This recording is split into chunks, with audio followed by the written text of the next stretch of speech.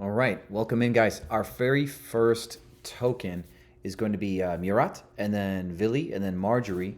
We've got a few after that, and of course, we got Hans. So, Murat, you're here. Welcome aboard. Good to see you. How are you?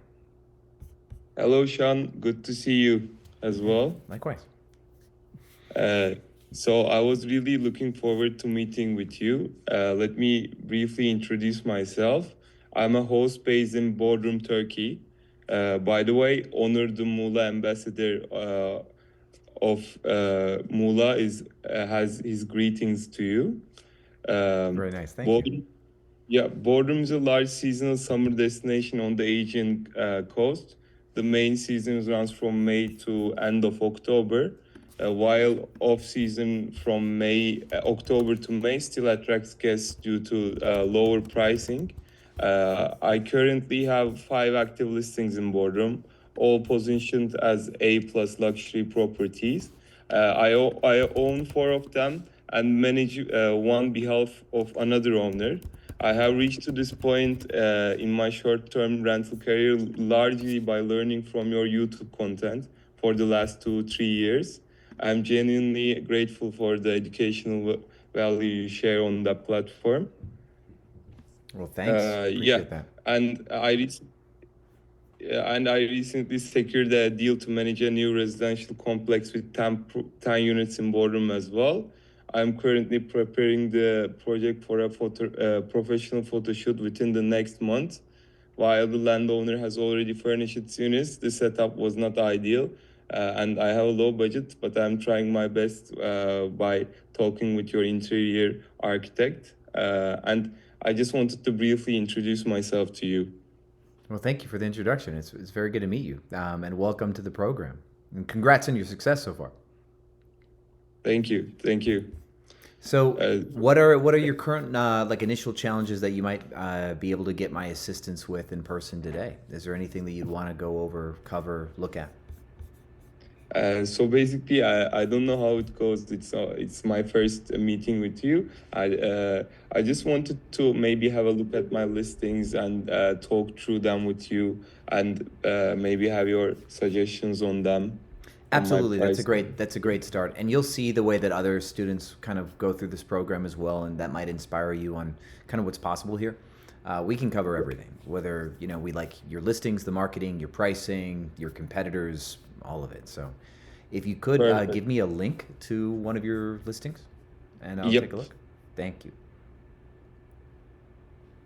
Udara, you can raise your hand, and then once we're done with tokens, we go through the hands in order. So raise your hand now, and then maybe keep your Zoom open and come back in a few hours. Might be the best way to do it. Okay, very cool. So let's see here. Let me get this property of yours in the right window, and we'll go from there. Okay. Awesome. So let's see. I like that hero photo. I like the kind of that it's very artistic. I like that drone shot. I think it's really cool. Hopefully it does well. Thank you. Have you checked the conversion percentages for your photos yet on your listings? Yep. Cool. Let me open it right now. Yeah, let's take a look at that. I'd be curious to see kind of how this one performs, and if you have other hero photos that perform better. I like it. It's pretty. Now the question is, does it get the click? Is the one thing we do want to ask. Okay. Like all these 3 listings I have sent you is within a hotel and a residence concept resort, and okay. Yeah. And where do I look? I look due to the conversion rate from the insights, right?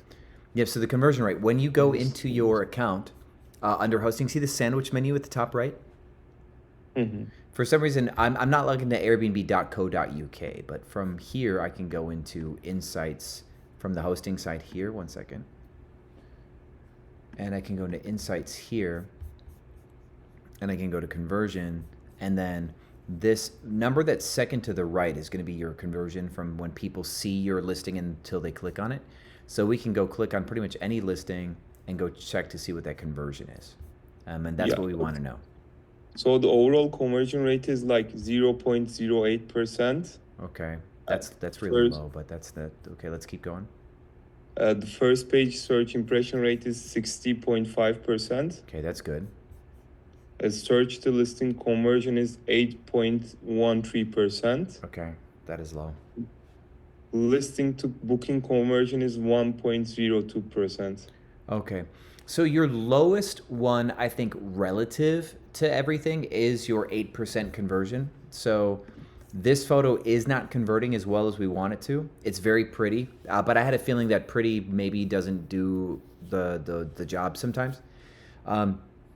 We will want to split test this. Do all three of your listings have the same hero photo?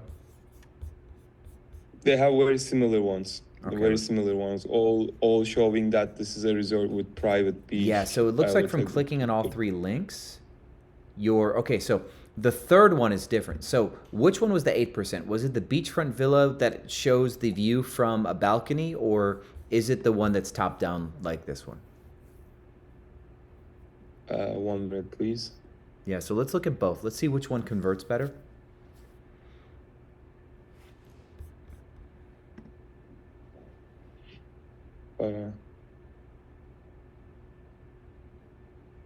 So this is the one that shows the pier with the private beach, 5-star resort seafront villa.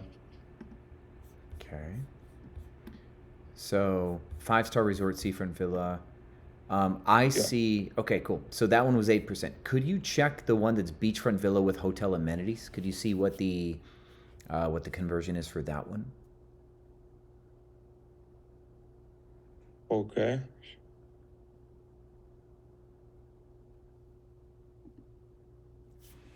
Just doing it right now.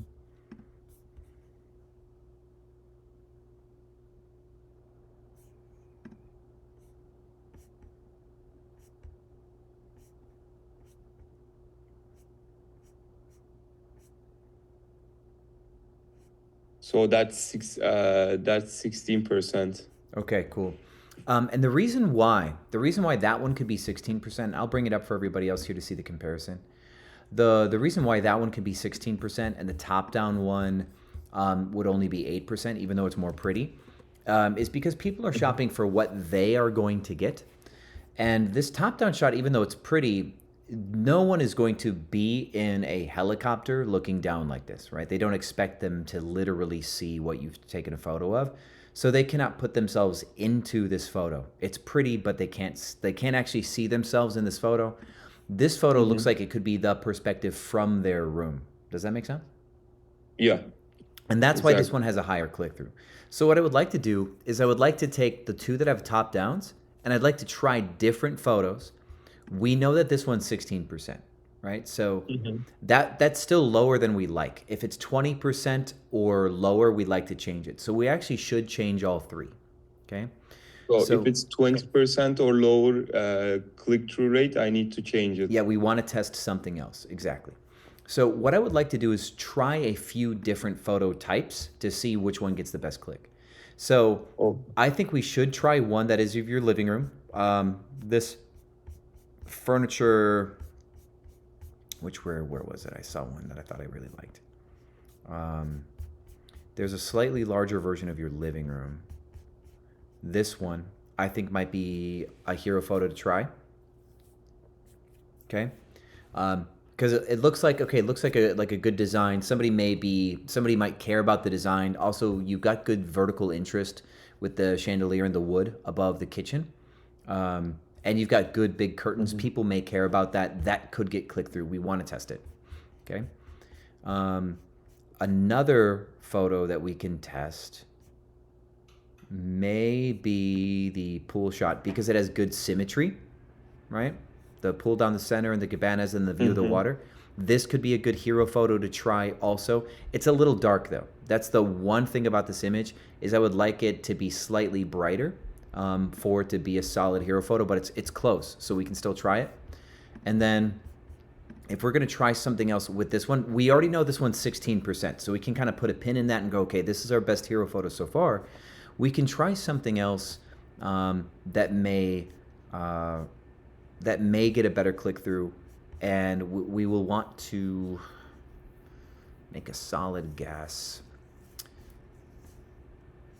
let's see what. And we also want to kind of note why we make the change. We're going to make a change and we're going to say we are changing your hero photo because we believe blank. And that allows us to potentially test theses. And we can use that data later and say what we've proven is when we show guests X, Y, or Z, it does work or it does not. This Turkish bathhouse kind of look one is really interesting, by the way. So, Bathhouse. yeah, so that is interesting, and that may perform just because, Turkey does have a reputation, right? Yes. This is one of the things. It's possible that this performs.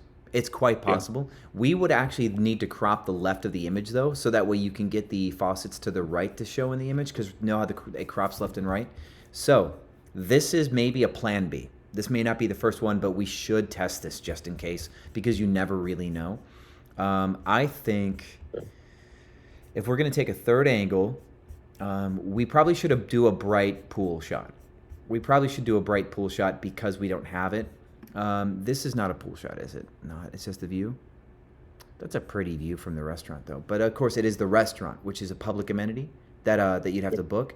The pool, people may wonder if they have a pool and ocean view from this photo, so they may click expecting this to be their balcony, right? That could get you the click. Yeah. Okay. So let's try this one as a new hero photo. Let's test it. Let's test the symmetrical dark pool shot on one hero photo as well. Let's test that, and then let's test the living room for the third one. Okay. Living room for the third one. Okay. And in order to test it, what we have to do is we'll go into our listing like this, but we're going to pick future dates. Okay. So today is the 24th. What I'd like you to do is pick like February 8th until April 8th, or until April 12th. February 8th until April 12th, something like this. Yeah. Just make sure you memorize these dates or save them, and I want you to look at what the conversion percentage is for these dates.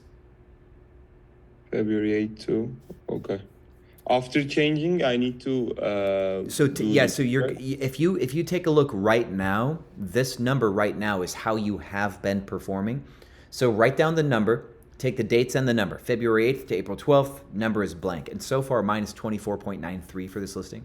I want you to take those numbers, and I want you to write them down, and then I want you to put the new hero photo. You could even do this like in a Google Sheet, right? Where like in a Google Sheet, you can go in and you can make, or you can even do it in a Google Docs, and you go test, and then you have dates. You have 2/8/26 through 4/12/26, and you'll have one. And it'll be, CTR 15%, and then you're gonna put the photo here, okay? And then you're gonna put test, and you're gonna have the photo here, and then you're gonna have result, right? That's kind of how you're gonna do it. So you're gonna have both of your photos here, your before photo and your after photo, just for documentation, okay? It's going to be first is you're going to have the CTR that you have now for this date range. And so what you're going to test is you're going to return on February 5th, probably would be at the earliest, right? You want to give until about February 5th to be able to test the data set. So today you have a CTR of 15% for a photo, right? But then February 5th here, the new photo that you put will have a result of something else. And that's what we're testing. Okay. Yeah. Okay. Got it. And so for each of the three, you're going to find out that one of them does better than the others, and you'll find out what your final best one is. And if you don't have a good definitive one that's over 20%, hopefully over 25%, right? 30% would be beautiful. If you don't get one that has a really strong performance, we're going to keep testing. And then so February 5th, we're going to take new photos February 5th and try something new. Okay, got it. Yeah. So depending on the number of views that you get to, so let me kind of give you that as well. So for example, our views per week on this listing right now are about 160 per week, 203 per week. It's not the largest data set, so you should probably take a look at what your views are. And so, for How do example, you how do you see that? I can't I can't see that. oh, sorry, let me go back to screen share. Yeah, my bad. Yep, Okay, cool. please. So your conversion percentage, like we talked about, has your booking conversion, which is the data that we were looking at before, right? Mm-hmm. You go down to views for, like, say, the similar listing, and you can like type in the same dates, like February 8th through April 12th. What it's going to Mm-hmm. do is it's going to give you your per week views. Okay. See total page views. So per week, right now, for all these date ranges, we're really only getting 24 search results, 35, 23, 15. But collectively over that range, we've got 195, 89, 45, 15. So we've got about 200 and something collective total page views per week is what we've got. So we would, and we got about 1,000 total search impressions also, right? And Mm-hmm. this is kind of what's important. We need enough data. So if you wait, like say another 10 or 14 days, in this scenario, I should expect about 1,500 to 2,000 search impressions. And that's what we're looking for. So can you check to see what your total search impressions is for this date range for one of your listings? February 8th to April 12th. April 12th. Okay.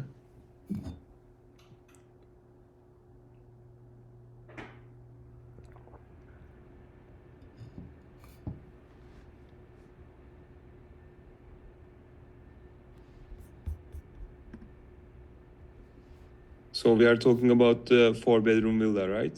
Yep, pick any one listing. Just any one that we're testing the hero photo for.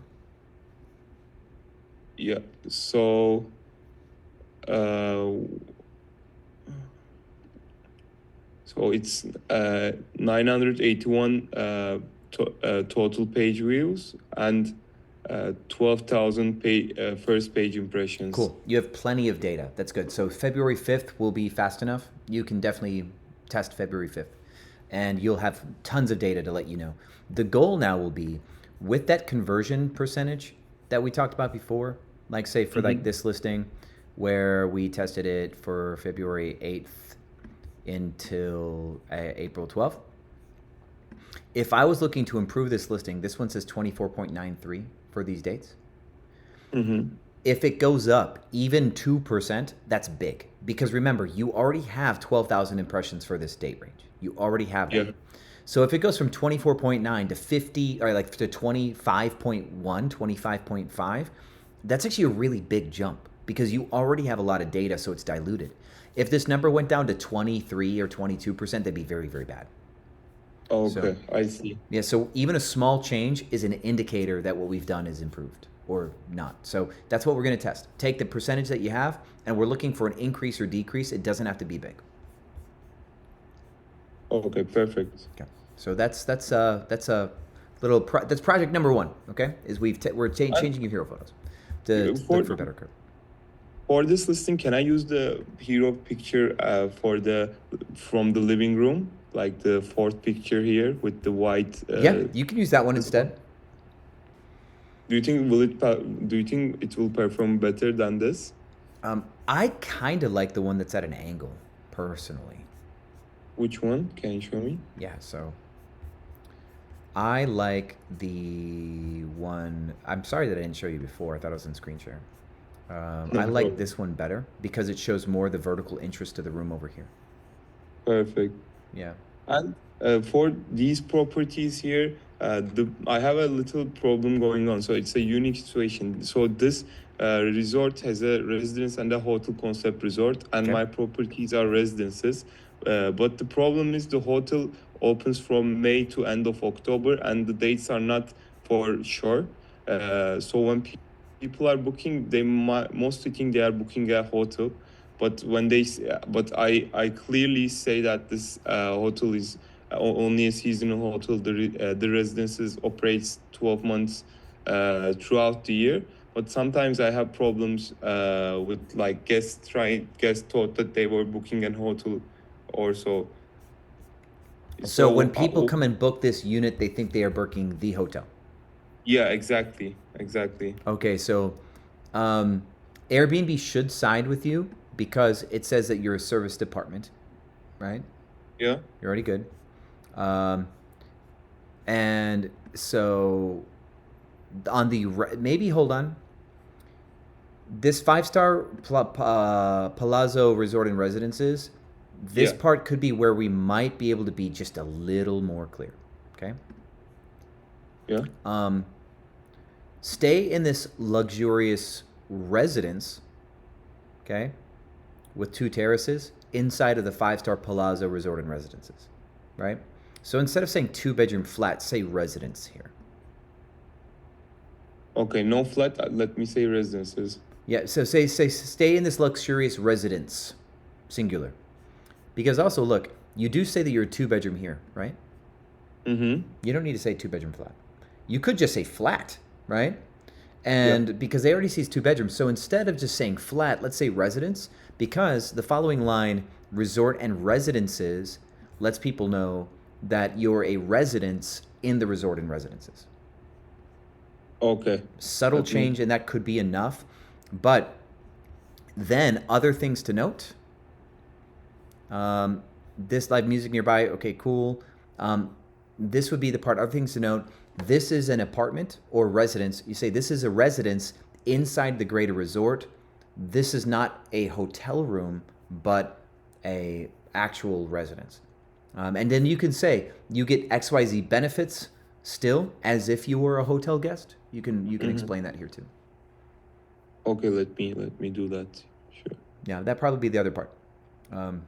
Subtle changes. We don't want to ever like draw concern. Like drawing concern really takes away from the shopping experience. So just changing from 2-bedroom flat to residence could be the specificity we need without slowing down the booking experience. Yeah, that will be very good. Yeah.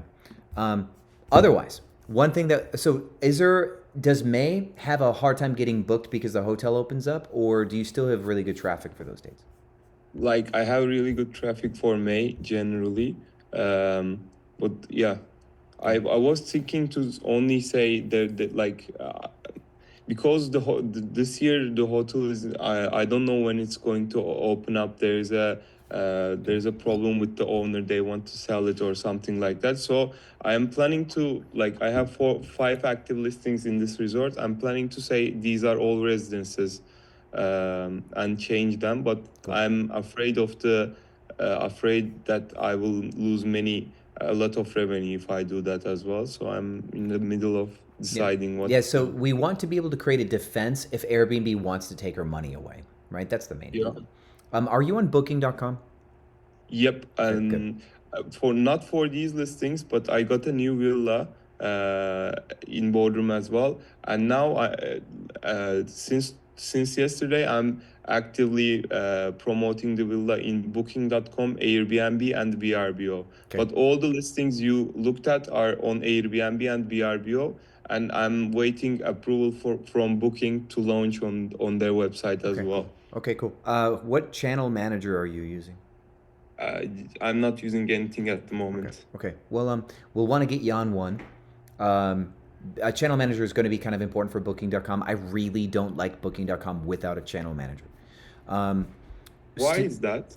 Just because Booking.com is so, its technology isn't very user friendly. If you want to go in and make changes, you want to stay organized, Booking.com's extranet doesn't give you the tools you need. So every channel manager, their job is to make everything easy to see, easy to manage, easy to flow through. And Booking.com has given no care to making their platform easy for a user. So, hey, Sean, we got disconnected for the last 30 seconds. Oh, I'm sorry to hear that. Yeah, I guess there's a big winter storm here in Texas, and the Wi-Fi might be suffering. So let's hope that that's not the case. So Booking.com makes no attempts to make their software easy to use because a lot of softwares connect to Booking.com anyway. So a channel manager's job is to make multiple channels easy to manage from one central location. So channel managers, they're designed to be easy. Booking.com's platform is not. And so to stay organized, to get good access to data, to be able to make good decisions about Booking.com, Booking.com doesn't give you good visualization, but a Mm-hmm. channel manager will. Channel. And like some of my friends are in tourism, in the tourism sector. They have hotels or they are managing hotels, and they advise me to use Electra. Do you know Electra? I do not know Electra. If there's a reason why it's good for like the Middle East, that the Europe Asia split, I would be interested to know. So ask them why they choose Electra, and we should have a conversation about it. Yeah, I think mostly hotels use Electra to manage multiple. You're not a hotel. You are not a hotel, and that would be a thing that we want to consider since you have villas and stuff Yeah. too. I don't know if I want to use a hotel system for you, personally. Okay. Um, Wh- which channel manager would you advise me to use, and what are the kind of charges? Like, I because I don't know. Yeah, so I use Guesty. And that Yes. does matter because if you learn from me, using Guesty does make it easier because you can just Mm-hmm. copy everything I do. Students get 50% off, still, I think, with the code Sean50, which is nice. You may be looking at like $30 or $35 a unit, I think, with using Sean50, or actually Per less, month or maybe less per per month. year? Per month, there could actually hold on. 50% off is probably pretty big. I think 10% Yeah. off, you end up in about the $30 to $35 range at 10% off, I think. Um, but you can negotiate the rates. That's the main thing. The one thing I Mm-hmm. warn people about with someone like Guesty is Guesty has a sales team. They're trying to make a lot of money, so you should always negotiate your rates. They're not going to give you the best offer first, and I'm not allowed to say what I pay because I have a marketing agreement with them. But I can tell you you can negotiate your rate down, and you should do your Okay. best. And even but like when I use your code and get 50% off, you advise me to still negotiate on Yeah. the final. Yeah, still negotiate what your final rate's going to be. Be like, what is my permanent rate going to be? Right? We need to negotiate that. And then I get 50% off of that permanent rate. Okay, then I first need to negotiate and then use the code. Yeah, you could do that. That could be a good way to do it. Yeah, that's smart. Perfect. Now, what's important for that? The reason why I guess I bring this up, right? So let me show you maybe inside of Guesty quick. If we go to Distribution Hub on Guesty, oh, hold on. I got to log back in. Typical. Yeah. Dink. Oh no, no, hold on. Let me pull my phone. My phone is my camera at the same time, so. Mm-hmm.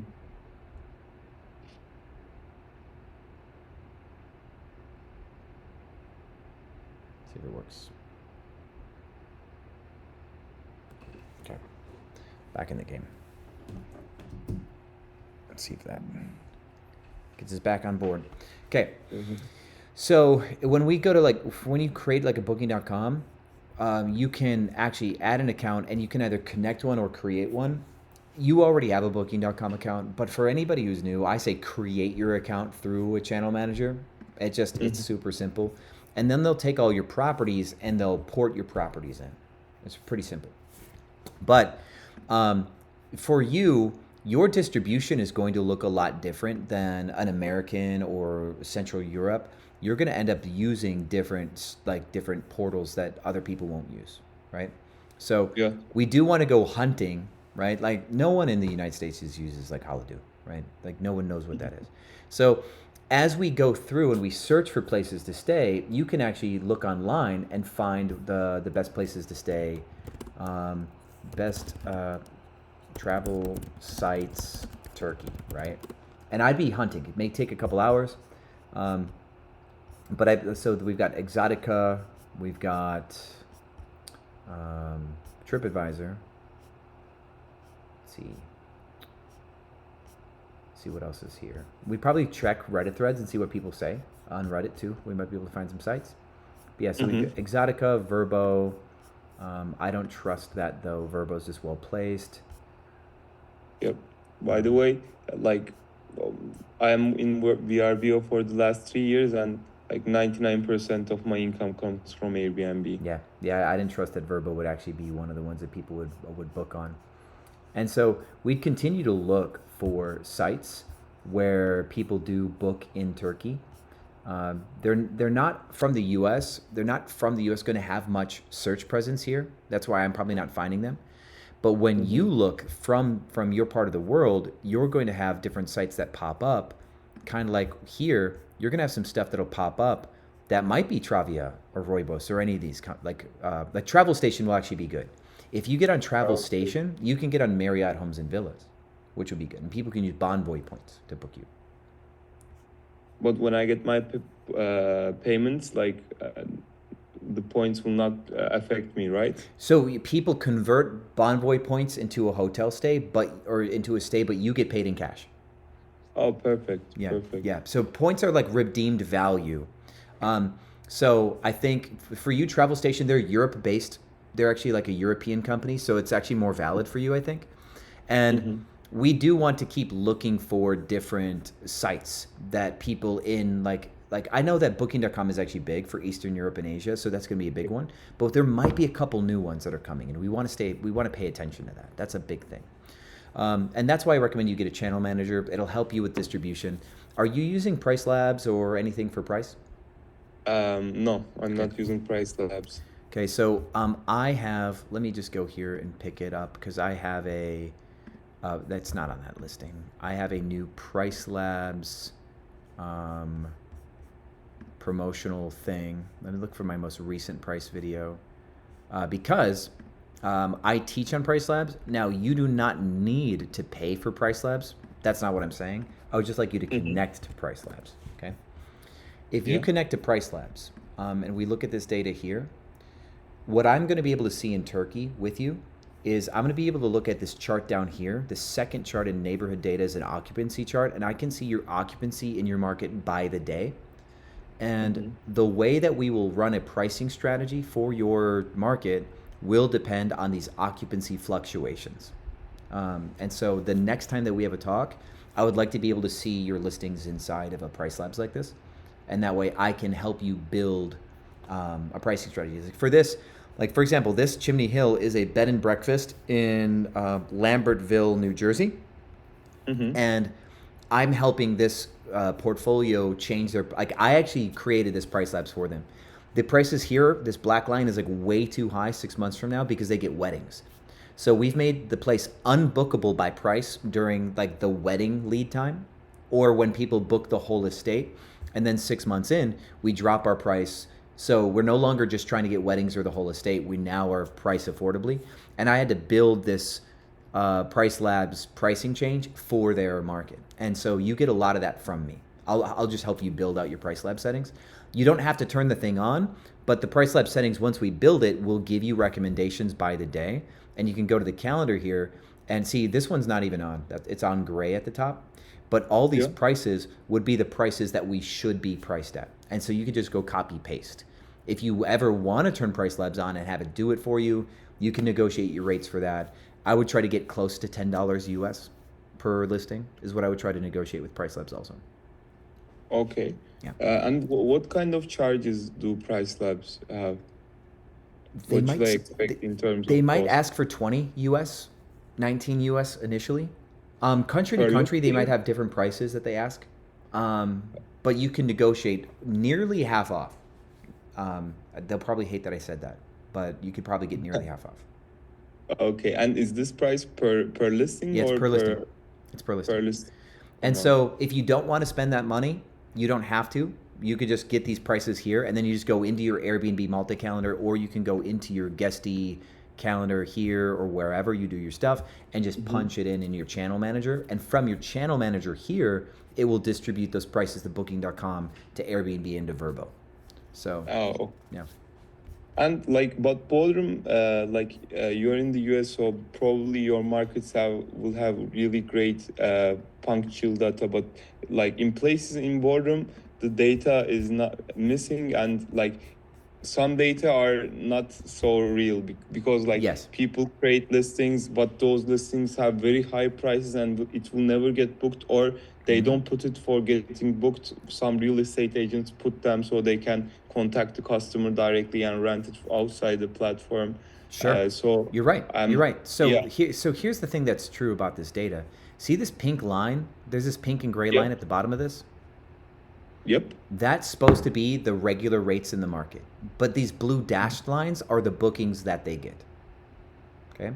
You can tell that the blue dashes that they get look nothing like the pink and gray lines, right? Exactly.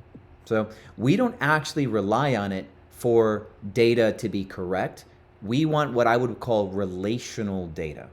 We want like GPS coordinates and directional coordinates for us to make decisions. We want to see how the market is moving in relation to itself. We do not look for absolute data, but for relational data when we make our decisions. I see. I see. Yeah. Perfect. So yeah, no, And we're not trusting Price Labs, but we're trusting the behaviors that Price Labs gets to show us. We get to see behavior through the data. yeah. Yeah. So with that said, welcome. May I Yeah, ask show another question. you? May I show you? Like, I just got a new listing from another owner. I'm using his pricing. He sets the rules, and I just obey them and Sure. manage the I listing. can take a look at the listing real quick. Yeah. And then we do have another Thank token you. right behind you, so I don't want to make this Yeah. woman wait if we can avoid it. So let's see here Sure. I'm standing in the chat. Yeah. I'm sending it now. Okay.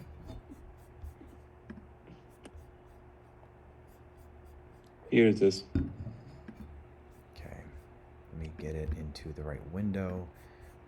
For some reason, my software, my computer wants to use Opera for everything.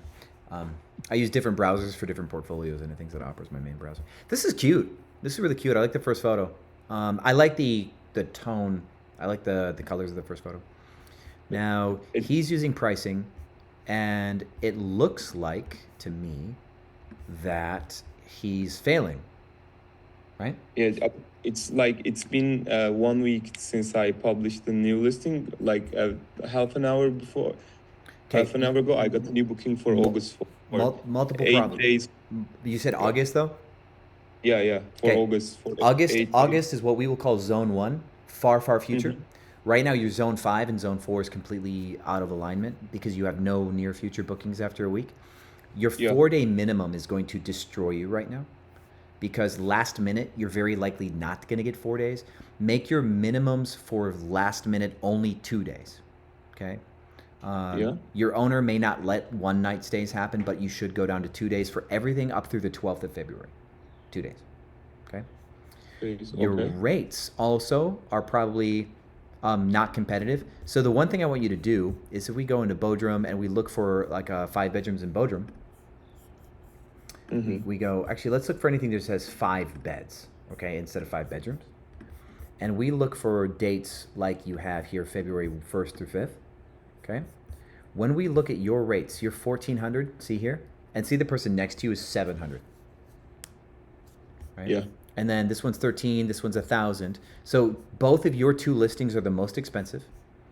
This one's got an infinity pool. It's 2,000. It probably is better though. This place looks like a beautiful spot. Maybe, right? This one's 1,256, still cheaper than your clients. This one's 1,000 cheaper than your clients. This one's cheaper. So he's overpriced for last minute is what his issue is. So what I would do is I would go into your Airbnb, I'd go into your calendar, and I would build a rule set, and I want you to make a rule set that kind of looks like this one.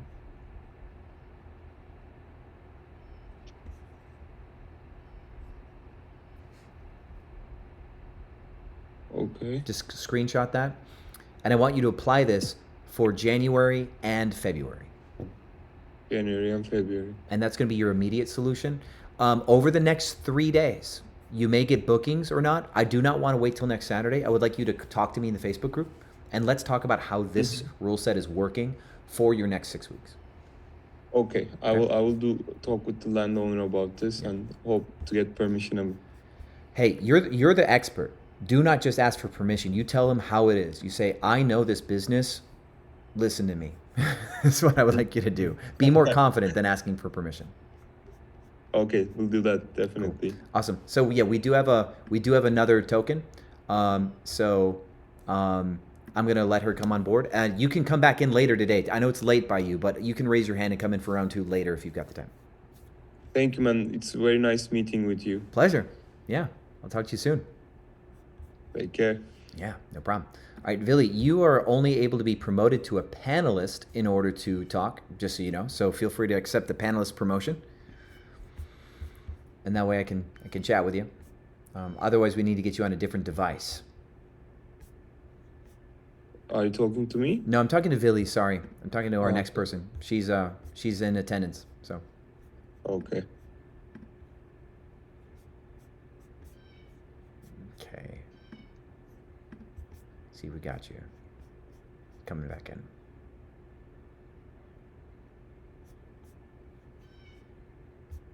Okay, Vili, let's see if you're back in yet. Okay, pardon the delay, guys. Happens sometimes.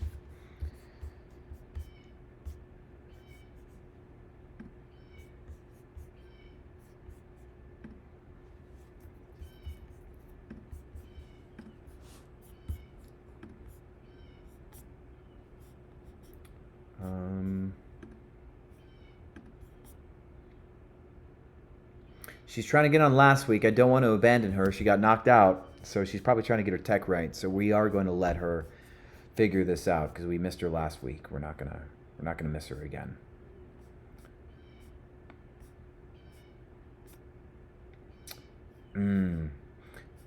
For these, okay, Charlie, you've been in this for a long time, so you kind of know how this goes. I'm gonna because you're the first hand.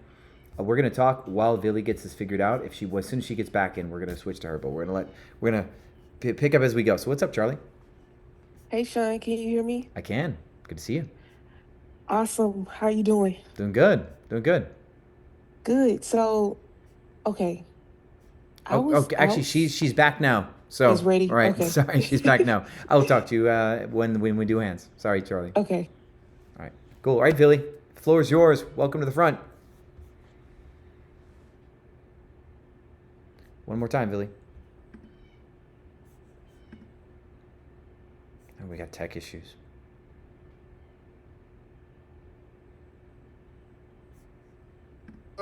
There you are. Can you hear me? I can. Sorry, my internet connection is very. Is it? Yeah, your internet connection is a little busted. It is. Yeah, but we'll give it our best shot. Can you hear me now or no? I can hear you. Yeah. No. Okay. Yeah, I wanted to ask you about some help about, let's say, 2 of my listings. Sure. If you can have a look and let me know what do you think. I went through your low season pricing strategy. Cool. I lowered the prices a lot. I know that it's the worst month for London now, like the lowest, but still I wanted to see what's your opinion and what do you think we can do. Sure. Do I have your logins for Price Labs? Yes. What's your email? Let me see. intown@gmail? Yeah. Okay, cool. Thanks. Cool. We're going to do the 2 bedrooms or the rare find. What would you like to look at quick first? Try the first one on the list. I think it's this one. Okay. I'm on the phone and I can't really see it, but Okay, cool. Yeah, we got one that's called Rare Find Luxe Apartment with free parking. yeah, I changed the name, but yeah, Okay, cool. this should be it. Yeah, it's 3 bedroom. Okay. So 3 bedroom. So last year ADR on Monday, 17th February 2025, the ADR was 141. So Because it was monthly. This was yeah, for that a was whole monthly. month. Yep. Currently, the occupancy for your market isn't so much worse than normal. Your occupancy for the next few days is going to be in like the 40s, 50s, and then it's going to go up towards 60% by February 13th. So it's not the worst occupancy, but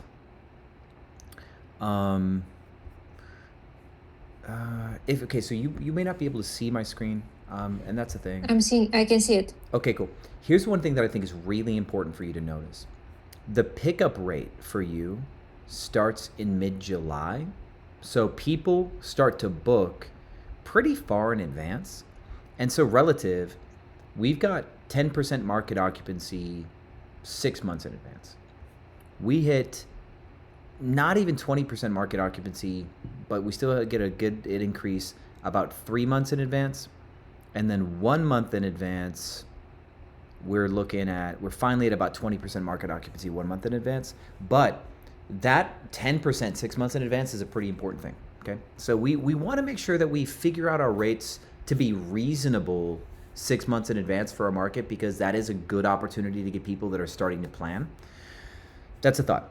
In the Philippines, we've noticed this happens at the 40-day mark. You're getting something at the 6 month mark, and that's kind of important. With that said, though, your biggest increase starts to happen about 15 days out, from February 10th on up. That looks like where you get like the most last minute travel. So we would like to be priced right, like correct, February 10th to February 20th. We want those rates to be correct when it gets into that window. So that way you can get the best algorithmic placement. When people start to search, there's like chunks of time that people search for, like lead time chunks. And we want to be priced correctly in those little lead time windows to get the most search, right?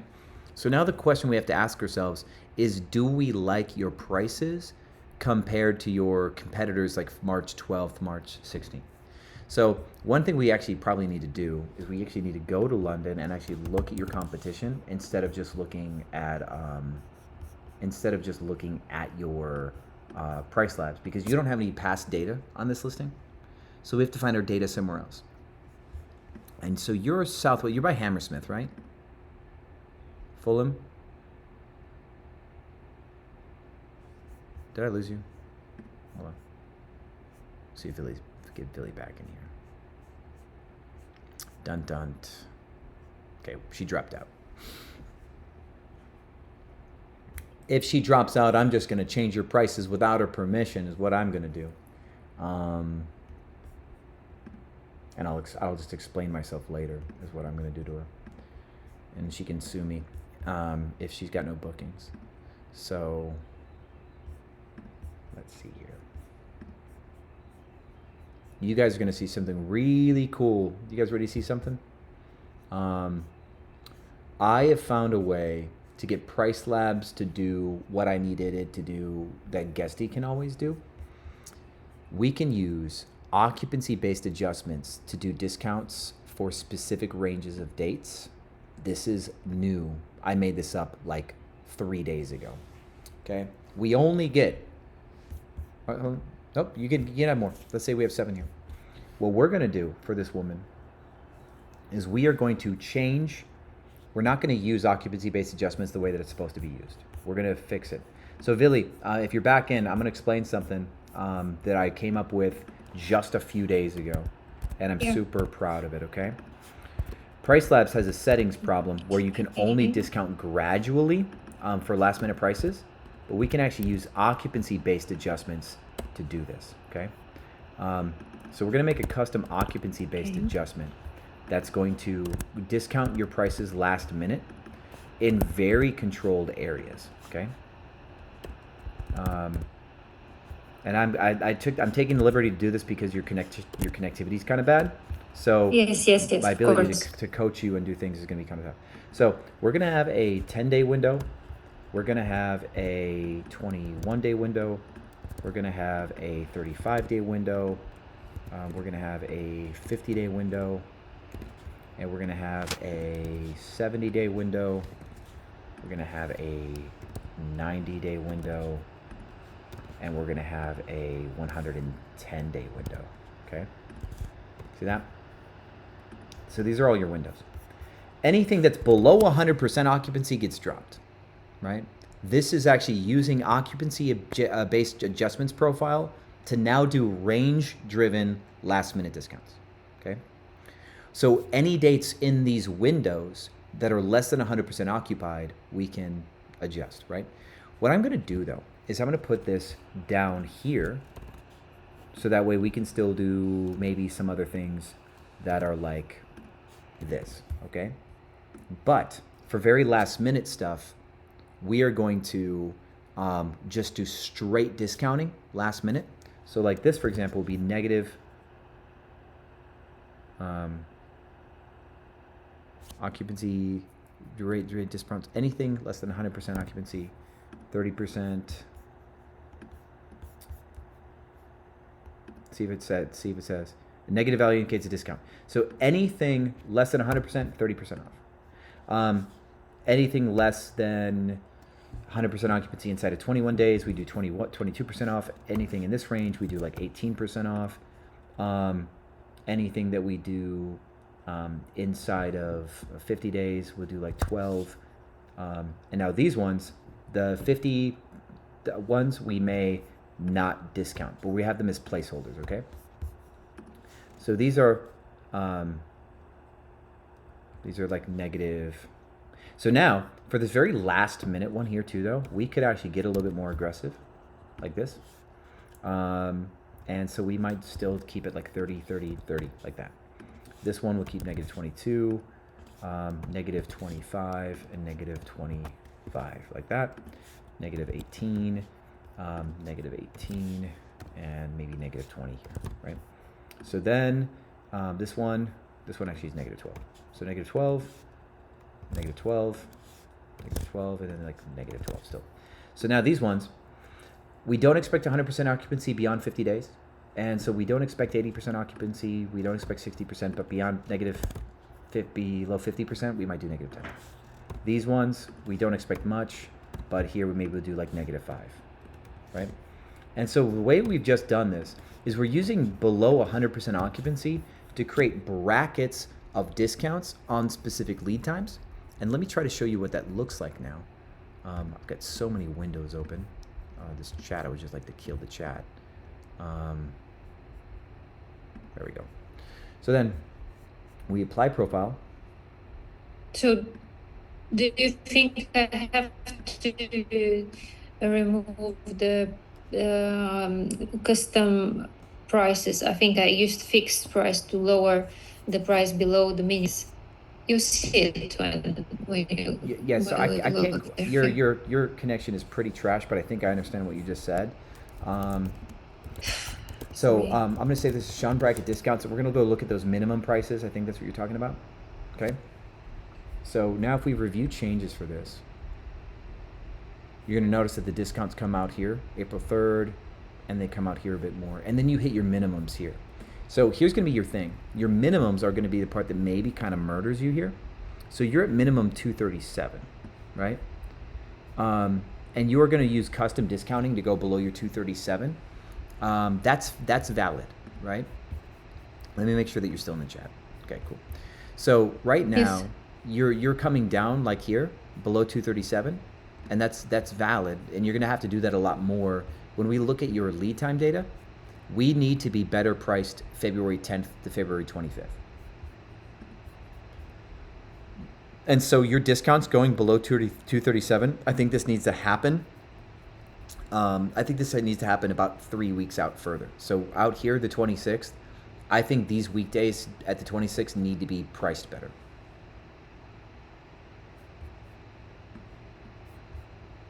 Okay. Okay, so we would have to look at your competition for these days and see who's... are you in Hammersmith, Fulham area? Or am I wrong? This one is Q, a bit on the left of Hammersmith, Q area, Richmond Q. A bit on the left. Even further left? West, yeah. Q Bridge, where is Q Bridge? Over there. Okay. Just a bit south. Okay. Q Bridge. But this general area? Let me back out. Yeah, not really. I see Weybridge, I see West no. Drayton, I think see it was, Kingston, Thames, I see Teddington. No, Richmond. Do you see Richmond on the right? On the right. Just very, very east, Richmond. Yep. North. No. Right hand side. Do you see Richmond? Yep, I see it. It's the biggest park is the biggest park. Yep. It's on the top, Royal Botanical Yep. Gardens Q. This is the one. Over here. That's it. Yeah, Royal Cool. Botanic. Okay, cool. So now in this Yeah. in this area, we need to now take a look at what people are priced at versus what you're priced at. So let's see here. Let's take a look at yours for the 12th to the 16th. You are currently 2,000 for 4 nights, and everybody else is like 1,000 for 4 nights. This one's 1,800, right? Guest favorites. Then we got 14. That's a room though. Okay. We got 1156. We got some that are 4,000, but they got a park view. Maybe you can put pushing a park view if you have it is good. There's some stuff that's 2,000. Not in the winter. Not in the winter. Yeah, maybe not. So we do have some stuff we do have a lot of stuff that's too cheap though, right? So, this is also 5+ beds, and that's actually kind of wild. That was everything that was 5+ beds. Yours has 4 beds. Okay, so when we look at what's going to get pushed now, yeah. So we've got 3 beds for 975, 987, 13. Yours is 2,000, 12, 6, 2,000 for this one. Huge windows. This one's 11, ugly, but it's still 11. So right now we got a problem with a lot of stuff is about $1,000 to $1,300. So we do need to drop your rates here. So what I want to try to do is I want to try to help you be able to change your minimum to be able to get to where it needs to be, but then protect your rates so they don't go down as quickly. So I'm going to try to make some adjustments in real time here. We're going to take your minimums down. I'm going to delete some of these here. I'm going to delete some of your overrides, okay? And then I'm going to adjust your last minute discounts. We're going to use a flat discount at the 45-day mark, and we're going to go negative 20%. 20% not negative, because 20% discount changes. The case is that I have a setting in Airbnb, 45% monthly discount, which would give it your monthly discounts are trash. nearly £90 or 100. We'll take away that monthly discount, make it smaller. Okay. Yeah, abandon your monthly discount percentage because you're not getting it anyway. You're going to get 1 day, 2 day, 3 day, 4 day stays last minute. Whenever you end up in slow season last minute, it's a grind. You're not getting saved. There's no easy way out, is I guess the way to put that, right? So now we're hitting your bottom. We're hitting your bottom of the, looks like you kill this. These days here, this one's probably fine, but you're still going to go there. It's okay. So we're hitting your bottoms here. That's cool. We're getting close here, right? These rates are getting close. This looks like it's more possible for you to get booked versus your competition now for these dates. This looks more reasonable. We would then want to make sure that your far future numbers aren't messed up. And so far you got 1 future booking here at 471. Your future rates look just fine. Your future rates look good. I actually do think you do have a small problem. You have a cascading issue. So let's go to your far out prices. Let's set out a customized far out prices. We're going to use a gradual percentage where you're slowly going to increase your rates. After 60 days, we're going to apply a 50% premium over the course of 400 days. 500. It's going to be very slight increase in rates. Okay. It's going to be very minimal. You're going to see that blue line is very small deviation. Okay. This is going to give us some rate protection. I'm gonna feather this to where I actually think it should be.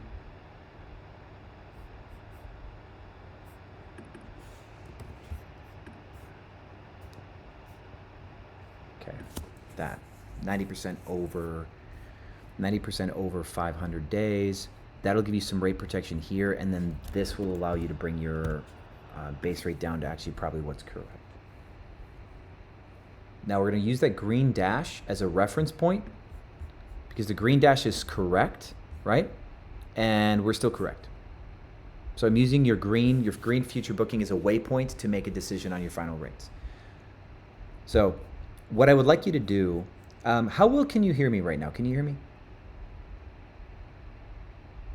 Yeah, perfectly well. Okay, good. What I'd like you to do is go back and I want you to copy a few settings. I dropped your base rate by 7%, okay? I dropped your minimum price by 15%, okay? Base rate down 7, minimum down 15. I then applied a far out price increase, gradual, 60, 90, 500. You see that? That's going to offset your base rate deduction. Yeah. Okay. Last minute, we did a 20% discount inside of 45 days because this is where you start your fight, right? Based on your occupancy chart, 45 days is where you start your dog fight, okay? So you're going to put that in there. And then occupancy-based adjustments, I want you to copy this Sean bracket discounts, and I want you to use this profile that I created. So you go to edit profile, and you copy these. I want you to copy these and use them on your other listings. So your minimums are what's going to protect you from going too low, always, right? I want your minimums based at 185 instead of what you have them at now. That does mean that on Airbnb, your percentage of monthly discounts, you're going to make those less aggressive. We're going to stop trying to get so many monthly discounts. It can't be your main strategy in London. There's just too much supply. Well, only because for the last 2 years it worked very well in the slow season. Proactively. I mean, there's not really profit, but still you're not. Yeah. So but you have to be more proactive. So it's slow season today, so that's why you're having a hard time. If we went to the future, you see these days over here, January 27, 2027. If you would like to set discounts for these days, you can do those with a rule set now, right? So what you can do also, like if you wanted to make it very safe, you could do customize far out, set far out minimum prices. And so anything beyond anything beyond 250 days, for example, that gives you 8 months, maybe 215 days, that gives you 7 months, okay? Anything beyond 7 months, your weekday minimums could be 300 and your weekend minimums could be 300 or something. Then you can do discounts on Airbnb for your monthly based off of $300 per night.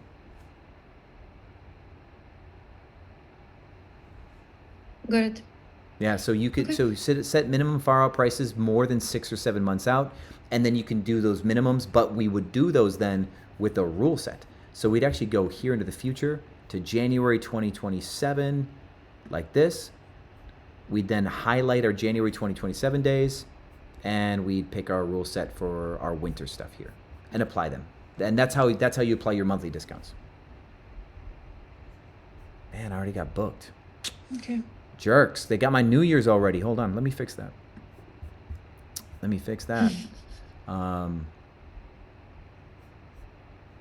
Up 22%. There we go. Just fix that. Okay, cool. Can't let that happen on this portfolio. So with that said, that's what I would recommend for you is you can set a safety minimum more than 6 months out, and then you can set your monthly discounts using a rule set. Do not make your monthly discounts global because that's what's compromising your last minute right now. Your last minute strategy has to change versus your far future strategy for that. Okay. So that's what I would apply to all of your listings. Cool. Okay. And so now the question is at $185, what percentage monthly discount would you give off of 185? Like 15% maybe? Yeah, like this that? is what I was thinking, but I'll figure it out. Yeah, something small. Maybe 20. Maybe 20. I would prefer to have it to have the monthly now, if possible, of course. But maybe I'll apply nice. 20. Yeah, but anyway, you don't have a lot of room anymore. I'll figure it out. Don't worry. Yeah. Cool. All right, let's see how that goes, and keep me posted in the Facebook group. No.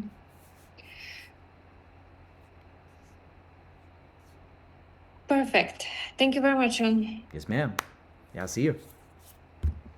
All right, next token, my friends, is going to be Marjorie. Marjorie, let me See find you. Bye bye. Yeah, I see you. All right, cool. All right, Sean, how are you? good. Good to see you, Marjorie. Good to see you. Good afternoon. Afternoon.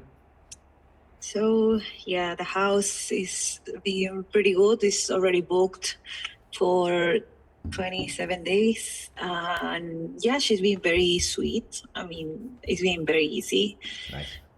Yeah. So right now I'm just wondering what is the best way to keep getting bookings after her, because well, I don't know a lot, but I guess I can imagine that because now the house is already booked for the next month, it's not getting into that search, right? And maybe the algorithm, maybe that's not going to be on my favor No, on it's gonna that be fine. side. It's gonna be absolutely fine.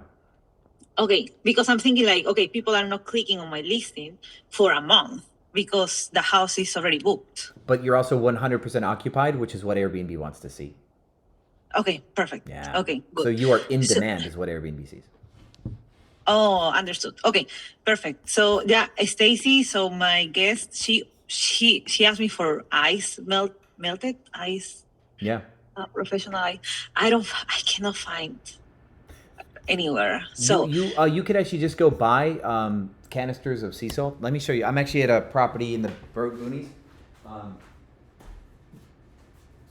This host literally just got this salt and got just it. left it out, left it at the front door. So buy a few of these. Okay, It doesn't have to be rock salt. It can be just like that. okay, like normal salt. Yep, because salt does the same thing. If it's professional road salt or if it's regular table salt, it still changes the freezing point of water, and that's what. Of matters. course. Yeah. Yes, perfect. Yeah, great. Okay, I was very worried about it, and yeah, I'm in the supermarket right now. I see like professional melt doing all that thing, so I was wondering that. So yeah, good with that. Okay, what else she asked me? Yeah, that's it. She doesn't communicate as much. I think she's more like me, but I don't know if that's good. Should I communicate with her more? I'm leaving her alone because Yeah, so that's what how you're gonna I do am. now is like after you drop off the salt, like here's the salt. I can get sand if you feel like you need the sidewalk textured if it ever does freeze. But here's a bunch of salt just in case. And you're my first long-term guest. I'll be here if you need anything, but I just don't want to bug you since you're here so long. So just like text me if you need me. Would be the way I put it. Okay. Okay. Well, I already bought some stuff for her, like cookies, some stuff, Very nice. and I'm just gonna leave it Very cool. in the front doors. Very cool. Very good. Do you have your Okay. price slabs up yet? Sorry, what? Your price labs. So that Yes, would be your price next. lab. Could you give me your email? Can you just message it, like private message, like the Sure. host and panelist email and password? Unless you Sure, already sure. gave it to me before. I already gave it to you. Okay, what's your email? Realtor.Nito, Okay, cool. and it's the same. Got it, cool. All right, sweet. So the next thing we do is we just calibrate this, right? Okay. Yeah. We calibrate this. So now you haven't turned it on yet. That's okay. But we should have your data. And you do have a future booking. Yeah. I don't know why it's not showing your booking. Yeah, exactly. I think it's not connected because it looks like I don't have any bookings right now, right? When I have. Yeah, you do have a booking. So let me just do this. Okay. So you absolutely have you have a booking through the 17th of February. So it's being goofy. What was the average daily rate for it? Like what's the total price for the reservation and the total number of days? The total price for that. Do you need the exact number? Yeah, I would like the total number of days and the total price because I'd like to know your ADR for that. Okay. Let me take a look right now. And then you had a booking in May possibly come up, right? That may or may not book. The Colombian family. Okay. And they're not booked yet? Yeah, they already paid, I think. Okay. And they were for $1,000 a night, $1,200 a night. Yeah. Okay. Oh yeah, that's another thing that we need to work on. That's right. We need to talk about your per guest fee. We need to change that. Oh yes. Okay, it says here January 21st to February 17, 27 nights, 2 guests, 1 pet for 10,541. 27, 10,005. Yeah. Okay, so that's like 420 something, 440 something a night. Okay, cool. All right. Yeah, so, but that's what is going to me because she paid more to Airbnb. She Okay, cool. paid 14,000 to Airbnb. Okay, so she basically 500 a night. Cool. So she's 500 a Okay. night for the month. You've got something in the future in May. May, what was the dates in May? May was 8 to the 10th. Oh, okay. So yeah, there's a big event spike here. Yeah. So yeah, so that's why it happened. But you know, that's okay. That's okay. So you got booked So- for 1,200 a night. So Price Labs changes my rates like automatically? It would, but you're not turned on. Oh, So it's not going to change your rates just yet. okay, the- got it. So it wants you to be like 1,500, and yeah, so you got booked for less than it wants you to be booked for. But I do think that these rates are generally correct. Actually, then I think these rates are fine. So I would actually just turn this on. Is what I would do. Okay. Cool. You okay if I flip this on? Sure, yes. I will follow every advice that you give me. Got it, Actually, got I it. don't, yeah, Okay. you know, beggars cannot be choosers. Well, no, you're not. Yeah. You're not begging anymore. You're getting $1,200 a night. You're not a beggar. So Yeah, but yeah, you know what I mean. I mean, Mm-hmm. I'm still new in the game, so I don't. yeah. Yeah. So the goal now will be to see how Price Labs performs with the settings that we've made, and if Price Labs is correct, then we'll have a steady amount of bookings. If Price Labs is too cheap, a lot of stuff will happen. If Price Labs is too expensive, nothing will happen. Kind of, right? That's kind of the range. And we're looking to develop a relationship with the data. So now that the data is on, we will develop a relationship with it. You've got all the time in the world, though. You don't have a booking until February 17th, right? So let's No, I don't have anything. let's sync now. See if I can get this bad boy to behave.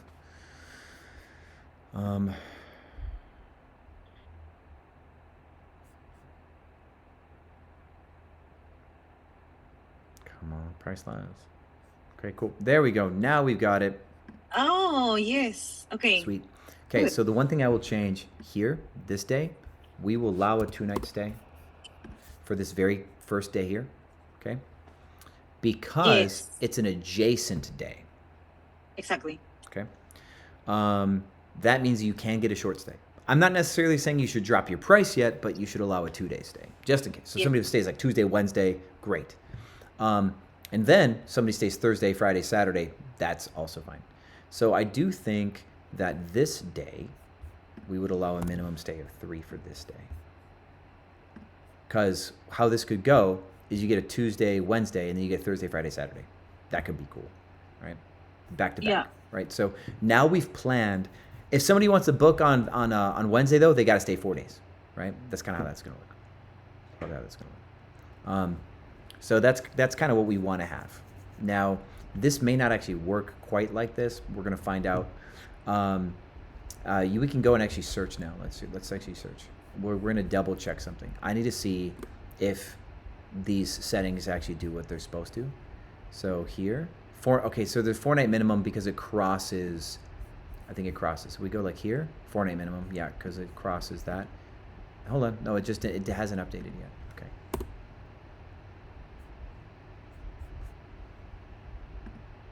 Yeah, it hasn't updated because it doesn't work that fast. It doesn't work that fast. Okay. So we'll have to okay. check later. I'd want to see if when I click on Tuesday, if it's 2, when I click on Wednesday, it's 4, and when I click on Thursday, it's 3. That's what I want to see.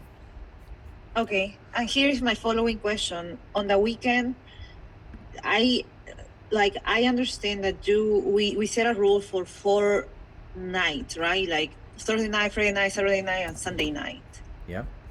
on the weekends.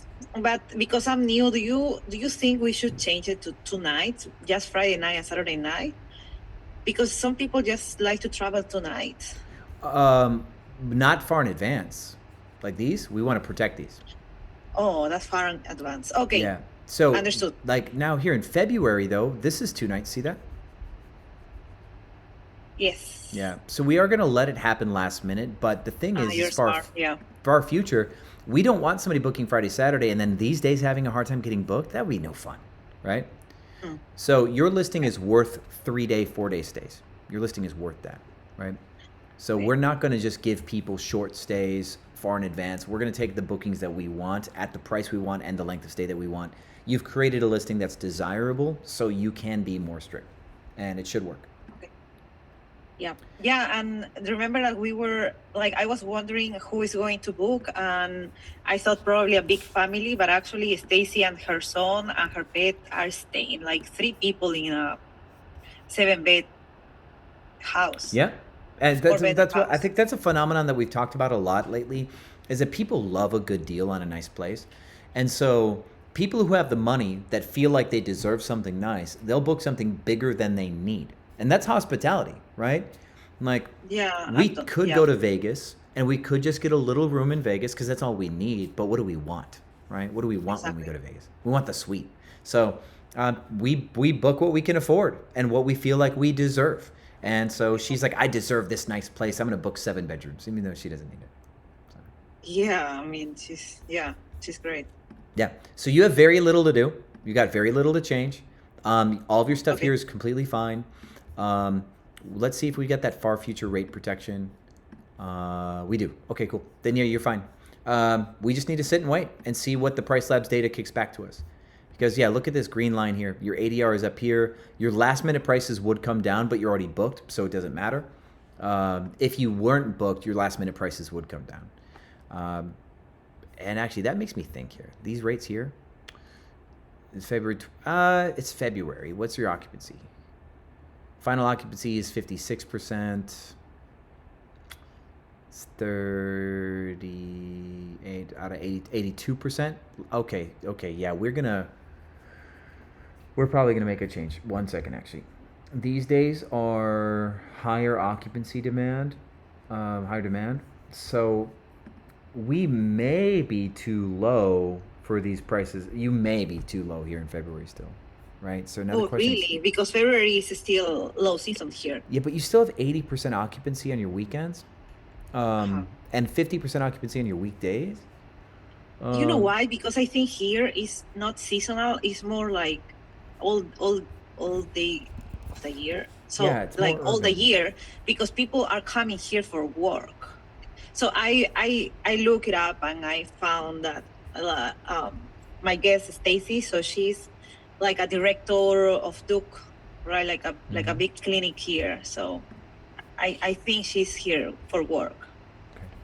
So what I'm going to do is we have a 12% discount within 50 days. I'm going to remove that for now because I do think that perhaps you don't need it.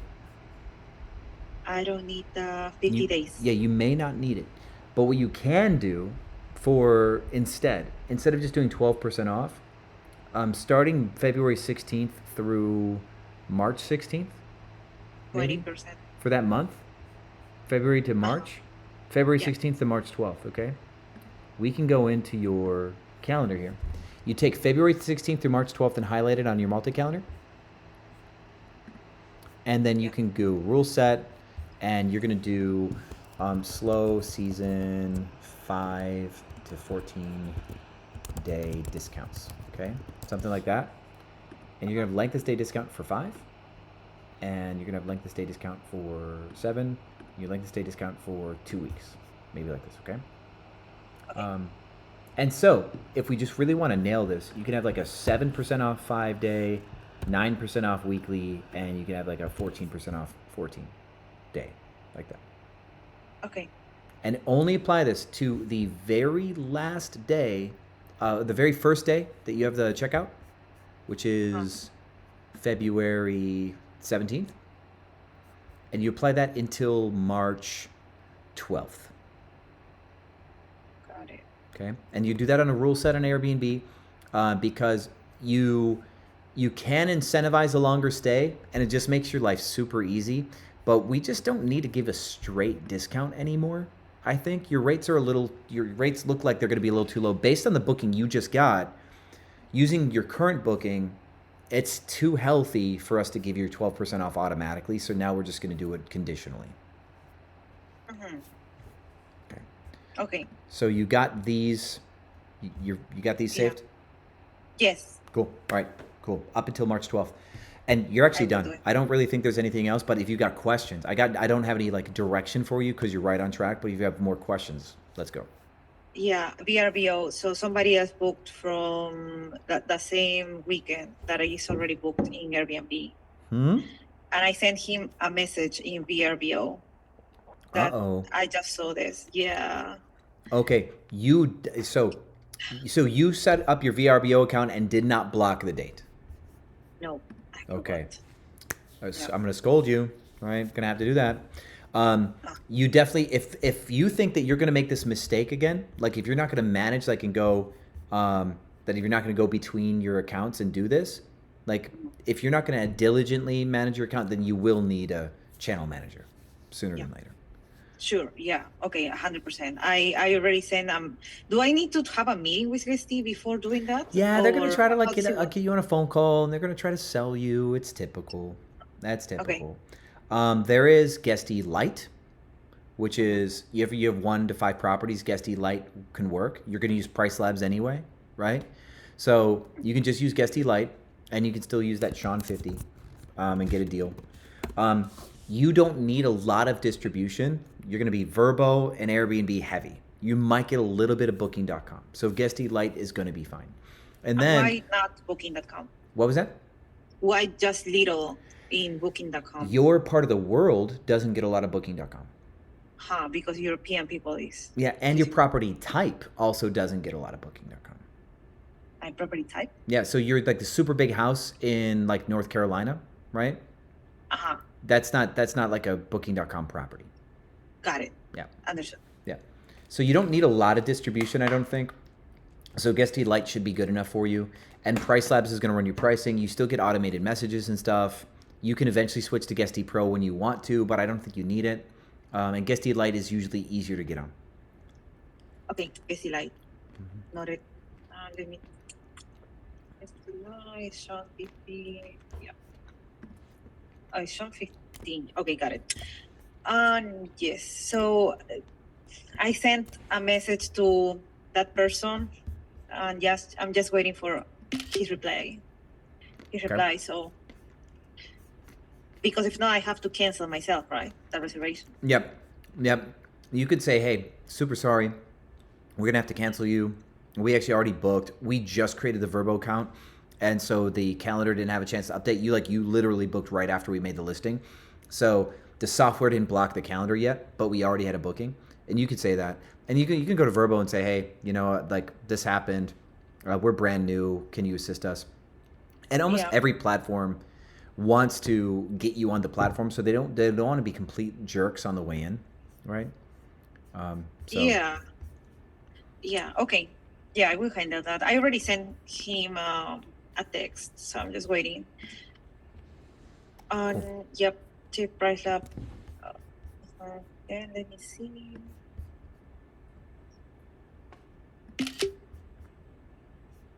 I think it's for right now. I think that would be all. I don't know what else do you think I should start learning or watching some videos, or what is the next step? Maybe we should get ready to pitch you as good at this so you can start raising money with some of your investor friends. Okay. Because you're about 2 seconds away from being ready for your next property. Yeah, that's what I want to talk about. Yes. Okay. Yeah. I this is a rare thing for me to say, but because you spent so much work on the front end, this property is going to be so much easier to run on the back end. Yeah. So with that said, like you're going to be able to have this thing run, and you can set up another property, and you're not going to get beat to death on this. You actually have a booking until the 17th of February. You have all this time to go get another property and set up another property already, You did unload the gun, I think, financially on this, so you probably need a JV for your next one. But you can say, check this out, we crushed. Who wants in on the next deal? yes, because I use all the money that I made from Philippines, and I'm like, now I'm broke. I'm like, okay. Well, did you get your deposit for the first month on this Airbnb booking yet? I don't know. I don't check my account. I mean, I Okay. should take a look, all right? Okay. Yeah, but because I don't do it for the money, I just want to win. I'm not literally tracking and all that, but I think I got the money from the first one. Cool. All right. Well, that's the only Yes. one you should get money from think is so. your active reservations. So, Perfect. with that said, I do think the next thing will be to prepare to pitch to a JV who wants in on the next deal. Yeah, and yeah, that would be awesome. Actually, some co-hosts they reach out to me and they told me that they would like to host my house. I actually got like 5 interviews with them. No, at the no, house no, because no, they, no, none. yeah, None of them. yeah, yes, okay. They were convincing me. They were telling me that if I hire them, my listing is going to boost. And that was on Monday when I didn't get this big booking. And I was like, okay, 20%, it doesn't sound bad. They're gonna handle everything. But No. I said, okay, I'm gonna just wait a little bit to see what happened. And I really want to learn. So I really want to be like in the front, like handling all the communication. Yes. And yeah, well, at least I waited one day and it went well. So Yeah, so you want to learn, so I want you to run it. I think that's important. And these co-hosts do not know half of what this program teaches, by the way. They're just a bunch of little people trying to convince you to give you they're like, I'm looking for easy properties and I'm just trying to convince these owners. You should just report their accounts, honestly. Anytime you get an Airbnb message from somebody saying, I'm going to co-host for you, just report the account. I get them all the time too. Somebody's like, hey, I can make your property run better. Like, bro, you have no clue who you're talking to, right? So your access to this coaching program will put any of those other people out of business. And they don't need to know that, but you're going to hurt them, and you don't need them. So it's gonna be very fun. Okay, well. So yeah. Okay. No co-host. No co-host. Perfect. And then I think that getting more properties in the same area, do you think that would be better? I mean, I don't know. I just was thinking the other night that probably if I have 6 like this, that would be a lot easier because I can rent a warehouse. I can put all the laundry there. I can have a big storage over there. Like, do you think it's easier to manage 6 properties in the same area than just only one? If you were doing smaller units that could unify laundry and stuff off-site, like 20 units next to each other that are smaller, that makes sense. Here's the thing. Your property has all this room for margin, right? So your cleaning fee can be a little bit inefficient, just a little bit, because you have all this room for margin. The big question will be, if we were going to set another property up that does have a risk of competing directly with your property, what changes should we make? If you're going to do another property, we do want to materially change your direction, right? Like your sepia room for the dining room and your piano room and stuff, we want to change that. No Aubrey Hepburn this time, right? Because we just want it to be so different that it would not compete if you do in the same neighborhood, right? But where's the airport here? RDU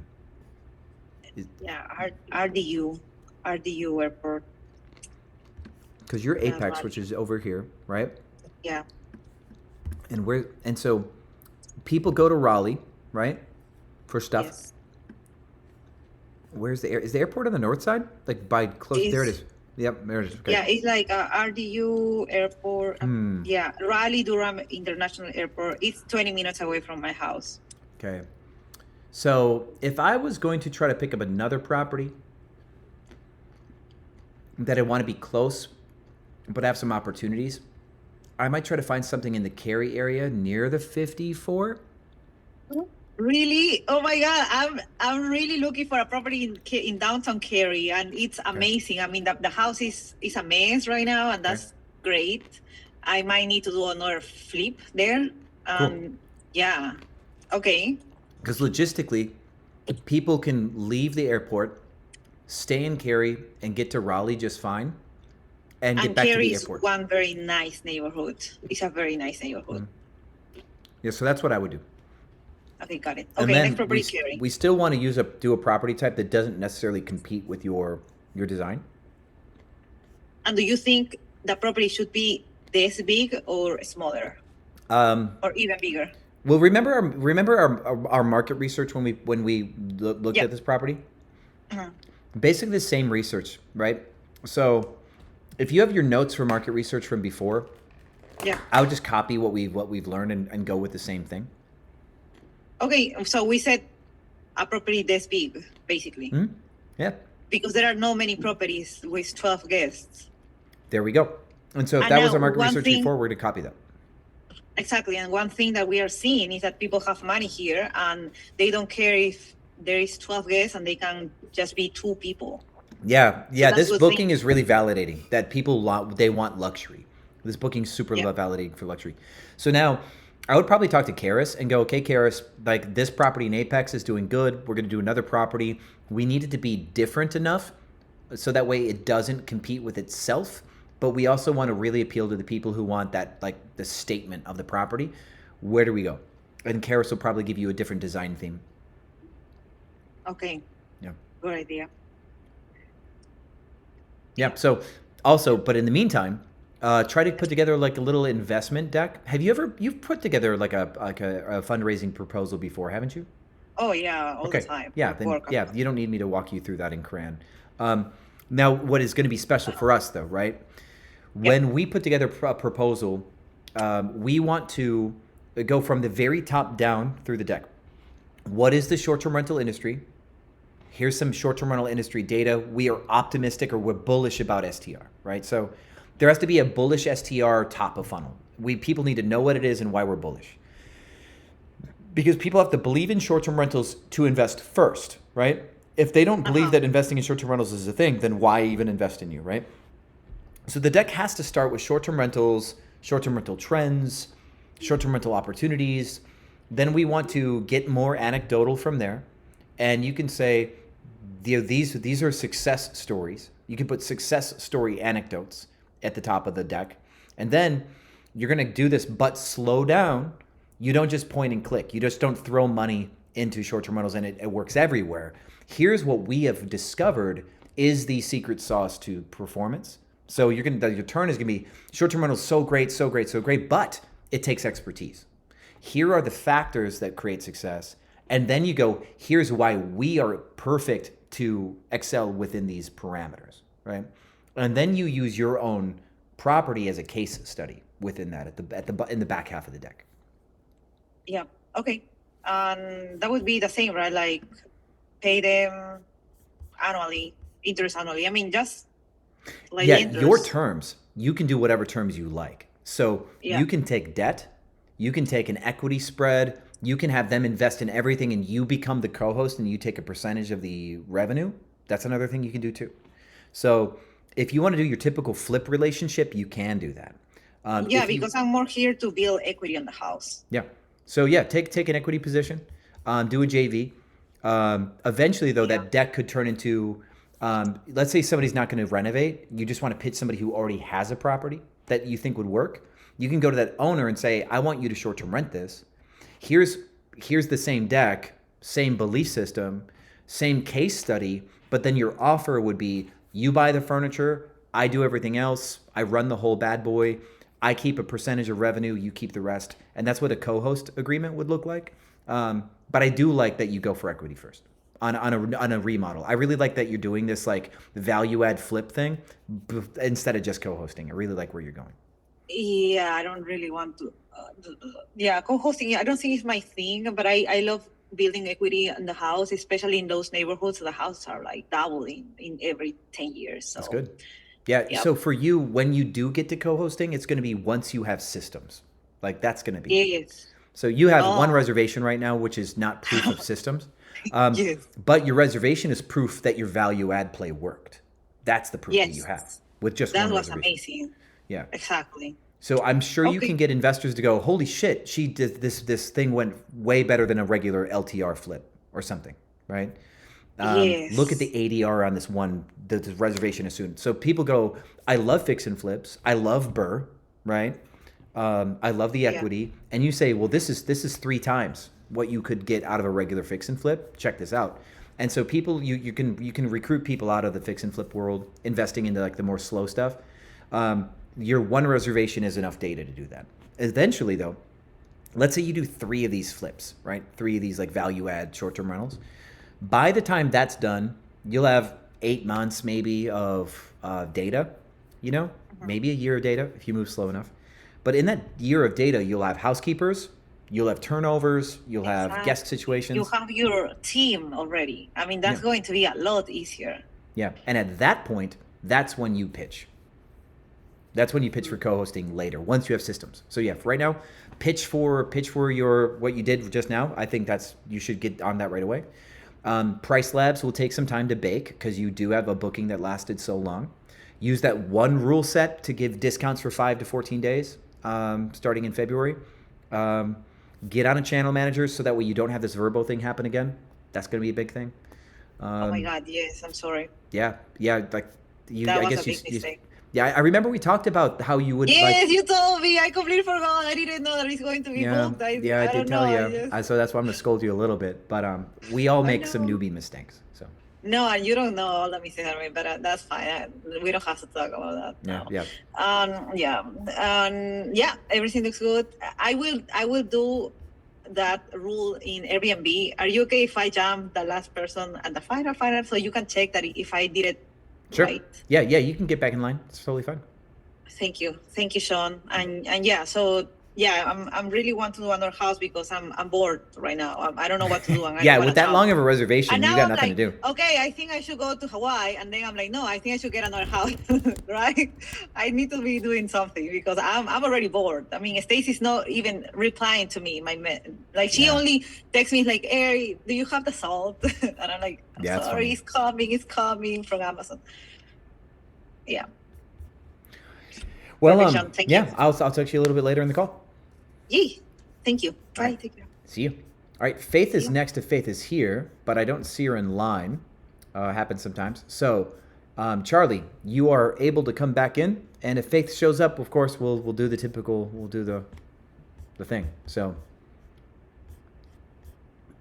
Awesome. Okay. Yeah. So when you were talking to the person before Marjorie, you were going over the occupancy. Say that one more time.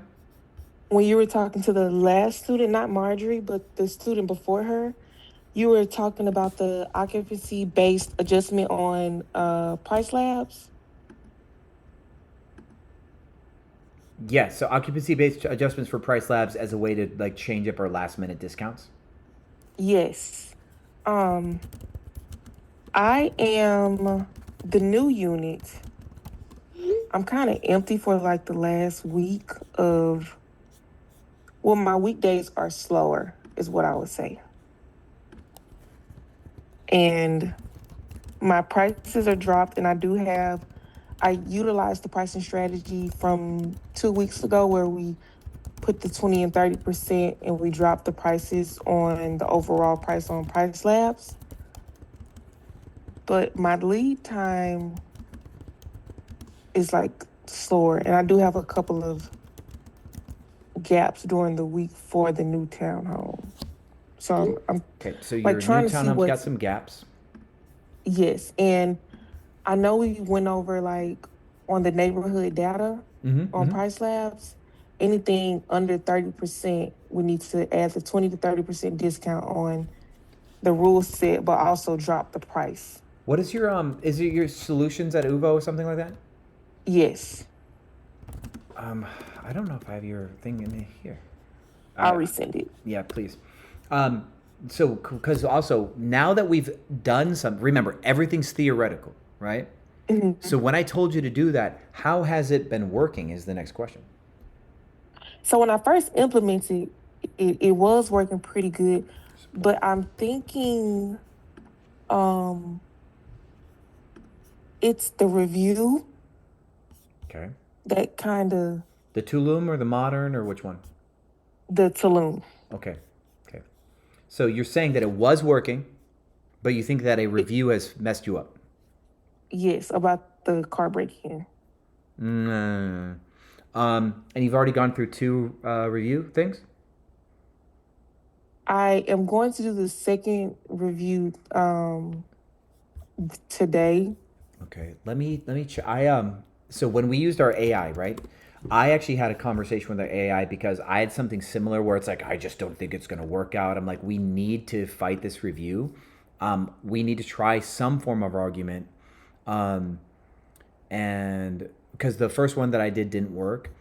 And so I'm going to give you the text that I put for one that I wanted to make an argument of a pattern of misrepresentation, right? Okay. So here is my text. Come on, copy paste. You can do it. This is easy. Don't you be like that. 1 second. I wonder if it's like a, there. Okay, yeah, I see what happened. Okay, copy that. Okay, so here's my, okay, this is gonna piss me off. This thing is not copy pasting like it should. How do I do this? Should I send it one by one? No, I'm trying to paste you my script thing. Oh, okay. So I'm trying to paste you my script, and it's just not being, I think it's because of the formatting of some of the text. This one I put as review doesn't follow content policy. Okay, I'm gonna push it. Okay, here's what I'm gonna do. Maybe I can screenshot it. Yeah, let me just give it to you so you can screenshot. Okay. Okay. So the review doesn't follow content policy. That's it right here. Can you see that? Yes. I can't see the bottom part because my hand is. So the bottom part says included is photo proof of blank, blank, blank. I just explained the proof. But I'll also go like that. Okay. So the argument that we try to conclude was that even though the guest had stated a ton of opinions that may or may not be like that. See, because Airbnb protects opinions, right? That's the thing about their review policy is opinions are protected. The guest has a pattern of materially misleading people through omissions of fact, right? That the guest is continuously intentionally omitting facts in order to mislead people in their review.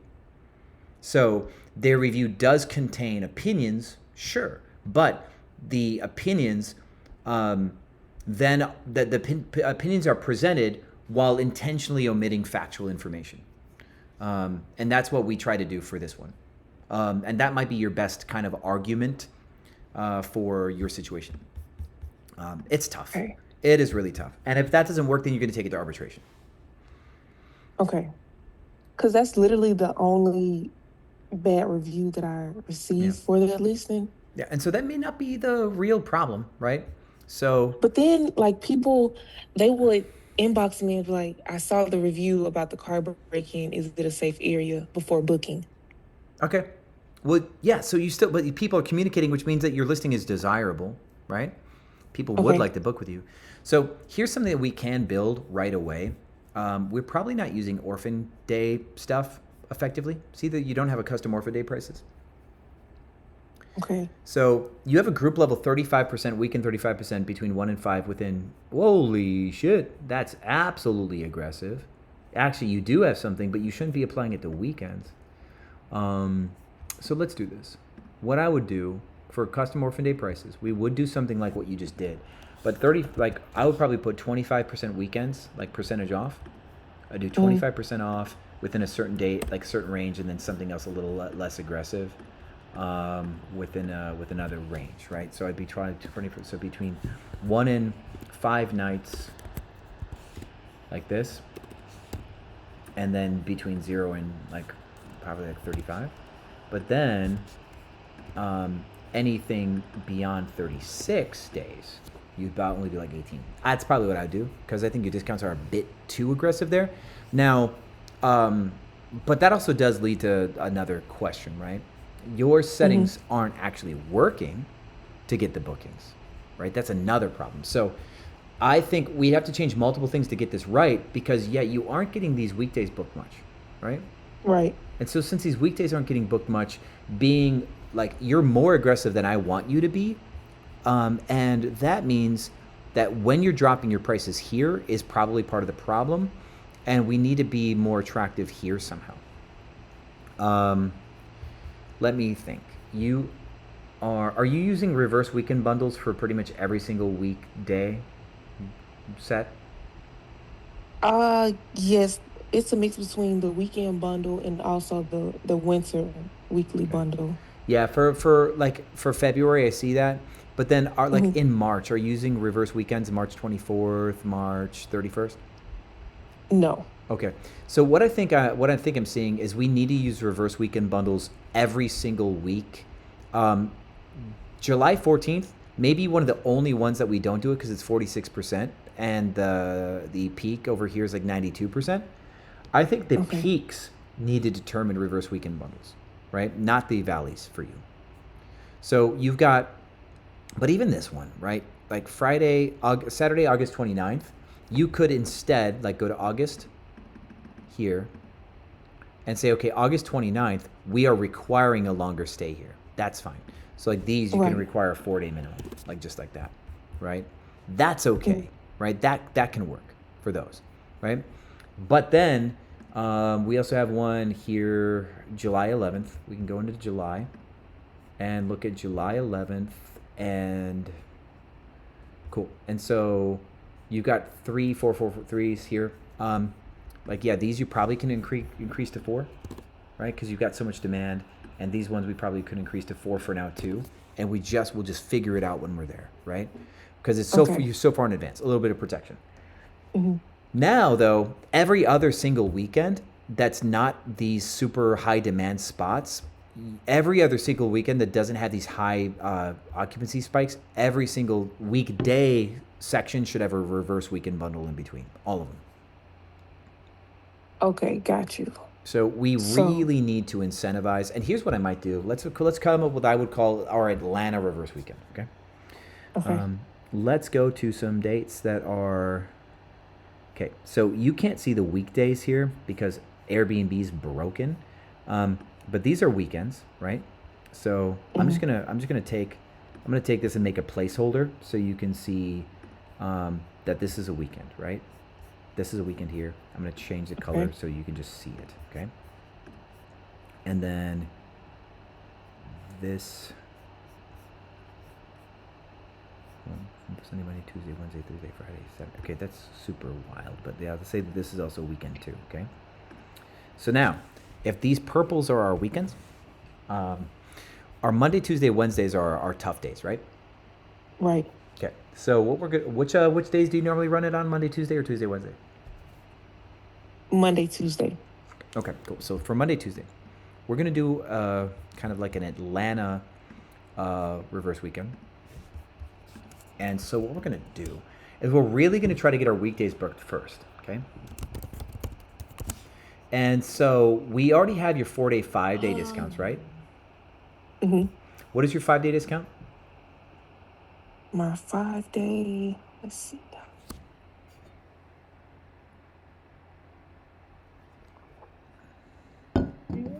The 5-day is 65%. Okay. So what we're gonna do is we're gonna make your discount 3, 4, and 6 instead. Okay. Okay. We're gonna do 62% for 4, and we're gonna do 70% for 6, and then we will do 35%, 33% for 3. Okay. So 3, So 33, 462, 670. so should I take off the reverse weekend and apply this discount? You can actually just modify the one that you made. Okay, just add the 6 night. Yep. So you're gonna switch it to 3, 4, and 6 instead of 4 and 5. So you Okay. can edit the rule set, absolutely. So you don't have to go paste it back in. So now the goal though, the 70% off for a 6 night will give you more. We might even increase this to like say 78% for a 6 night because remember it's Monday, Tuesday, but there's 4 other days that are full price. Right. Okay? Your main issue is that you are just getting absolutely left behind, always, right? Hmm.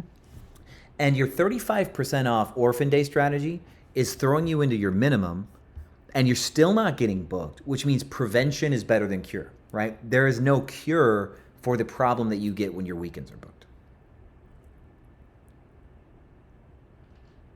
Right. Okay. Now, here's another thing too we want to look at is when your weekends get booked, what rates do they get booked, how far in advance, etc. You've got bookings 4 weeks in advance.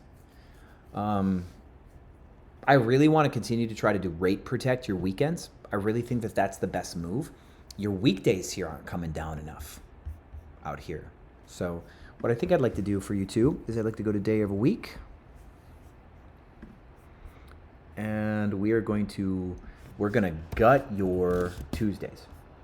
And we're going to take your Wednesdays down to 22 and your Mondays too. But we're going to really murder your Tuesdays, okay? So should I still, because we've dropped the percentage on the day of the week adjustment, are we still going to keep the rule set? Yeah, you are going to keep the rule set. We're going to keep the rule set, okay?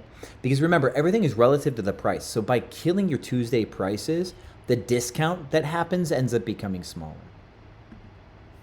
Okay? Okay. Now, I think one of your problems is you have a minimum set. You have a dynamic minimum because this didn't change. So you've got a far out minimum price. There it is.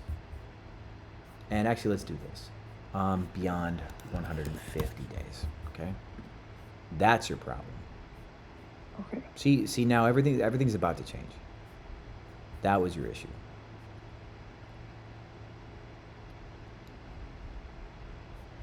Okay, let's take a look. Something's still not happening. Come on.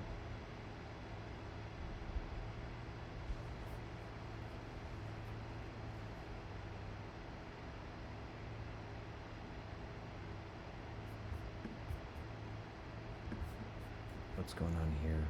March 10th. Let's go read it. Let's go read March 10th. What's going on? What setting do you have that is being mean to you? Or the... Oh, that's 2025. Okay, that's why I can't see junk. Okay, thank you. March 10th. You have an override. There. Kill. Okay. Do you remember why you put those overrides in? Yes. So I was going through and looking at the neighborhood data, and those dates were below 30% occupancy. So I lowered the price. Okay. You also have a seasonal minimal price too. You've got a bunch of really funky settings that I don't know where you put them in, but you just had some fun. Okay. Custom season profile. That's where it is. Your custom season profile. You got this March summer thing. We're going to kill that, and we're going to start from scratch. Okay. Okay. Okay. So now, let's take a look, and let's try to fix this.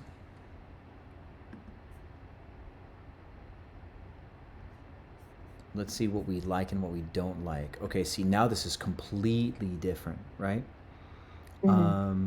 Now we might want to protect you from...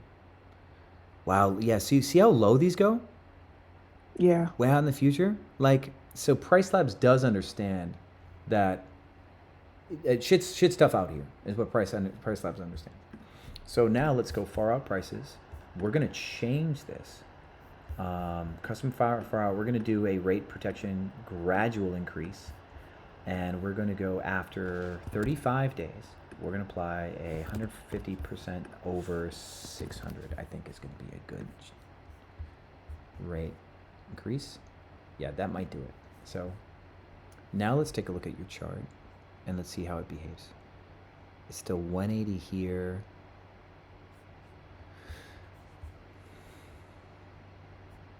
Okay. Now it's still 180 there. That's not enough. Okay, let's do more. Far out.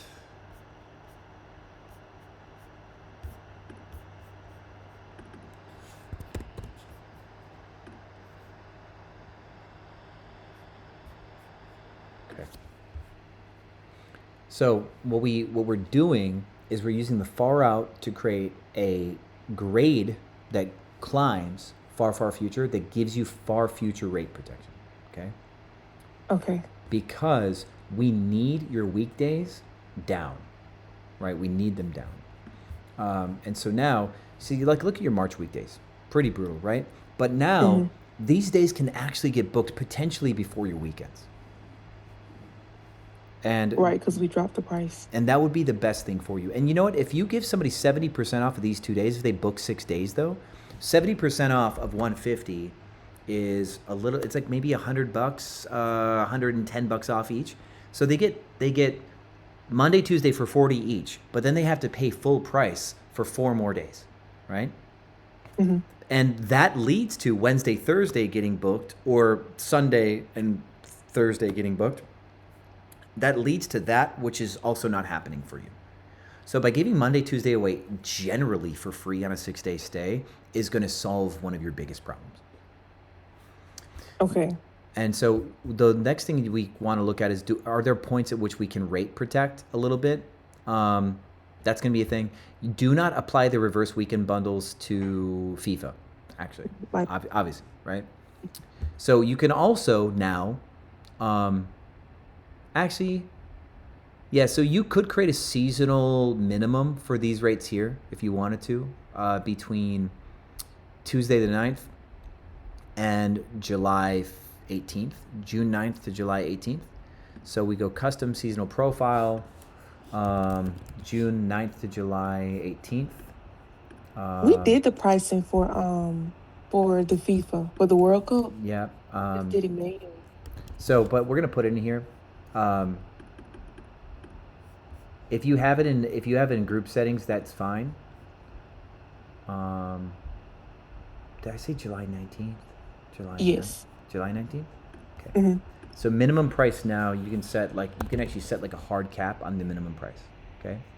Okay. Whatever that is. I'm just gonna write it in, and 3,000 is way too much, by the way. It's a crazy hard cap. So yeah, let's exchange it now. 1,100 would maybe be hard cap. So we want that blue line to be like more in line with the red. Yeah, let's make your hard cap minimum 14. That should be fine.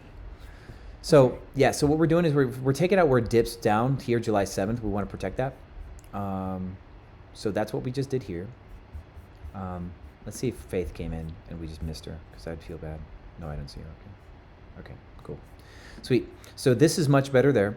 We've got a far future rate increase. So like if we go in now and we take a look at like October, we go to 318.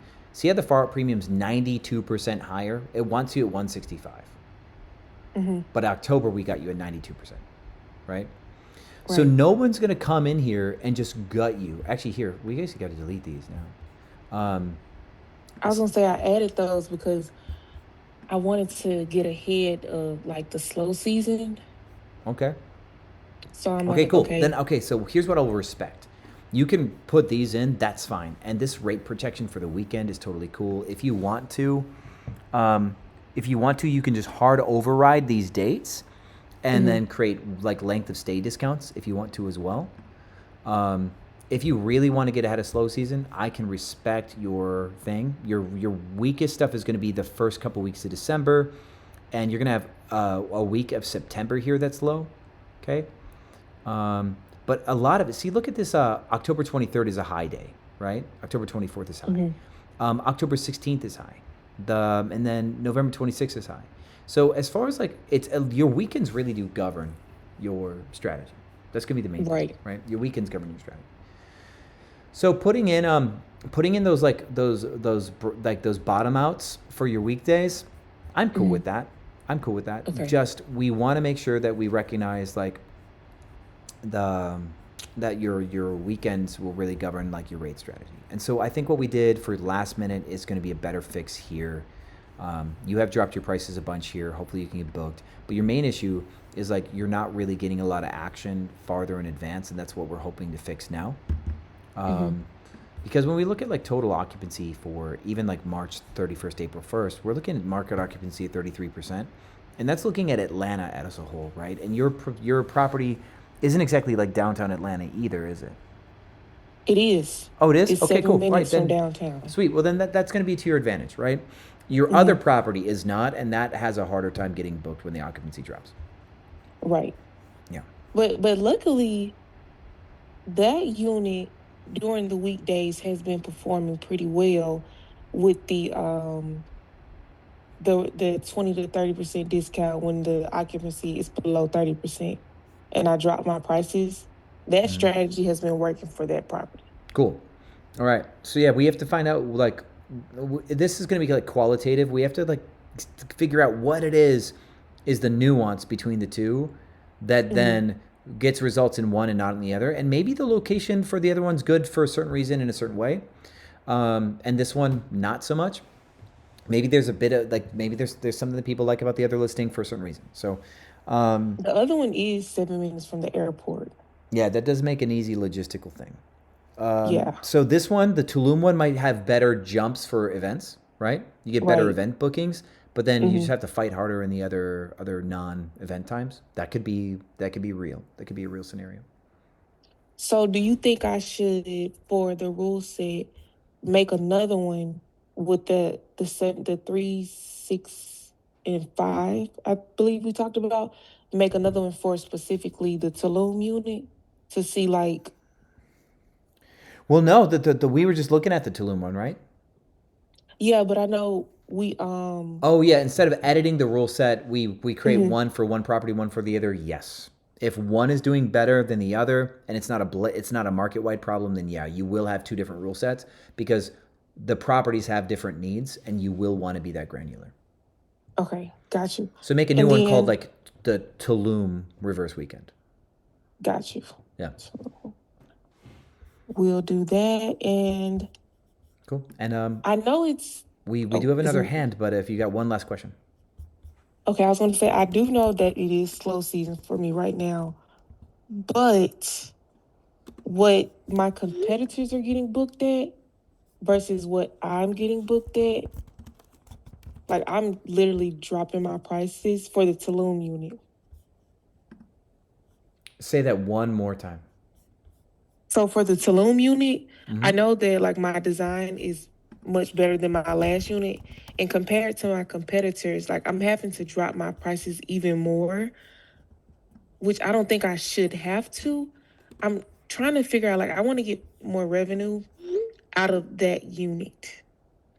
Okay, well, we have to come up to a conclusion. Why are you dropping your rates more than your competitors in order to get booked, right? And are your competitors getting booked? That's another thing, right? You might be dropping your rates more and you're getting booked, your competitors are not. If you have to go lower for you to get bookings and them to get bookings, then we have to determine why. And one of the best ways for you to do that is if we go into Price Labs, right? If we go into Price Labs and you build your competitor thing down here with competitor calendar. Oh, okay. So go there in your competitor calendar and like take 10 units that you think are beating you and you're really confused about. It's going to give you their availability in a like almost like an Airbnb multi-calendar kind of thing. Okay. Oh wow. Okay. And you can find out if they're actually booked and what their rates are, and you can start making that because you might be beating them and they're just not getting booked, but you're like your prices are lower and at the end of the day it's worked out for you. Or you can find out that you really have to dogfight and you have to then go, okay, why do I think my listing's good and why is it not? Right? That's like the ugly baby thing. Everybody thinks their baby's pretty. In your case, there might be something missing with your listing, right? There might be something that doesn't give people like, okay, so actually let's go to your, let's open your data. Let's go to your conversion data and tell me what your algorithm click-through and final conversion, like to your look to book conversion is on the right side. Can you go to that on Airbnb? Yes. And also, are you on Booking.com and Vrbo and everything else? I am on Vrbo, but I'm not on Booking. Cool. Atlanta gets good Booking.com. You need to get on Booking. Okay. So for the Tulum unit, let's go to that. The listing to booking conversion is 0.69%. Okay, but no, give me the three numbers after that. The first page is 39. The search to listing is 41. And the overall is 0.29. Okay. Your 39 is terrible and the 0.29 is terrible. The middle one, you're getting a lot of click-through. People are clicking on your listing, and that's something you can be proud of, okay? Okay. So your Tulum listing has got trash searchability, and it could be that you've had this seasonal price where your weekdays are 300. What's your cancellation policy? Firm. Switch it to moderate. Moderate. Okay. Yeah, firm is what's killing your reach. Alrighty. Yeah, switch to moderate. Then I want you to go look through your listing and go, what is it that's making people scared? Like, out of every 1,000 people that are clicking on your listing, you're getting like 3 people booking out of 1,000. Like, why are people running from your listing? That's the next thing you have to ask. And we can address that later if you'd like, but we do have another hand. So I'm gonna take the next. We have another token. Let me see if she's in. Yep. I'm gonna take this next token, but I can put you back in, and you can come in for round 2 later. Yes, I'm gonna implement the reverse weekends like up into March. So I'll do that. Cool. While I listen in. Sounds good. Thanks, Sean. All right, see you. All right, Angela, welcome to the front. Thanks for your patience. Sean, how are you? Doing good. So I'm brand new at this. This is my first call with you, and I just had one with Josh the other day. Just trying to get my feet in the game. I've been listening to your Cracking Superhost lectures, and I'm kind of halfway through the Gap webinar. Very cool. Very cool.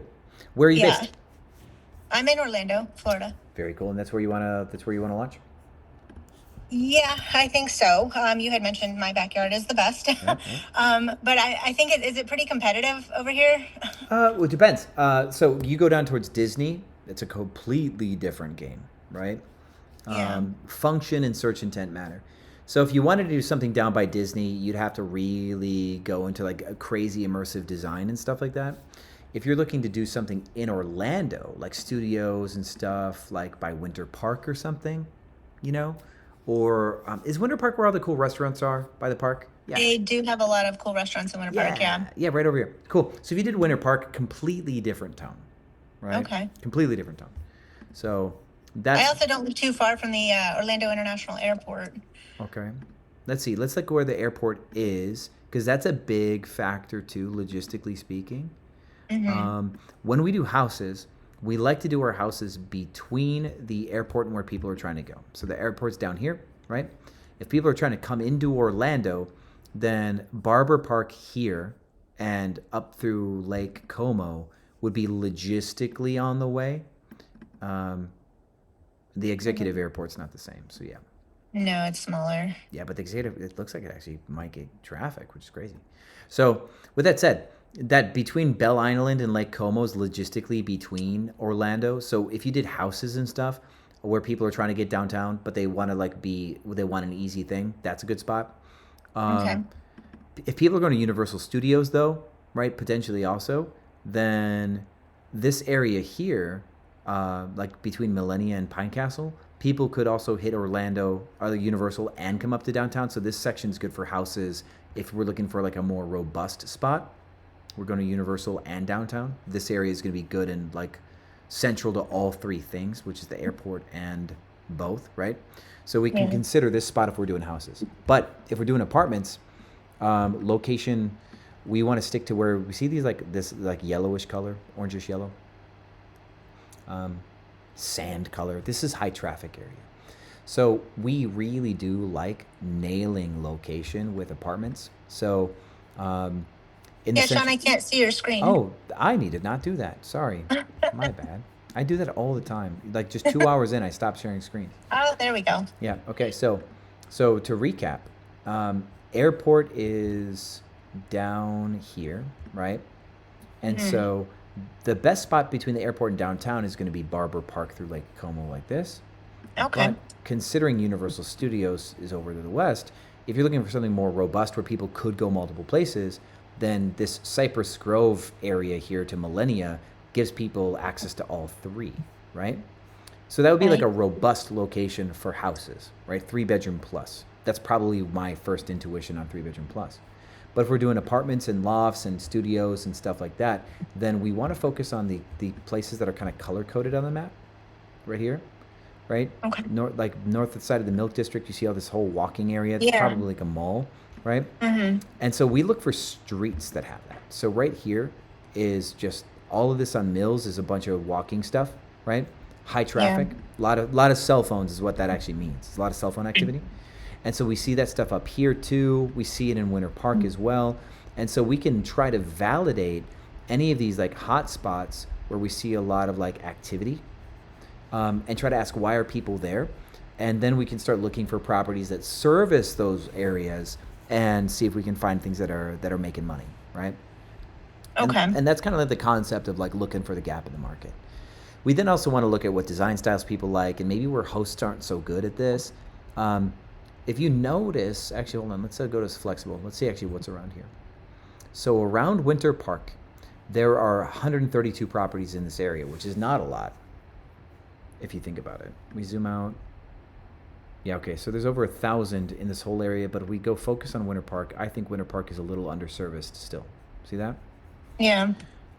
So if we picked up stuff that's right in here, we probably could crush, and we just need to prove that, right? So this condo is $2,000 for 5 nights and has a little pool, right? And it's got 60 reviews, and that's a good start, right? So now we can take a look at it, look at its calendar, guest favorites, people like it.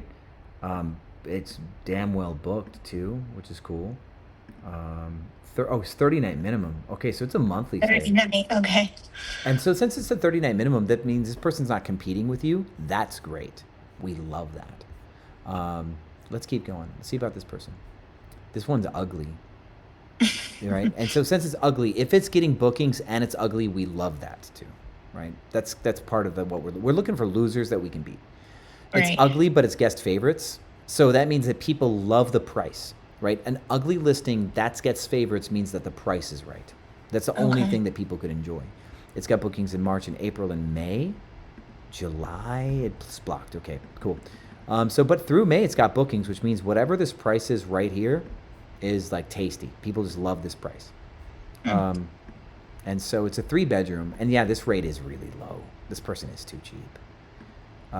So yeah, if we looked at the nightly price, we can reverse engineer their cleaning fee.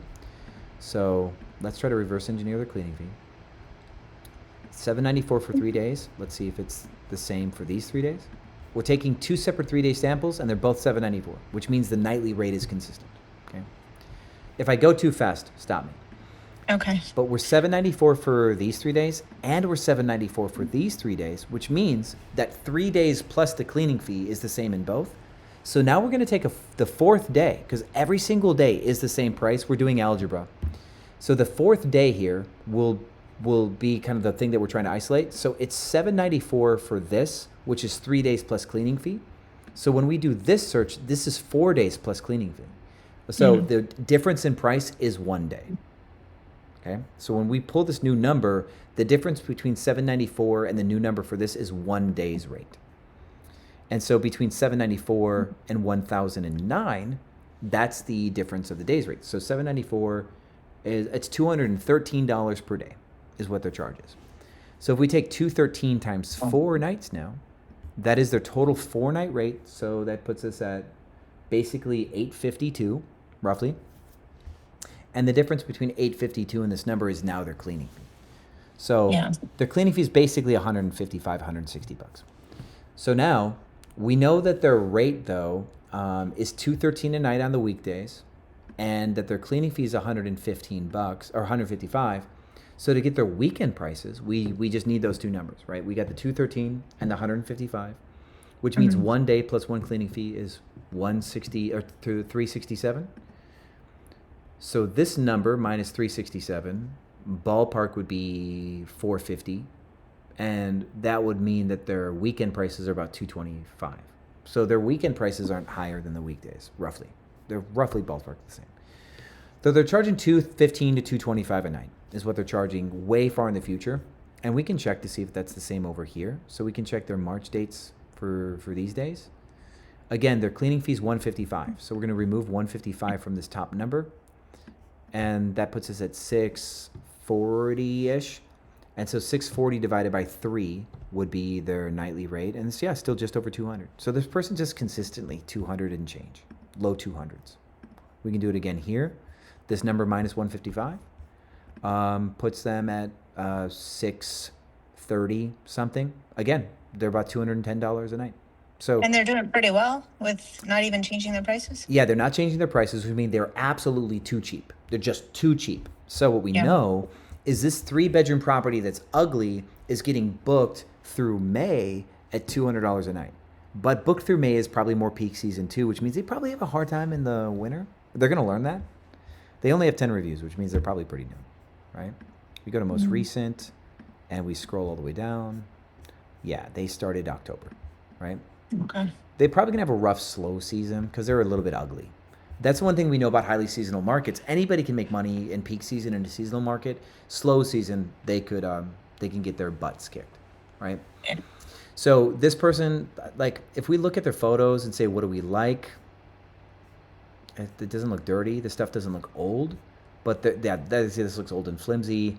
This is just, I don't know. It's not just only a bed. They got lamps, right? Cool. But it's still just so plain, you know? And all these walls are so barren. So they do have a huge problem on like aesthetic. Yeah, I think they're gonna get murdered in the summer, right? That's kind of what's gonna happen. They're gonna get murdered in the summer. But what we've proven is that in peak season, Winter Park, a 3-2 can do easily $7,000 a month easy for this kind of dingy 3-2, right? What I would want to do now, though, is I want to prove that we have something that can kind of stand the test of time in the summer season, so that way we can defend ourselves in the summer, right? That's the one thing we would be concerned about. It's like, what gets booked in the summer? Because we can make all of our money in the winter, maybe, but then we have to like suffer like a slight like revenue loss in the summer, and that's just never cozy. So if we can do something that doesn't stress us out, that would be my preference. This guy right here, this orange property, 35 reviews, okay? This person might have a weekly minimum, okay? Might. Let's see what it says. No, 4-night minimum, okay. So this person's got a 4-night minimum, and we can go and we can check and see what their nightly rates are, and we can look at their calendar. They're not available until April. Is that what that is? Clear dates?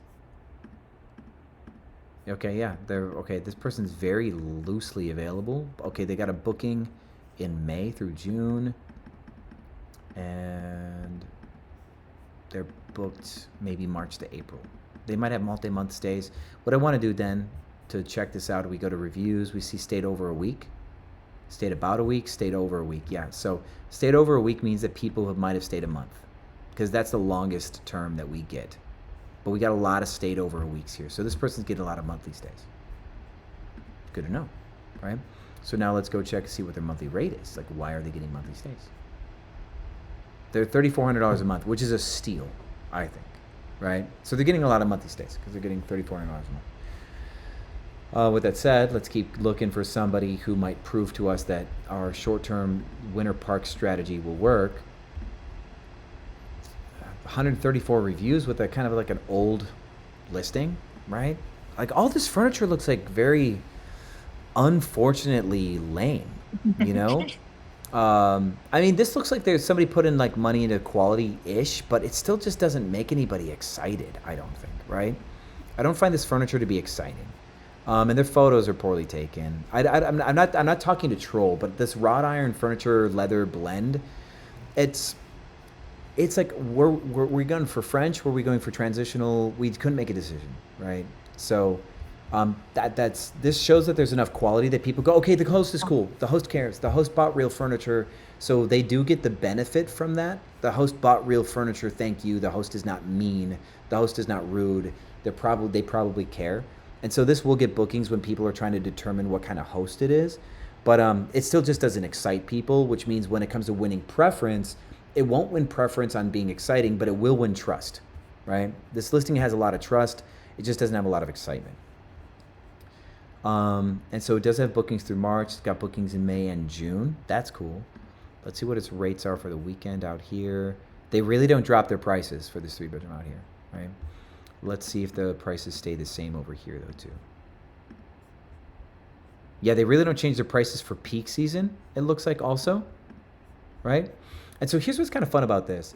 When you see a listing like this that doesn't change its rates, and it's got a lot of March bookings, and they don't change their rates at all, and they got like April, May, June, we can go into like something like Rabu and just look for that like water line, and see like what month do we think that their prices will still get a lot of occupancy, and then try to average against there.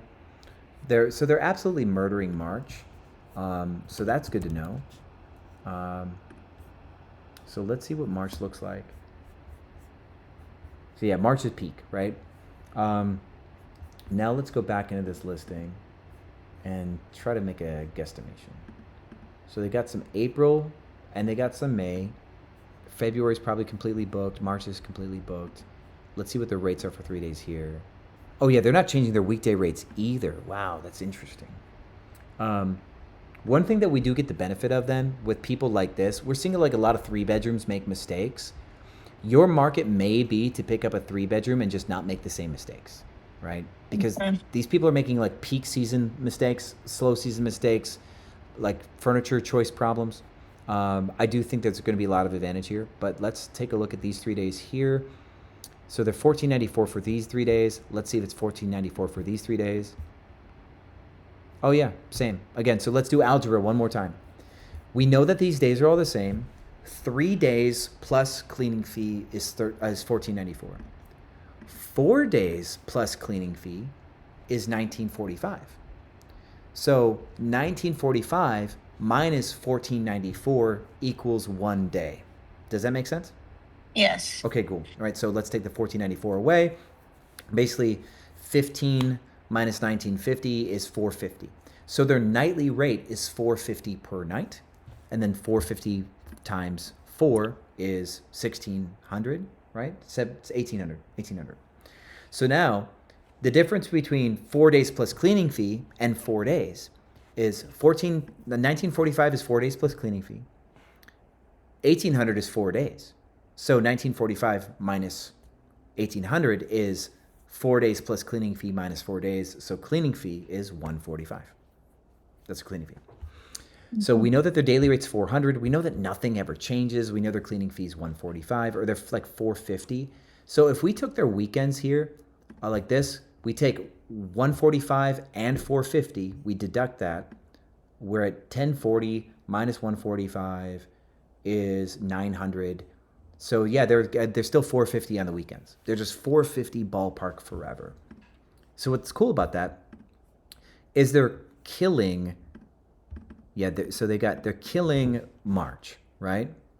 They've got a few days unbooked. Let's say we give them 22 days at $450, and we give them another 6 days at $300, right?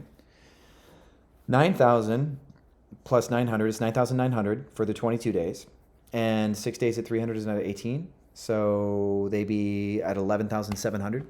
So did you follow that? I just said that fast. That was kind of fast. Okay.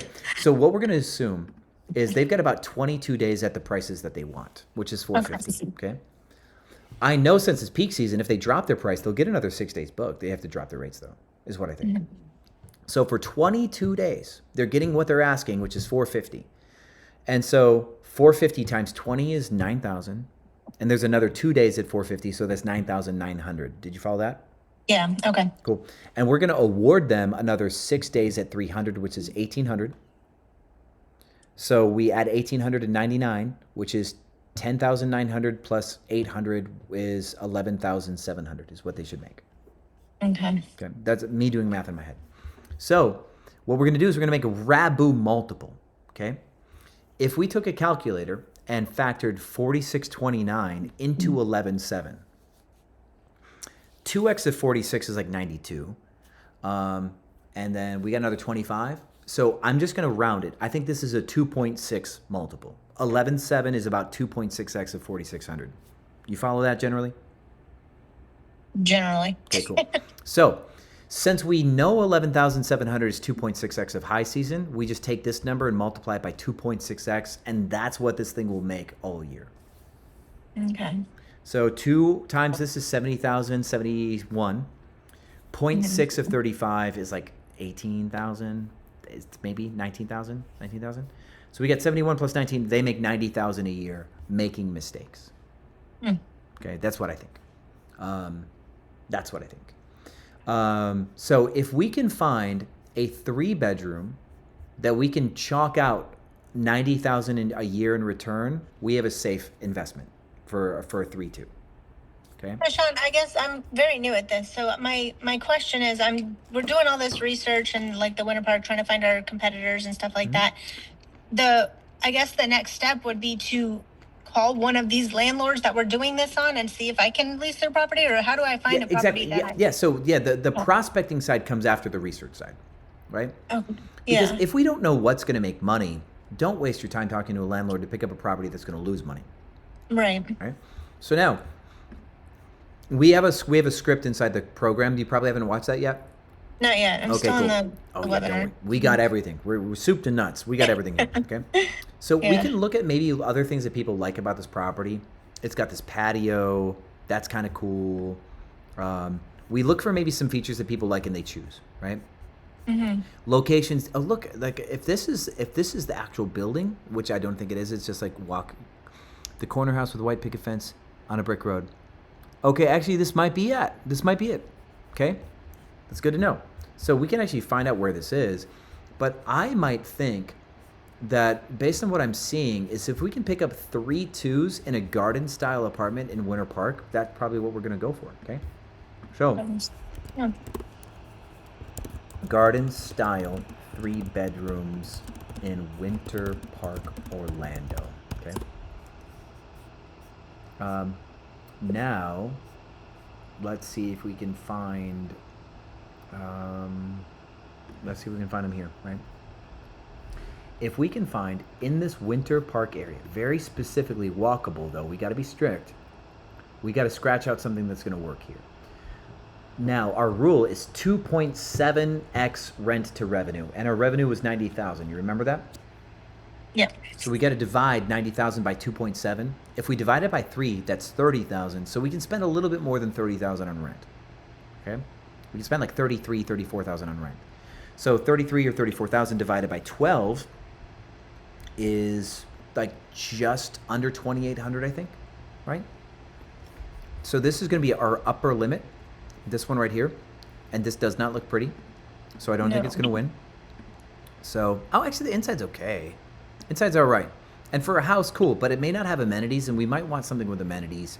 So I might lowball this guy and offer him like $2,450 for rent if I absolutely had to. But this one's $2,400, and it's a senior care facility, probably. Yeah, that's not going to work. What else is around? So we're going to keep digging for stuff. Now, if we find something that's nearby, we'd have to start scratching out, like trying. This has a pool, though. So now, here's what's fun. This one has a pool, and the ones that we just searched did not.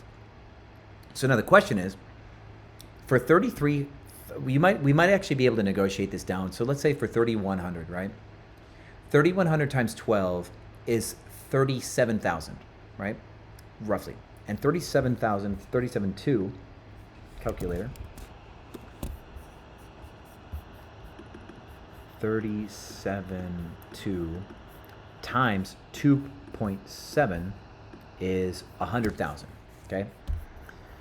What we'd want to try to do now is identify if by forcing a pool to exist, right now there's 12 homes. Let's force a pool. Actually, I'm going to back out to give you a better idea. So right now there's 20 homes here. Right now there's 161, okay? Let's force a pool and see what happens. 161, 26. Huge bottleneck, okay? So now in this huge bottleneck for places that have a pool, there's nothing in a Winter Park that has a pool. Like not much at all, right? So let's tap in once, because to be close to this area here, there's 12 homes with a pool, and we can now see there's a queen room. It's an apartment, and they want 1,600 for 5 nights. Okay, so this is the pool. It's pretty. No reviews yet. Does it have any bookings? Nah. Yeah, they're overpriced. They're to the sky. So let's keep going. This one here is weird name for a place, large marble bathroom. price to the sky. They have bookings? Wow. Okay. So this one's a 1-bedroom and it's got bookings, which is crazy. And the rates seem like uncompromisingly high, right? The Alfondin. So the Alfondin sounds like a spot though. Cool.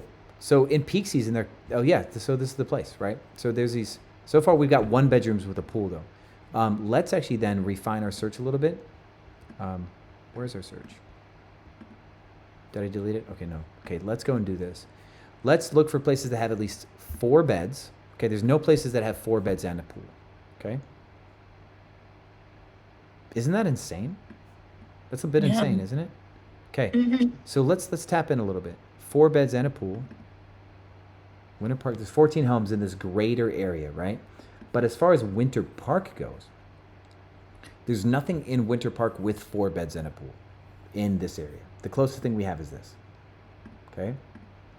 With this kind of like, I don't know, nightclub-ish outside and really immature. Like, okay, here's the thing. I'm going to say it like this. This is amateurish with all the LED lights. And people may really not like this. This is a little too Vegas, Hot Wheels, you know what I mean? And so if this is our competitor, right? And people go, you know what? I just don't like this. All this LED and glowiness. I just don't like it, right? If that's our one area competitor, right? The nearest shot to Winter Park, and we're like up here, then like as far as like options to go to Winter Park where there's a pool and has at least 4 beds, we really don't have competitors, right? So this person still has 216 reviews. Okay, let's actually do the research on it because you can beat them, right? I think their design is way too gaudy and weird, so you can beat them. People may be choosing this place out of sheer necessity, right? And so when we look at their prices, right? Let's go in and take a look. They've got bookings into July too. Holy cow! Maybe they see something I don't, right? They like the LED lights. Yeah, maybe people love the LED lights, right? The pool and the hot tub, right? But they've got bookings into July. If we remember, let's go back to Rabu first, okay? Let's remember this person by Park Drive here, this 1807 North Park. Put a pin in this. We might talk to them. We may just talk to them, right? And we may find other properties that have like, this one might fit because it's a 3-bedroom. If for the rent that we're looking for, it doesn't have a pool, but it fits the rent model, right? For example. So there is some stuff over here near Winter Park, right? But this one with the pool is one that we're like really curious about right now. But we go to Rabu again, okay? And we look for that market data. We go to Orlando. We look at July.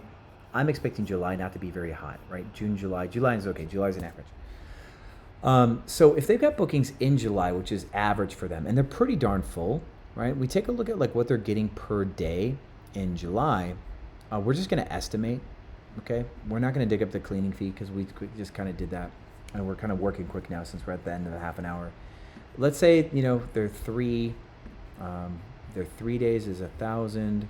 Their 4 days is 13, so $300. They're about roughly $300 a night, right? So they're $300 a night. And if they're getting $300 a night and maybe something on the weekend, they're going to clear $8,000 in July, maybe. So this one clearing $8,000 in July, that number 2.7, like just under 3. So 3, 6. They're 2.7 also. This person's 2.7x of this. So they're also making a little over 90,000, maybe 95,000. And we're using a non-peak month, which is really good to do that. So this person's making like something in the 90s, like they're making 95, something like that, maybe even 100,000. So this listing does prove that you're in striking distance of. Let me take a look actually at their weekends because I could just be rounding down and that'd be really dumb of me. If their weekends, sorry, 1 second. If their weekdays are 300. And their cleaning fee is about 100. We take this minus 300 and 100. But August is also really slow, so we're like at 600. They're $300 a night in August. But let's go and try to find a weekend here if there is a single one. June.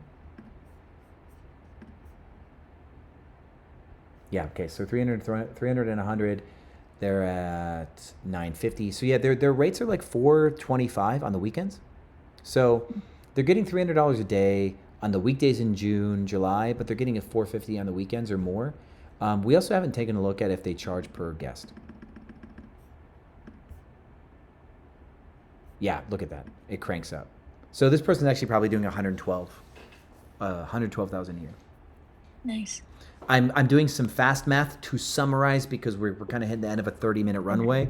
But what I wanted to give you is our conceptual dive into a market to look for opportunity. We're looking for stuff that's underserviced. We're looking for like little deserts where there's not enough properties where people want to be. And I have a theory that people do want to be in Winter Park. You're local. You can disagree with me on that if you disagree. Yeah, Winter Park's pretty popular. Cool. Good. So we started with Winter Park, something that has a pool and at least 4 beds. Not 4 bedrooms, but at least 4 beds. Okay. There's just a gap. Places that have 4 beds and a pool. This is a 3-bedroom property with 4 beds and a pool. Ugly interior design. They're cranking over $100,000 a year, and that was what we needed to prove is that we can do $100,000, right? Yeah. So if you picked up this, we go back to the Zoom, or we go back to apartments.com where this house was. We pick up this house off of Park. We add a hot tub because it's the one thing that the other guy has that we don't. We add a hot tub back here. We make the backyard look more established, more resort style and less Las Vegas. And we take a different tone. Like he went with, I don't know, he went with like Planet Hollywood, right? That was his look, right?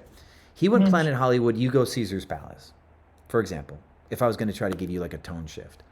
And if you take a different tone, that's more Renaissance, Baroque, Romantic era, Greek statues, whatever. If you go in that direction, it's materially different than his, which means you can have a breakaway product that he doesn't compete with.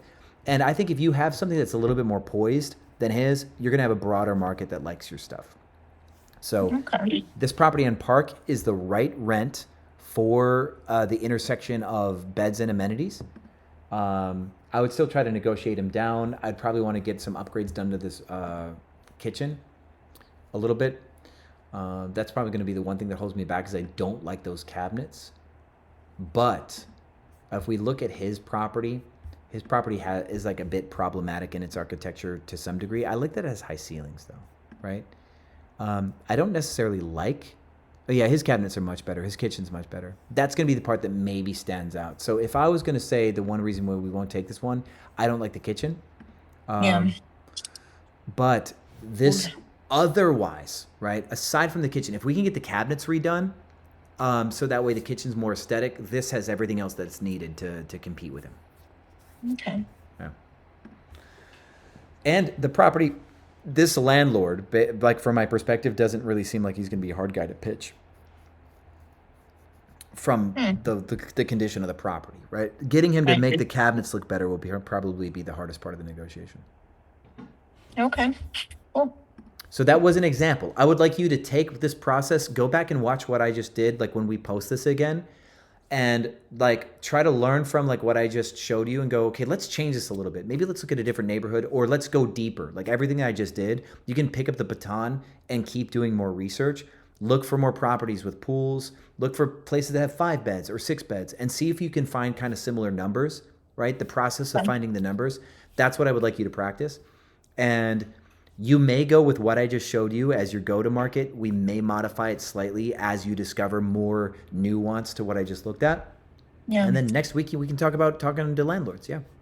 Awesome. Okay, cool. Thanks so much, Sean. I appreciate you. Yeah. Welcome to the group. Good to see you. Thank you. Thank you. All right, John, you are next. Thanks for your patience, guys. I'm only slightly behind schedule. Taking a little too much time. But John, how's it going?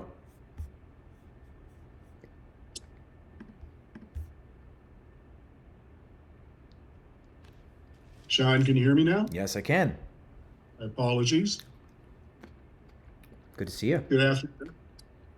So we're the Sedona people, and I'm back with you. I'd like to talk about this 7-bedroom house. Okay. I think you probably got my links there. You hit me in the chat with them? You got them? Yeah. Okay. Okay. Well, you did send me those. You sent me your hosting dashboard. Could you click on that link? The link that you sent me, click on that, then go to the bottom left, click view. And then once you have the view up, there's going to be a share button at the top. So in Airbnb you're talking about? Yep. Yep. Yeah, your So Airbnb links that you sent me are actually like an internal dashboard. Okay, so it says custom link. Is that where you want me, or view? Oh, view. Yep, view. Okay. You copy that link and send it to you? Yeah, so when you hit view, there's going to be a share button. You're going to see a share and a wish list icon. You're going to click the share button and copy that link. That's right. Yeah, I think I got it. Cool. And I'm going to log into your price subs real quick. I'm on your way with it. Got it. Okay. You're the second to last token. Got it. All right. So 7-bedroom. The name of the 7-bedroom is the Dreammaker? Correct. Okay. I see that there's a big version and a small version. I told you we're going to take away the small version, right? Okay. Yeah. I want to clarify that we did have that conversation. The big version. Yeah, but we did We're talk gonna about how do I it. don't think you need to have a small version. Yeah, we're gonna get rid of Cool. it. Got it. Cool. I want to make sure we had that conversation. All right. Thanks for the. So, Sean, we're significantly behind last year for our peak period, which is March through May. Last year we had 16 bookings during that time. This year we're only at 3 at this point. Our occupancy last year was, I think our occupancy was around 70%, 75% for that time period. Okay. And we're way off. So I'm assuming that it's got to be price. Our Well, the link that you sent me is actually a Google URL link, so we actually need to try this one more time. yeah, sure. Okay, I'm in Airbnb, and I see where it says. Hang on a second, let me get back. So, looking at where your rates are, your prices are largely tracking your rates from last year, largely, right? I do see some where, like going into June, you actually have a booking now that is far below what, than what like Airbnb or what Price Hubs would like you to have. But I'll tell you, man, I don't think necessarily prices is exactly what's. I don't think you have a price breakdown problem. I think you have a competitive landscape shift that maybe hasn't been reflected in your prices. Yeah, We did talk about how we want to redo your design, though, didn't we? We didn't talk about it much. We have significantly more competition this year than we did a year ago. No, because your daughter was around and she was nodding along when I told you need to change your white walls. That was on a different property, but Okay, yeah, cool. All right, okay. cool. Yeah, I don't know why this keeps coming up Google. Hang on a second, let me try it again. Photo tour. I'm in the listing editor. I go down to the bottom and it says view. I've been clicking on that. Yeah, Right. it's goofy. Yeah, it's trying to like do something with Zoom. So go back into your browser. Go to your hosting dashboard. I think I have it here, Sean. Just Okay, one cool. second.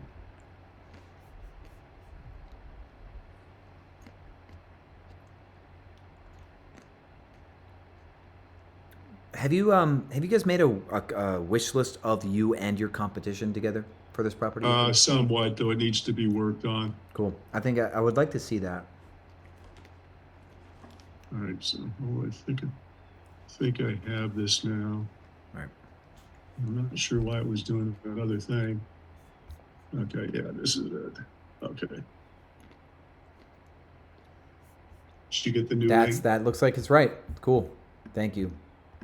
We can work with this. Okay. Let's get here.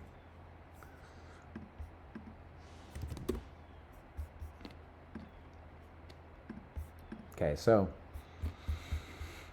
we did talk about how there's like this one photo at the top right has a bit of glare, right?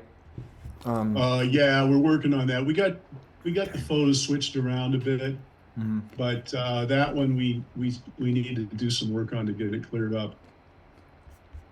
So let me see. What do I? You don't have a lot of photos itemized. Your living room is one photo. Your full kitchen is one photo. Full kitchen 2 has one photo. Dining area has one photo. Your photo reel is interesting in that way, and probably a lot of stuff gets thrown into your additional photos. Mm-hmm. Oh, actually, hold on. No, you don't. You actually don't have a lot of photos per room. That's the thing. So, Okay. I do think one thing that you may actually have. This is important, right? For your price bracket, this actually is important. People need to feel confident in what they're booking. Okay. Right. Have you ever gone to are you into anything like nice cars or anything? Do you have a hobby? Not anymore. I did once upon a time. So there's an era where you just buy things private party that you have to really know the thing that you're buying. Do you ever remember something like that? That's a good example. Yeah, I've been in the rare coin and stamp business, so yeah, I kind of understand that. Would you ever really consider a rare coin listing to be legitimate if they only took one photo? Probably not. Yeah. So the lack of documentation leads to a level of distrust and Sure. for the discerning shopper. And so your Yep. living room has one photo, right? Yeah. Full kitchen is one photo. Yeah. And then you get the full kitchen too, but still just one photo because it could be a separate space, right? And so the fact you really have one photo per spot is that same under disclosure problem that a discerning shopper probably would just find a barrier to trust. Right. That would be kind of what I'm getting at here. Okay. So Yeah. that could actually be your biggest problem. But let's actually try to determine that. Okay. Well, Could you? we can solve that one quickly. Yeah, So you can. You really We can. have the photos. It's no problem. So can you go to your sandwich menu in the upper right of your Airbnb and go to Insights for me? Yeah. Hold on just a second. Okay. And then we're going to go to Conversion, which is going to be the third arrow. So, let's see.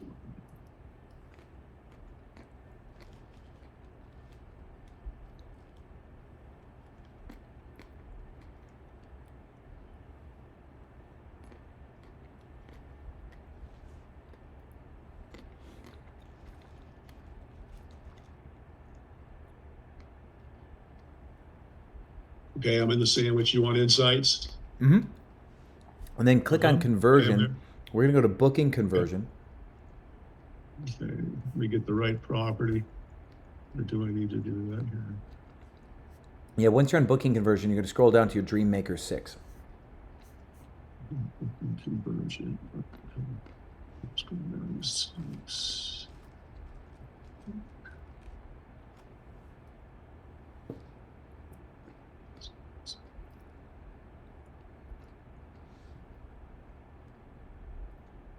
Okay.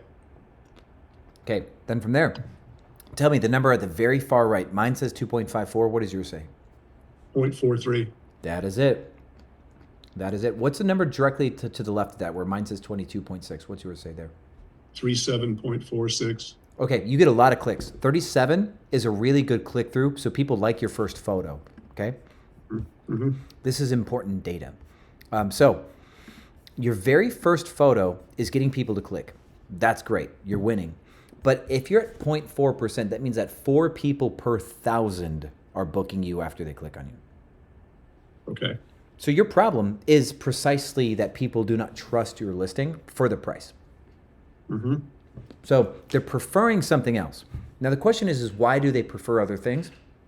And this under disclosure problem, like rare coin catfishing thing, could be the thing.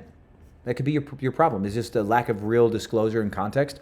People need about 3 images of a room to really feel the room out. Okay. So people can't get a feel for the room.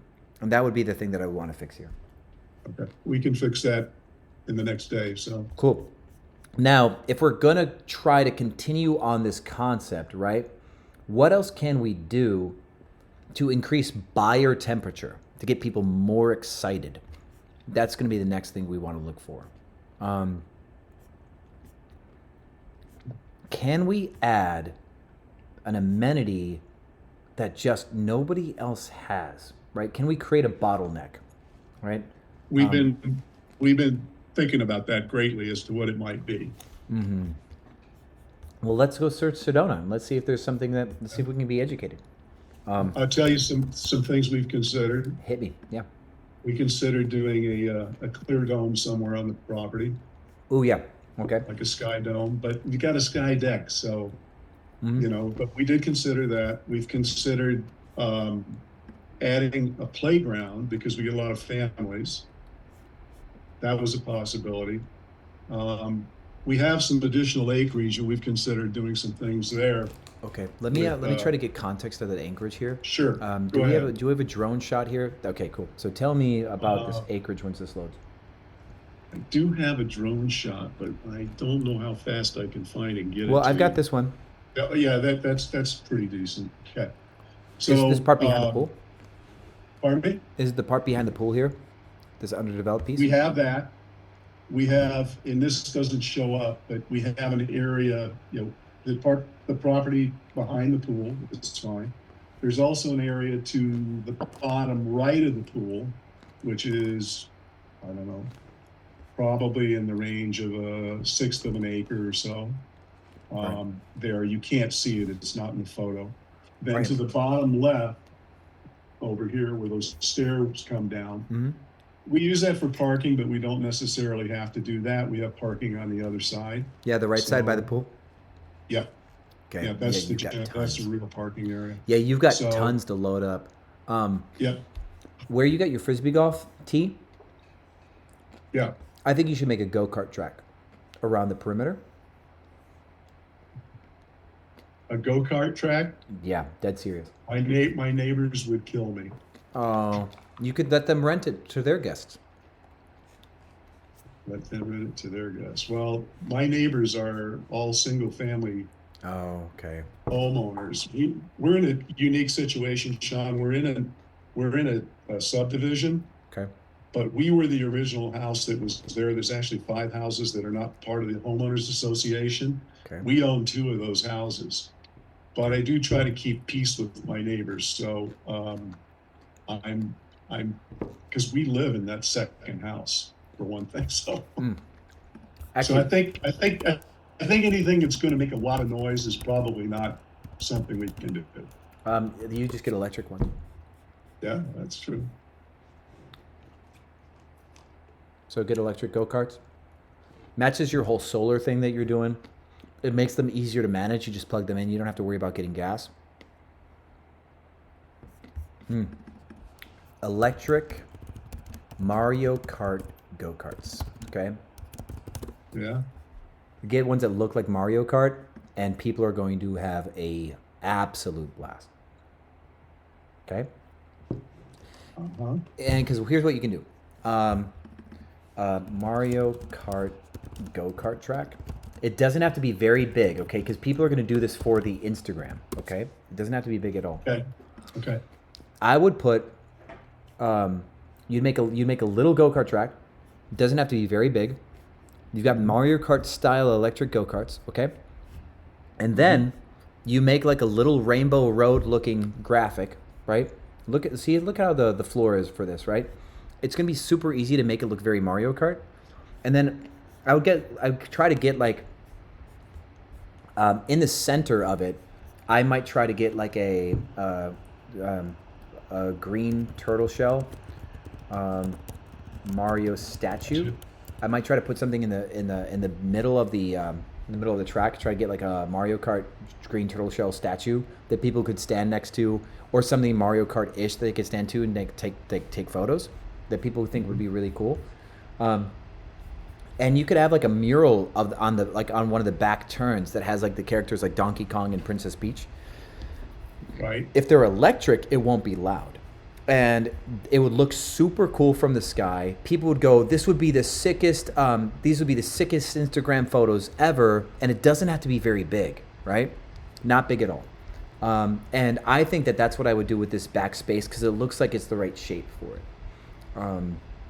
And that'd be a standalone amenity that no one would have because there is, like, I think exactly 2 Airbnb with go-kart track. There are exactly. I was just going to ask you that. There are some that. There are exactly 2. Okay, and this one here, Drift Mansion. It's like your real deal car drift one, right? And then you've got this one in Miami, Florida here, that's more of like your more childish one. Okay. Yeah. And this one's not really well managed. Look at the 4.75, right? So we'll go to most recent.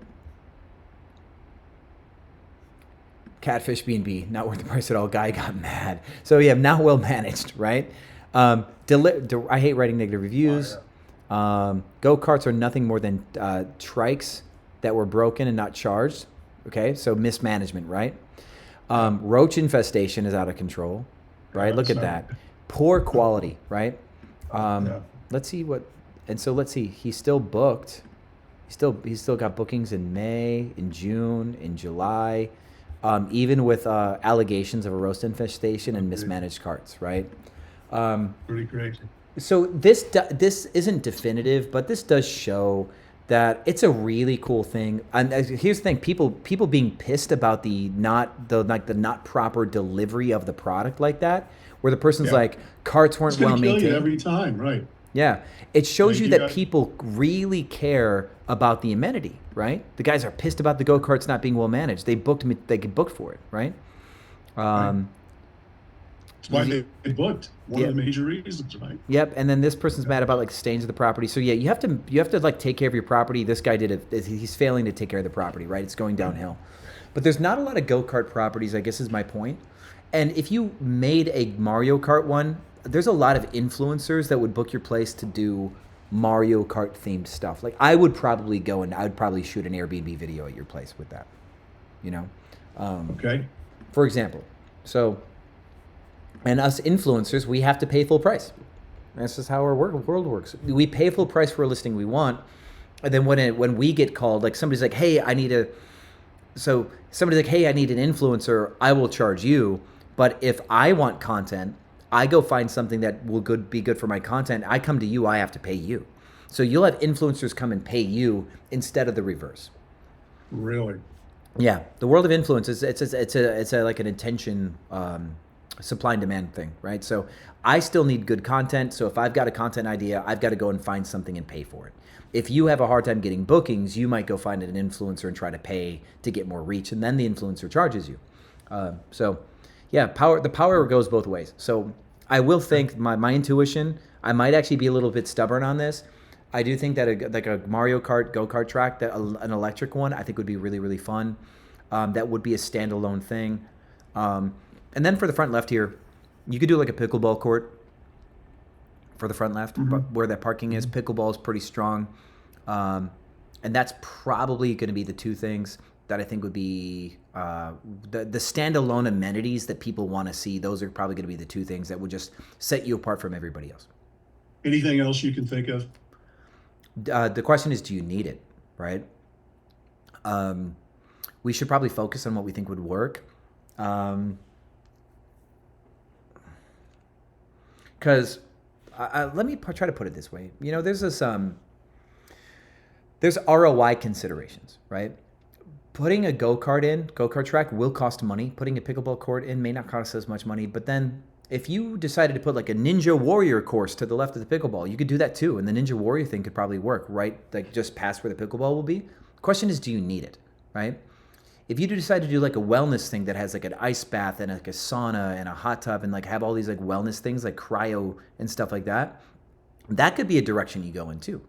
But also, do you need it? Because if the go-kart and the pickleball court carry the load, then investing in a cryo thing and an ice bath and a sauna, that's just overshooting the runway at that point. We have a room we just added. I don't know how good the pictures are at this point. A spa room that has a sauna in it, has a small workout area. We considered putting an ice bath in it.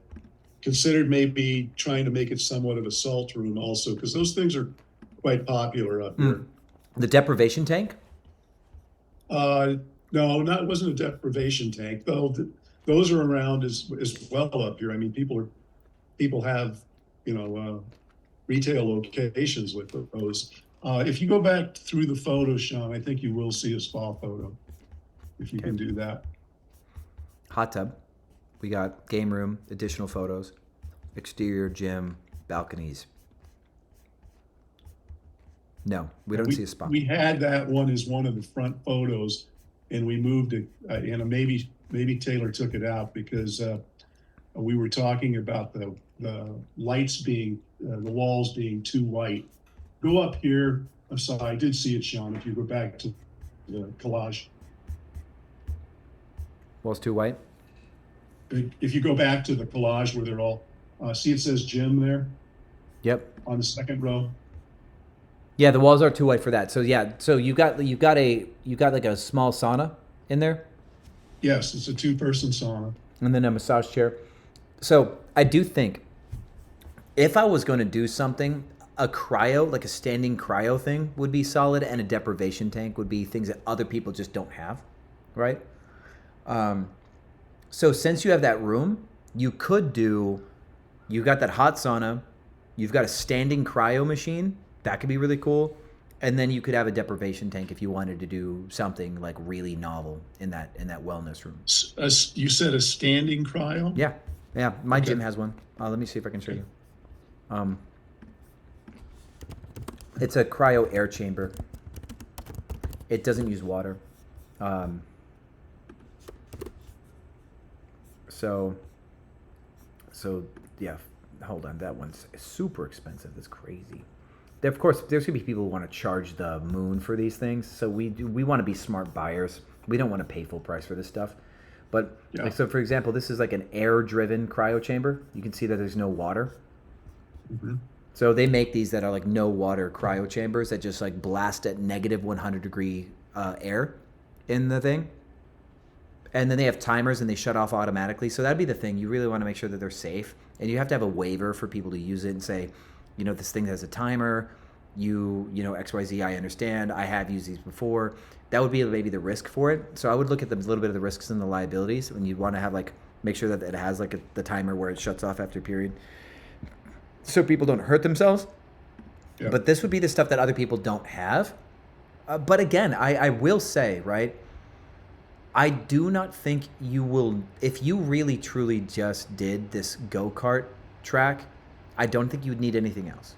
If you're looking for something else just in case, a pickleball court in the front, pickleball's pretty popular. Why not? If you really want to just unload your pocket into more stuff, like if you really just felt like you wanted to spend money, then yeah, sure.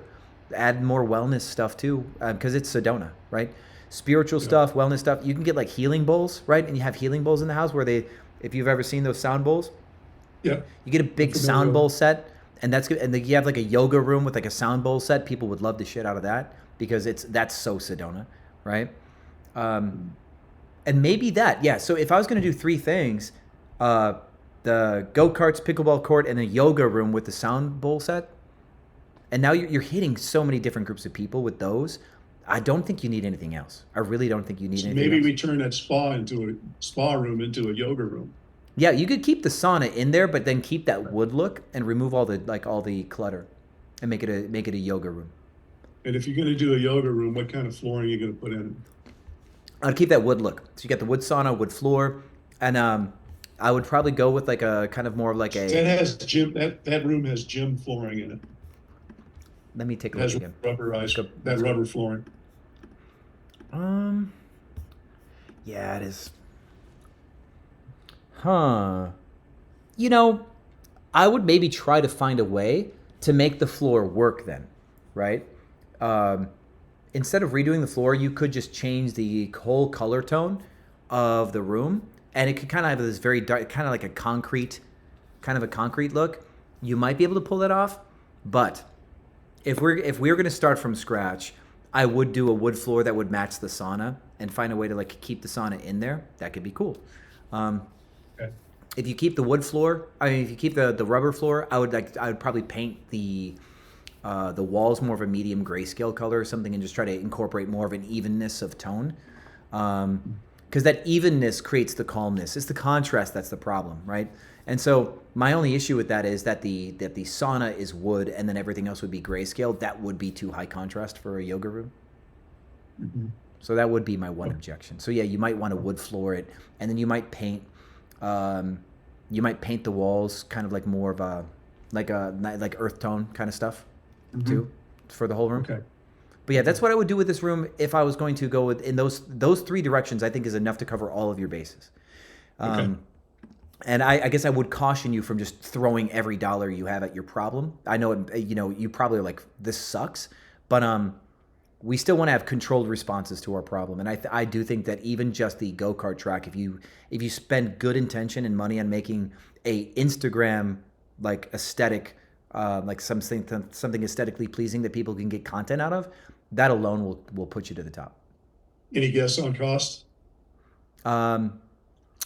That I do not know.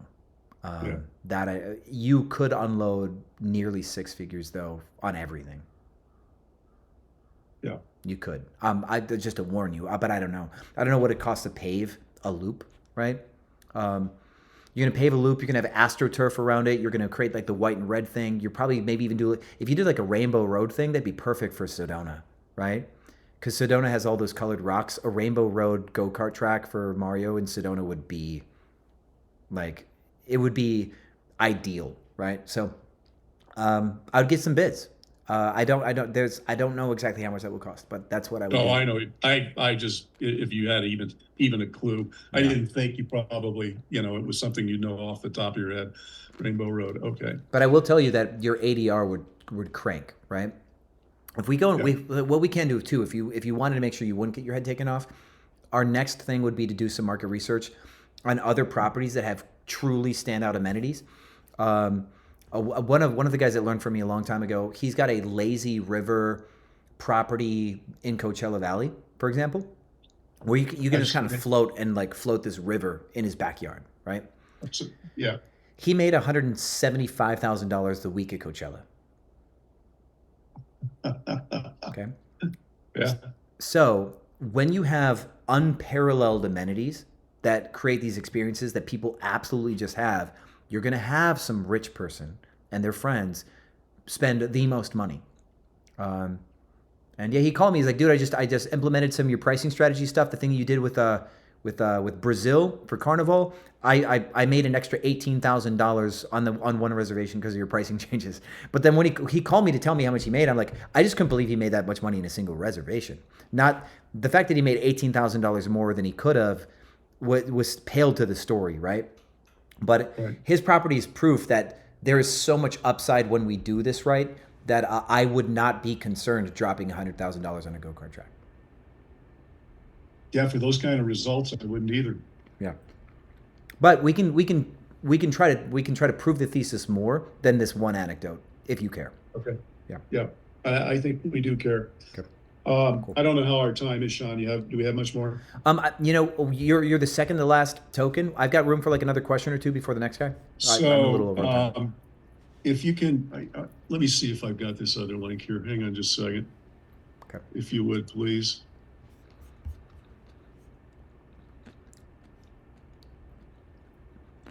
Taylor, as a yoga instructor, thinks that the gym floor is fine. She likes that. So hey, that's great response. Thank you very much, Taylor. Yeah. See if I can find the right one here. Okay. I think this is it here.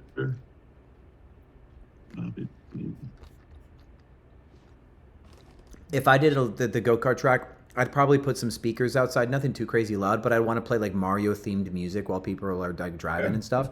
I have like cool Mario sound effects. I think it would be super fun. It'd be the coolest thing.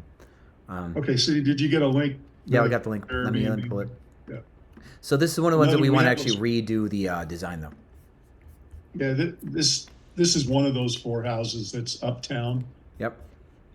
And it's pretty plain. It does pretty well, but it does really well because we're right next to like the Sedona Beer Company and all the uptown. If you know, I think you know Sedona a little bit. There's an uptown area where the Jeep tours are at and the restaurants and that kind of stuff. We're literally right next door to all of that. Yeah, I got a parking ticket with my bus up there. I parked on like a steep incline. And I got a bus parking Next ticket. time, call me. I'll make sure you don't get a parking ticket. Thanks. Yeah, I could probably use the backup that day, but we got a place you can park. Thanks in advance. Cool. All right. So, what's there going to be a round two on this? What would you like to talk about since our last conversation about this one? Well, I'd like to talk about, I guess, just a quick look at this property. I know we need to repaint. We need to do some things like that to it. Just general comments on the furniture. Probably that's mostly what we're looking for. Okay. One thing I will tell you, right? At like a lot of stuff is dependent on that was not going to be a concise way to say it. Order of operations. Some things cannot be well defined until other changes are made first, right? So I'm going to give you what I can. You shared that last week, and I get that. Yeah. Yeah. So when we do change your color for this property to be more of that, like we're talking about like Oaxaca and Taos, right? Right. When we do change that, the question will be what other furniture pieces have to change, and like your end tables will have to change, and your art choices will have to change, right? That stuff will cascade. You could probably get away with keeping the couches, perhaps, right? You could get away with keeping the coffee table, but the rug's going to have to go. If this is metal and wood, I think this is going to have to go, or it's going to have to get repainted. You could probably get that repainted. The TV stand? Yeah. Yeah. I'd repaint the blue probably to like a deep red kind of color. I can't remember the type of red, but I see it in like a lot of American Indian furniture has like more of a red tone. Yep, I know what you're talking about. So I might do something like that. But yeah, a lot of your art's going to go away. Your rug's going to go away. The stuff that's like black metal stuff is all going to go away, and we're going to keep it. Even though the art is all Sedona art. It's cliche. Yeah. You know, like somebody can walk outside, get the same view of the thing that you have on your wall. Yeah, right? That's true. So if you're going to show something, let's show something more rare, right? Something more powerful. I just think the landscape photos everywhere is just a bit cliche, right? Okay. And so you can do better, right? So yeah, you can keep the couches, you can keep the wood stuff. We might repaint the blues to be more reds. We're going to paint the wall colors to be different. We're going to strip your art design, if I'm going to try to talk to you about like Sedona art style, Navajo art, wall sculpture, right? Well, if you think Navajo stuff is a plus, I'm all on board. Cool. Yeah, because like if you so you imagine this stuff on your wall instead of a Sedona skyline, right? It's just gonna say something completely different than your. Are you on a? Hold on. I did not share my screen. Yeah. I got it. That's okay. Yeah. So yeah, like stuff like this on the wall instead is going to be completely different in like the way that somebody takes in your space versus that little like skyline, like the horizon of the stuff that they can see outside anyway, right? Yeah, we were just actually up on the Navajo reservation at Hubble's Trading Post and stuff like that. I know where to get this stuff. Cool. Yeah, and so we do want to kind of be careful. Like, I don't know if I want to go dive into a bunch of turquoise, right? I don't know if that's what I want from your space. That will be decided once you pick your wall color. But you can see how like this background wall color here, this is kind of what we're getting at. We want to get your wall to kind of have like a ballpark of that anyway. So, and also like that clay color, something that's between that like sand color and the clay color for your wall is going to be really, really solid. And it will lend to the kind of stuff that you would put on your wall. I'm not sure if I want to go nuts on turquoise. It's a little loud. A lot of people do turquoise a little bit too much. You could test it in one of your units. Like that's one of the things you can split test, right? You first go and you get your color palette correct, and you create this. Well, like I talked about, stereotypical design. Did I give you the Greek example where you could go Mykonos even though you're not in Mykonos? Okay, cool. You did. Yeah, good. So that concept, right? We go stereotypical, and now between your multiple units, sure, go turquoise heavy on one and then go red heavy on the other, right? So you go with like the red on one and you go with turquoise on the other and see which one's more popular. And that way you can pivot if one really does well and the other does not. Okay. That would be kind of how I'd split test once we get to that final mile. Okay. Well, we'll talk to Carissa about that next week. Yeah, Karis. Karis or Karis? Karis. Yeah, Karis. We'll talk to her about that next week. Yeah. I'll make sure Taylor's on the call. Yeah, because I think that final intersection, it really rests upon getting the whole home done, and then the final mile with decor, you can go in a couple different directions. This is one of the houses that we're adding a third bedroom to right now. Cool. So we're going to be closed down from June to July doing that. So it's a time to get everything done. Yeah. Cool. Yeah, 'cause that's just generally my thoughts. You are gonna scrap a lot of like your just cheaper add-ons, just a bit of your cheaper extras. Um, if you do go with the Navajo design, getting like an axe throwing thing in the backyard could be super cool. Okay. Again, real axe throwing is like not exactly safe though. There are versions they make these cheap kid ones. There's versions that are better than the cheap kid ones because they're like life size. Yeah. So we'd like to look for like I think we've seen one in one of the places we stayed. yeah. So that's probably That's a shared backyard also, just so you know. okay. Cool. That's the one downside of these properties is that's the only way we could do it. Yes. So we want one that's like not stupid, and ugly and cheap looking. We want something that looks a little bit authentic but doesn't have like sharp edges. That would be the one thing. Like if we could fit like otherwise if you can find a way to get insured for the axes, like to get insured for the real ones, if you can find an insurance policy that will cover you, great. Yeah, my wife would never go for that. Okay. I can tell you right Yeah. now. That is an But impossibility. you guys are going to hear a lot from me about pushing what other people won't do. Yeah. Because Okay. that's really a big thing. What are people not willing to do? And if we can go there, that's immediately a moat. And that's why I bring it up. If your wife's not cool with it, fine. It's a safety. I mean, it comes down to safety Yeah. thing. that Yeah, I'd she's- want to find a solid insurance for that. Yeah. Okay. All right. John, I appreciate your time today. I know you got other people waiting to get on, and we'll be on again next week. Yeah, Okay? I honestly, I tell you, you have a pretty straightforward path to your solution, which is great. I think your problems are simple. They're not necessarily cheap, but I mean that property that you have is already 90% of the way there. So if you own a property like that and you're not, you weren't planning on putting decent amount of money into the next stage of upgrade, I'd be surprised to hear that. So it may not be a cheap solution, but I think yours is actually kind of a pretty obvious, straightforward thing. So I don't think you really should have to fret so much. We just got to get to work. Yeah, absolutely. Thank you for your time, Sean. Yeah, happy to have you. Have a good day. Yeah, have a good day. Last one is Joseph. You are the last token, and then we're going to be into hands.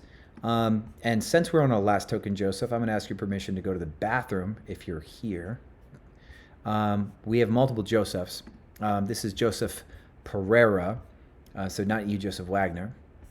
I do not see him. So let me go to the bathroom, and then I'll be back, and we're going to start on hands again. Okay, guys? Sound good? Cool. Yeah, 1 second. In the game. So let's continue on. So let me do one last check for Joseph again, see if he's here. Do not see him. Okay, so Kajana, you are the next hand. Then Jerry, Rabia, Kid, AH. We got a list today. So welcome to the front, Kajana. Hey, Sean, how's it going? Going good. Good to see you. Good.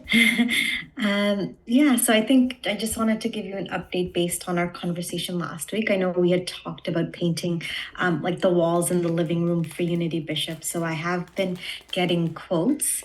The only change is like we kind of decided to go with the terracotta instead of like a yellow. Okay. And I just wanted to share, I guess, like the link for the picture. I just generated it on ChatGPT and then I shared it with Karis, and then we just decided like either the terracotta or the green would look better. Anyways, I'll share the image with you just so that you can take a look. Okay. It may not open this for me. Let's see. Oh, okay. We'll find out. Yeah, it's not going to share this image that way through the chat. That'd have been really cool, but it's not going to do it. Let me see if I can. Hold on. It's actually working. Never mind. Okay. Surprised to see it, but it's working. Blowing my mind over here. Cool. We thought the yellow was a bit too bright, so she said either the terracotta or the green would probably look better. So, yeah. I don't know.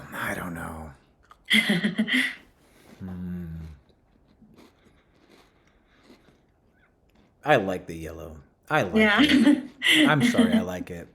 So you told Karis you wanted to change and then she recommended terracotta? Well, I sent her this picture and she didn't really like the yellow too much. It could have just been like the shade. Maybe I'll try like different shades of yellow and see if like I can get something a bit more darker. Try to desaturate the yellow just a little bit more. Okay. Something like that. Because Yeah. the chairs and the yellow have a relationship, and that's really the thing I think I'd be focused on. Okay. Yeah, but I just wanted to say, like, I'm on track for that. I'm getting quotes. I'm hoping to like get somebody in by maybe like the end of next week to start painting. It's probably the handyman that I usually work with because he's like the fastest.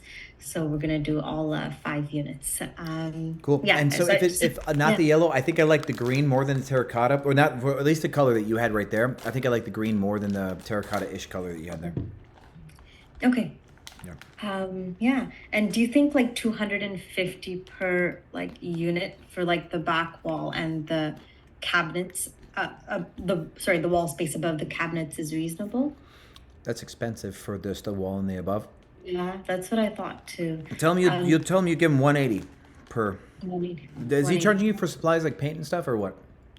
Yeah, like I would have to pay for paint as well. So, Right. yeah. 180 because you're doing 5, 180. right? Yeah, fine. Okay. Yep. That sounds good. And then I was wondering if you could just take a look at one of my other listings. Cool. This is also in Dallas. It's in Trinity Loft. Overall, it does well, but like when I started looking at like the neighborhood data and whatnot, like you had shown us, it looks like my pricing is a lot lower than like the average. So I just wanted you to take a look. Cool. Do I have your Price Lab stuff yet? Yeah, you do. Okay, what's your email? Yeah, I'll just send you my email and then I'll send you my listings because now I'm integrated with Hospitables. So, yeah, give me one second. Cool. So these are both like identical listings in the same complex. So I have them mapped as like parent-child listing. I don't know if I should have it like that or if I should have like unique pricing for each listing, but yeah, you can take a look and you can let me know. Okay. I don't know why it's popping you up as Canada.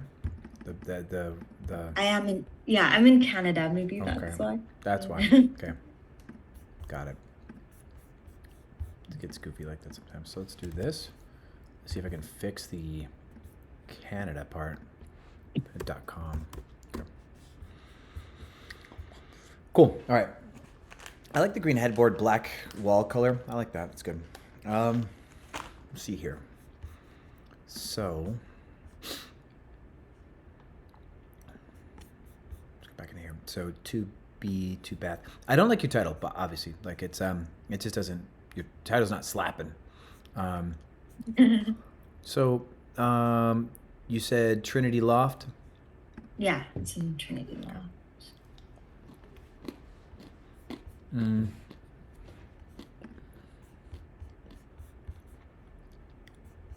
Let's see here.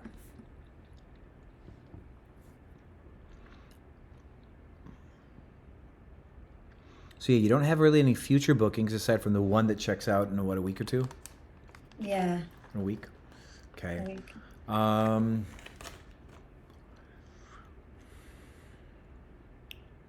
Yeah, I think you've got a desirability issue. Can you go to your Insights tab and tell me what the conversion data is on this? Yeah. Cool. So sorry, it's the 2-bedroom heart of downtown near Dallas Zoo and Museum. Is that the one you're looking at? I'm looking at the 2-bed, 2-bath heart of downtown near AAC and Aquarium. Oh, okay.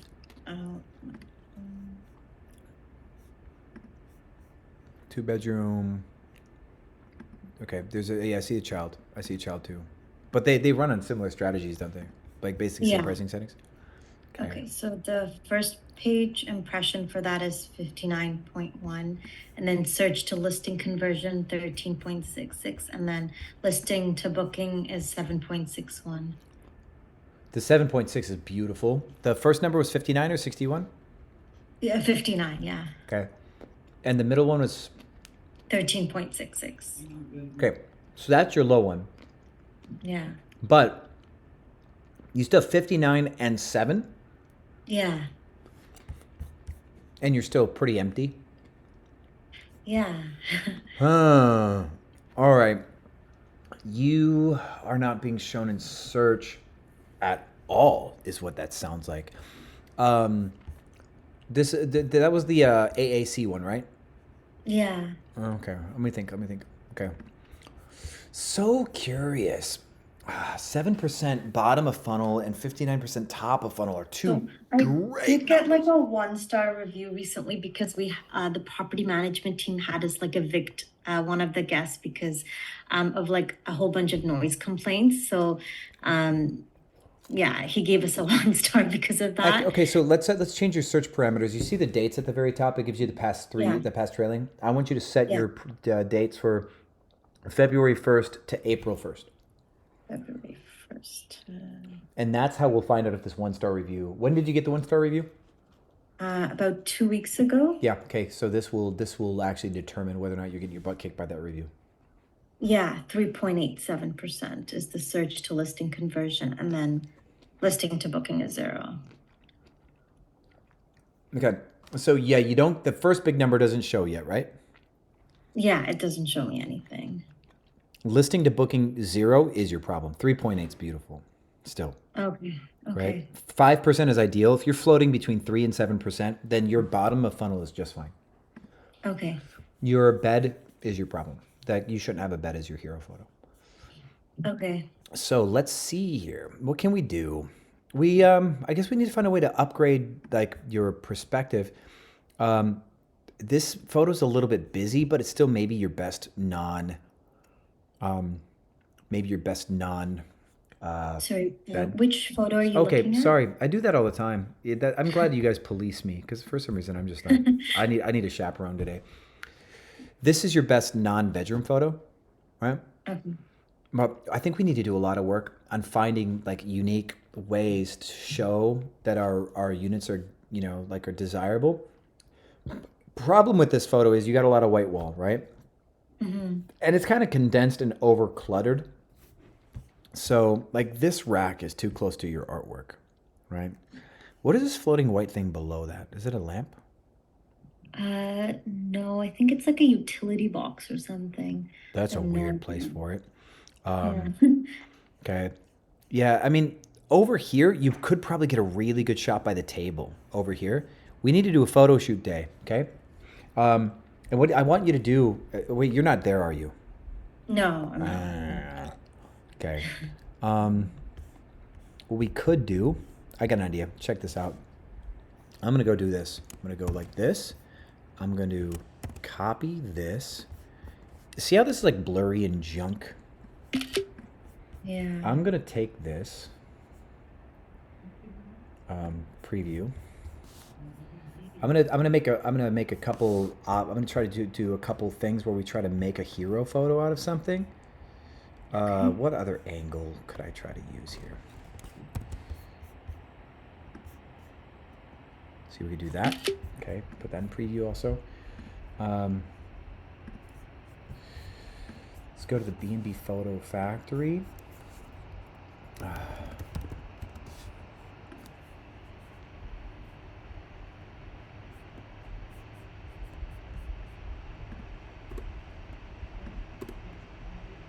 Come on.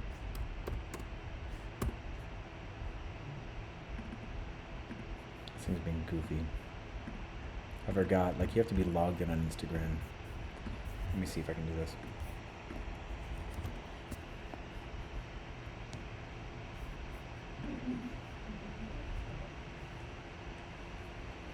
I should probably keep the link off of Instagram, but oh, give me a freaking break, guys. 1 second. I do not want to have to go through all this login problem. Give me a break. Okay, let me get, okay, steal my phone. 1 second. This is the one thing I don't like, is I've got to, I'm using my phone as a camera, so let me just fix this. We're gonna get on this, we're gonna recreate a couple photos. I got an idea. Go to B&B Photo Factory here. Grab the link.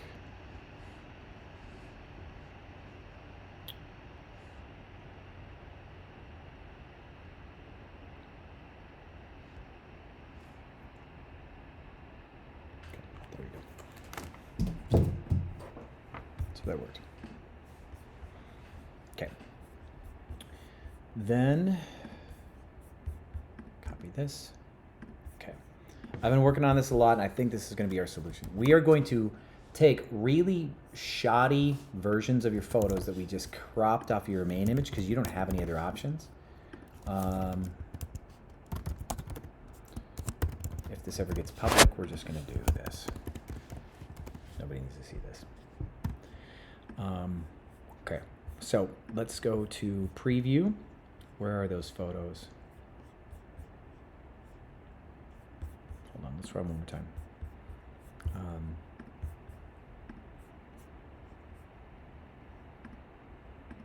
Let's go to your listing. Okay, let's run one more time. I did already do these. This one. Preview. Where are you getting saved?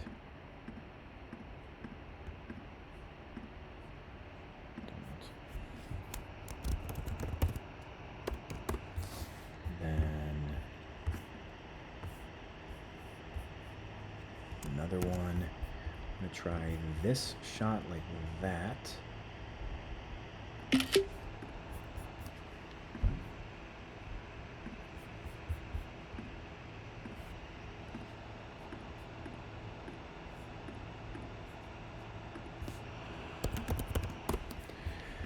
Then let's see if we find another couple candidates for hero photos. Maybe.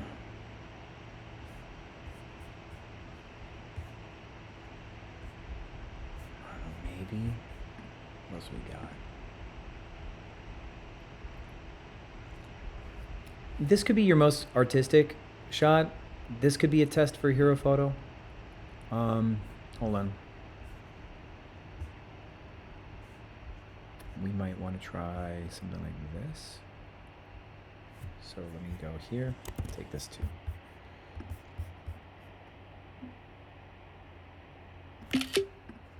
Okay, so what I'm going to do is I'm going to just make 3 new photos using AI. Let's see if it does its job.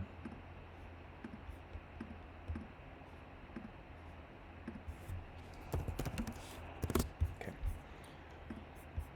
So where's the factory photo? Okay, link spaces.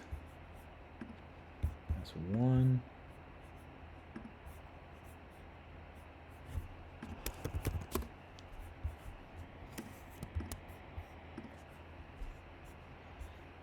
Okay, let's test these out.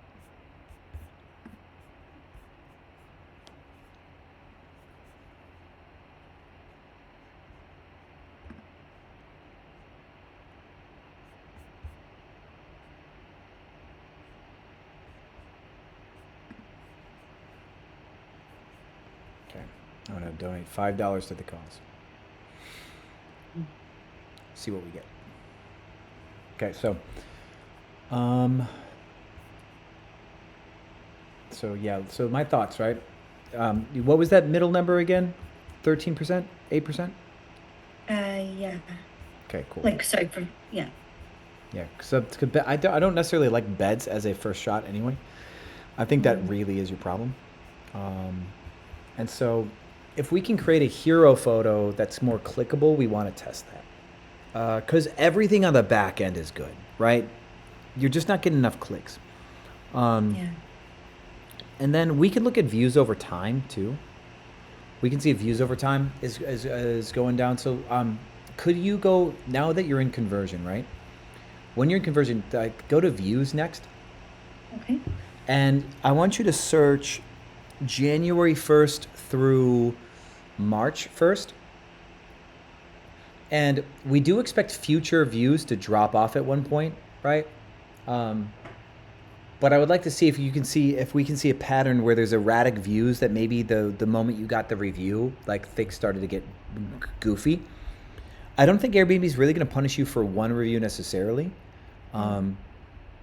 That's just like, Yes. I don't think that's going to be the case, but tell me if you see, like, if there's like a cratering, like where you just had like a dip and then it kind of like reverts back up after a couple weeks. I think like January 19th, I see a bit of a dip. but for that period, it says total first page impressions is 2,348. And then it's just kind of been low, but yeah. Well, yeah, the future will drop off because in the future, the Yeah. farther future, the less views you actually get. Yeah, so yeah, I see a dip like January 19th.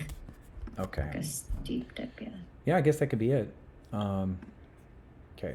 So yeah, so here's what I did. Let me show you. Switch share to preview. So what I did is I zoomed in, and I took crops of your listing that were hyper blurry, right? Because they're overly cropped. And I used AI to regenerate the photo because it understands what's in your. So this is an AI regeneration for this shot. You see that? Yeah. And this is an AI regeneration for this part here, right? So I was able to like take, if we go in and now let me try to show you what the original shot looked like. Let's go in, preview, Hero 3. Yeah, this might be Hero 2, percentages, preview untitled. Where the hell are we?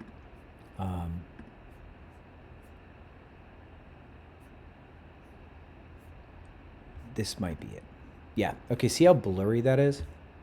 Yeah. See how that like it's like kind of it's blurry, so nasty. blurry. Yeah. Yeah. So what I did is I just took this shot because what we wanted conceptually this shot, and then I went in and I just had like an AI regenerate these shots.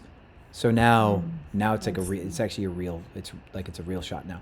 So I'm gonna give you these three. I'd like you to upload them to your account. And I'd like you to test the one that you like the most. And if one of them works, you can just give me my $5 back. Okay. Sounds good. Okay, cool. So let me go into Zoom chat here and upload them. And let me try to go back and go back to see if I can get out of here. So this form too, if any of you guys ever kind of want to do what I just did, I'm gonna give you the form for this site. There's tutorials on how to take your photos too if you just don't know how to take them. But yeah, let me go to computer. Where is this folder? Yeah. Let's see if I can do. Okay, I have to maybe upload one at a time. Of course.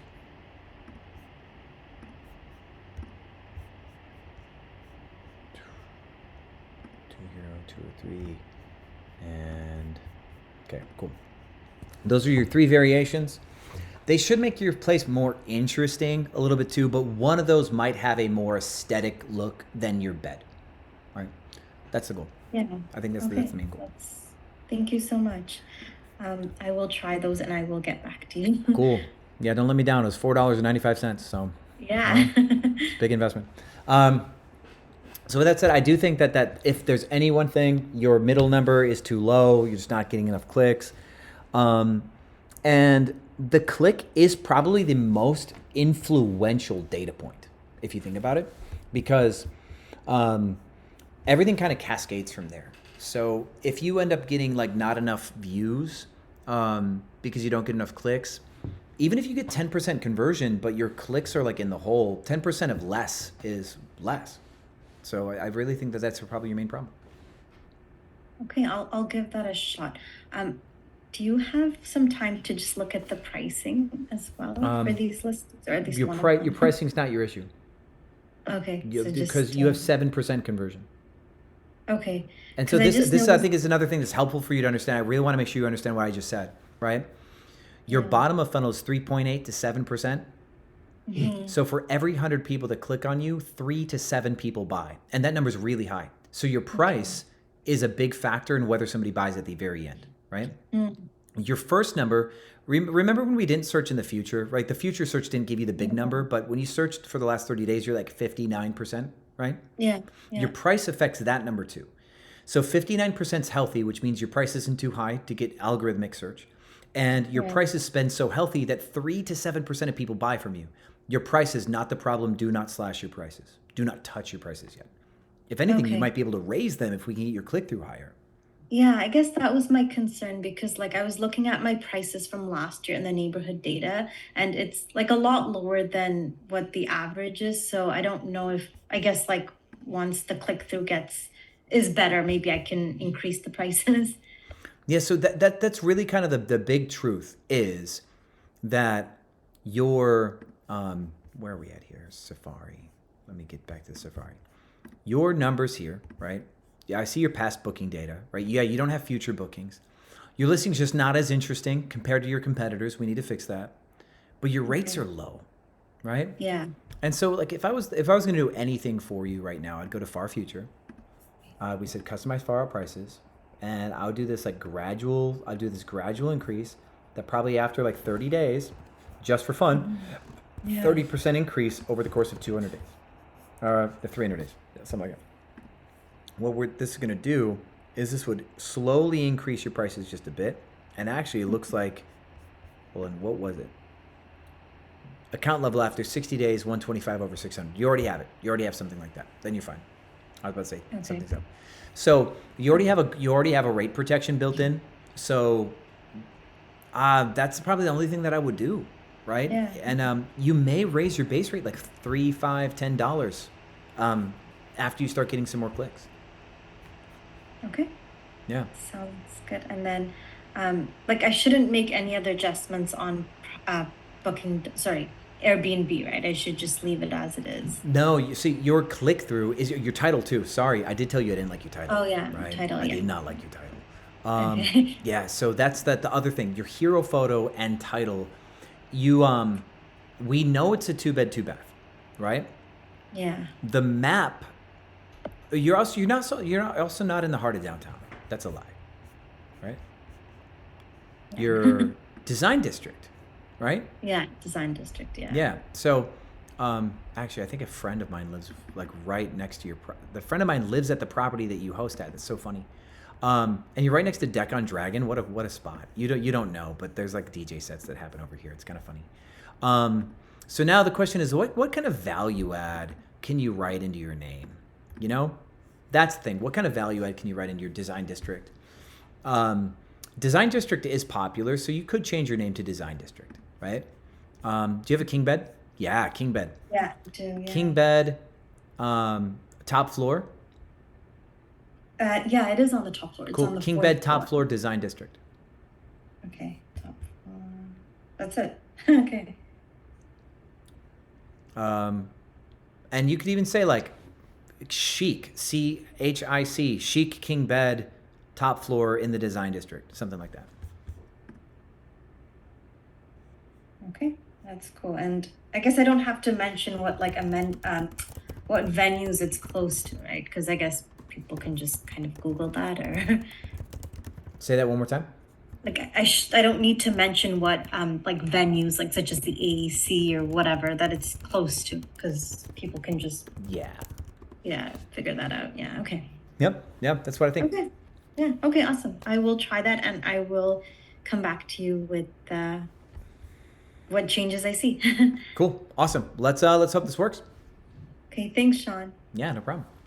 All right, we have more hands. Let's get to this hand list. So Jerry, you're next, and then we do have plenty. We probably have like 8, 9 hands. User, your Zoom user, the one who asked the questions. You're at the back of the line. It'd probably be about 3.5, 4 hours. Just so you know, just so you know how long you're waiting. Since we got like 8 hands. But Jerry, welcome to the front. Hey Sean, what's good? How you doing today? Good to see you. Heck yeah. Yeah, I've had an eventful week. Monday, I did a practice call block, and all week was doing walkthroughs and pitches and stuff. Cool. Did good. I got 100%, no problems on the calls. Everybody agreed to do the walkthroughs, and then on the walkthroughs, I got 0 no's. I got a couple hard yeses, a bunch of soft yeses. Love that. Great work. So. Yeah, I feel really good about it. Was not expecting to do that well at all. Well, you practiced, right? You prepared. A lot. Expect to win. Plan to win. So good job. So I guess I wanted to kind of go over some things that were coming up, like the commonalities and how I could better negotiate. Because I'm very confident in getting the yes. Like the pitch, I'm solid on. It's just like kind of fine tuning those negotiations and how to pivot when they give you a no. Okay. Which you haven't got yet. Right. Well, yeah. And so like I've been pretty. It's 1 month free rent on the front is I can get pretty easily consistently, and then the term. Most of the time, I can get them to do a longer than 12 months. Most like the idea of the 3-year deal. And then one thing that they're really not budging on is any discount on the monthly rent. So that's one everybody seems to be kind of adamant about. And then like I've ran into a handful that even wanted to, like, because it was so far out, they were kind of worried that they might need like a little bump in rent at every 12 month. Is there? So yeah, you could say that, you know, rents can follow the market. Like you can agree to have rents follow the market. Okay. Now here's the trick, by the way. This is very cunning. I want you guys to pay attention. When we offer that rents will follow the market contractually, that means up or down, okay? Right. We do not say down in our negotiation, but we do word it that rents will follow the market no more than X percent, okay? And you'll say, yeah, because if the market goes up 10%, we're not going to pay 10% more. We'll pay up to 5%, right? Okay. So rents will follow the market. Rent rates will follow the market, but to no more than 5%. Is what you'd write. Now, what happens is next year, if the rents go down, they have to drop their rent. Okay. They didn't see it coming, but they assigned to it. Do you think 5% is like a good one to start at, or yeah? Or most people ask to increase rent 3% a year. Okay. But now what you've done is you've offered them 5%, so they get greedy. If the market goes up 5%, they get that opportunity. They don't even think about what if the market goes down. Nobody ever thinks about it. Exactly. Which this market, I think, could definitely go down. Yeah, we're in that time of the we're in that phase of the cycle. Yeah. Okay. No, that's awesome. Yeah. Because that was something that I was running into, and I was like, I don't know how to work this, but yeah. So that's awesome. And then the lease start date varies. Some of them were like super hungry. They wanted me in like next week, and then some were like, shit, I don't care, 4-6 weeks, that's fine. So that was varied case by case. And then waiving the deposits, I was pretty consistent. That's not a big deal. I can pretty much get those waived almost every time. Cool. One tactic I was using, and you can tell me if I'm being dumb or not, some of them are like, I really need a deposit, blah, blah, blah. And I could see them kind of tensing up. And then I was like, okay, well, what if we waive the deposits, but I give you first and last month's rent? Do you think that's a dumb tactic, or? I'd like to give them the first 2 months of rent instead of first and last. Oh, okay. Yeah. Okay. Because giving them an extra month of rent that they have access to that cash, yes. But last month's rent, they get access to the cash because they don't have to put it in escrow, but it doesn't give you any advantage, you know? Okay. So unless you have a shorter lease term. So like if you did a 1-year lease term and you first and last no deposit, then you catch back up in a year, right? But on a longer lease term, then you just paid last month's rent for like 3 years, right? Not cool. So I try to say we'll give you an extra month of rent up front instead of last. Okay. Yeah. And they can spend that cash. Since it's not a deposit, the extra month of rent up front, they get that cash in hand, they can use it. So that is an advantage. The fact that it's rent instead of deposit, they can use the cash. So, but you don't have to offer it as the last month. Okay. And so like typically, the negotiation flow, by this point, I'd already have negotiated like the term and then like those upfront concessions. And so if I pivoted and did this, in this scenario, it'd be like, okay, I can give you the first 2 months of rent and then that month rent of free that we negotiated before. Is that kind of how I would word it? Or first 2 months of rent and then what? And then like if I had already negotiated 1 month's rent free upfront for them? Yep. So you'd pay the first 2 months and then you get the next month free and then you'd continue. Okay. Yep. Okay. Cool. But Yeah. I would try to now, like, longer lease term is how we get longer concessions, Yeah. right? So we get everyone to agree, and then we say, okay, tell you what, we'll do a longer lease term, and then it's a give and take, right? Mm-hmm. And that's how we get an extra. But then also, let's say you've exhausted the give and take of lease term for free rent.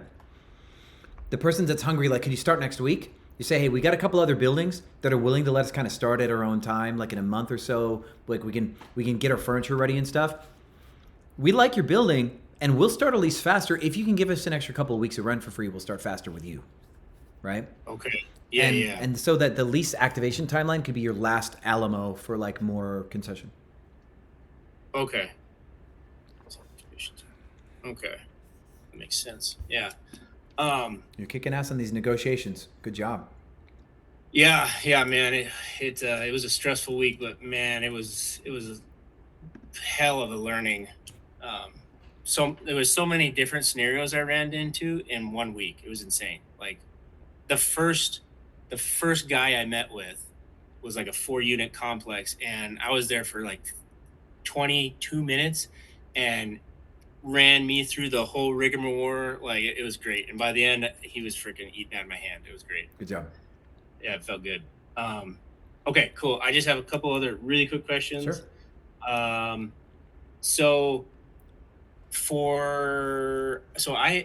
don't know why I didn't think of this previously, but I actually have my contractor's business still active.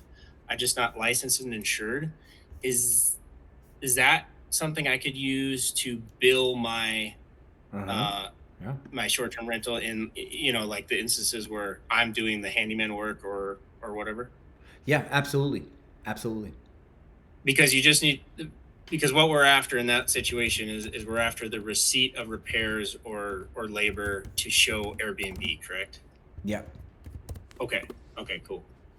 And then from like a bookkeeping aspect, it's really not a big deal, right? Because like I'm not actually paying my contractor company, right? Like it's just like I just need the. If you want to be legit, you would pay your company. Okay. And then you'd have the full paper trail, and it would be completely honest. But yeah, you could show your invoice, and Airbnb could approve based on the invoice, and thus you don't have to pay to get Airbnb to accept it. But at one point, maybe you should like have legitimately a separate company that does the things, and you do pay it, and everything flows correctly. Because who knows, at scale, you might need it to look right. Okay. I mean, I can. I mean, shit. I have the company already, so okay.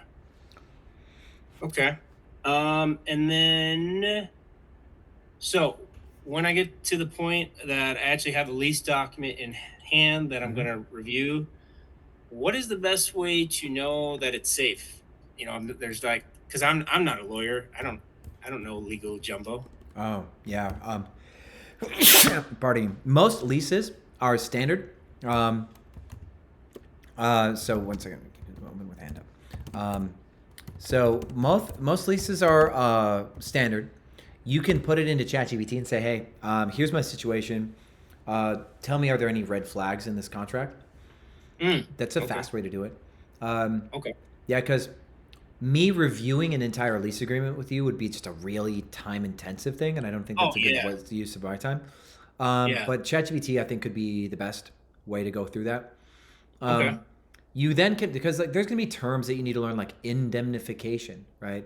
And so yeah, as you go through the contract, if you see a funky word, you're gonna want to look up that word, and it's a rite of passage to kind of learn the contract language. So if you do hit a couple things that you think are goofy, you can come here and say, hey, I think I see a couple goofy things. Here's what what's up with these terms and these things. Okay. And I can tell you from my experience whether or not they're like fair or whether or not it's just like standard or stuff like that. Yeah. Okay. All right. Okay. Last question is, when I go to order furniture and supplies, I guess I was thinking of just having it shipped to my house initially. That way I don't have to worry about like timelines and shit. Yeah. Depends. How many units are you going to start? Well, it all depends on Wasim and his crew. Well, you're negotiating your deals right now. Why do you need Wasim? This is all practice. All this week was negotiating and just Okay. practice things I don't even care about. So so what you're saying is actually you you got these buildings that you don't even care much about. Yeah, I'm not even signing a lease with these people. I Okay. already called them this morning. And I was like, sorry guys, we decided to go with other options. Okay, cool. Yeah, because if you didn't like them, if you didn't like the doors, okay. But you might find that you like some of the doors, right?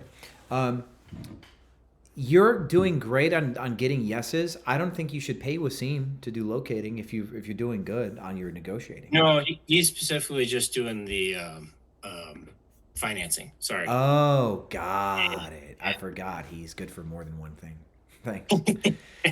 Yeah, I guess it does depend on how much cash you have in hand. So if you do multiple doors, I guess my point is you would sign one lease, get things sent there over 2 days, activate 3 more leases, set those 3 up, but you got all the stuff like you got 4 units of stuff sent to one apartment in the same building. Right.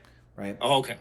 That saves you the cost of moving 4 units worth of stuff. Imagine having movers in a box truck, right? Yeah, for sure. 2 days of rent is, let's say the rent's $2,000, right? That's $70 a day for 2 days of rent. So for $140, one of the units becomes a staging area to receive everything. That's cheaper than hiring movers to move 4 apartments worth of boxes and furniture, right? Okay, because all right, I got a couple follow-up questions because I have this idea in my mind if this company would actually sign with me and if it would be a good deal because they have like they're all the box checks, right? Like they're the type I'm looking for, right neighborhood, everything, price, everything. And they have 11 units in this subdivision and like 80% of them kind of fall within my criteria. And so I'd love to just go up to them and be like, yo, I'll take 4. Let's wheel and deal here. So that and 4 of them are actually side by side. So it's exactly that situation you're talking about. And so if that were to happen, I would want all the leases to start at the same time, or do I stack them? So like the standard protocol of like starting one for staging and then starting the other ones as you can do stuff. There might be some slight variances, right? So here's some exceptions, right? You may need more time for like putting up fake walls or painting, right? Mm-hmm. For like a singular unit. You would start that lease the same time that you start the one where you would receive stuff, or you actually receive the stuff at the one that you have to do all the painting and fake walls if they were like different floor plans and stuff. Mm-hmm. I think your design style per unit and the needs of each unit could determine which ones you pick up first and which ones you pick up last. So are all of them going to be like the same bedroom count? Or yes. Okay. So, well, I mean, unless they want to really cut me a good deal, yeah. Yeah. So yeah. I like getting studios up first because they activate at a shorter lead time better, and then like 2 bedrooms usually take a longer lead time. So I like getting my cash back faster and getting like a few studios up right away. The cash comes sooner. The rent on the 2 bedrooms higher. Right, so like I would sign the rent for a studio to receive stuff, and then I would start the activation for 2 more studios to get those up, and then I would start the 2-bedroom lease third, right? Oh, yep, that makes sense. And then I'd set up the 2-bedroom. So the last one that actually gets done is the initial studio, but it's because the rent's the cheapest. But I go studio, 2-bedroom studio would be kind of like the way that I would do that as far as like cash recuperation. Okay. So I think once you have your hands on some lease terms, and you have your hands on some floor plans, we can talk about like kind of strategy. Yeah, we can actually get like granular on that. Heck yeah. Okay. Cool. All right. Well, awesome. Yeah. Great info as usual, Sean. Of course. Appreciate you. Congrats on your good pitches. Good job. Yeah. Just trying to fine tune things now. Well, so far you've got a really good success rate. So the fine tuning is just like feel natural, positive mindset. Expect to win, right? Just recreate what you've already done well with those pitches. Yeah, for sure. All right, thanks, man. Yes, Have sir. a good one. See you in the next one. Heck yeah. All right, Rabia, you're next, and then Kit and Angie, Christian, Joseph. We got a roster. So Rabia, welcome to the front.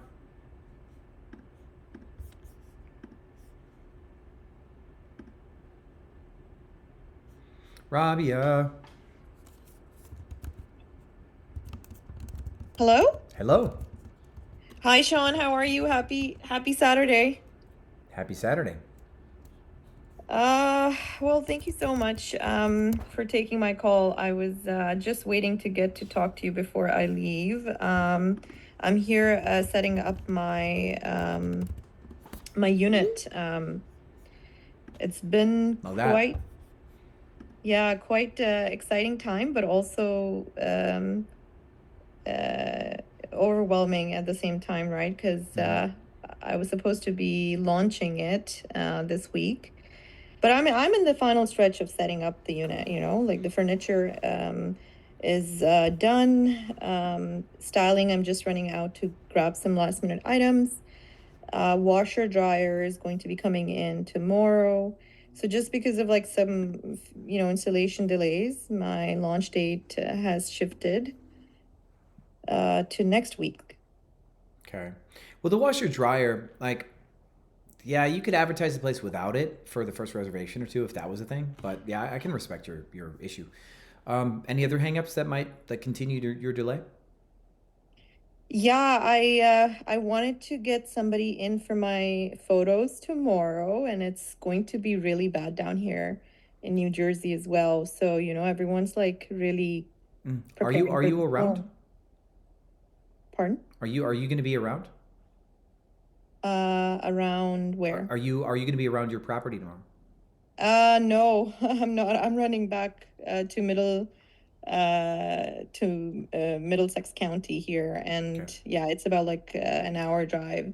Okay. I was here from the past 2 days, just kind of like understanding the neighbors, and it was quite loud last night. This is like a neighborhood of students, and so I was like, okay, so thankfully, the neighbors are also loud. So even if I get somebody loud, it should be okay. But I'm taking your advice from last few weeks, and I'm setting up exactly as you said. So I have like the minute device. I have one question I had for you was, this is a multifamily, right? So I have my apartment on the very top floor, and I got the Ring camera, which is going to be which is installed at the the main access, which is the front door. Yeah. Do I need another one outside my apartment unit? No. If you have a Ring outside the outer perimeter, then that should be fine because you're gonna have 2 units in the building. But no, this is just one for now. Well, then you wouldn't need one on the outer perimeter. You would just have one only at your door. But having one on the outer perimeter is cool. So yeah, you don't need 2 though. Okay. So I really wanted to jump on this call, kind of do a sanity check with you, and also motivation, as this is quite draining, to be honest. Yeah, it's a process, right? You either learn to love the suck or get numb to it. Like it's a thing, right? Yeah. And so you find yourself a bit overwhelmed by like the changing of like the timeline, things not going according to plan, typical kind of stuff, right? Yeah, and also like the cleaners. So we have quite a bit of options here. So we have Turno for Airbnb and midterm as well. And then I have like put advertisements. Like I've also asked people on Facebook Marketplace, for instance. I've checked in with my property manager. So there are a range of, so I know like I have been listening to, other folks on in your program, and you suggest hourly. So I tried that, and most of the people are either, because this is a big apartment. This is like 4 bedrooms. We're gonna have 4 beds to wash. The kitchen is not very big, but it's like, I would say approximately like 15 to 19 or 16 to 1900 square feet. So so this one person said I can do it for 180 per turnover. So it's just like forming the systems, which is kind of making me a bit nervous at this stage. But I think I'm gonna be okay. I just want to be also kind to myself that this is my first unit only. How many bedrooms is it? 3 or 4? 4 beds. Then 180 is fine. Yeah, 180. And then I thought that was reasonable, and I told her I'll pay her extra for the deep cleaning, or like if guests leave dishes in the sink, I can pay extra for that. What's the other thing I wanted to ask you? Yes, I actually put 2 king beds in this apartment, and I put 1 queen and 1 double.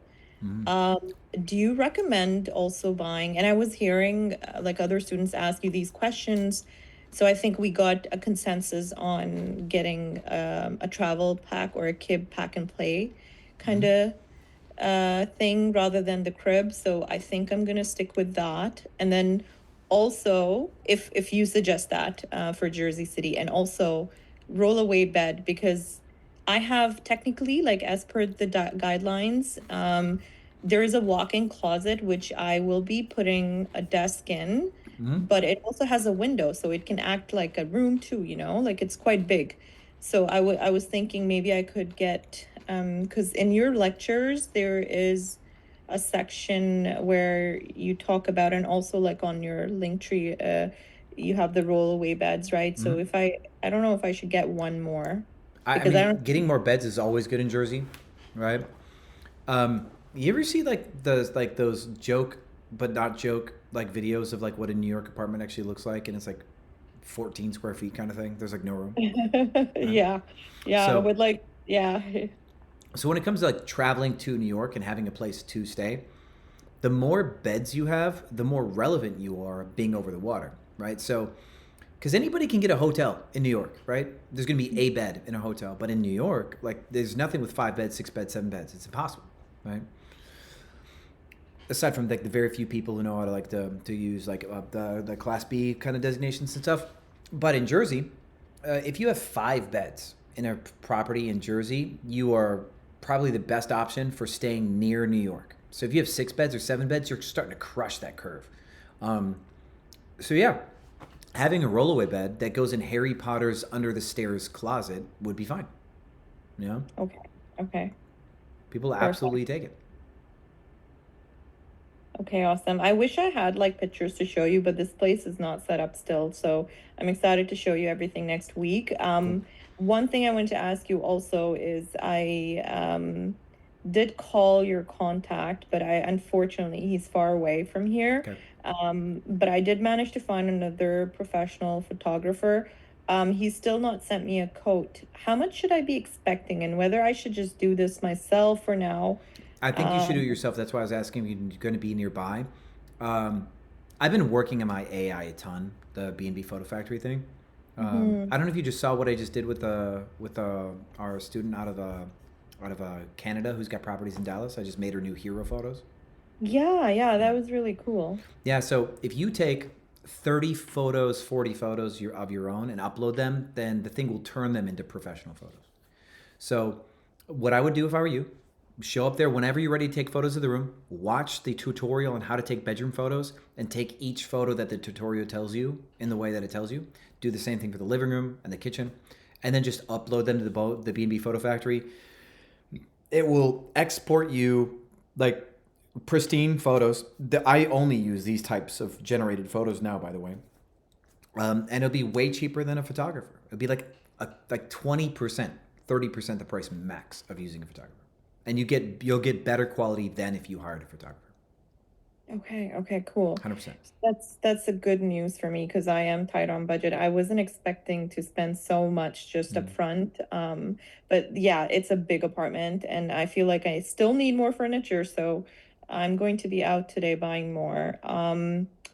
One thing, so that's good to know. I will look for a sunny day, come here like early afternoon, and then get my camera rolling. Would you recommend doing it like with the iPhone or DSLR? You can just do it with your iPhone. You don't need a sunny day.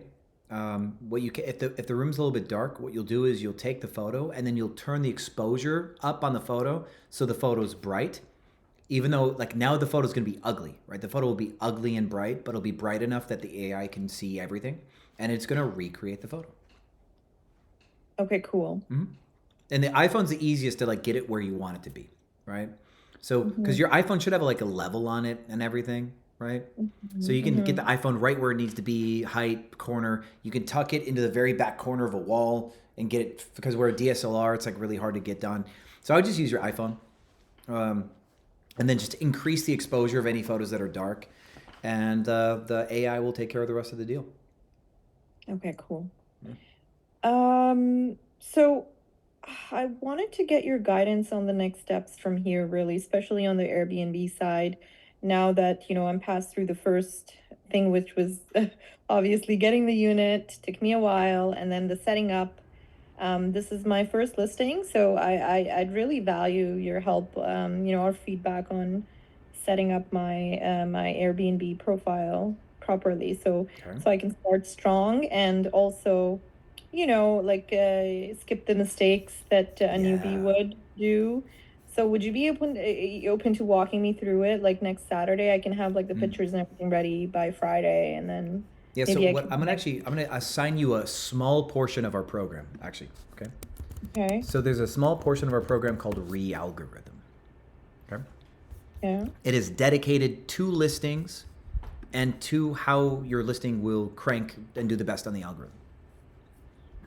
So we do one every single year. And so I have a presentation per year. I think this year's, obviously you need to watch this year's because it's the most relevant. But then year 2, we spent a lot of time talking about like proper copywriting. So I would watch this year's Realgorithm where I go through the whole listing thing, and I'd go watch Realgorithm 2 to get if you want to learn like really how to do good copywriting. Those are the 2 that I would watch. And then maybe watch the 3rd one if you feel like you just got a bunch of extra time, then watch Realgorithm 3. You don't have to stay for the listing review side. I just do like a lecture, like I do like a 45-minute to 1 hour lecture. And so watch those 2 lectures for the most new Realgorithm and then Realgorithm 2 to get everything you really need to know about Airbnb listings. And then you can get your listing pretty much created. And there's no new listing boost, by the way. So what you can do, create your listing and just set the price to $9,999 a night. Okay. Because there is no boost for a new listing. You do not have to wait to publish.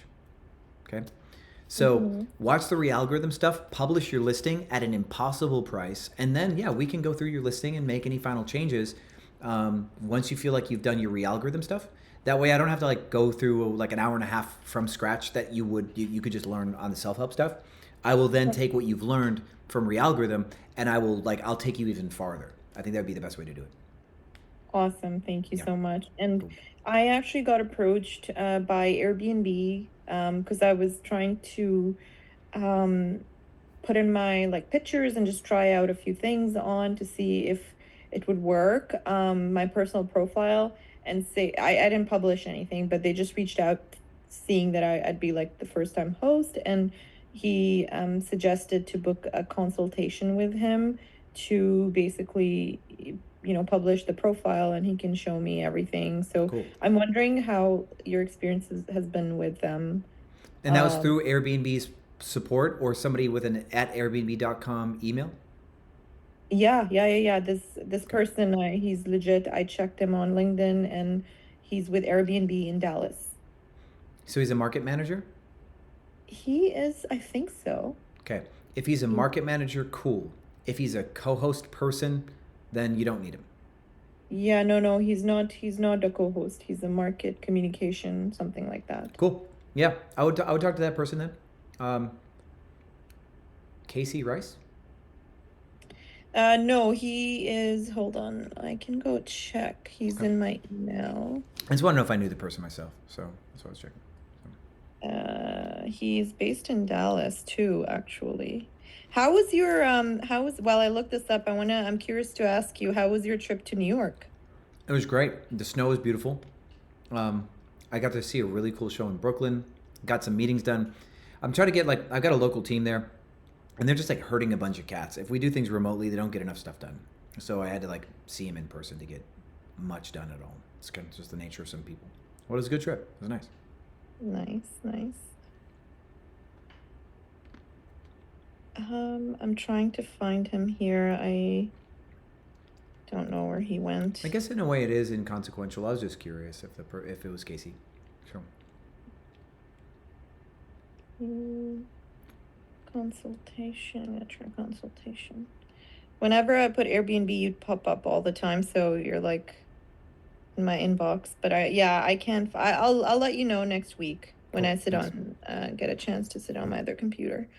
But yeah, maybe I should actually book a consultation with him as well. I was just, because I wanted to basically build a profile which is separate from my travel profile. Yep. So this is more like a business sort of a setup. But I remember your advice on it's better to actually put your name and a picture and, make it a real human. So I'm open to doing that as well. I really like the idea of using your travel profile with locations that you visited to really develop your host profile. I really like it.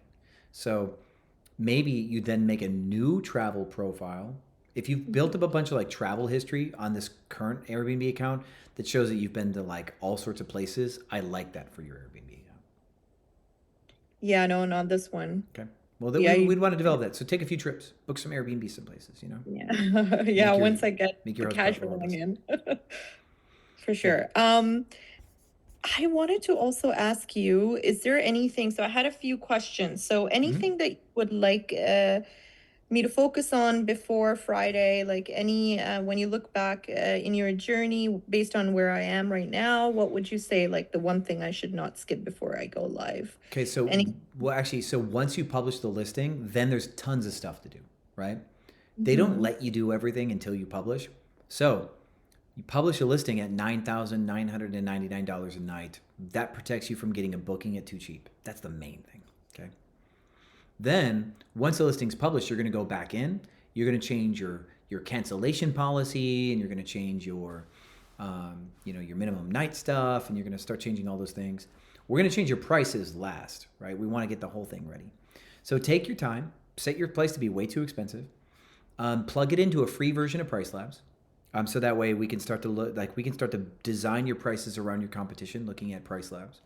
And once we're ready to go, we will change your prices to then be ready for business. That's going to be the main thing. So I would like you to create your listing and get it plugged into Price Labs, because I would like to know if Price Labs thinks that your rates should be higher for FIFA.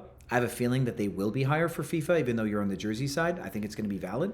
So before we drop your rates to get bookings, that's as far as I'd like us to go. Okay, yeah, it's only 20 minutes like from the light rail here, so 30 minutes to the MetLife Stadium. I think I already see my competition here promoting FIFA. Yeah, I had a feeling. So yeah. So okay, I will do my homework. I'll try to get everything lined up for next week. Perfect. I know for the photos you would want me to do a whole staging, but like if I don't have anything set up, for instance, there are minor things that are still missing. Am I able to change the photos later on? Yeah. Okay. So like the thing that I really like about what we've done with the Photo Factory one is, let's say you take a bunch of photos and you get those done, and then you need to 5 days later take 4 new photos. You can just go and upload those 4 and just have 4 edited. You can edit by the photo. Okay. Yeah.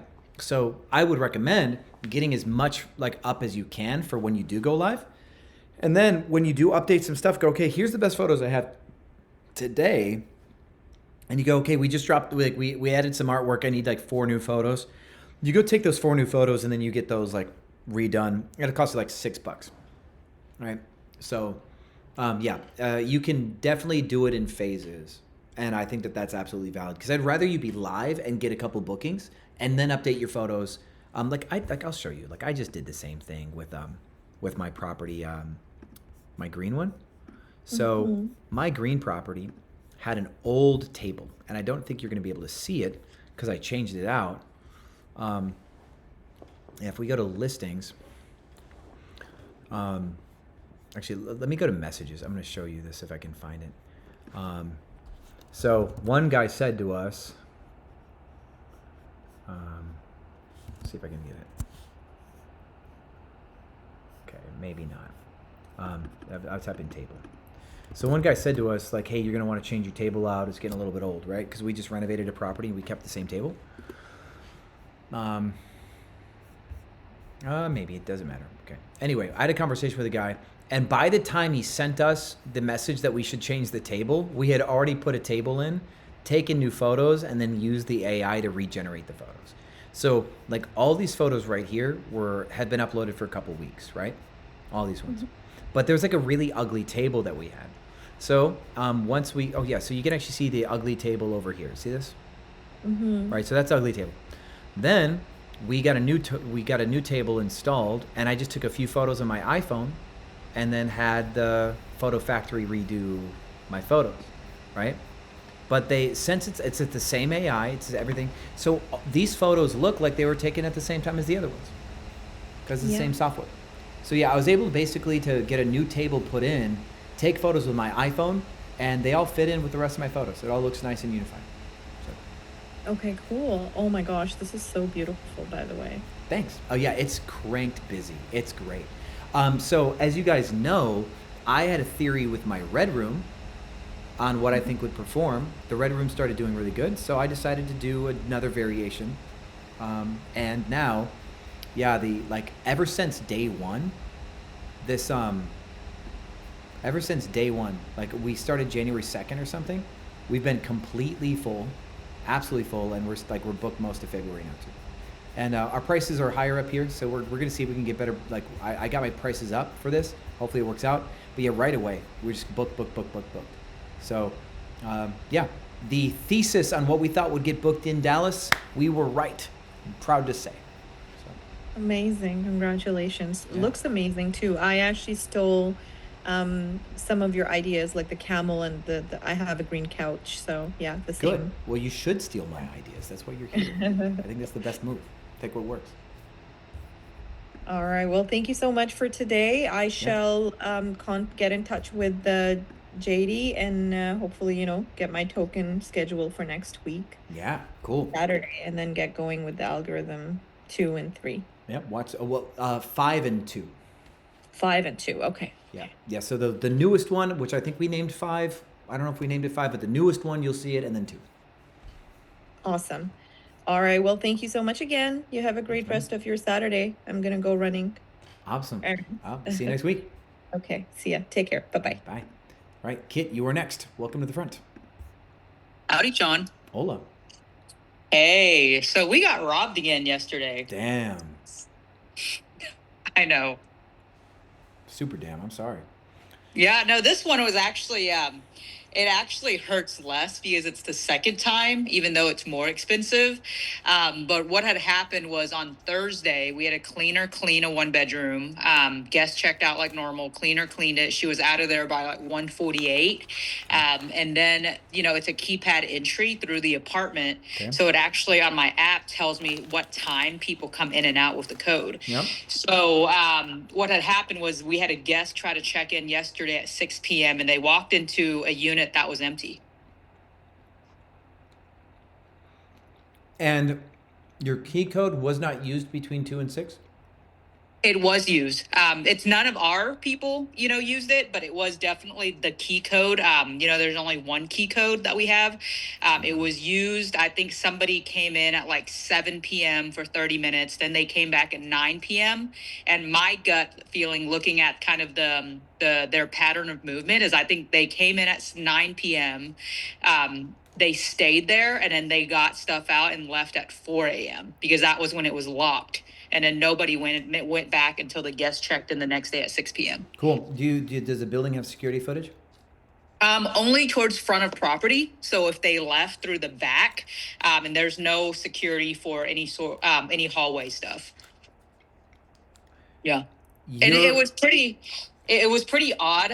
It was a very clean burglary. Like nothing, like they didn't damage anything. They didn't rip or destroy anything. They took all the silverware, all of the plate, bowls, everything, all of the pictures off the wall. They took the TV that was mounted. They left them out.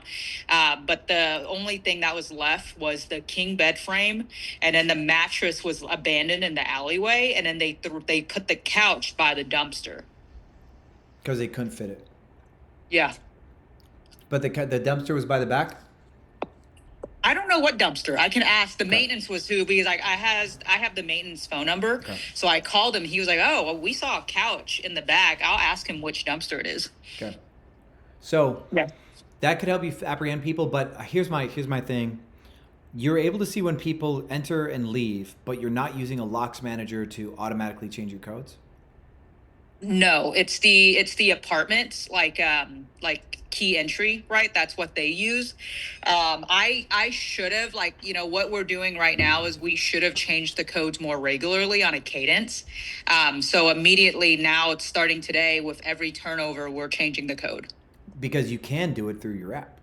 We can, for most of them. The property actually has to like manually call corporate and onboard us in. It's with Greystar.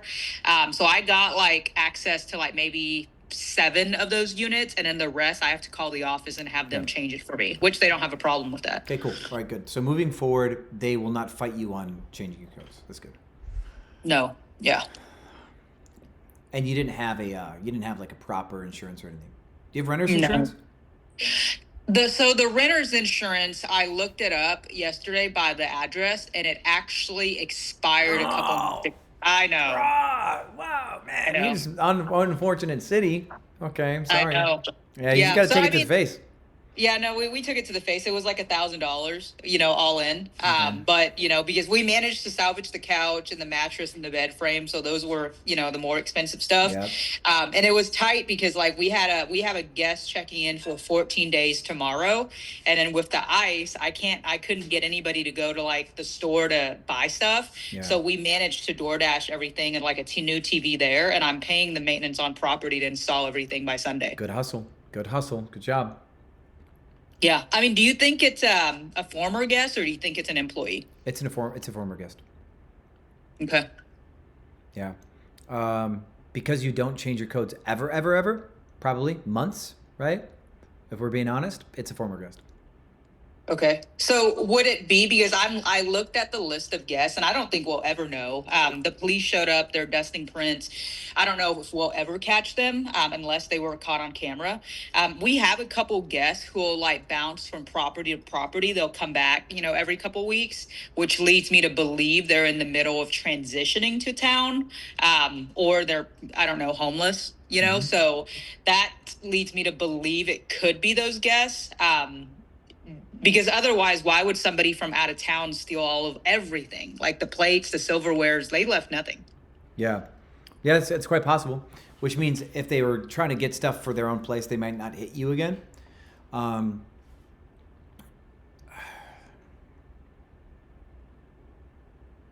don't know.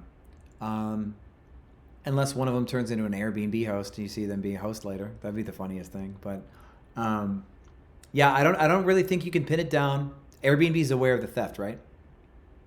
We did not call them because we have documentation the guest left. The last guest left it in good condition, so it's not the guest's fault. No, you're going to say, hey, there's a previous guest that broke in. We don't know which one. We just want to let you know. You could do that. If you're hoping to prevent it from happening again, and the Airbnb was looking at patterns. But I do, okay, in hindsight, if my final thought is it may not be worth the informing them, like the long shot of them being able to catch the person and being able to adapt and maybe ban the person from Airbnb. That's not the most important thing. The most important thing is that you change your operational model to remove the risk. Yeah, I mean, I think all in the stuff we had to replace was probably like $1,000. So, I mean, I'm just thankful it's not, we're not in a season where we're new. It would have killed us. Yeah, exactly right. We've had some break-ins. Like the Christmas season does that. We had some break-ins at one of our downtown properties, so we had to move a lockbox. We had a wall locker that was like available from the street, and then they would use a fob to get into the elevator room. But we had to move it into the elevator room where there's a 4-digit code to get to the elevator room, and then they get their keys to prevent somebody from accessing the wall locker without actually having the building code. So that's what I just did that yesterday. So yeah, crime's a thing. How often should we build it into like the pattern of changing codes? If you can just change your codes from an app without asking for permission,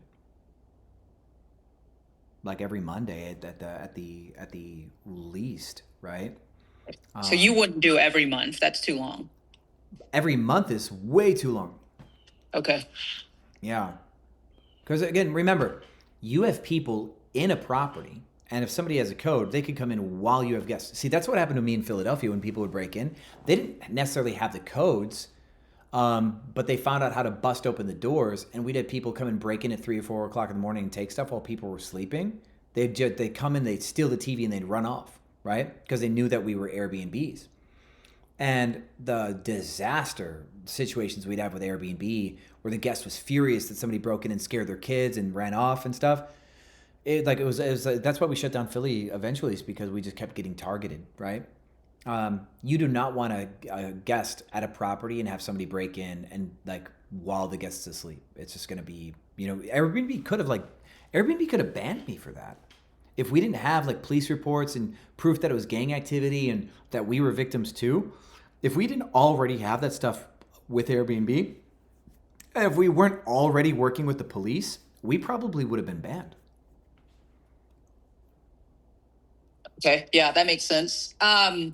So in regards to, you mentioned proper insurance and then, renter's insurance. So should I get both? Is it worth it? Renter's insurance is great for theft. Proper is good for loss of income. Okay. But loss of income, is it only applicable if there's future bookings, or is it like an aggregate average of the last 12 months? I think forced downtime, you get paid for forced downtime, not just a loss of a reservation. Okay, so basically they'll say, hey, your average revenue is, $3,000 a month. So if you were down for 2 weeks, we'll give you $1,500. Yep, something like that. Oh, that's pretty cool. Is it expensive? You can talk to they'll look at your average your ADR and your occupancy and stuff. Maybe $240 a month per unit, maybe at the most. It depends. I'd call Proper and see what they got. Then Guesty Shield has a waiver system. I don't think Guesty Shield does downtime since the waiver system. So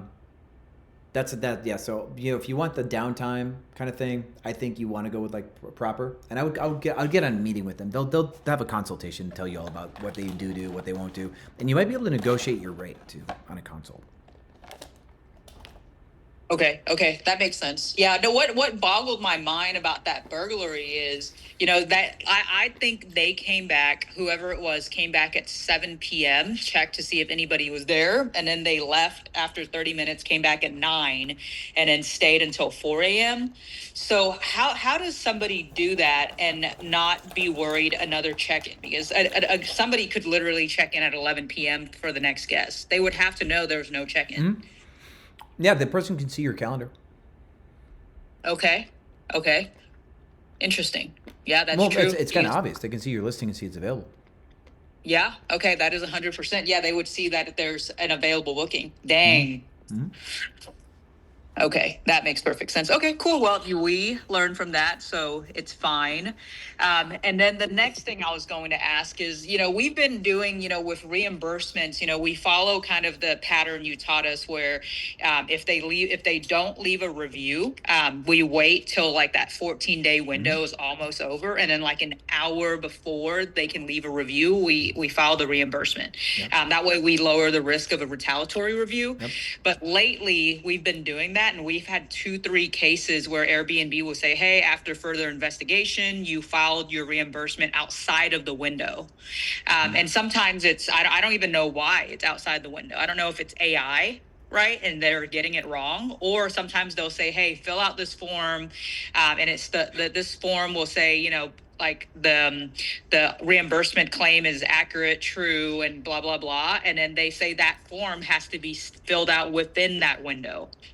So even if we filed it on time, if the form was given to us and then like it takes us 2 days to respond and we fall outside the window, it nullifies the reimbursement. Well, then you can't take 2 days to respond, is that right? Yeah. That has to be part of your system. Like, okay, we know that the form's going to happen. We got to get turned around in just a day. So we file on the 13th day, get the form in by the 14th day. The main difference that we have that we've on my side, right, our camp, we have our like review attempt, right? Hey, please leave us a review. Thanks for staying. We go through the ringer of like trying to get somebody to review, and we prove that the guest has decided to not leave a review, like that they were just non-communicative, right? And then after a week of them not responding, if we put in the reimbursement and then they leave a negative review, we can show that proves pattern for retaliation. Okay. Yeah. So because they decided to ignore all of our communication to get like a regular review, they had no desire to leave a review until they found out that we enforced something. Okay, that makes perfect sense. So that'll give us more time, even if they force us to sign a form. Yeah, exactly. So yeah, you can wait till day 12. Like try to get them to leave you a review though, right? You have to prove that you tried to get the review first and they just ignored you. That's a big piece of that. Okay, that makes perfect sense. So the next question I have is, we have a guest who booked for like 30 days. She got it at a super discounted rate because it was like January. Yep. So she's leaving on the 30th. I do not want to host that guest again. She was super troublesome. She would try to make up issues to try to get a refund, and her stay was really cheap. When I told her, I said, hey, if you want a refund, like you'll get $15 back a day for affected nights if you can prove, you actually lost an amenity.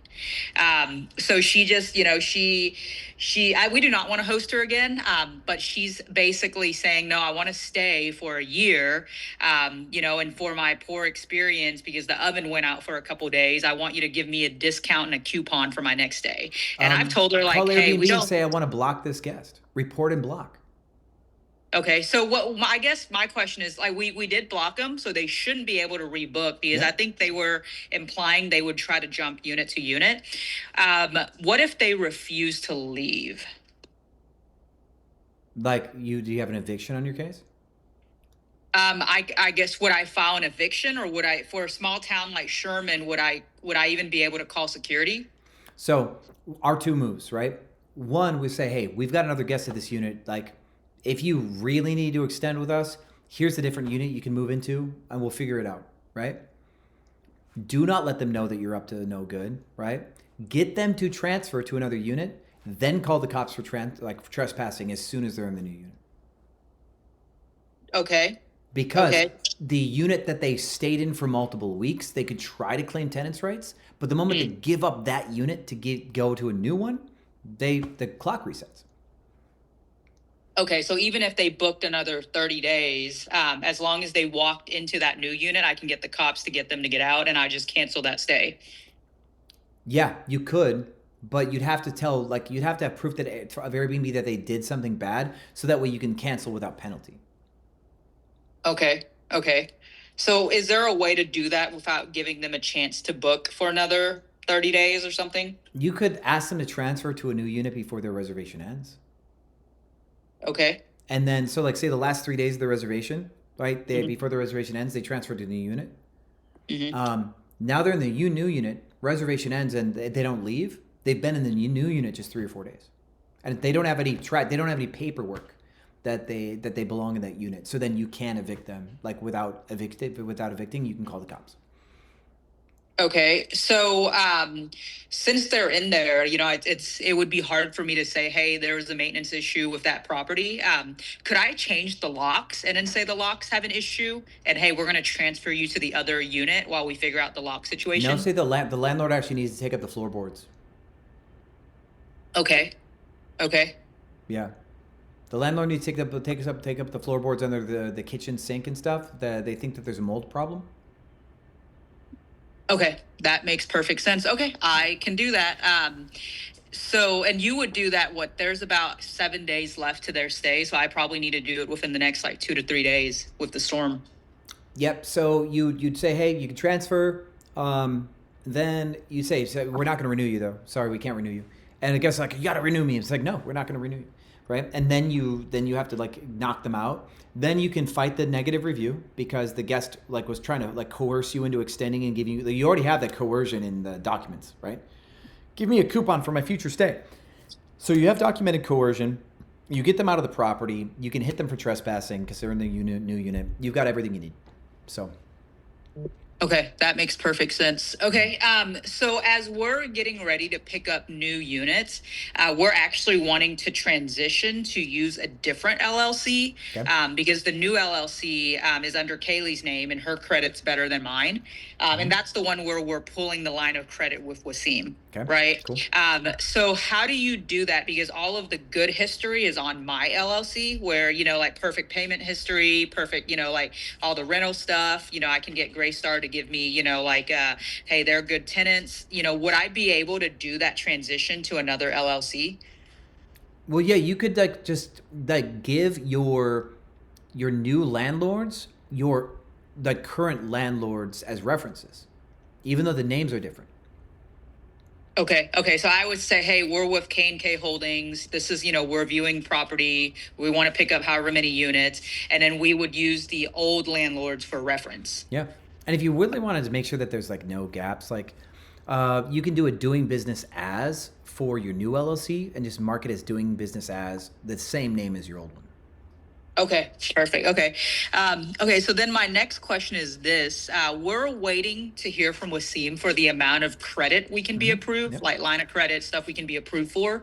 I think we'll be able to get 50K. Last month, we ran about, I think it was 95,500 in cash flow. So almost 100K. And then, you know, average of probably like 40, 50 in the account. Ending statement. So I'm pretty sure we can get 50. If we can get more, that would be awesome. But with, you know, let's say if we had $50,000 to spend, is that even possible to add 50 units by FIFA? No. What city? Houston? Dallas. Okay. And the question would be where? Do you want to do like, because it's going to be in Arlington, right? It is in Arlington. That was my next question. Arlington is very stringent. It has to be within, like all STRs have to be within a mile, I think, of AT&T Stadium. So we'll still poke around, right? Yeah, so I think apartments, if you're doing apartments, Houston, East Downtown would be easier, right, for FIFA, for apartments. Houses will be easier for DFW because of the distance. So that's one thing, right? Then, right now is January. You get approved for some cash February 1st. You get launched February 14th. You got some new units. $50,000, if you want to do this right in DFW, which is competitive enough that you can't just go do $4,000 units. You'd regret it. You're going to spend $6,500 per door on a studio one bedroom. Maybe 7, right? So you can do 7 by 7. You get 7 units for $50,000. Negotiate some good concessions. You recuperate your cash in 3 or 4 months from February. That puts you at end of May for another 7. You could probably do another 3 or 4 early April because you get the cash back at a rate, right? So you don't get all of it back. You could get 12 to 15 done. 15 at the optimistic side before June 1st with 50K. Okay. So basically, we have to either get more credit or be prepared to dump cash in. Yeah, you have to put your own personal cash in is going to be a big thing. The more cash you can put in initially, the faster you can cycle through and get another cash cycle, right? So you get 50,000 in credit, and you say you get about 30,000 in your own cash. You can do about 10 doors for 70,000 and have like a little bit of flex space. Then 10 doors with free rent. Let's say your rents are like $1,500 or like $1,800 or something like that. That's $18,000 of cash free and clear because you didn't pay rent the first month. And that gives you 2 more doors. So you can have 12 doors going into like the second month. And if you can get 2 months of free rent, then you, of course, obviously now you have to kitty your cash for month 3, but you can still probably get another 2 or 3 doors going into month 3. So you're at 15 doors by mid-April. And then because you're at 15 doors, some of the rent's free. You could probably keep adding 2 or 3 doors a month. So if you start with 10 doors, you could probably get to like 22-ish in June, right? I think that's probably the main thing, right? I don't think you can get 50 doors by yourself, which means some of your own cash, some lending, and I think you should do a campaign to get other people who want in on the action to piecemeal it together. Okay. If we were to say like, hey, by June 1st, you know, to still give it 2 weeks before June 15th, if we want 50 doors, how much cash plus credit do I need? I would call a building nearby that could have 50 doors and say, hey, we'd like you to let us do some short-term rentals for FIFA. We'll pay you more rent. You buy all the furniture. We'll give you a $30,000 deposit. And we'd like to take 50 doors April 1st through May 1st. We'd like to activate them all. Like on a lease-up building, something like that. And you say, you buy the furniture, we'll pay you extra rent. So you don't have to pay any furniture. That's the best way to get 50 doors. Okay, that makes sense. The cities we're looking at, originally, we did market research. I showed you, I think last week in Plano, right, which was promising. I don't know if it'll actually get a big uplift from FIFA. No, it being away. Too far through the city. Yeah. So I mean, Grapevine, DeSoto, Grand Prairie, Dallas Design District, Bishop Arts, Fort Irving? Worth, North Richland Hills, Irving, Bernie, or whatever, the Southeast Fort Worth, and then maybe whatever's dead south. I forget what that's called, like Waxahachie or north of Waxahachie. Mm-hmm. So it's tough. Okay. Now, Stuff because around what we're trying to balance is, because we did market research yesterday on Grand Prairie, and Grand Prairie just doesn't have much, and their rates are like super low, like $70 on a weekday. Bar of competition is low, but there's also very little apartments. They don't have future bookings outside of FIFA. So what we're trying to do is find the balance between, biggest, disproportionate return for FIFA, but also the rest of the year still does decent, with the priority of FIFA first, because that's kind of like a once in a decade event. Is that the right thought process? Say your part. I got the once in a decade event. Prioritize FIFA first. What was the other part of the equation? The other part is I wanted something that also did well outside of FIFA. Oh, absolutely. Yeah. Because you can't just pop up for FIFA and shut down. We do need to validate that something's going to work long term, because we're here to hold. Your world. You've got a unique intersection where you understand workforce housing, right? Mm-hmm. I would hunt everything south of the 30, towards the 20, and even south of the 20. I'd drive around and look for like validation that you can do some workforce stuff on the south side of DFW, right? If you can find, like, remember how I told you to knock on trailer parks, for example, right? If you adapt what I'm talking about with that, and you can start to validate that you can steal people from their workforce housing, then you can do FIFA, and then where you're going to recruit people for workforce and monthly rentals after. That probably would be the thing that's uniquely you, that you could probably work on. Okay. So I think, and can I show you some of the listings we found? Sure, go for it. Okay, cool. So my thesis, based on, and it lines with that, where we wanted to do something that had workforce. We were thinking Los Colinas, Irving area, because we do see kind of longer stays from that. And they do have future bookings. So, and they're, the next closest one in that direction outside of Grand Prairie. So that's kind of what we're thinking. Are you pretty familiar with that area? Generally, but yeah, do you have a link that you're sending? Yeah, let me send you this one. Okay. Yeah, I know my way around DFW pretty well, so. Cool. Now, and how much, would somewhere, let's say, 20, 30 minutes from the stadium, AT&T Stadium, like how much of an uplift do you think we would get from that? Let's actually take a look at something. So let's also go to Airbnb and try to let's go to Arlington, right? Let me go and get a screen share going on here. Let's pop this off. I think, where I'm at, we're getting 250 to 300% of our ADR right now, which it could get better, right? And we're downtown Dallas, So if I wanted to really murder it, We'd want to be super, super close. But people want to go downtown Dallas too. That's why people are booking downtown Dallas. They're coming in. They want to enjoy their trip to Dallas also, right? Man, this is cool. That looks like it's like overlooking Reunion, but it's just a chandelier. It's really, really cool. So there's gonna be some people who want to stay in Fort Worth and go downtown, or to go to the games. There's people who want to stay in Dallas, go to the games. So we will see a lot of validity for the inner city stuff. And then there's some people who just want to be hyper close, right? There's that too. Everything in the middle, right? That's still commute in and commute out. Like this middle ground, I think actually, like for example, Cockrell Hill, this area part, I think is actually less valuable than downtown because it's just not like as fun, right?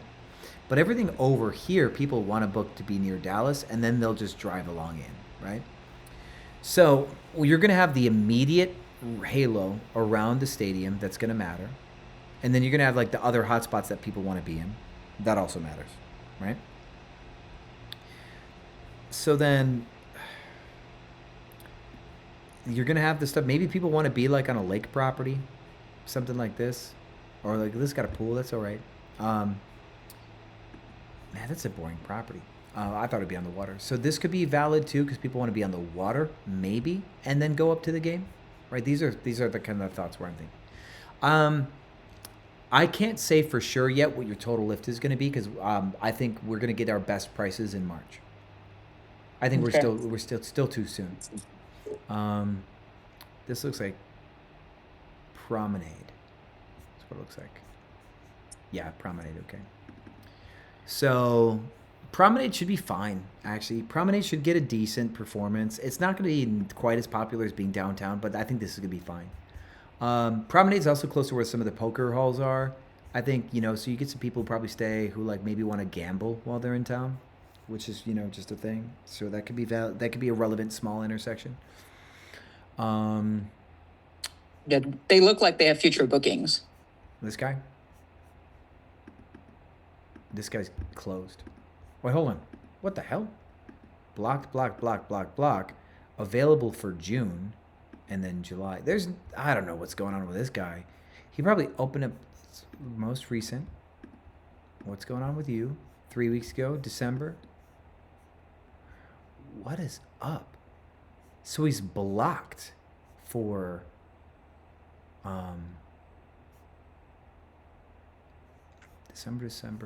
December. Okay, this has been a full-time listing, but there's no belief that this person would get a monthly booking, right? This person has no monthly booking history, okay? So the fact that they're blocked until June makes me think that the listing maybe, hold on, how far in the future are they open? The whole year. Okay, I'm now genuinely confused by this person's calendar. And then I sent you another listing too from the same guy who also looked like it had future bookings.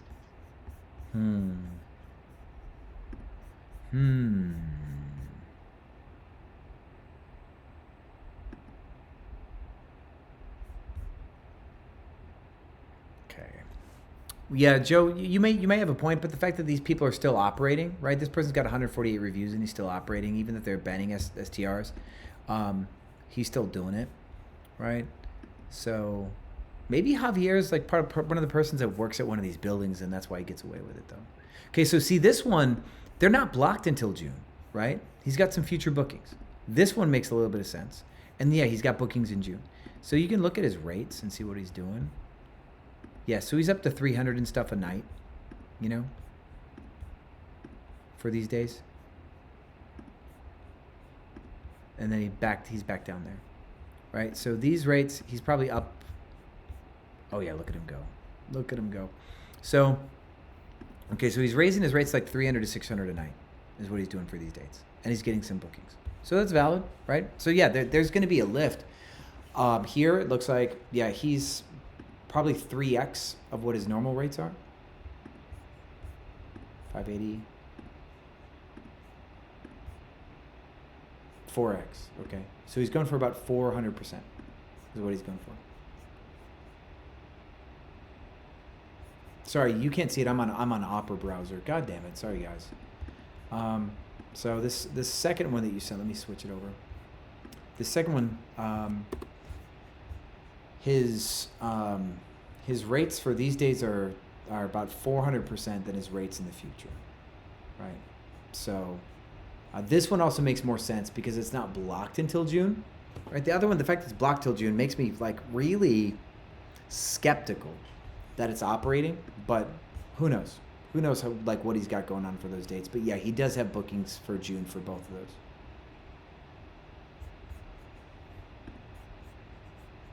Oop, I think we lost Kit. Are you there? Are you there? I'm here. I'm listening, and I'm looking too. That guy actually have 3 listings from him. This is a 2-bedroom. I have a thesis that the 2 bedrooms do better because his 2-bedroom is not super cute. This guy is like such a chump, right? He's such a chump. I think you could crush this guy. The fact that he's got bookings ever, with the way that he kind of approaches his business, I think you beat him up. Because man, his hero photo choices and his photos are like I'm so unimpressed by this guy, you know. So yeah, like. If you see this guy with bookings and you can validate what he's doing, you can beat him, right? So what is your concern? I mean, I guess my 2 concerns is, I think you answered my question earlier. So if we know FIFA, we're going to get probably a 300 to 400% uplift. So we're seeing if it's normal is $100 a night, goes up to 300 to 400, and FIFA is like a 25-day event. That's why we wanted the 50 units. Right? Like that's what I was like, hey, that's a disproportionate return, as long as it's something performs decent the rest of the year. So is it right to kind of focus in that direction? I'm going to give you advice that is tailored to you, okay? Have you ever picked up a building because it gave you 2 months or 3 months of rent for free and then you regretted it the rest of the year? Yes. Okay, don't do that. Do not get stars in your eyes over FIFA and then sign a year-long death sentence because you're going to be like better profitability for the month. Okay, unless we can lock in a deal where it's like 6 months. I don't think you're understanding. Do not make a short-term decision that you're going to regret long-term. The free rent was just an example that you've already lived. Right. Okay, that makes sense. You could try to get 50 doors, and you decide to cut corners and like relax your standards because it's FIFA, right? And yeah, they're gonna make money for FIFA, but what's your plan for February, right? And so next thing you know, you get just completely hammered because you picked up 2 doors. Yeah, I heard a piece of advice you gave somebody, I think last week, where they asked you, hey, we're growing from 20 to 40 doors. What advice would you give? And we really took it to heart where you said to focus individually on each property so you don't end up with 20 extra problems. So that's kind of our mantra for the year, right? To not just add scale for the sake of scale, but to make sure we don't end up with like 50 new problems. Yeah, that's exactly right. You don't want to inherit 50 like terrible situations. Okay. So you're saying find that balance between a property that just performs well, right? There's demand, across the year, and then can still get an uplift, but without making too much of it, being based on FIFA. Yeah. So FIFA's great icing on the cake, right? That makes DFW good to get into, but any deal that we get into, we should really ignore FIFA as part of our investment thesis. Okay, that makes perfect sense. Okay, so basically, because we did market research on Plano and Plano's super feasible, if it makes sense, we should take it anyway. Yes, exactly. So 1 second, I'm sending a message to, I've got a guest who needs assistance. Thank God I can do everything through here. One second.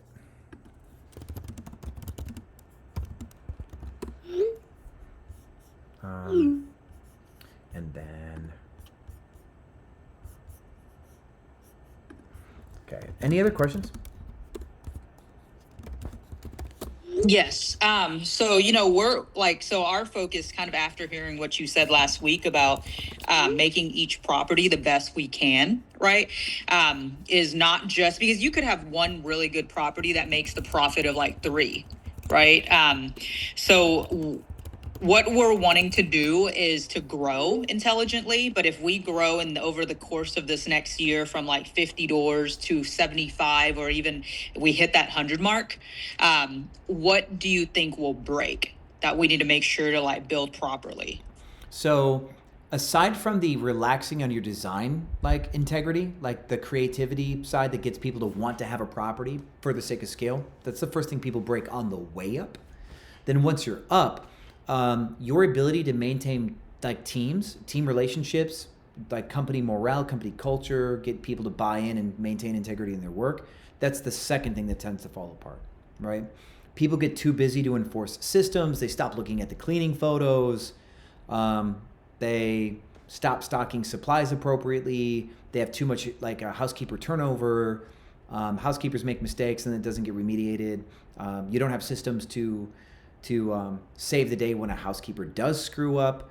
Like those are the stuff that really starts to break. We have disrepair, improper supply management, improper team management, and too much turnover. Those are the main things.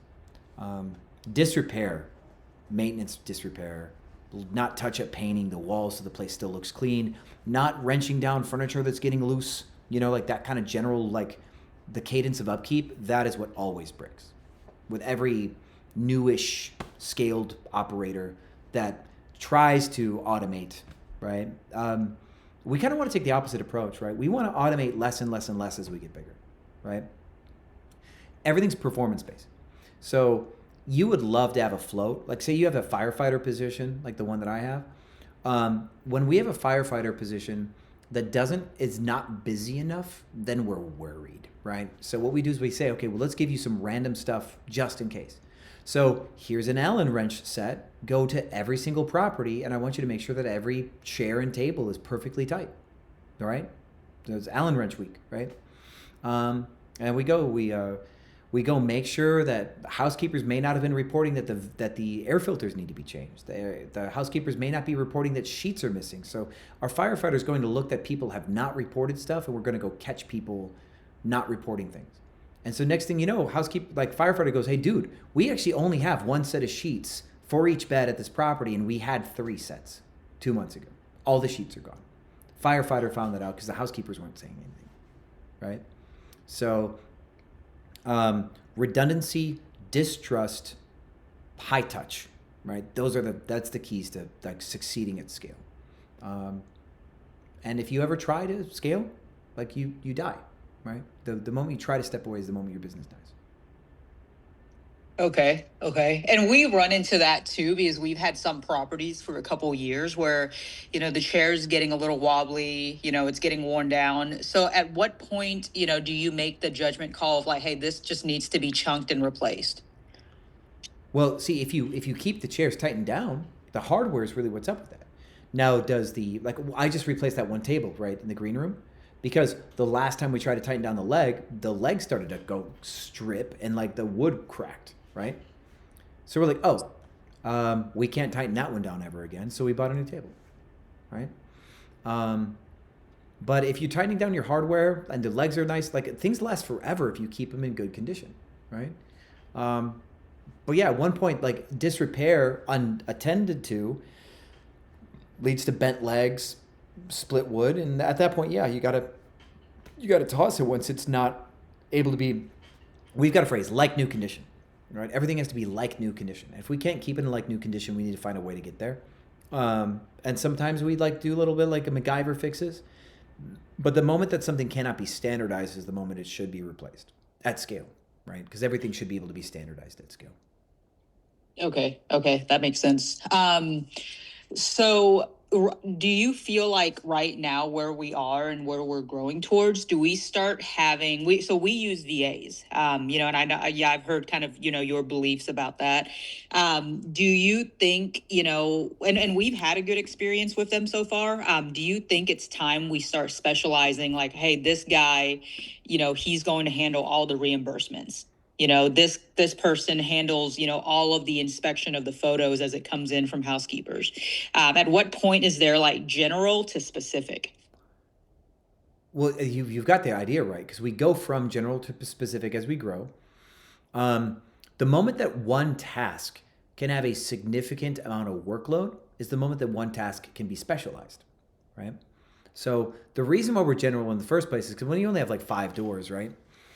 How much time does it take to check a housekeeper's work? Like, you have 5 doors, which means the housekeeper's probably cleaned for 12 hours a week, which means you're checking on their work through the photos is like 45 minutes a week, right?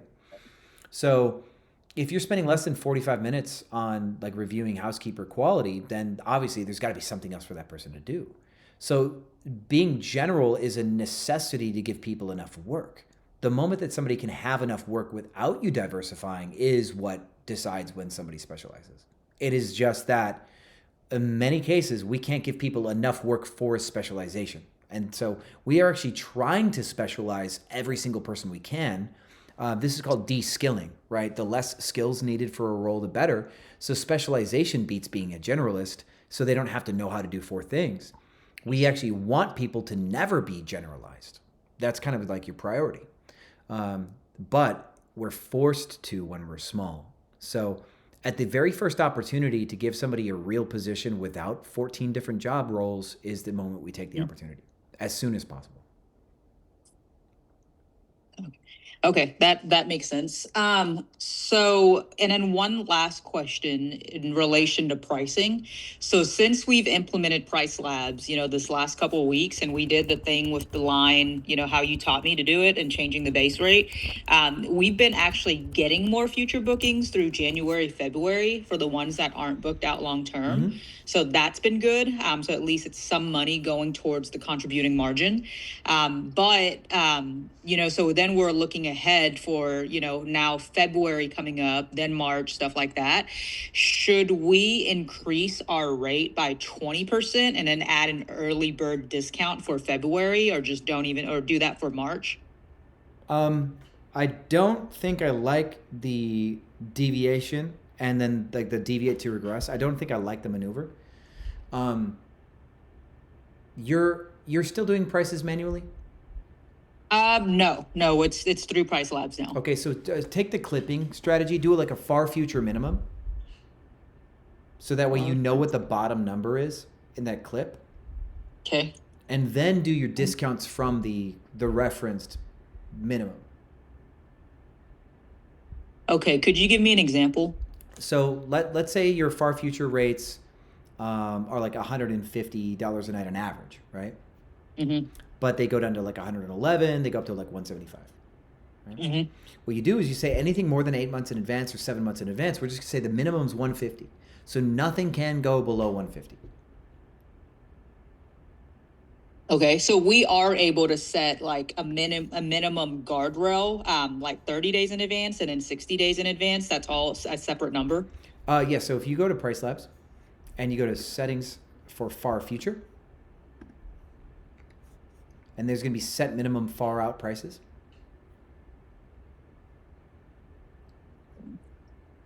And then you could say anything beyond 150 days has a weekday minimum of 140 and a weekend minimum of 160 or something like that, right? Mm-hmm. Since these are reference points, you can build your percentages off of these numbers and know that Price Labs isn't going to gut you to like $85 and then give away the farm. Mm-hmm. Right? So now your length of stay strategy is built off these reference points. Cool. Okay. But then at 150 days out, when it goes to like 148 days out, these disappear. And so at one point, you're going to want to hand off your length of stay dominant strategy to an ADR dominant strategy. Okay, that makes sense. Okay. And then just your perception of the landscape for the next year. Do you still think, I saw your post on Instagram, do you still think we should be bullish about growing? Because, and so for example, in the small town that we're in a really good position where they need occupancy bad. So they will give us anything, right? And that's, the leverage that we've had. So now going into Dallas and Houston, the leverage we'll have is like, hey, we already have a track record. We always pay on time and we'll solve your occupancy problem. We did it for those guys. So should we still be as bullish, kind of like your perception of how the real estate market will go over the next year? So bullish for short-term rentals and real estate, obviously completely different, right? I'm bullish in short-term rentals because of the failure of the everyday operator, right? The failure of the passive operator. I'm bullish for that reason. I'm bullish because of FIFA, right? There's that. And I'm bullish because of, like, you can see like different student trends, like that we can prove that like our system works, right? So we've got reasons to be bullish. Now, situationally, that you don't just like, it's almost like everybody's like, oh, crypto's the future, so you buy a shit coin and you lose your house, right? You don't just, you can't be bullish on crypto as a whole. That's a dumb thing, right? Because you buy a Haktua coin and you get your ass kicked, right? There are Haktua opportunities in the Airbnb space, I guess is what I'm saying, So I'm bullish, but we bullish through expertise. It's our expertise in the program that really allows us to be bullish, because everybody else is dumb and they get their butts kicked. That's the point, right? So you find an advantage. And here's the one thing, like I was going to say this a little bit earlier while we're talking, but you were on a different topic. You are not pushing your advantages, right? You have not identified your strength in the market and pushed that to its like peak, right? I believe you ignored my knocking on doors in trailer parks advice until this point, right? 100%. Yeah, okay. I identified from the outside in what I think you're strong at, right? And you have created a good system of workforce housing. You understand that model, that price point, the furniture that goes in there. You've been able to buy furniture from cheap from people. Your ability to like talk people out of their furniture for $2,000. You crushed that, right? There are things that you've done extremely well on, right? But I want you to be very honest with yourself. I want you to look at your stuff versus like the one I just set up versus Marjorie's new property where she fix and flipped it versus Trevor's property. And I want to ask yourself, do you think you really can compete with people whose design is their strength? Yeah, I think our focus this year is exactly what you said, because when we didn't have, the money to buy like new furniture, we just, had to buy used from people and get it from them, like talk them out of, their furniture super cheap. So I think going into this year, my core focus is I want to nail down pricing strategy. I want to nail down market research so that it's data driven, and I want to nail down design to create a good product. I think that will change the game for us. Yeah, your ability to manage rates has been great for your product type, right? You got really busy on rates before, right? You really learned the hard way on that. That's good, right? I think you're good at negotiating terms. You can get some free rent. You can get cheaper properties for cheaper, right? That's good, right? So you got a lot of the economy side down, right? That's really cool. So you either push your envelope into continuing to do what you're good at and really challenge yourself where you already have expertise. And that's why I said knocking the doors for the workforce, because I think there's an open field that no one else is doing there that you are positioned for. So you have that position. And if you read like Strengths Finder, like they will tell you to push your strengths. And so if you're going to push your strengths where you already have advantage, the workforce side is where you should test every new idea that you have and see how much more you can beat that up. But if you do want to get into the more luxury side, ease your guests kind of like scale through experiential stays, then yeah, you and your wife, you got to like crush design, right? You need to find a unique element that allows you to create something that people want, right? You need to create something that's magnetic. And that's what you don't have yet because you really haven't played that game. And so you do want to recognize your strengths versus your weaknesses. So if I were you, yeah, pick up a couple properties to try to test your ability to create something magical. But if you're looking to like bet your future on what you can do, what we talked about before with the workhouse thing, I really do think, yeah, it's a slog, right? To go find a trailer park that looks like it's a workforce one, and to go get your data by knocking the doors and discovering if like our theory is correct, and then find out what it would take to steal from those trailer parks. But here's the thing, if you nail this down, right, you know all of the pieces enough that you can go 2 miles down the street to a B plus property, negotiate a deal, and you can know from experience that you're going to be able to steal 10 apartments worth of workforce housing from the place down the road. You can commit to 10 doors and know where your money's coming from because you can see the future. That is something that you would have that no one else has. And so you add 10 doors, steal the housing, you go do it again somewhere else, right? And for you, man, it's not sexy, but it's fish in a barrel. Honestly, for you, that's fish in a barrel, but it's not fun. You feel me on that? Yes. So I'm hearing you're saying I have two routes. Go the route that you're saying with finding the workforce at the trailer park. So it's like guaranteed we'll get those customers. We know where that money's coming from. Mm-hmm. Or two, really force myself to get good on design. Now, disclaimer, it's Kaylee has, in my opinion, and we'll test it. Kaylee, does pretty decent with design. Mm-hmm. I'm just too cheap to give her money to do it. Okay. I just won't let her spend the money. That's my problem. And now that we're able to, and I understand the good design disproportionately, you get better guests. It saves the bandwidth from our VAs of dealing with problems if it's properly stocked and it's it's a good product. And also it has more meat on the bones. Like that makes sense. Mm-hmm. So you do both is actually what I'm saying. You need to create a little test pocket to test if you can do design forward property, right? You need to start small, and prove that you're capable, and then really go to war with it.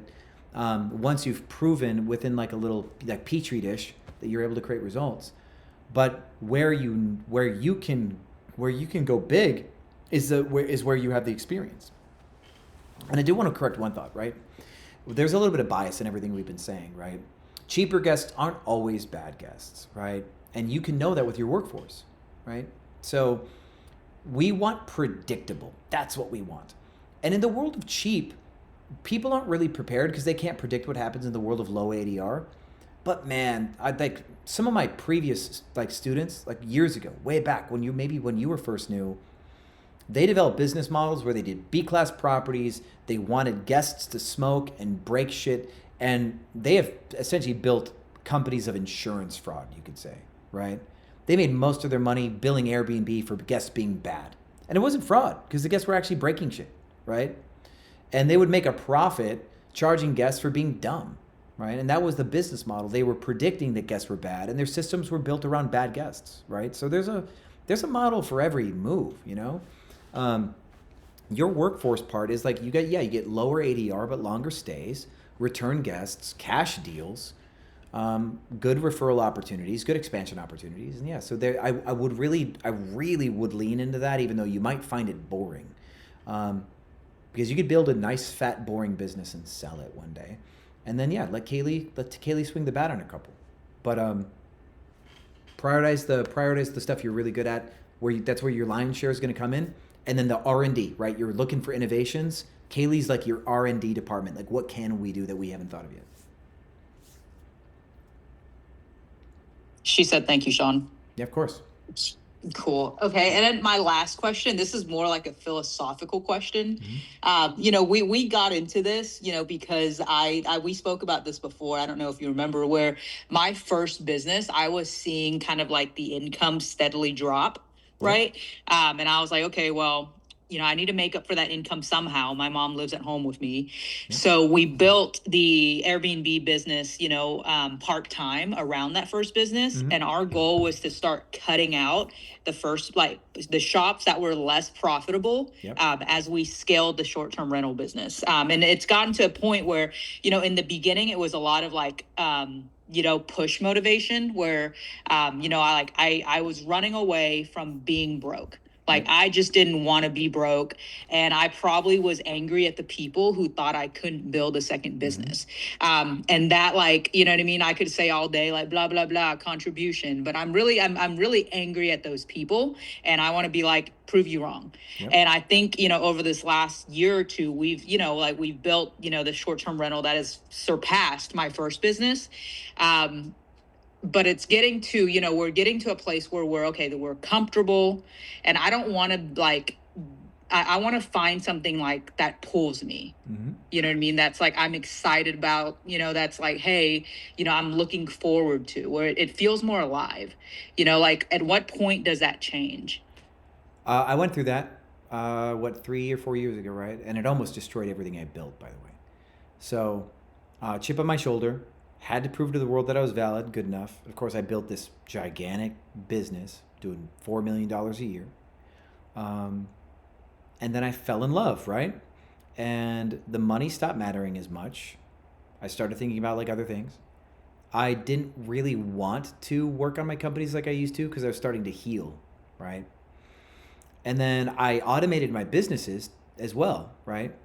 All around the same time, right? Automated my businesses and met somebody, and my priorities shifted. So my motivation to work was no longer to prove the world wrong, right? Chip on your shoulder, vengeance. And then I started letting my company do its own thing. I kind of refused to be involved. We lost $500,000 on that one deal. I lost multiple millions in the stock market investing in dumb stuff. Just really undisciplined, right? And so here's the danger, right? You build off of trauma, right? Somebody else hurt your feelings, hurt your ego. You got to prove yourself. You've built on trauma. And that's undisciplined growth, right? It's a force upon you that you can't control. It's your trauma. And the moment that your trauma doesn't have control over you, you start to heal. Your motivation starts to wane. And you don't have the discipline on the back end. You never needed it to begin with because the trauma was your God, you know? I used to think that my crisis of purpose was recovered because I found a new reason to build. And maybe to some degree that's true, right? When we look at my coaching is my favorite thing to do, right? Coaching also carried me through that multiple year phase where I basically spiraled into some strange depression where, of course, I lost the love of my life and probably drank too much for a couple years. And my Saturdays with you guys is the only thing that really kept me on pace, right? So my purpose was always there with this. That purpose did not change. So this has always been one thing. My motivation for coaching and doing this has always been one thing.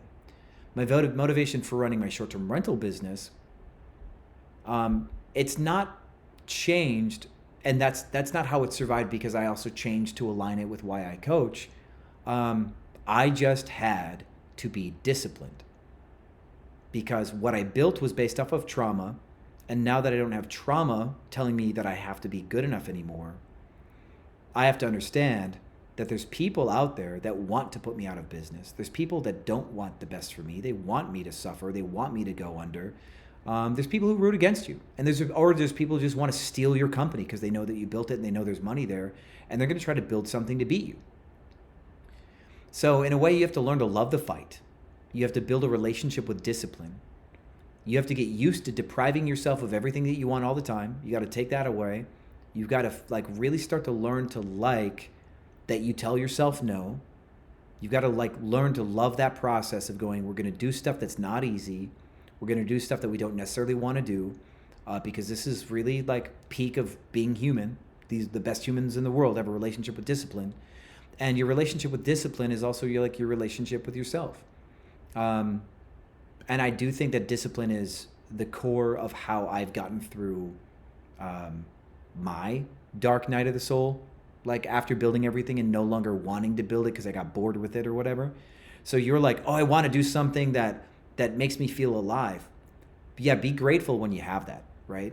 When you have something that makes you feel passionate and alive, be grateful. But it's almost like a marriage, right? They say that you're never always going to be passionate every day of your life in a marriage, probably, right? I've not been there, so I can't say for sure. But your identity as a business owner is more important to your success, like and when I say this, your identity as a business owner, like what that means for you. You're a business owner, right? And who you are to yourself, what when you look in the reflection and say, I'm a business owner, this is who I am, and this is what it takes, and this is what it means, that is more important than whether you want to do something, right? Whether or not the idea is interesting, whether it makes you feel like you're reaching for a higher calling and you're passionate about it. You are going to go through months of absolute shit sometimes because you've decided to do so. You started this journey. The arrow is already in the air and you have to see it all the way through. You have a business. You have a business that you shepherd. It has to survive.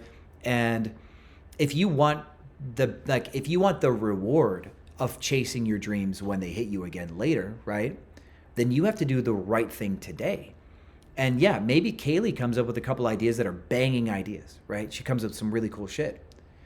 If you want to earn the ability to chase that car, then you need to do the shit that sucks that will absolutely work today. So you need to stop fucking around on this workforce stuff. Do the stuff that you know will put money in your pocket because you know it will, because that's who you are.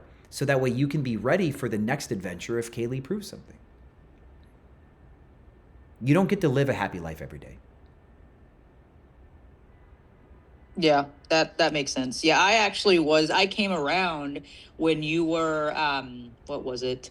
Like long-haired, Sean playing the piano after his heart got broken, Sean. Yep, that's me. Yep, so it's actually been a very, like, there were days before I was like, man, he's in a bad mood, and we could tell. And it's like now, like, you're always pleasant. So I mean, from an outside perspective, right or wrong, it looks like, you're ever, like when you're here on 11 hours on a Saturday, it looks like, that gives you purpose and you're pulled towards it and it gives you energy to do it. And now look at the contrast, right? You said that years ago, you're like, dude, this guy's struggle busing in a bad mood, right? And so today, years later, I am happy. Super happy years later, right? What I was going through before, sure, it sucked. But I'm happy years later. I saw shit through and I built my life on some level of integrity that I stuck to what I said I'd stick to, right? I saw it through. And in hindsight, right? It's in hindsight I can tell you that weekly rhythm with you guys carried me through, in hindsight. But do you think that that's what I thought 3 years ago, 2 years ago? Do you think I was like, oh no, dude, I need this Saturday with my students. I need this Saturday. That's not what I was saying, right? Like I was saying, I'll trade it all away. I should just destroy everything. I don't deserve to be here. I should just sell everything and disappear to a third world country and change my name and never be seen again. That's what I was saying 2-3 years ago. Like the shame of failing the only person I ever loved, right? Like I don't deserve success, right? I'm a fraud, right? Or whatever, like that shit, kind of the depression came in. And so I was not saying to myself, I need this Saturday with my students. I need this. So your voice today, your boredom, your lack of discipline, your aimlessness because you want something better, more fun, because it's easy to build something when it's fun. It's so easy to build something when you're excited. Of course you want the easy way out. We all want the easy way out, but you have to recognize that. Cool. Well, as of right now, current version me is still motivated by like, man, I have to get to that 100. I got to do it just to know, to prove to myself I could. And then maybe once I get there, it'll be like, okay, I need to find something more. Well, you can try to spot what you think could be your next brass ring once you hit the 100. I didn't do that. I didn't think of what was on the other side, right?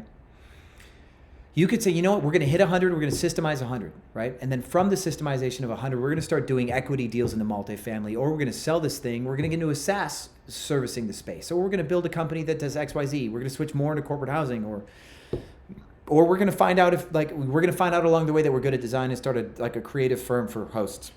Goddamn, whatever it is, right? And maybe try to map that once you get closer, right? The book Traction is really good in that. Traction, get a grip on your business. But what's going to keep you from the best 100 that I think you can have is that I think you are enamored with like the possibilities of one type of product, but you have the recipe for another type of product already. And so I'd like you to keep your priorities straight. I'd like you to test the new stuff. I would like you to test. But I would really just like you to prove yourself, to prove me right too, because I think you know this too. I would love for you to go do the ugly work that nobody else is going to do, and that's the whole point. Do the ugly work that no one wants to do. Go identify that there's a group of 120 long-term contractors in the oil space somewhere in some pocket of double wides, right? Something like that. That's because that's what I theorized we'd find, right? And it may not be oil contractors. It may be tech. It might be some sort of construction, whatever. I want you to find 100 unhappy six-figure construction workers, engineers, electricians, whatever, right? I want you to find 100 of them living in some space that was a pop-up space because they had to grow too fast. You identify you have 100 high-paying customers, and I want you to go find a place where you can get 50 doors, right? And then you tell the building, I want you to furnish it, and I'll pay you extra rent. I've got 50 tenants for you right now, and I want a lease from you, and I'll pay you extra for the furniture, and we're going to bring 50 people right over. And I want you just to like basically double, it's almost like they call it double escrow when you do seller finance for a business. I want you to sign both contracts at the same time. I want you to be taking people's deposits and then signing the leases as you take people's deposits. Like you're going to have blue moons in your email, right? They're going to get a blue moon for the lease agreement. You're going to go to the person and say, okay, I need your deposit. Then you sign the lease agreement once you have a deposit. And I just want you to like flurry 50 doors out of nowhere. And I think you can do that. And I think that's where you're going to get your customer. That's what I would like you to try to do. I think you have a huge opportunity that nobody else really has because you know enough about that world to pull that off. Cool. Well, I know what to do with my time now, Sean. Yeah. Kick some ass and then come back and say, you know what? This was a great idea or it's a shit idea. You could, if you went out and you tried it and you proved to me it's a shit idea, I will apologize. But I think that's what I know about you and your history and what I know about this industry and what I hear from other students and other companies. I really am confident about this. Awesome. Thank you, Sean. Yeah. That's all I have for today. Yes, ma'am. Talk to you later. All right. Christian, you're next. And then Joseph, NK, Bobby. Angie, you're actually in the list. So after Christian, I think it's going to be Angie, then Joseph. So. All right. That was quicker than expected. Yeah, Thank you. Welcome to the movement. All right. Back to Manila. I hope you're not getting bored with that city. Oh, come on. Bored with Manila? No way. No way. Yeah, we talked about that 40-day marker for your occupancy chart. I remember that. What's your email for your press ups? I use cvstrombeck@yahoo.com. Okay, C. It begins with the C? Yeah. CD? Okay. CV. CB. Wait, I can... I'll type it for you. Okay, thank you. Yeah, I like it. What was our homework for you? There wasn't much that I see. Wait, I get my notes. I think we can... Oh, yeah, I need your password again. So just to put the panelists and hosts, give me your password, please. Yeah, okay.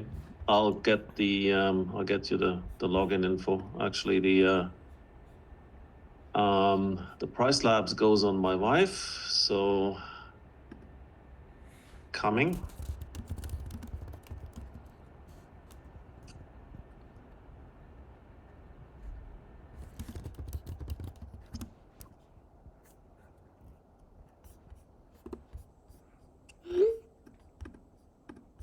Okay.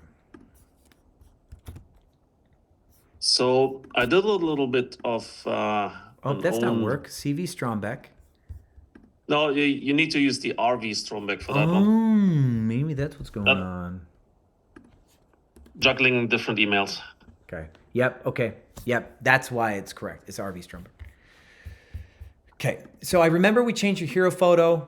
Way cool. That started to get you better click-through percentage, right? And we talked about your occupancy uptrend on the thinking about the 40-day mark. People start to plan their trip and start to book flights and stuff. We were talking about that. Yep. We speculated about using flight data. I don't think for you it's quite final enough. Like islands that have way less population versus the seats on a plane, that makes more sense. But I think for you, it's not the right move. Yep. So where else were we at? What else we got? What questions yet? I think I've got some new stuff. Okay. First, we got a studio unit that we just finished. Okay, cool. So I'd like you to just have a look at it. Not much to change on the design, little things, okay, but maybe, hero photo, description, stuff like that. Sure. It's been online for 3 days or so. Okay.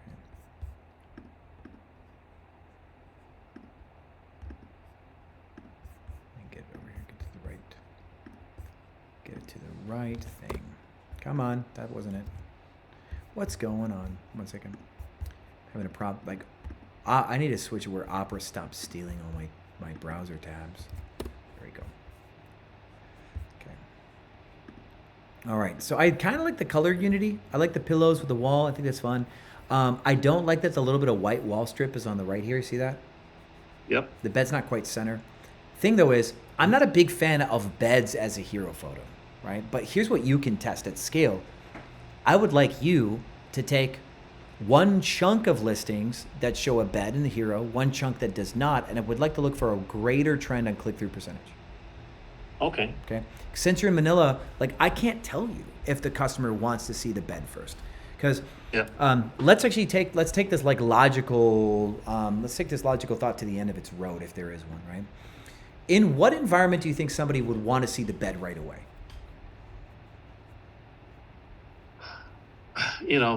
Places where people value sleep.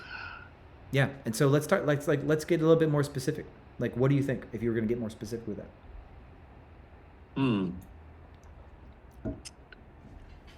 Good question. Yeah, these are the mental processes we need to chase if we want to be business owners. We got to get to the bottom of this. I don't want to give it to you on a silver platter, so I'm testing your brain. Yep, makes sense. It's so go farther. Not always easy to not have the bed in the picture in the studio unit. No, we're not done yet. I'm still testing your brain. Go farther. You said where people value sleep. Give me those scenarios. Where do people value sleep more than when they don't? When they value something else? Yeah, when people come for business. Cool. Business is good. All right. So what else do we know about that? If you like, let's expand. The second I can think of is like staycations where people stay in bed and watch TV, Netflix, things like that. Yeah, I guess bed rotting is a thing, right? If we can identify that we're in a bed rot market, that'd be kind of wild, right? Mm-hmm. Okay, so what do we know about, like, maybe say business travel, right? Business travel, like, what is a pattern of business travel? Like, what can we identify as far as like external factors, lead time, length of stay, ADR? Like, what do we know? Lead time probably a week out. ADR less sensitive. Length of stay, weekdays mostly, 2-3 days. Okay, so weekdays, shorter stays. Yeah. So here's what I think I know, and so I like that your brain is trying to chew on this, right? So what we think we do know is that somebody would care to see a bed when the bed is the majority of their experience, right? Or where a bed tends to be the worst part of their experience in their price bracket, and they want to make sure that they don't suffer the typical horrors of their experience, right? Yeah. So with low ADR stays, see, the bed is maybe the most important part of a stay anyway, right? So on low ADR, where people tend to not invest in the bed, knowing that the bed is good is a very primary thing that people would want to know, right? Then for single night stays where people are not going to engage with amenities, people want to know the bed. It's good because it's the only thing they're going to touch for short stays. So low ADR single night stays, showing the bed could be the most important thing because it solves the two greatest hurdles of those types of stays, right? So now, if people are not a short one night stay, and if people are not in a price bracket where they're constantly tortured by terrible beds, then a bed photo would not be the ideal thing to win over somebody to click because that's not their primary interest, right? So now the question will be, if people are staying 3 days or longer, right? What might be something that people care about more than that? And if people's price isn't the bottom where they're looking for the cheapest thing that doesn't have a terrible bed, what else might somebody want to see for their hero photo? As soon as it's more than 2 or 3 days, the kitchen. So that could be a thing that we could test, right? And here's what I would test too, right? So now we're looking at amenities, right? Kitchen's a key one if people cook. Do you see that people cook in Manila a lot? Yeah, they do. Okay, cool. Then that is especially valid. the longer stayers. Cool. So if you identify units where you tend to get more long stays, then that would be one where we would deviate and put the kitchen, right? I like that you show that you got the iron and the thing that shows that you got like work amenities. That's good. We did the windows thing. We've kind of proved the windows thing on one. That was nice, right? What else might somebody want, right? So we like the windows. I kind of like. I guess I kind of like this shot a little bit. I kind of like it because I like the windows and the light a little bit. It's got kind of a cool vibe. So this could be for this unit. This might be a fair one. It's still just not a little bit. It's not clear enough, right? If I'm going to argue with my own thought, this doesn't have a lot of clarity, and that's the thing that we need in our hero photo. This room is really interesting, right?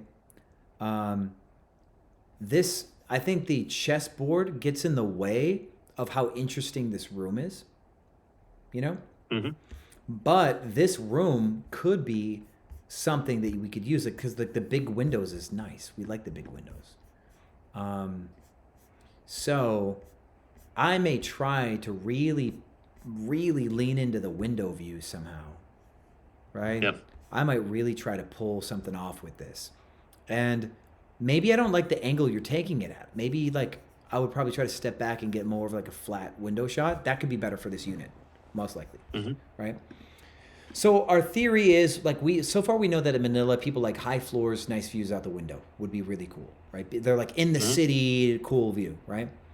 The amenities could be valuable, right? If you can get a better shot of the gym with the big windows where people can get something like this may actually be a valid, might be a valid hero photo if people are worried about being able to like have the fitness equipment. That's possible. These would be the things that we would test. How many total units are you running in properties like this in the Philippines? We've got 14 now. Okay. And this is the second one in this building, and we have another 2 that we're working on.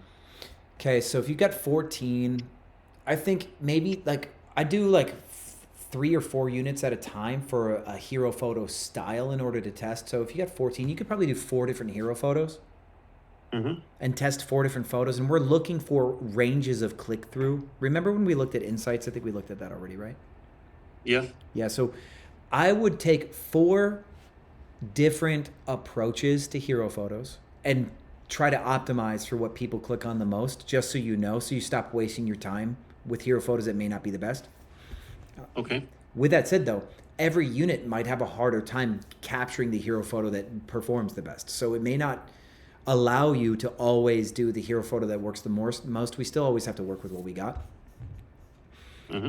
I like this couch. I like the pillows. I like where it's with the map. I like the general colors and stuff. I think this is fine.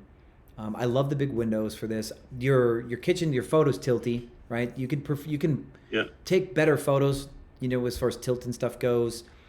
But aside from the tilt, your like photo height is mostly good, almost always. And I don't think I have any objections. Aside from like kind of the similar photo quality stuff that we've talked about before. And you could try to like maybe put these through an AI like we talked about before and see if maybe you can get a better generation of some of these, get them to look a little bit cleaner. Yeah. Then I've just dropped you a wish list as well with what I think is most of the competition. That's good. That's valid. Let's take a look at that. Okay, let's take a look at that. Hold on. That wasn't wish list. That's just the same link. Hold on. Copy. back.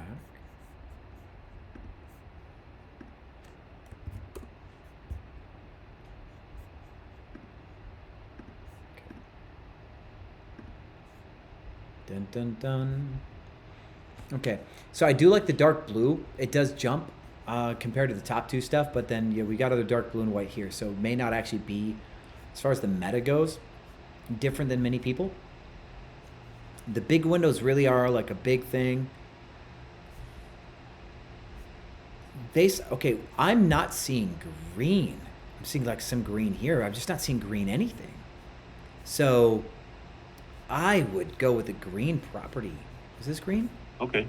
Is that We've green? got 2 more studios to do in this building, so one will be green. Yeah, I think we should go with green. I think we should go with like an emerald forest color green, something good saturation, good brightness, not too bright though.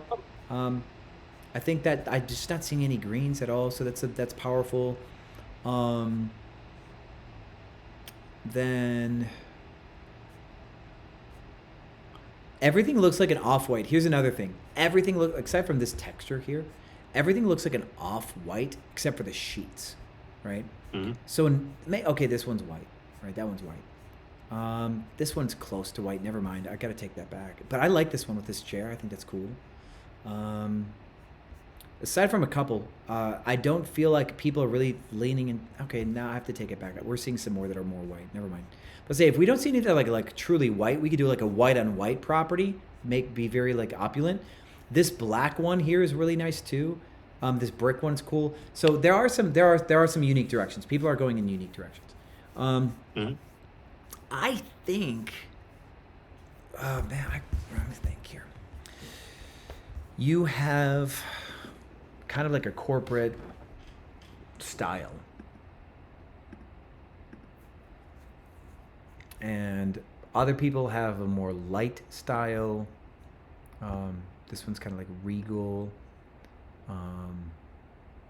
That's warm. I like that. That's good work. This one's got that corporate white and blue. Got a little bit of Airbnb flair. This looks like it'd be one of yours too, because the tones of red. Is this one here yours? The Cozy Gramercy Studio? Yeah, not ours. No. Okay. Well, they've kind of taken a similar approach, and that's dangerous, right? Actually, it looks like almost the same building too. What the hell? It's the neighbor's building. Okay, because the pool looks similar. Yeah, same developer. Okay. So. Yeah. So what we got to do is we got to find a way to break out of that. So if I was going to try to kill everybody in the Philippines, right? I would want to take advantage of something that maybe other people wouldn't think of, and like furniture, right? Mm-hmm. Let me look for what is historical Philippines furniture. I want to see how close to Thai. Okay, that's kind of what I was expecting a little bit. Royalty.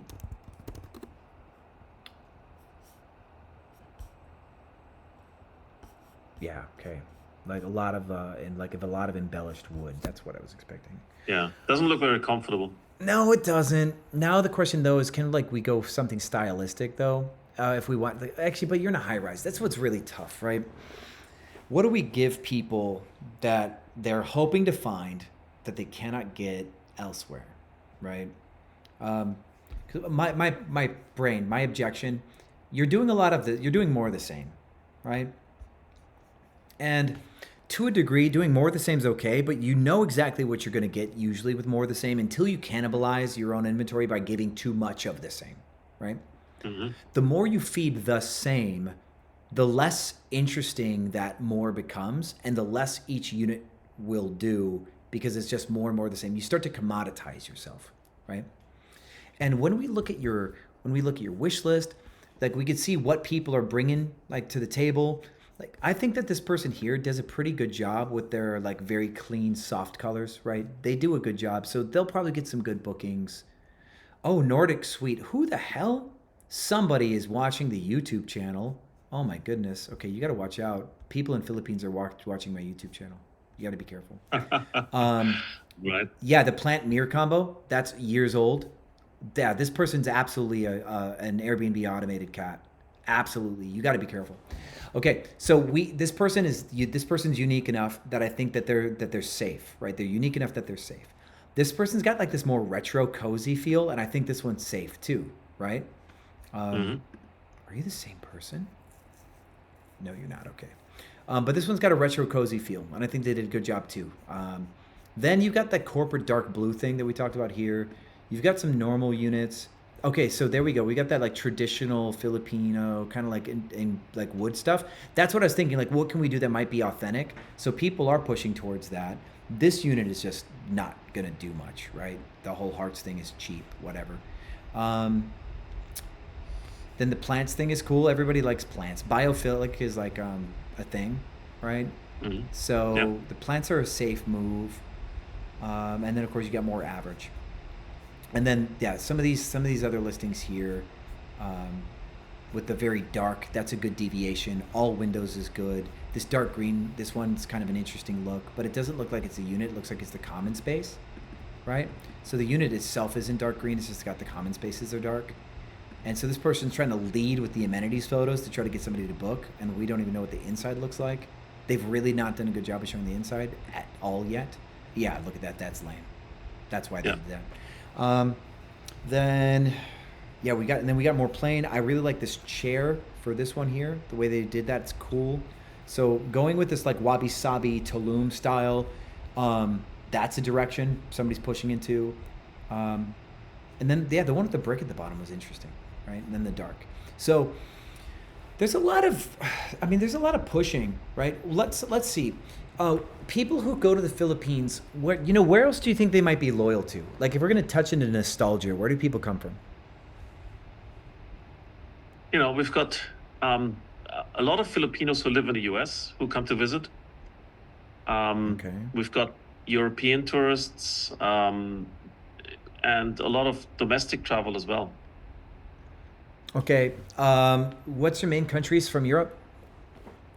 I would say Italy, Germany, France, Spain. Okay. Do any of them win by a long shot? No. Okay. If an Italian and a German were going to go on a road trip together, and they were going to book a flat somewhere, what creature comforts would the Italians and Germans want in their property? Definitely a good coffee machine. Okay, cool. Got anything else?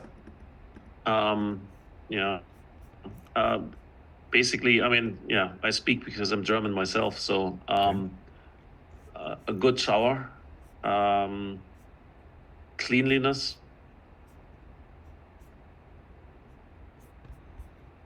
But the only guilty comfort so far is good coffee? Yeah. Okay. What else would pull someone because they go, oh, that's cool that they have that, right? That's we need to find things that are more magnetic. We need more pull. And I do think an espresso machine would be smart. Actually, you might be the only person in the Philippines who would put espresso machines in their properties. Right? Yeah, we've got a few of our better units with the espresso machines. I think this one is going to get one too. Okay, so you could standardize that as one of your like pro-European pulls, right? What else could you pull off that would draw people in, that you could provide that maybe people would miss when they're on like a longer trip in the Philippines? What would they miss from being back home in Europe? Like, what else would they miss? Quiet. Yeah, Philippines it's a noisy place in the cities. It's kind of hard to show that though, right? Yeah, I know those. Yeah. Let's see. Let me just things every Italian loves, right? This is gonna be a weird. We're brainstorming, okay?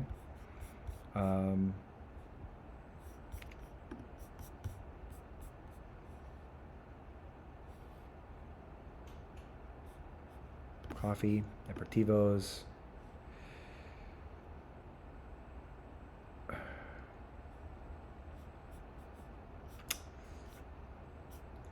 Okay, aperitivos.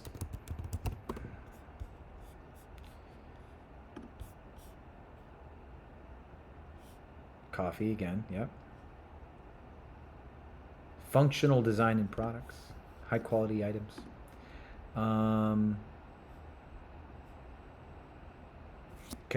Okay, so let's like, okay, you can actually charge for things too. So let's work on an international cocktail bar. How does that sound?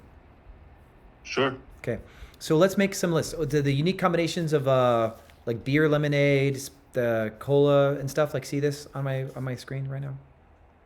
Start to make a little list. We got stuff like this. We got the Italian aperitivos, right? And yeah, because it said aperitivo right here.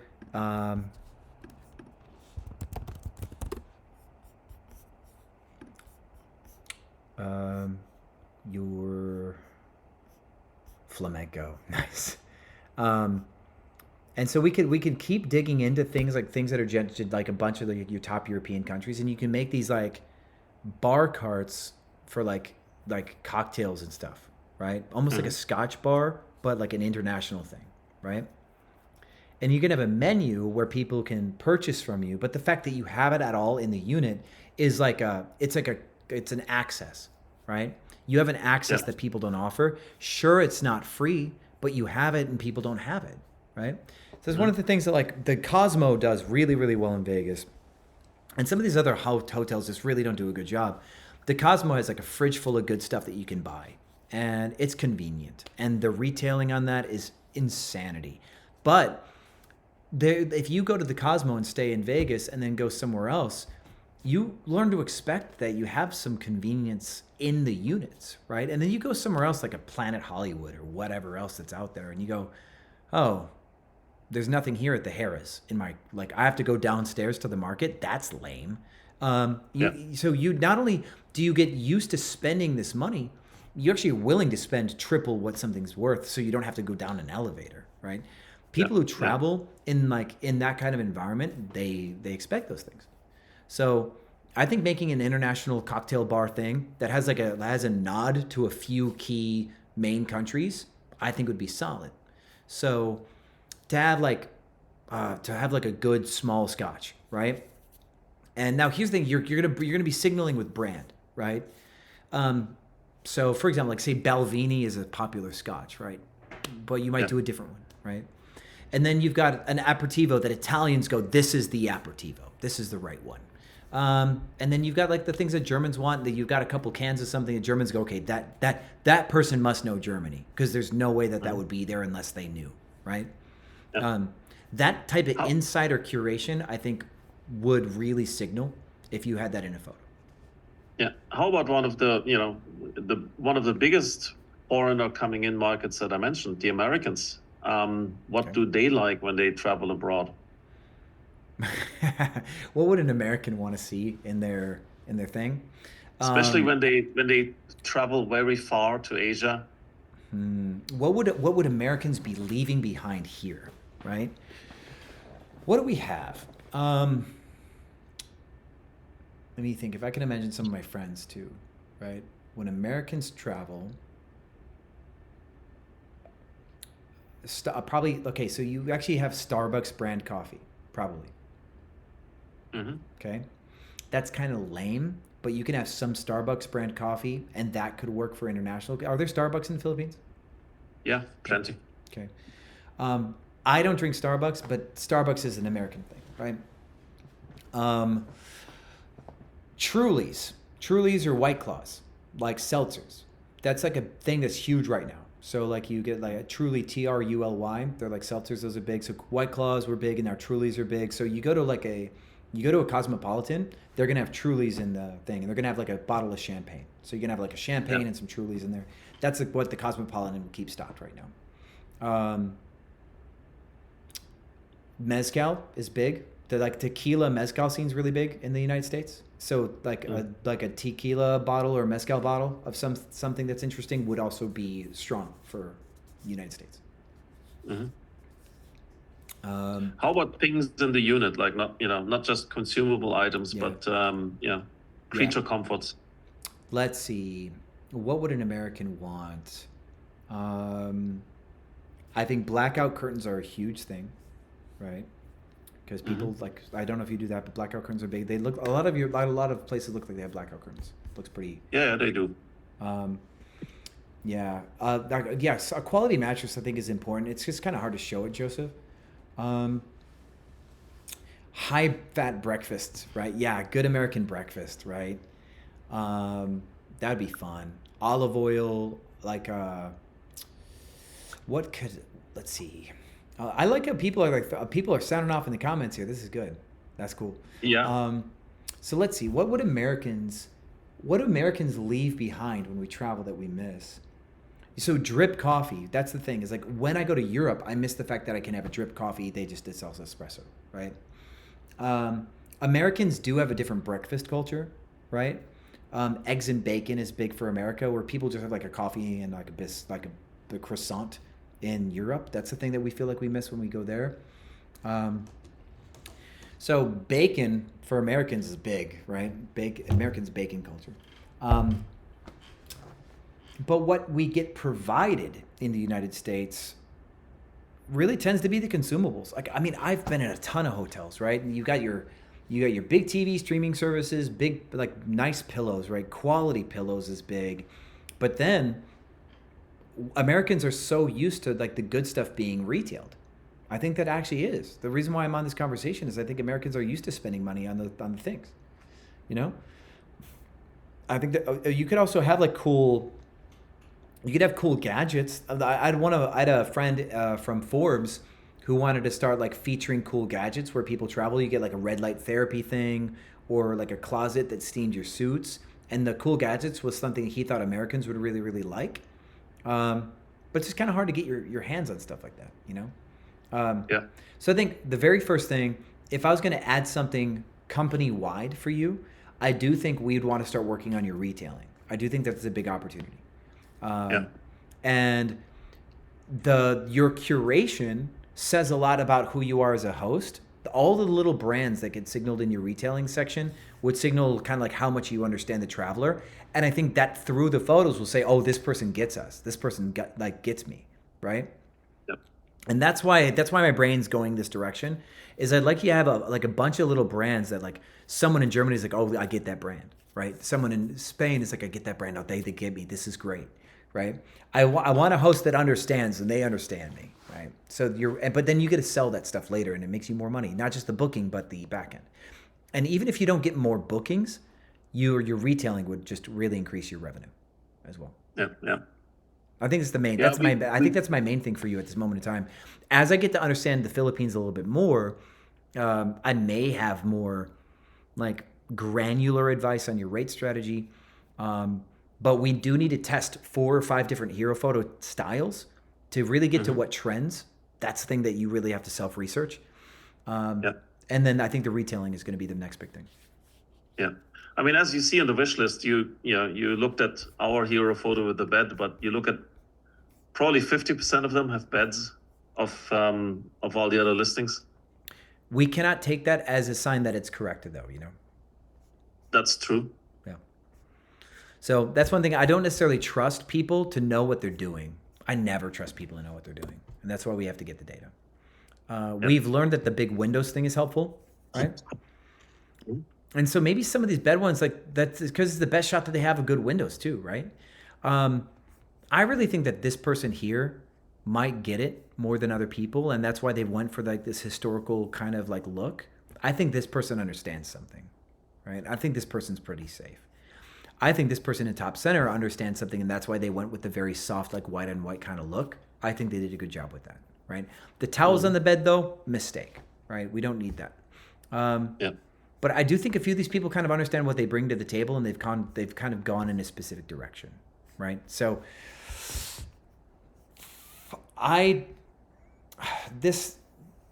the colors and the tone for this hero photo makes sense for what it is. These top 2 that are next to you, it's a color thing, it's a feel thing.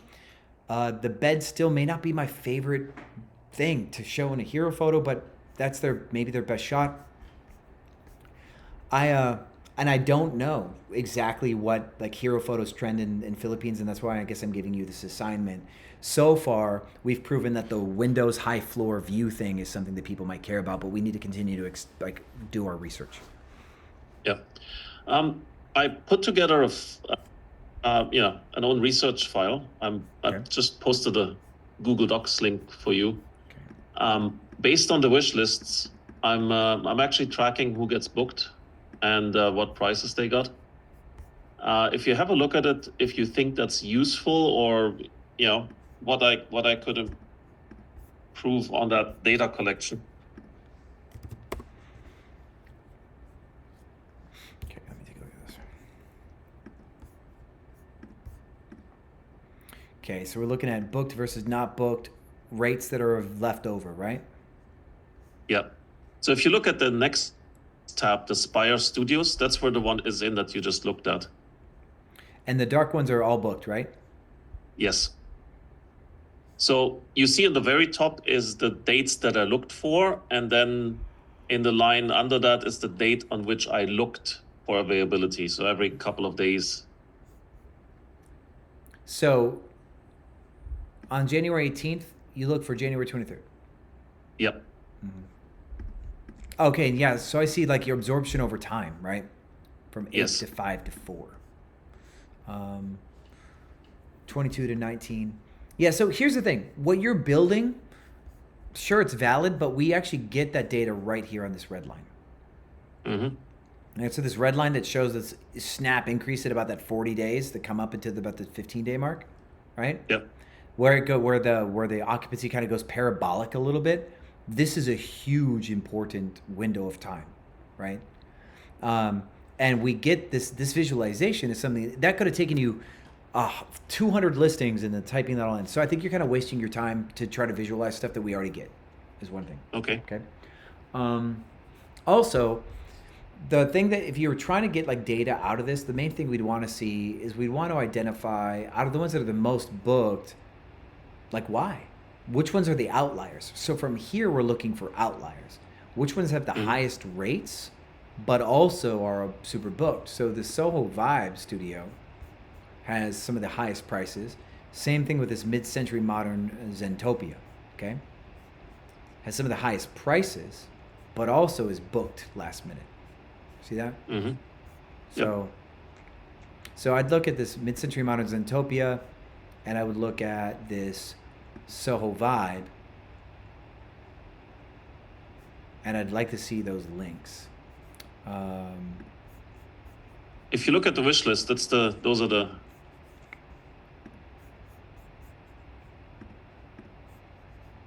Okay, hold on. Let me get back to that wish list.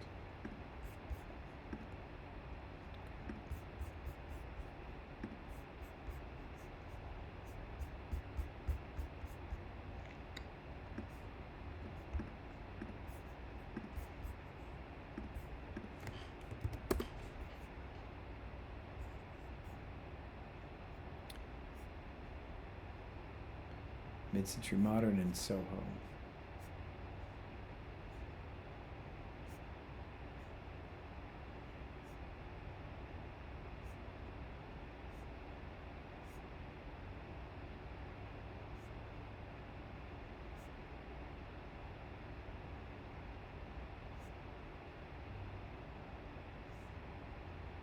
Soho Vibe Studios, this one. Okay. This one's got like a super industrial kind of like rustic look. So I guess that's what's up with this one. But let's open it. And then let's find a mid-century modern one.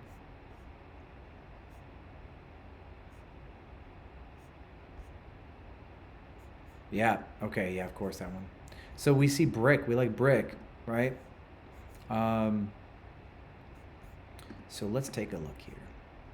So yeah, I did like this one. I really liked a lot. So it's taking like stuff that's probably easy to find in the Philippines to help create a sense of fullness. It's using the brick to make the listing interesting, and the brick is probably wallpaper and fake, and that's okay, right? That's absolutely fine, right? But it still creates that look. That fake wall is a winner. Yeah, so they're using stuff. They're using for furniture from the Philippines that'd be easy to acquire to create that sense of fullness. And you've got this big sturdy stuff that says we don't buy cheap stuff, right? And so that big gaudy Filipino furniture helps really sell that your stuff isn't cheap. Maybe the brick is real, right? That's interesting. Yeah. The brick actually could be real. Okay, never mind. That's fun. And yeah, I guess the fact that they showed this also shows that they've got the right types of plugs. That's kind of cool. I like their angle there. If it matters to people. And then this one also has brick though, right? So it looks like the Actually, top two performers have brick. Actually, showing the plugs is an incredible good idea I just got. We got all those multi plugs, and sometimes people ask. Yeah. Yeah, so I think that is a good angle. So far the two that we see, the use of brick in the property is popular, right? We got vertical interest in the ceiling on that one. This one, is there vertical interest in the ceiling too, before we get distracted? Nah, just lights. Small texture, nothing special. Okay, cool. So fake brick, man. Fake brick looks like it's a thing, right? The Yep. greens and reds, this kind of color tone. And if we look at this one, I'm not necessarily impressed with the furniture on this, but hey, it's whatever. We're looking to understand.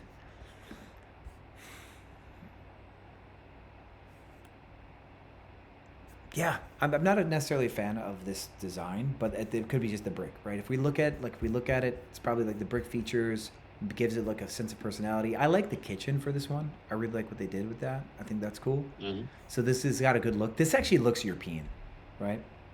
This reminds me of our stuff that we were doing in Bulgaria. This looks like an Eastern European kitchen, and that could be a factor, right? So that's part of the design.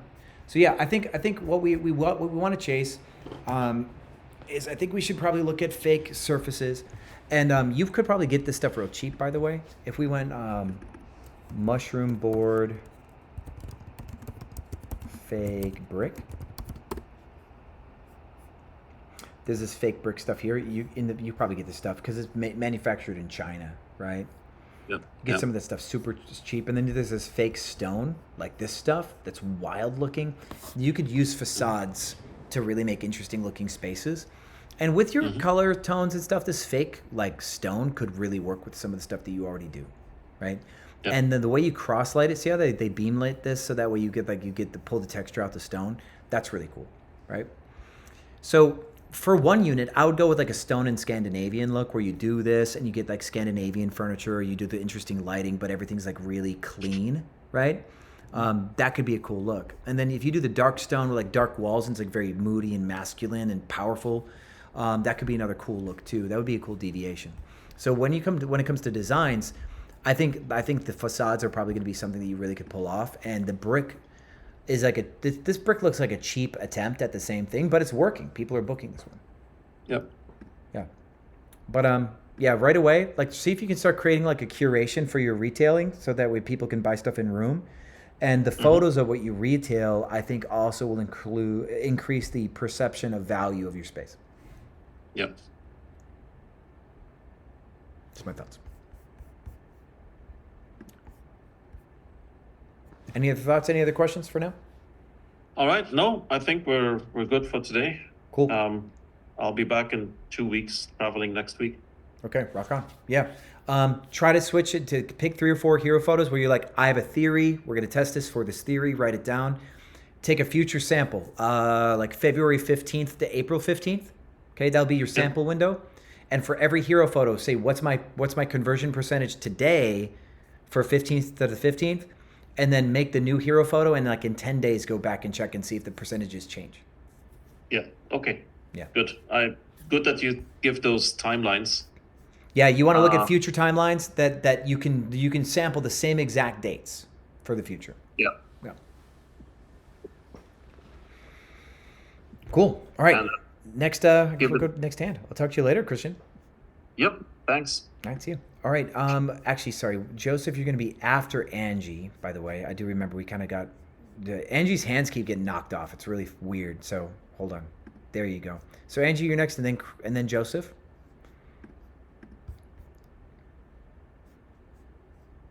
See which one of your accounts is working. Hi, Sean. Hi. Good to see you. Yes, because I switched a lot around. Yeah, it happens. It's Zoom meeting and I didn't know how to do it. But I'm in line. Thank you. Yeah, you're here. Hey, first of all, I saw this video that you sent it in the newsletter last week with the title with some intriguing word in the title that makes the people click. Mm-hmm. And it was so genius because instead of infinity pool, I put oxygen pool because that's what we do, you know? Ooh, nice. Yeah, that was so cool. And then immediately I got like 3 bookings. And the people that came now, the security tells me they're the entire time in the pool. Love that. Cool. See, there you go. Yeah, Good because job. I want them, you know, I want them to use what we have special. And of course, if you get a bomb of oxygen, I mean, this is, you know, this is the best. But so people have to know it. And yeah, it really worked in my title. Congratulations. And it's pushing my idea. Yeah, thanks. Cool. Well, good job watching the content. That's good. You got to do your homework. I'm glad you did it. Yeah. Well, I'm behind with my homework, but I got to catch up next week. For the construction thing, we spoke last week, you know, that I should inform the people in advance. So there was one guy, and we have to check my prices in a second. I just want to tell you what happened. One guy, he booked for $130 per night, and we have the minimum 210, you know. So immediately I sent him a message. I said, yeah, this is a special price because we have a construction on the side, and are you okay with that? If not, you can cancel. And the guy, yeah, I cancel. Then Nice. I put prices up because I don't know what happened. And then somebody else booked, and I said, okay, I'm not going to say anything in advance. I let them come. And because also it depends what they work, you know, and they were working on, you know, palapa Yep. on the roof, like palapa style. And then that's very loud, but it's not all the time, you know. So the people came and I took them right at the beginning when they came in. And I said, okay, listen, you have the option. We don't know what noise they make. Some people have no problem. Others, it depends what the construction is doing. So you can stay. I gave them a free night on Sunday because nobody's working. Yep. And I said, you can check out anytime and I refund you. And people are super happy. So I need to let them come because it's not that bad, the construction, Smart you know, move. unless the guys go crazy on the roof. But if you say it in advance, then everybody will cancel. So Yeah, cool. Yeah, I think you've identified a good strategy, so good job there. yeah. It's the best strategy because I like to have happy guests, you know, and I like to win the 5-star game. I mean, this is my main motivation, you know. That's right. Cool. Give my 5 stars. So right now, So, the only Can we have a look? yeah, Yeah. so I'm looking at your prices. The only thing that maybe I would change is like this Monday price because it's next to Sunday. We dropped this Monday, the 2nd, Yeah. right? That Yeah. one should come down for that reason. But then, if you're doing well otherwise, like if you feel like these dates will probably get booked, then I don't know if I really want to drop them. Yeah, but can you see exactly what you just the neighborhood data? Yep. Because look, my bookings, they're in the pink thing. So can you Sometimes. see that? Only sometimes. The Yeah, pink and I sometimes don't they're know. above other times. Yeah, but there's a lot inside the pink, right? Yes. And I don't know how that guy could reserve for $130. I still don't get it. It might be a rule set that you have on Airbnb. No, you put my rule set. Oh, I haven't opened up your Airbnb account, have I? Yes. Okay. Let's You- see. you Let's see if I got your princess? login. Oh, actually, hold on. If I log in, okay. Here's the thing. I would like you to go and check your rule sets. Yes. If I try to log in another, like Airbnb's like set it, like I can't log back into my account if I log into yours. Airbnb's being dumb on my computer. So, I remember we went over some things, right? We went over like, I share my screen then. yeah, I remember because us doing that. Yeah. I have no idea, and I need to fix that. Well, 'Cause I what don't was the last? Well, so, okay, let me let you share your screen again one more time. Okay, so let's try to get down to this, down to the bottom. Yeah, Okay, yeah, please. okay, let's try to figure this out.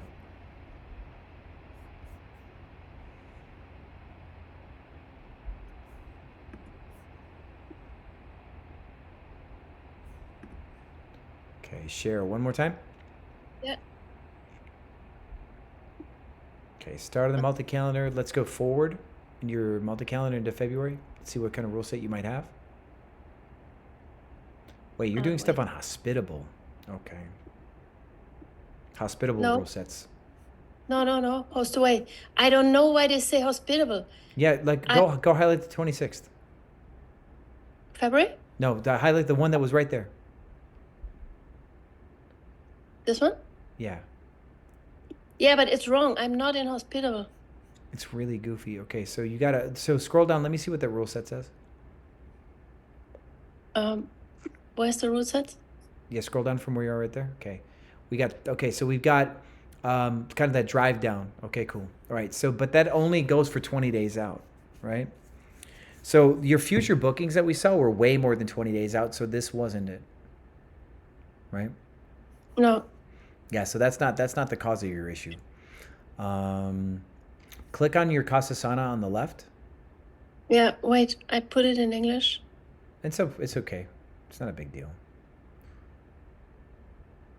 It always jumps back to German. I don't Yep. know. So yeah, click on Casa Sana on the left. Click on your listing. Yeah. Let's go to price settings.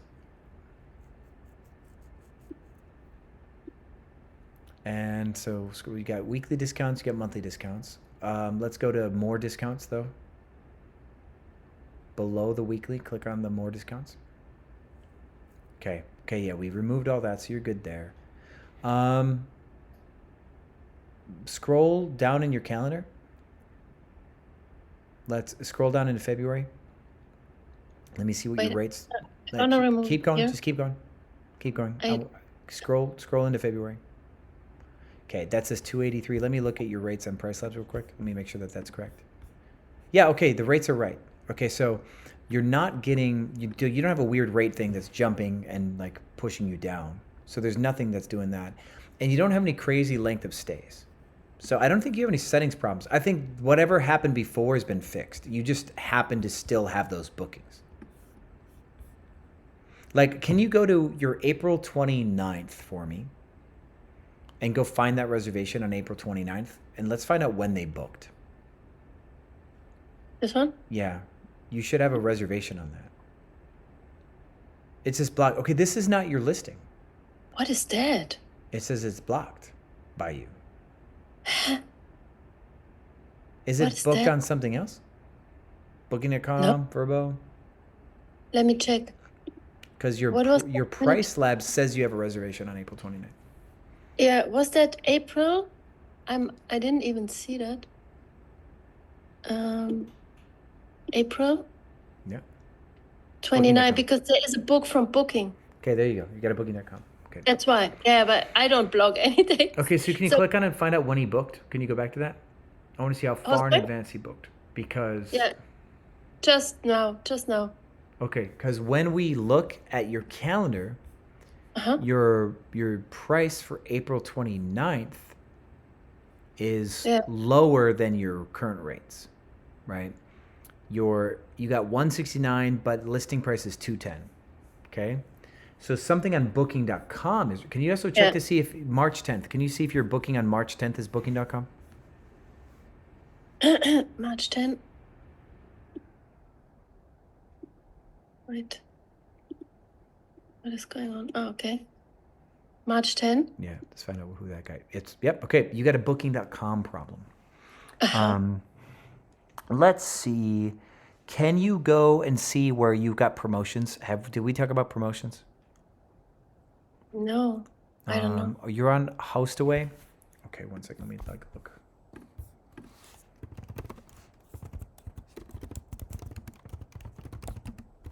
I haven't finished watching that my task that you gave me because I was too busy. But can you check that settings in here?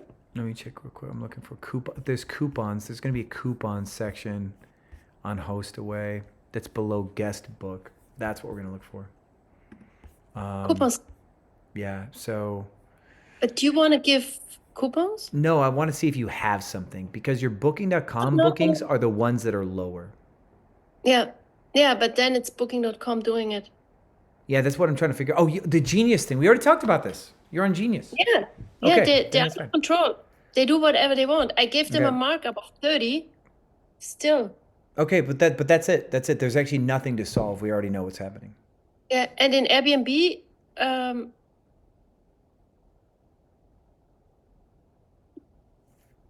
I see here what's January?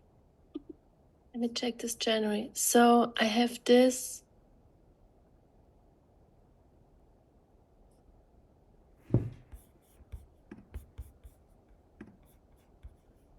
Two nights, 400. That's okay.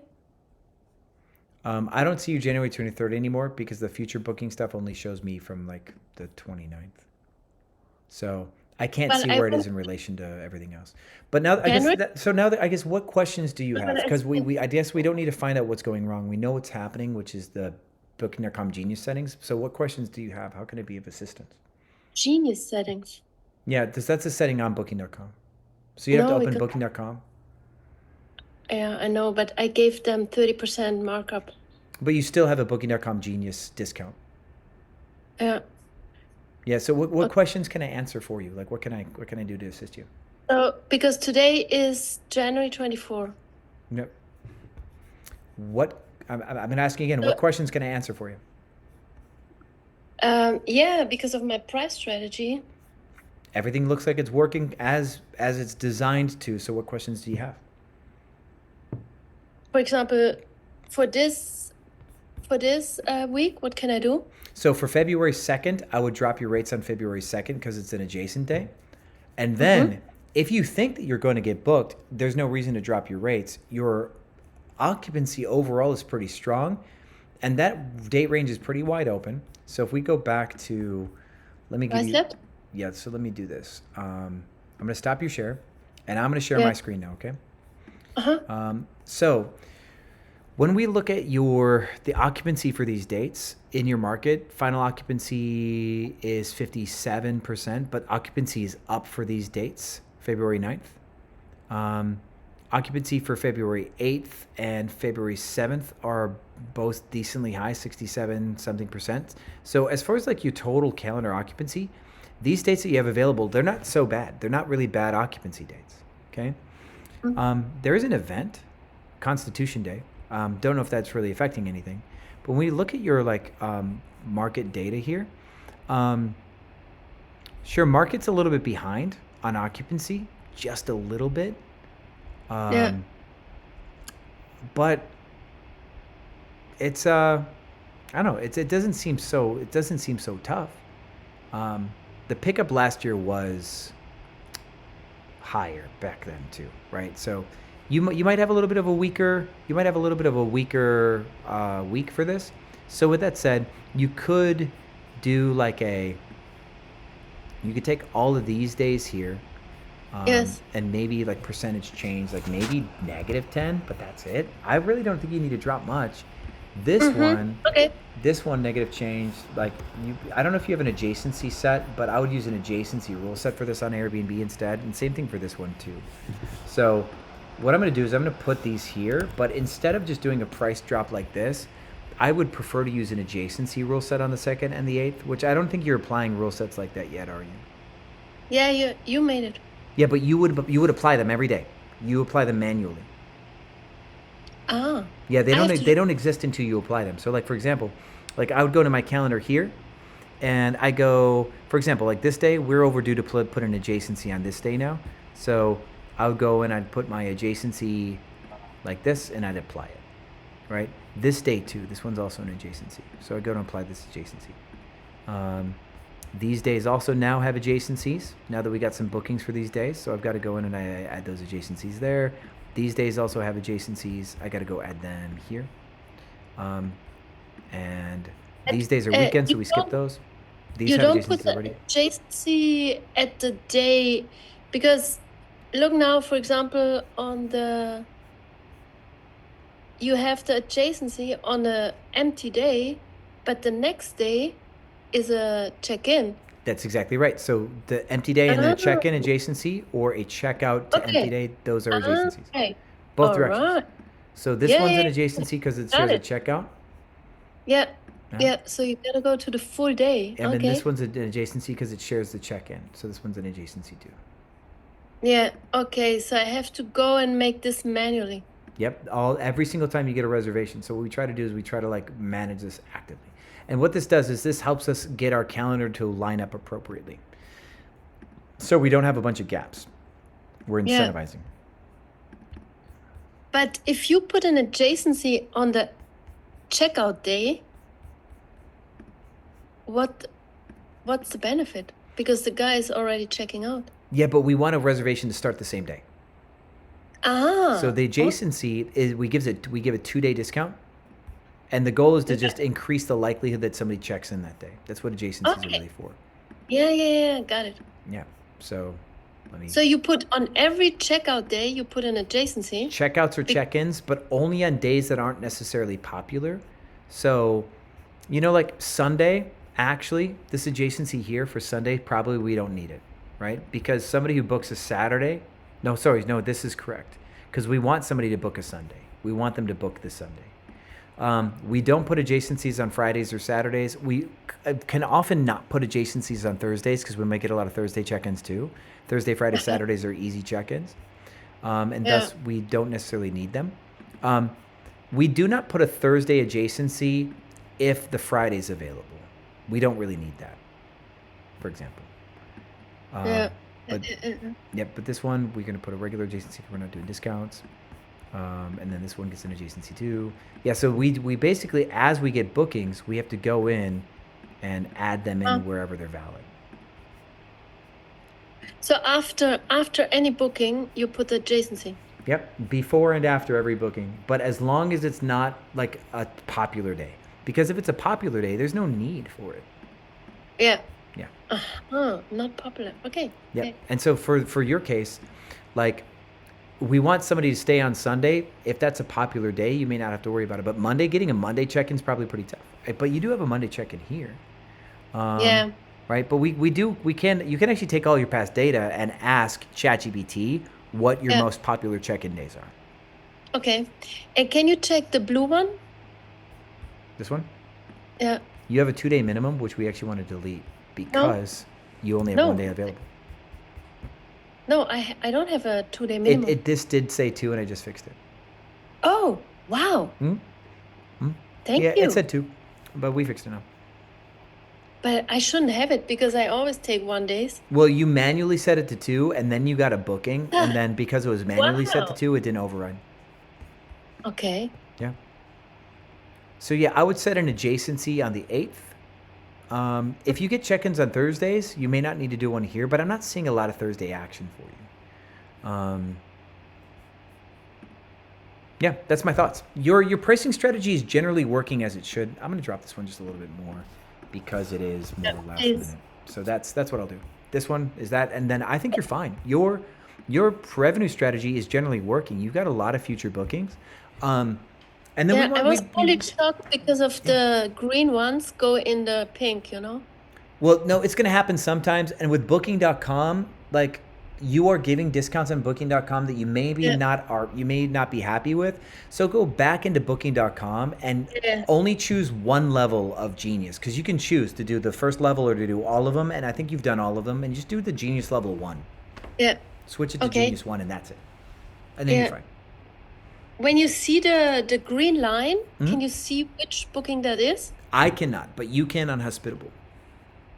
On Hostaway. Yeah, and yeah, that's why I asked you to go and look for those dates, because the low ones, I'm like, well, maybe the low ones are a certain channel, and that's why we found out your low ones are booking.com. Yeah. Yep. Okay. In price apps, you don't see that.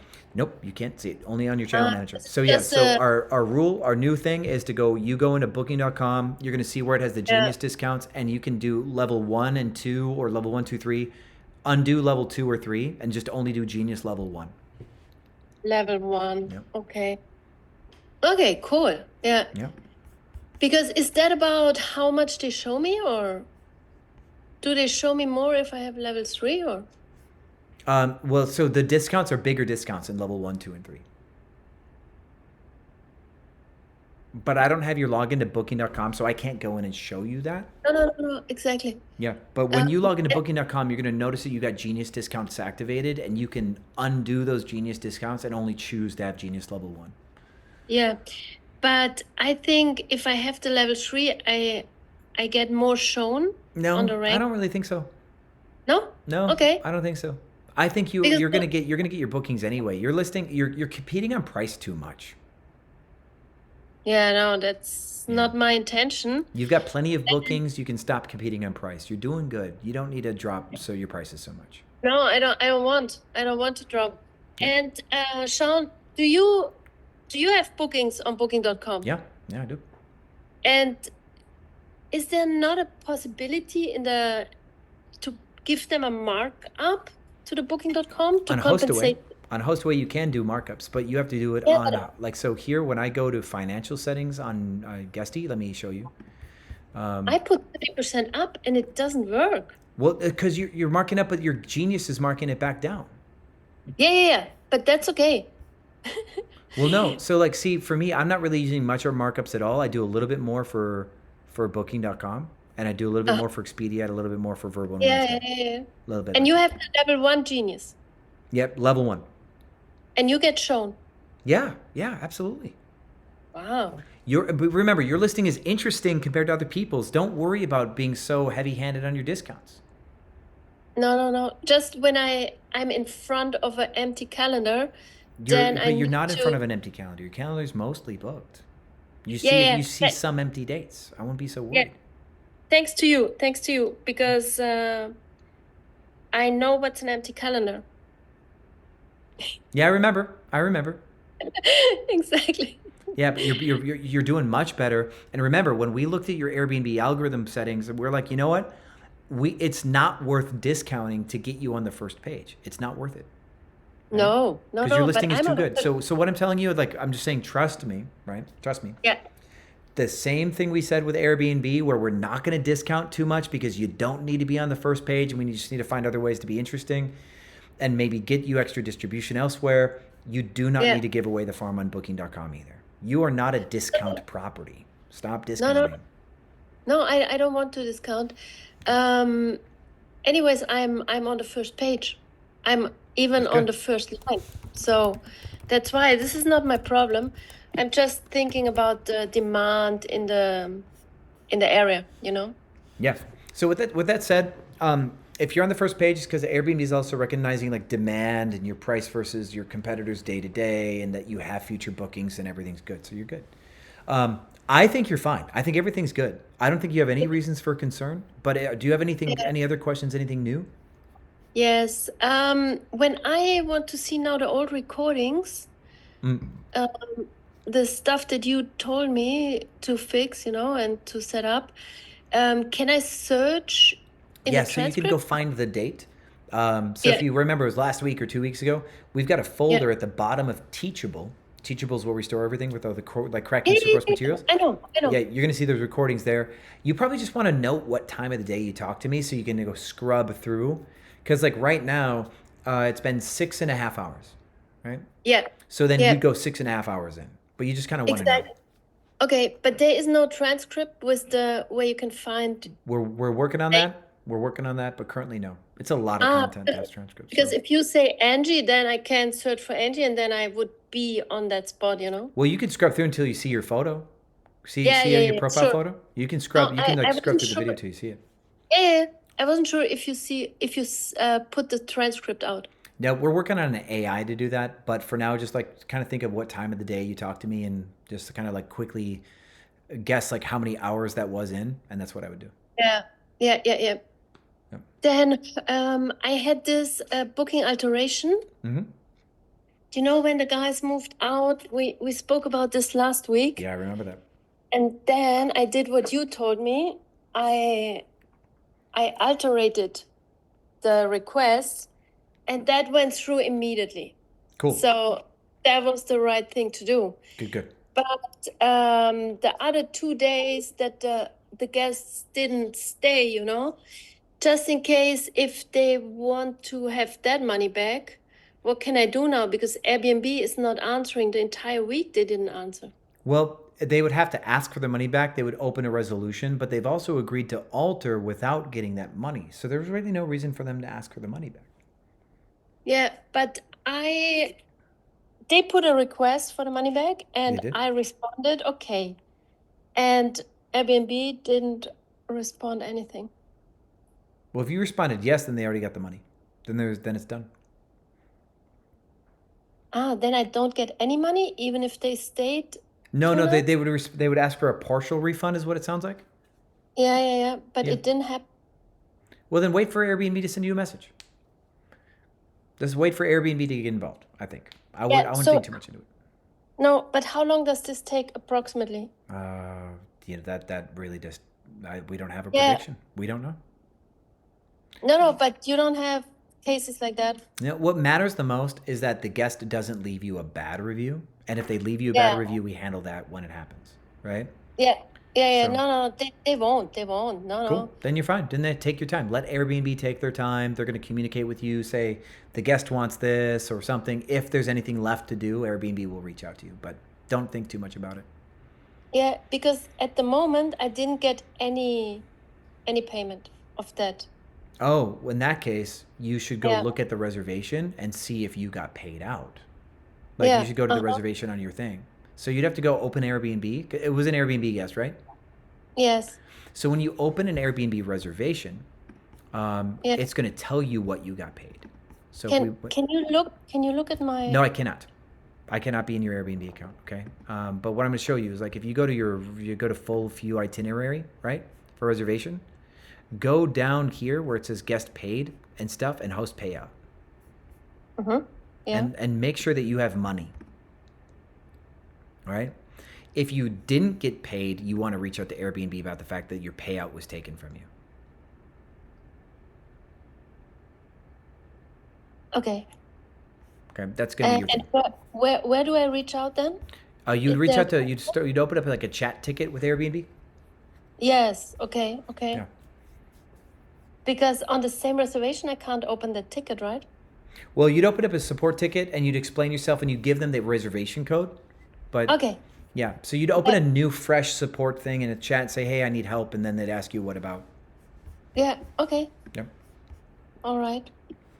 Okay. Cool. I will work on that till next week. Cool. Hey, did you see I sent you a DM on Instagram? Yes, we're not going to promote that onto the students. It's just not really on brand for our coaching. Okay. Yeah. Okay, cool. Yeah. But it's really cool that you offer that. So you could post yourself in the Facebook group and just tell everybody about it. About the webinar? Yeah, you could just tell everybody in the community, but we're not going to promote it from like the course won't promote it. Yeah. No, I thought you wanna share it with the guys. Yeah, I don't need to get paid. You could just give everybody a discount if you wanted to. You don't have to pay me.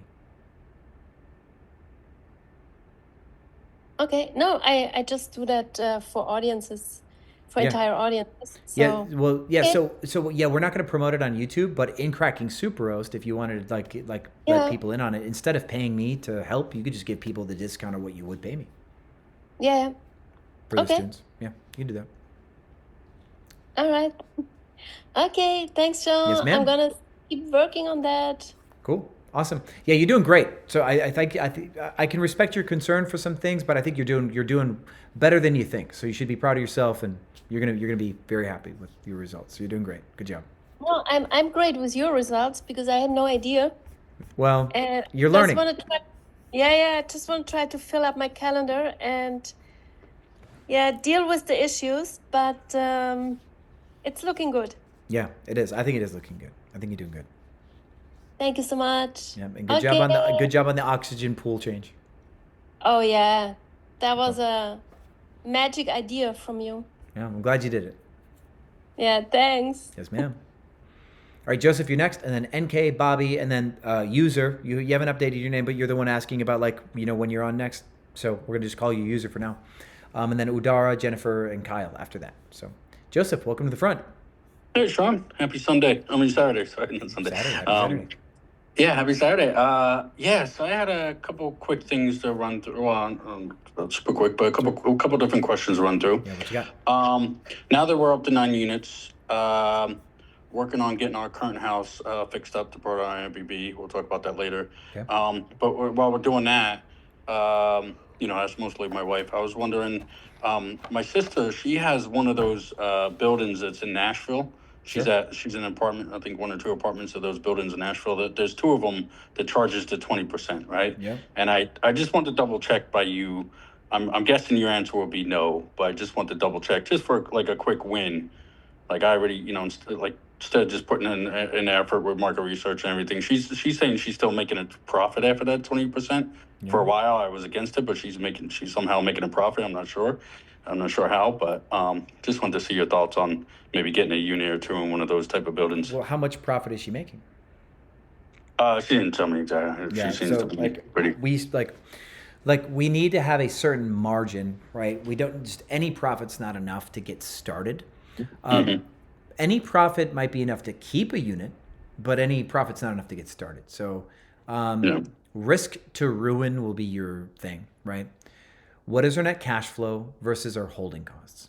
And a 3-to-1 risk to ruin would be my holding costs are 3,000, my net cash flow is 1,000, right? I do not like, for people who do not have a lot of experience, I do not like going over 3-to-1, right? I'd prefer for every $3,000 of risk you have that you get $1,000 of cash back. That's what I like. I can take a 4-to-1-ish and know that I'm going to be all right because I've been in the game a long time and I kind of know how to navigate tough spots, right? I don't recommend that for the everyday person. So I would look at that, right? Say, what's your net cash? What are your holding costs, right? And the 20% isn't part of the holding cost, okay? So here's going to be the one thing that I guess you do need to know. Your holding cost is like your literal rents, your literal electricity, everything else like that. The 20% that they charge is kind of like a drag, right? But it's ethereal. So you don't calculate it pre. If you made $0, you would lose your rent and your electricity if you made $0. So that's the risk of ruin. So if you picked up a property for $2,400 plus expenses, maybe your risk is $3,000, right? Now, at the end of it all, after you pay them their 20% and everything, how much net cash do you have? And if it's $1,000, then cool. It's 3-to-1 and play the game. But that's what I would check. Okay. Sounds good. Cool. So I guess just verify the data more and see if it's really worthy or not. Due diligence, my man. Yeah, don't let the temptation to skip ever get under your skin like that. Don't skip. All right. Awesome. Yep. Next up, I have my team working on doing a lot of cold calling towards, companies for some of my units for corporate housing. So one thing we're finding is that we're just not able to get it's kind of a challenge to get to the right point of contact for corporate housing. Do you happen to know offhand of any places where I might be able to buy some data? Of course, in a legit fashion, not illegit, but basically just ideally buying data, whether it's emails or phone numbers or whatever of the proper contacts to hopefully. You want building information? Like company, like for example, if there's a bank nearby or there's a hospital nearby, who would be the right person, like HR or whatever, to reach out to say, hey, or at least like employee information to, phone numbers and emails to be able to reach out to them to say, hey, I'm a corporate housing provider. Here's my information. Right? I don't know a company offhand, but if I was going to look for a company that offered something, they probably would have like some sort of AI LinkedIn scraper. Okay. Because even the biggest companies in the world, like a decade ago, 2 decades ago, like Manpower like sells staffing, right? Selling staffing and selling corporate housing kind of have a very similar like vibe, right? Like talk to human resources, talk to project managers, who's budgeting to do what this year, right? Projects and accommodations are both temporary surpluses, right? So, and they relate to each other. So let's say a company has a project to build a warehouse. That's a project. Building a warehouse requires a temporary bloat of employees and resources, and those employees may need accommodations. So they go hand in hand. So one thing we like to do is find out who the project managers are and how they allocate housing for their temporary workers. That's really good. But the point is they're both in the same world, right? Temporary need, right? And Manpower Group, the way that they would sell staffing is they'd call and say, hey, can you help me? I'm looking to find out who, makes you decisions on temporary staffing, right? You call somebody, hey, can you help me? I'm looking to find out who makes you decisions on like temporary housing when you have temporary staffing. Very similar to the Manpower Group style pitch. Okay. And then if you really hate doing that, that's going to hold you back, right? It will hold you back. But you could see if a company does like a LinkedIn scraper AI thing to look for people who are decision makers for project management and temporary staffing and relocation, temporary housing. You can like ask it things and it'll come up with all the different job titles that it thinks might be valid.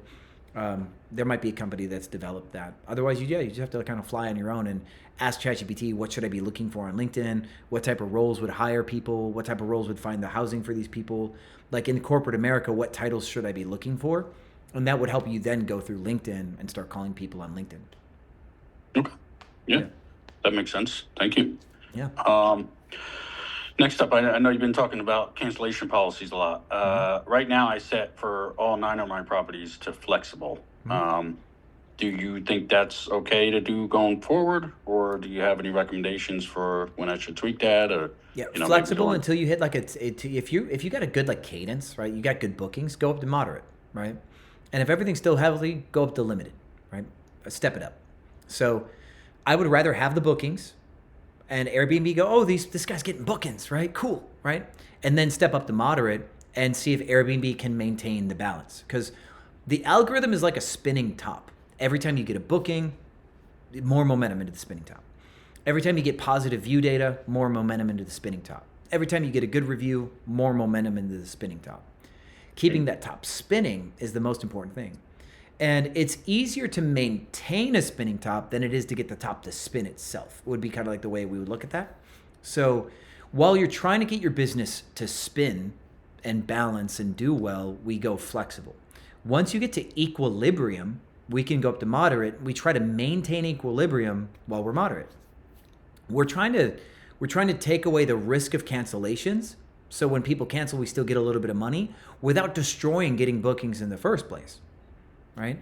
And so like Charlie, her firm cancellation policy, I think it was Charlie, 39% listing like first page. Brutal because she's on firm, right? So I told her, go down to moderate. If that's not good enough, she'll have to go down to flexible. But you get some bookings. Like my green property, we were flexible initially, then we went up to moderate.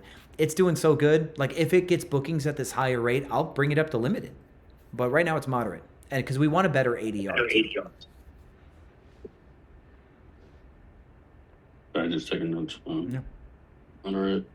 Then you said the last moderate and limited is the next one. I think Airbnb really doesn't like firm at all, right? I think limited's probably the farthest we can go unless it's like a 4-bedroom house, I think limited is the main thing. That makes sense. Yeah. Cool. Next up, again, all my properties, checkout time is, I know, I'm sure you'll probably recommend 11 a.m., but right now it's been 10 a.m. And then check-in is 4 p.m. So just want to see what I'm guessing your recommendation will be 11 a.m. Yeah, I would like checkout at 11, ultimately. Okay. I'd like to get there. And if your team can do 11 to 4, do it. If your team needs 10 to 4 for some reason, I get it. But yeah, ultimately, we want to be flexible on that. And here's the thing. We haven't tested this in the algorithm.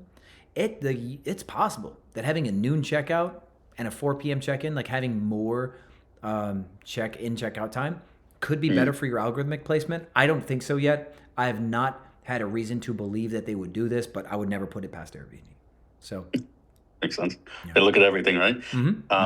Yeah, that's a good tip. I think when I first had the 2 properties, it wasn't an issue, but now with guests, now with up to 9, especially like the smaller apartments and everything, a lot of guests been like, oh, I thought it was 11, right? Yep. But I okay, so that's a good because point. a lot I'll of people switch do it to- 11, so that like they just kind of assume. Yeah, I'll switch it to 11 for back to that then. All right, next up, I'm gonna send you some kind of pictures. So basically,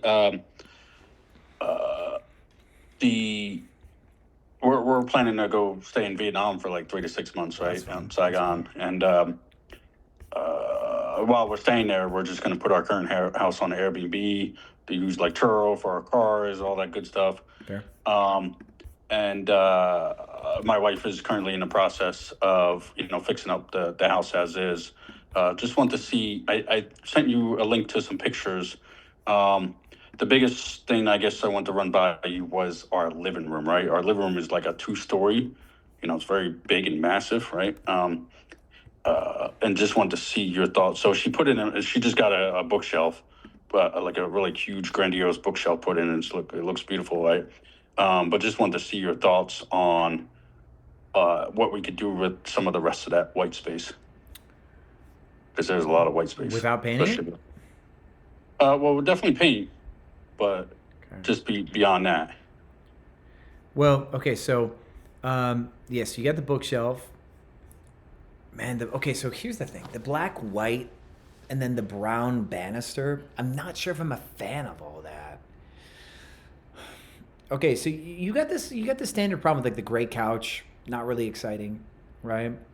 Yep. She's gonna. I was telling her we just need to get rid of the couch, but she was thinking to like put some kind of cover on top of it. Well, the couch is maybe kind of the wrong size for the room in a way. That massage chair is just kind of in the way. I'd get rid of the massage chair. It's just gaudy. That massage chair, we're gonna move up to either another room or Cool. I could just sell it. That's fine. That's good. I don't know.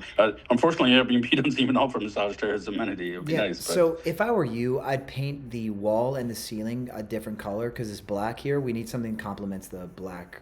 Or is that very dark blue?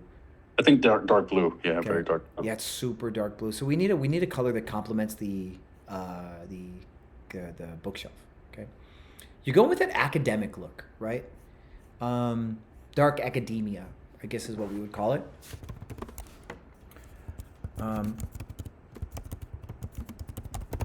So dark academia design is kind of like this kind of like vibe, Okay.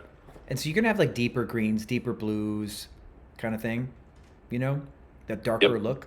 And so that dark academia look, you probably want to paint the wall color to really complement the shelf.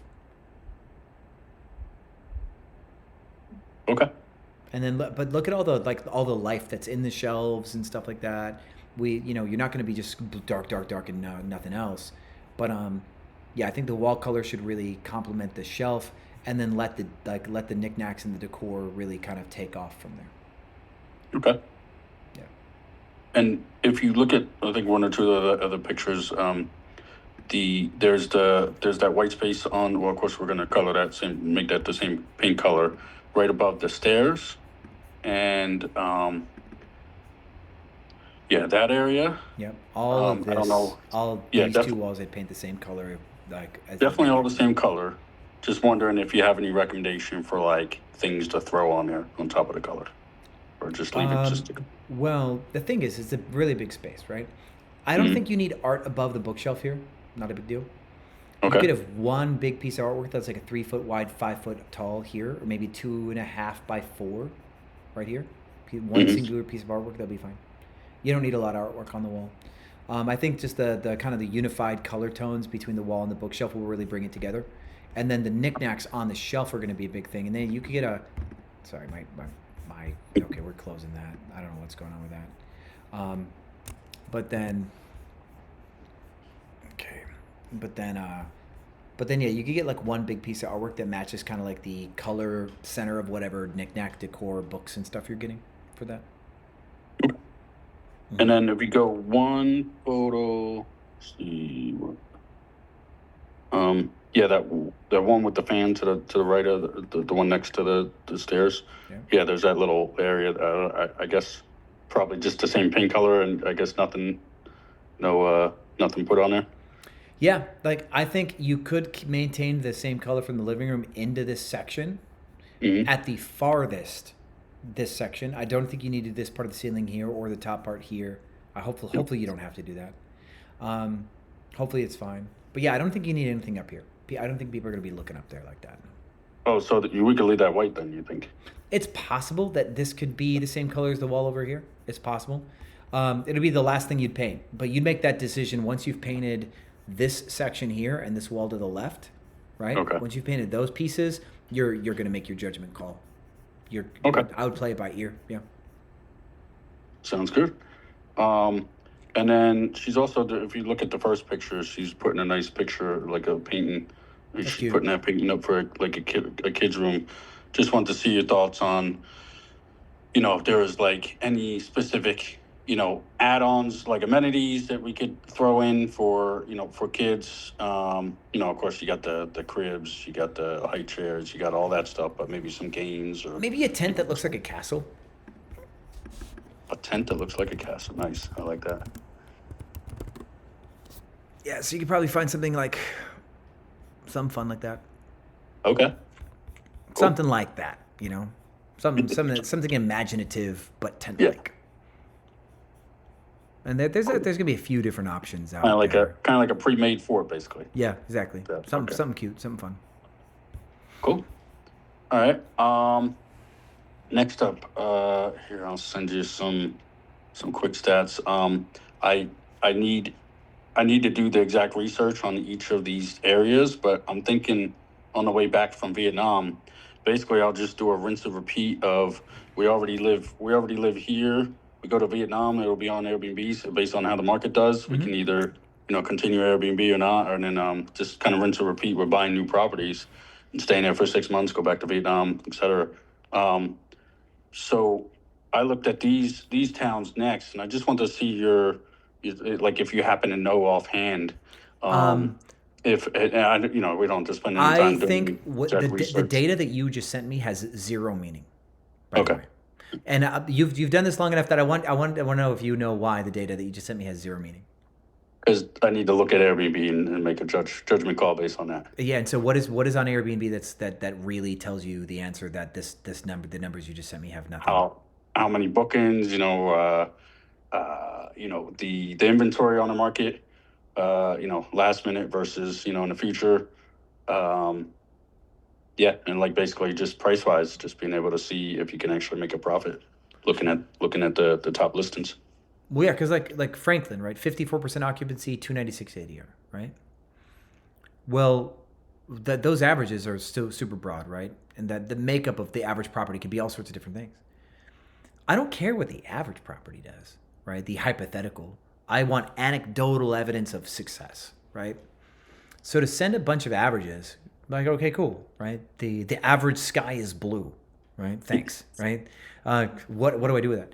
But if I go to Airbnb, I want to say what properties are making money, what's not average, what's at the top of the algorithm, right? That's the first thing. What properties are ugly, right? What properties are ugly that also make money? Because what are people picking where they pick an ugly property, right? What properties, what price point do people always book at? Like I want to know what the demand it will soak up. What's cheap in a market, right? There's the questions that we really have to ask have nothing to do with the averages. So now with that said, you've pulled a lot of this data from somewhere, right? Yep. And what did you want to know about these properties, these spots? What were you trying to get to? Just want to see if you happen to know offhand if you any good neighbors areas outside of Nashville. I don't want to live directly in Nashville, but I guess to your point, I just really need to I'm going to put some time into doing some research over the next 6 months. You might have been you might have been hoping for easy, probably, right? You're hoping for an easy answer, right? Just maybe I guess a narrow. I want to say easy, 100% here's definitely where it's going to work, but maybe like 2 or 3 options to narrow it down to or something. Well, what's his face? Dave Ramsey's big on the south side of Nashville. He's building his thing. He's got an office right there off of 65 in Franklin. Yeah, so he's built like this big university, and so there might be some growth there. There might be some good temp housing options. In and out moved to Franklin too, so there's going to be a corporate headquarters. This is good anecdotal stuff that might support doing research in Franklin first. Okay. Yeah. Cool. That works. Yeah. All right. That makes sense to me. Next up, so we'll skip on for that one. Once I get some research, I'll run that by you. My wife is in a lot of Airbnb groups in Vietnam, right? And we're thinking, one of my thoughts is that while we're out there, possibly take on a couple of units in Saigon. Just want to see your thoughts. Like apparently, what she's seen a lot is the Airbnb host. They experience a lot of the folks coming from like India or Russia or some of the other countries nearby, and they seem to kind of want to cheat the system, right? Like how we get some of those folks here that want to cheat the system, it seems to be more common or rampant over there. Weird. Okay. Just want to see your thoughts on like, if that's more rampant, is it even kind of worth it? I guess it's one of those things I would just have to just see trial and error, right? See if that's actually an issue or not for us. You mean cheat the system, like lie about bad experiences, dirty places and stuff? Yeah, exactly. Yeah. Just trying to find ways to get all their money back or most of it or half. You know what? I don't know if the hosts in Vietnam are being completely honest. Okay. I think people like to complain and not take accountability for their problems. Mm. And here's what we think we can learn, right? Let's say people from Russia who are a bit uncompromising sometimes, right? Maybe not the friendliest people sometimes. They spend money expecting a quality, right? Because, there's also a bit of pretentiousness, I think, in Russian culture to some degree. And I'm not trying to be judgy, but the arrows point to uncompromising, stuffy, pretentious, Machiavellian. And then they go to Vietnam, and the places just aren't like maintained to the quality that are like the photos show. And there's like relaxed disrepair, just a relaxed amount of disrepair, not like bad, but relaxed. And they're like uncompromising about it. But the Vietnam people are like, dude, what's the big deal? What's the big deal, right? The furniture's only 4 years older than the photos, right? It might be the way they're like looking at it, right? There is a cultural difference that people in Vietnam are complaining about. That's what I think is going on. Okay. Yeah. All right. Sounds good. So it may not be that people are shisty. It just may be that Vietnam isn't keeping up, and there is opportunity there then. Yeah. So, yeah. Because we would come in and pro the hell out of everything, right? Yeah, you can just outperform people who don't want to like keep a quality of maintenance. So that's what I would look for. So look for read between the lines and see if my theory is correct, and maybe you find that that's true. Okay, makes sense. Maybe we could always test the market with 1 or 2, and Yeah, you can always spy on the ones that people have where people are like, oh, the people have been trying to cheat me. Go see one of those properties and see if that property actually has problems, right? And go, okay, you were wrong, because that would be good. That would be good market research. Yeah, exactly. Last up, kind of following up on what you did towards the end there with Kit. Just want to kind of see based on where I'm at so far, being your student for a year so far with 9 Doors, thanks to you and all your amazing advice. What advice tips do you have for me next? Do you have any expectations you would place on me, on me to meet next based on where I'm at? Yeah. So in your world, from what I've known from you for a while, you've grown a lot, right? You've grown a lot since Pennsburg. You, I think, are a little over eager. You're over eager to get into the next door, and that has caused you to not look both ways before you cross the street a little bit. I think there's that. So there's like a lack of discerningness discernment. I think I would like you to pick up. A little bit risk averse sometimes. What's really fun is back in the day, I think you were a little bit more cautious too, right? Remember we did market research and you were kind of afraid to pull the trigger. Yep. I think you then felt a little bit more liberated after some back end success, and then you probably like, I don't know, maybe you're in a way like me. You're a bit reckless and impulsive, but you didn't want to pull the trigger before because you didn't really have the confidence. And once you had the confidence, you maybe over applied the confidence too generally, right? Okay. So I think you work in broad brush strokes, right? You work good in generalities. You know, you're kind of willing to move when things you like things to feel related to each other, right? Like I think you're more intuitive. That might actually be the best way to put it. So I think that will lead to benefits in your business, like running your business on the fly. I guess I'm not there to see your operational model, but like problem solving skills. How would you grade yourself on like problem solving in the moment? I would say, I mean, I'm usually able to adapt. Like I can definitely adapt and find situations. Like for example, the one guest that complained about cockroaches, I moved them over to my my one unit that was still waiting on a permit. So they stayed there and they were happy. Exactly. So I was definitely able to adapt well to that. Cool. That's exactly what I was kind of getting at. I just haven't had enough experience with you on that side. Like your brain is probably more built for the on the fly, right? You're probably a good on the fly person. Because if you're like me in that way, that's probably the thing for you. So I do think we need to focus on discipline. Like we already talked about it, so I'm going to repeat, but this is the theme: discipline in your due diligence, to develop a thesis, to know that the data points somewhere and you can kind of get more conclusive on that, and then attack something with a really clear image.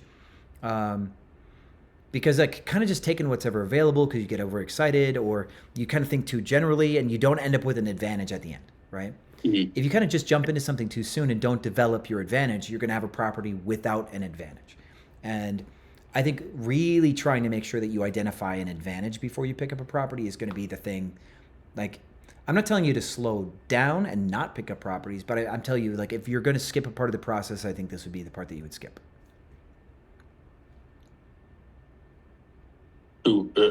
To not skip as far as like doing due diligence, right? Yeah, not just to do due diligence, but I want you to like specifically try to have a box on your checklist that says, I found an advantage, right? And you can check that box, right?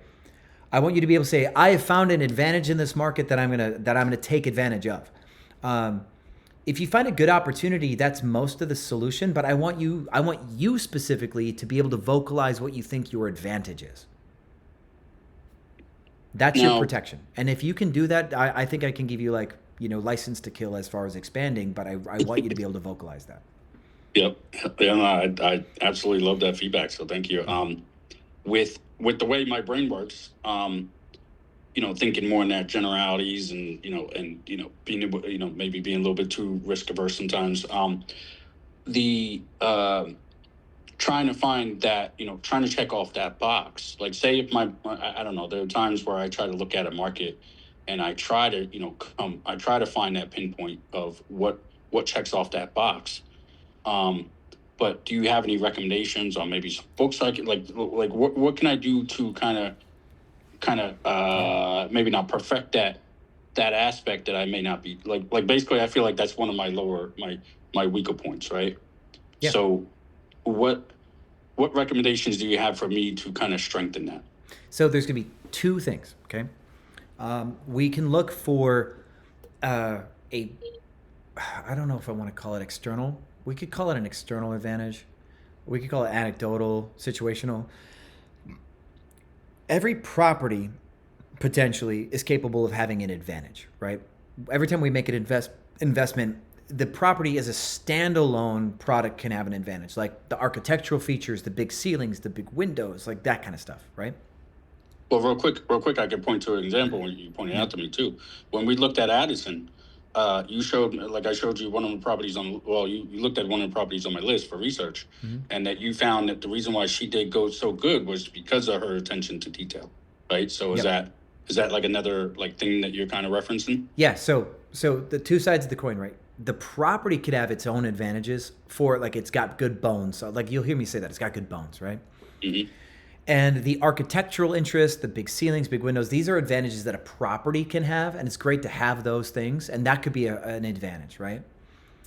Companies at scale end up developing their own internal advantages. Like for me, I know how to buy pianos, right?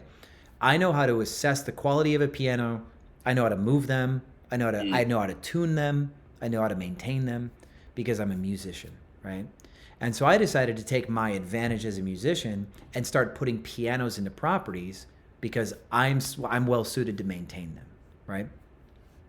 And it's a bottleneck because no other people really are pushing that envelope, right? And I've also evangelized that. You see Jacob, and now you see Marjorie. You see other people putting pianos in because they are rare items, right? They're statement pieces, right? And that's like an example of pushing an advantage that you personally have, right? Okay.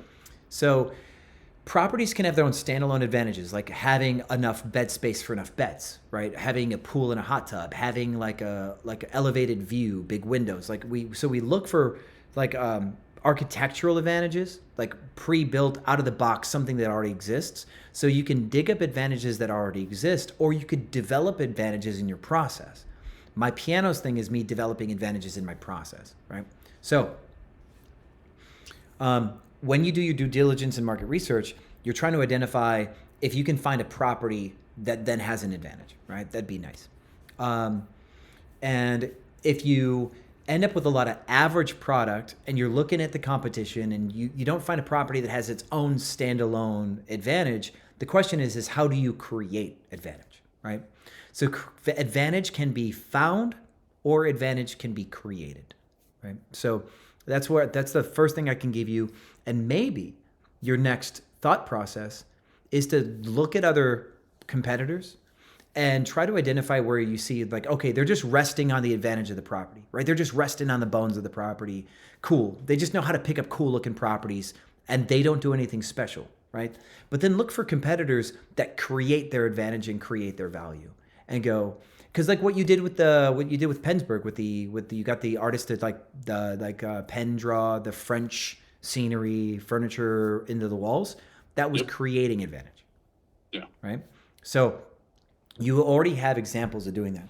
When we did our was it Chattanooga along the river where we found the rooftop decks made more money? Yep. That is found advantage. Right.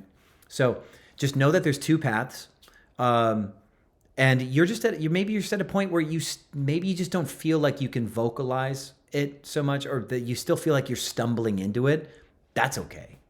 Right? Okay. I'm 11 years into this, and my process is to stumble into it every market. Right? Every time we open up a market, like we go to we started looking at Fort Worth. I didn't know what the advantage was when I opened up the screen. Right? Los Angeles, the whole like skip tracing, downtown skyline views where people are like basically cheating, but they've got cool rooftops. I didn't know I was going to discover that. Every time I discover an advantage, I stumble into it. So the process of stumbling into a market through research and then the pattern recognition of finding what people like and what performs, and then you slowly develop the concept of developing the thesis. Yeah, you may not have enough confidence to say, oh, I know I can always develop a strong thesis, but man, you're new to it, right? Yeah. It's been a year, right? It's just been a year. And so to have an eye market to market, it takes a little time to develop. And yeah, so you may not be able to for me, you give me a half an hour, I can tell you anything about anywhere. I can find a winner, and I can find a winner in 30 minutes or less, like dominoes. Yeah. But give it time. It's a process. It's a process that gets refined. And I guess what I'm trying to tell you is if you really find that you're hung up and not really good at stumbling upon advantage, then you could just refine something in your business that creates the advantage. And then you can apply that anywhere. You can apply the sauce. So there's that guy, Mr. Nomad, who does the really dark, like architectural stuff. Yeah, I love that guy. Yep. Yeah, so that's an example of creating advantage. The piano thing is creating advantage. And there will be examples of that that you'll find. And so maybe you find that you have your own sauce, right? Like even like with Kit, right? Kit's value creation, like I've been telling her, is you know where to get workforce housing and you know how that world works enough that you can see the future and know the paycheck is there before you pick up the property. Yep. That has nothing to do with design. That has nothing to do with experiential stuff or architecture. So however your company creates its advantage, it could be operational, it could be aesthetic, it could be just how you're able to negotiate deals. There's a lot of advantage that can get created. So stay open-minded. and love the journey of learning, right? You're still rather new to some of these topics, and man, this shit's complex, man. You could go to college for this. You get a 4-year degree on this, man. So yeah.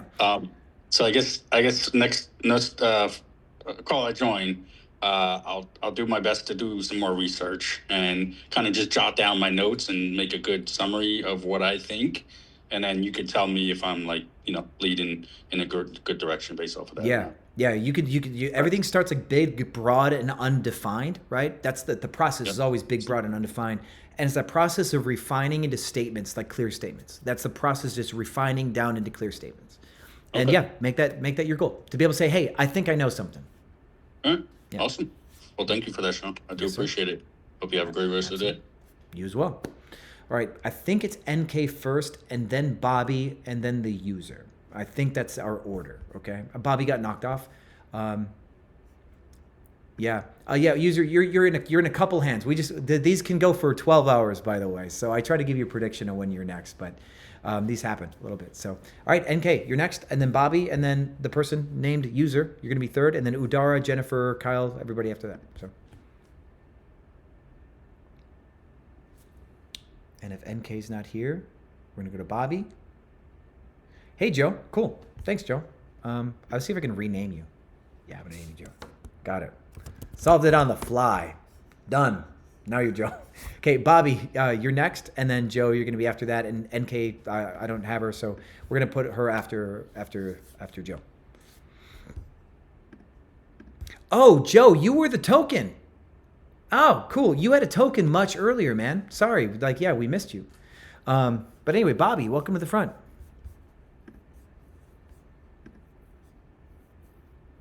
Bobby, mic check. Mic check, Bobby.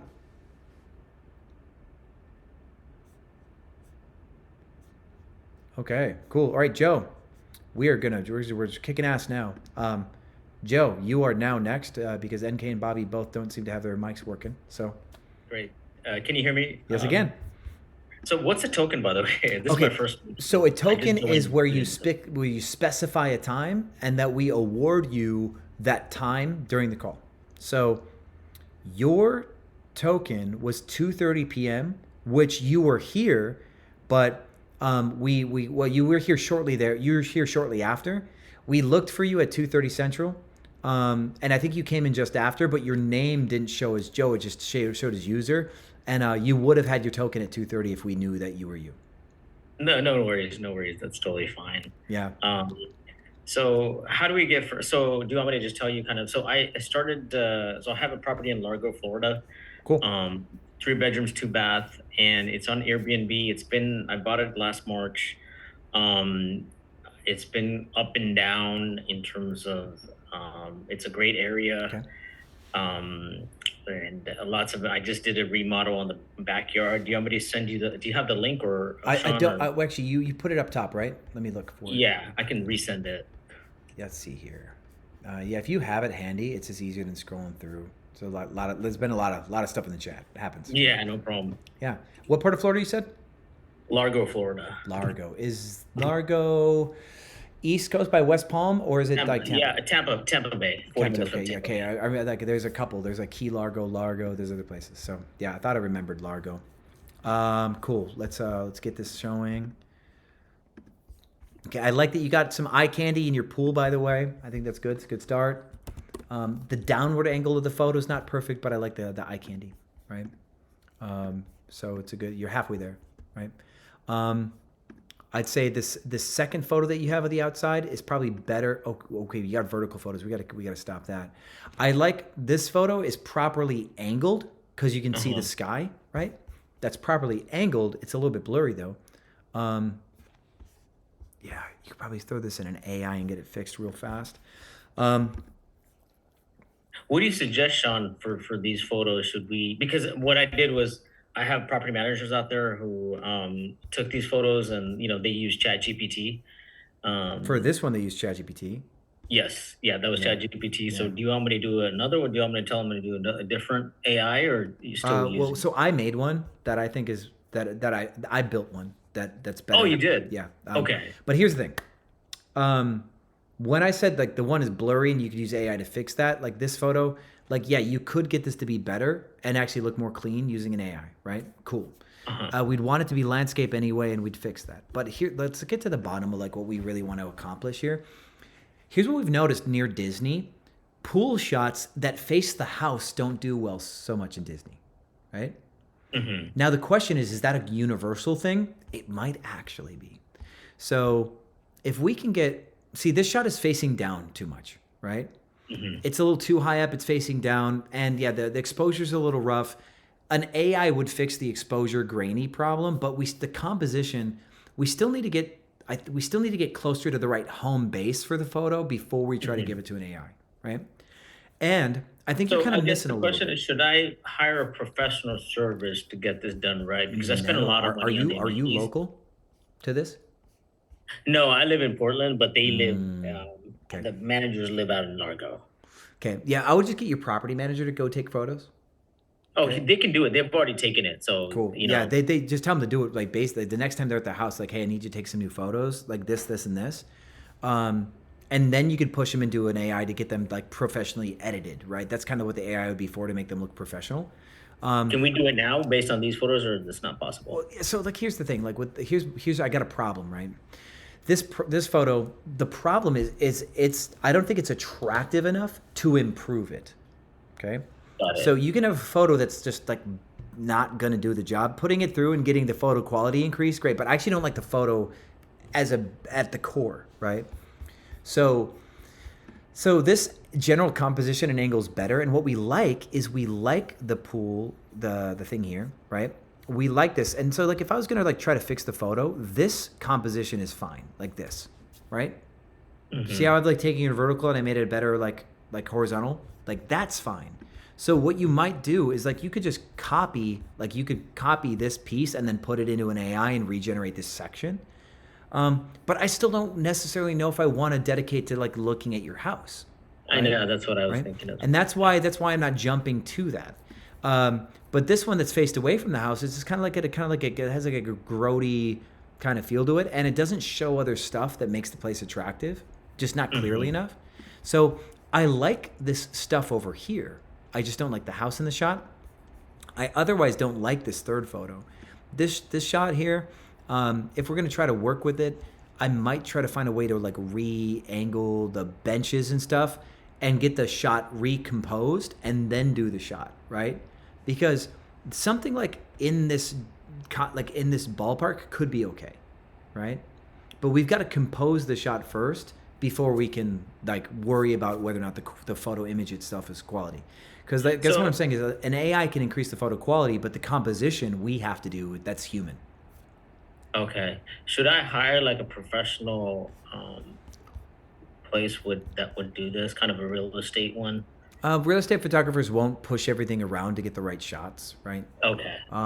That's the problem. Okay, so this shot is like if the camera is a little bit lower and shot across the pool, that'd be good. But I don't like this axe throwing thing. I think they're kind of amateurish. You know, I don't really think they're not photogenic. They just don't look good, you know? And this game's a little cheap. It just doesn't look good. And that's probably one of the things that we have an issue with is like we try to buy stuff that people can use, but then it kind of like generally robs the aesthetic, right? Having this stuff is cool, but then it can be an eyesore at the same time. So what would you suggest as my hero photo? So we're going to jump into that. So you can host 12 guests. You're in Largo, Florida. Let's go to Airbnb and kind of see what your competition looks like. I think this is important. Because like right now, what it looks like is you might get like no fuss families that are looking for a deal. That's what I think I'm going to see from you, right? Because you don't have like this, you don't have like the sexy aesthetic where people are like, oh, this is a sexy like. That's where I want to get to, because I feel like I've spent so much money to get it there. I feel like maybe it's, you know, I just need to spend the money on the photos and get it done. Yeah. Yeah. So if you look at the first pool next to you, see how clean and resort style that is, right? And then this drone shot here with the basketball court, and then this one here with I'm not a big fan of collage ones unless you have a ton of stuff that's impressive, and they've got a putt and they got a hot tub and they got a billiard, so they've got about enough for a collage photo, right? Collage photos are hard to pull off for a hero photo. You have to have the stuff, right? You gotta have all the stuff. You can't have a single boring photo of the four, I guess is my point, right? The only thing I don't have is the hot tub, but I have a spa. I have just about everything else. Okay, we still want to make sure that they're all aesthetic and worthy of being on the front. So it's kind of like you have to have 4 hero photos. So, and see how clean this like wabi-sabi look over here, this white and like tan is. That's beautiful. And yeah, so like this wall here, they've got the lounge chairs and the like they've got the extras in this shot too, right, for this pool. And so that's the thing, is that's what you're competing against. Then you got like the covered one, okay, like it's whatever. This table's kind of cool for this outside congregative area, and I like that the table matches the fence wood color. That's got a good unified color. The unified color is really good, right? This House of Palms, it's okay, but I really don't think this House of Palms, the hero photo collage, I think the bottom left photo is not good enough, for example, right? I think they failed. We really want to. Well, you know, that guy over there is one of the top brokers, one of the top people that rents over there. He's like, this guy? He has yeah, that guy over there. Yeah, well, yeah, he's guest favorites, and that's going to carry him very far, I think, because at guest favorites you get double the impressions. I'm a guest favorite too, by the way. Well, that's good. Now, so here's the thing: we go to your if we go to your insights tab, can you pull this up for your listing right here? Your booking conversion. You want me to? Yeah, that's you want to log in? No, I just like you to pull it up. Okay. There's no need for me to like run around because you can get that pretty quick. Okay. For price labs, I think when we get into price stuff, I'll log into your price labs all the time, but logging into Airbnb accounts is a little bit more cumbersome. So got it. Okay. Where do you want me to go to? Account settings. Yeah, go to insights, and then you're gonna see performance. The third one is conversion, then booking conversion. I see conversion. Okay. Yep, and then booking conversion is the first one. And I want you to tell me, like, you can read from left to right, the small number, then big number, and then they get progressively smaller. Yes, it's 0.15%, 56.8%, 8.57%, and 1.75%. Yeah, so your last two are what's rough, right? So your first one is your algorithmic placement. So the algorithm likes you just fine, right? You're generally healthy. But you're at 8% for this one, and then 1 point something for this second, the last one? No. Yeah, the last one's 1.75. So 8 and 1.7? 8.57. Yeah, so anything under 20% here is bad. Anything under 2% here is bad. Okay. Yeah. So that's what we want to fix. So your hero photo is not kicking, and then once somebody clicks on your listing, they're just not impressed. That's what that means. Okay. Now the last two. Yeah. So now here's the thing: if your hero photo was better, and your listing was the same like this, you'd get more clicks, but then your last number would go down a little bit, right? So here's the thing I would like you to do. I'd like you to first delete all of your bad photos. Number one, right? The first thing we can do to get you over 2% is just to delete the photos that don't make people excited. Now, for example, for this photo, it's generally fine, but all this white space over here just doesn't really serve the photo, right? So if you want this photo, we should probably just crop it like that. See that? It makes the photo a little bit more full. We can find like the perfect crop, but I would prefer to have only the stuff that matters in the shot, and I don't want all this white over here. This doesn't help you out, right? And the ceiling doesn't matter too. So you would get like, you can have the ceiling fan in the shot a little bit, like this. That's cool. See that? Okay. That would be a good crop for the shot, right? So let's crop this one and then re-upload the cropped version. Can you do that, or should I do that? I don't have your full photos, right? You have the originals. The originals have a higher pixel count than this screenshot. If I did that with your screenshot, it would look so nasty. Oh, right? no. Yeah. Okay. So yeah, go find the original. Should I use an AI, or should I just kind of do it on my own? No, like you can open a photo like on. Do you have a MacBook? It doesn't really. Yeah, I have Windows, but I don't. Okay. Look for the crop feature on when you open a photo. Your Windows will have a crop feature, and you can pick a new crop and then resave the photo. Okay. Okay. So, yeah. So what I'd like you to do is you're gonna have to. There'll be a little bit of DIY here, right? There's gonna be some stuff that I can do for you, like in your price labs. But this part, you have the original photos. You have the high resolution photos, so we'll do that. Otherwise, you'd have to like pay for an AI service or something, and it's a waste of time. That's like, let's not waste your money yet. Okay. So let's just recrop this to what I recommended. This second photo I think is generally fine, except for the wire on the TV here. I would get something that goes under the TV, like a little TV stand, like a something like entertainment center. For me, this is a fashion fail, like a home fashion fail to not have something under the TV. It's called grounding. You want to ground the TV. So that would be one change that we'll make. But a lot of people make that mistake, don't worry. This third photo I think is generally fine. I like this. I like this one. That's good. Okay, so your top 3 photos, we want to crop the first one. We eventually want to change the second one. This fourth one, it's now too repetitive because in 3 photos we've already shown everything, so you can delete this fourth one. Okay? Okay, because the TV, we're also drawing more attention to the fact that this wall is really plain, and we don't need all that, right? We're going to delete this fourth one, okay? Full kitchen, first photo is good. Second photo's all right. I'm not a fan of, I guess, kind of how plain this wall top stuff is whatever. I might zoom this one in, actually, again, like something like this. Right? Just to kill some of the white border. There's a little bit too much white in all of your photos, right? So what I'm trying to do is I'm trying to kill some of that white. So I might crop this in just a hair though, not a lot, just a bit, like this. And then re-upload this one just a little bit cropped because the stuff on the left isn't important. A little too much ceiling, a little bit too much like white on the right. So I would crop this in just a hair and re-upload a slightly cropped version. This third photo's fine, I think. We're going to start to get into some things that we do want to improve, though. But this third photo, its composition is fine. We want to get closer to the stove for our fourth photo, which I don't see. We want to get closer to the stove and show pots and pans on the stove. That'd be the next one, right? So from here, what I'd love to see is another photo that's like a little bit more close up than this. Maybe almost like this, but closer. You can see that? Okay. We want to get a little bit more closer than this. And I'd like to see pots and pans on the stove. I'd like to see a cutting board next to the knife block. I'd like to see some olive oil and stuff like next to the spices. Mm-hmm. This so is it recorded, Sean, so I can remember? Yeah, this is recorded. You are 7.5 hours in, by the way. So that'd be easy to find, okay? Okay, perfect. So yeah, this is also called a kitchen medium shot is what we call it. So you're going to see that referred to in some of the programming.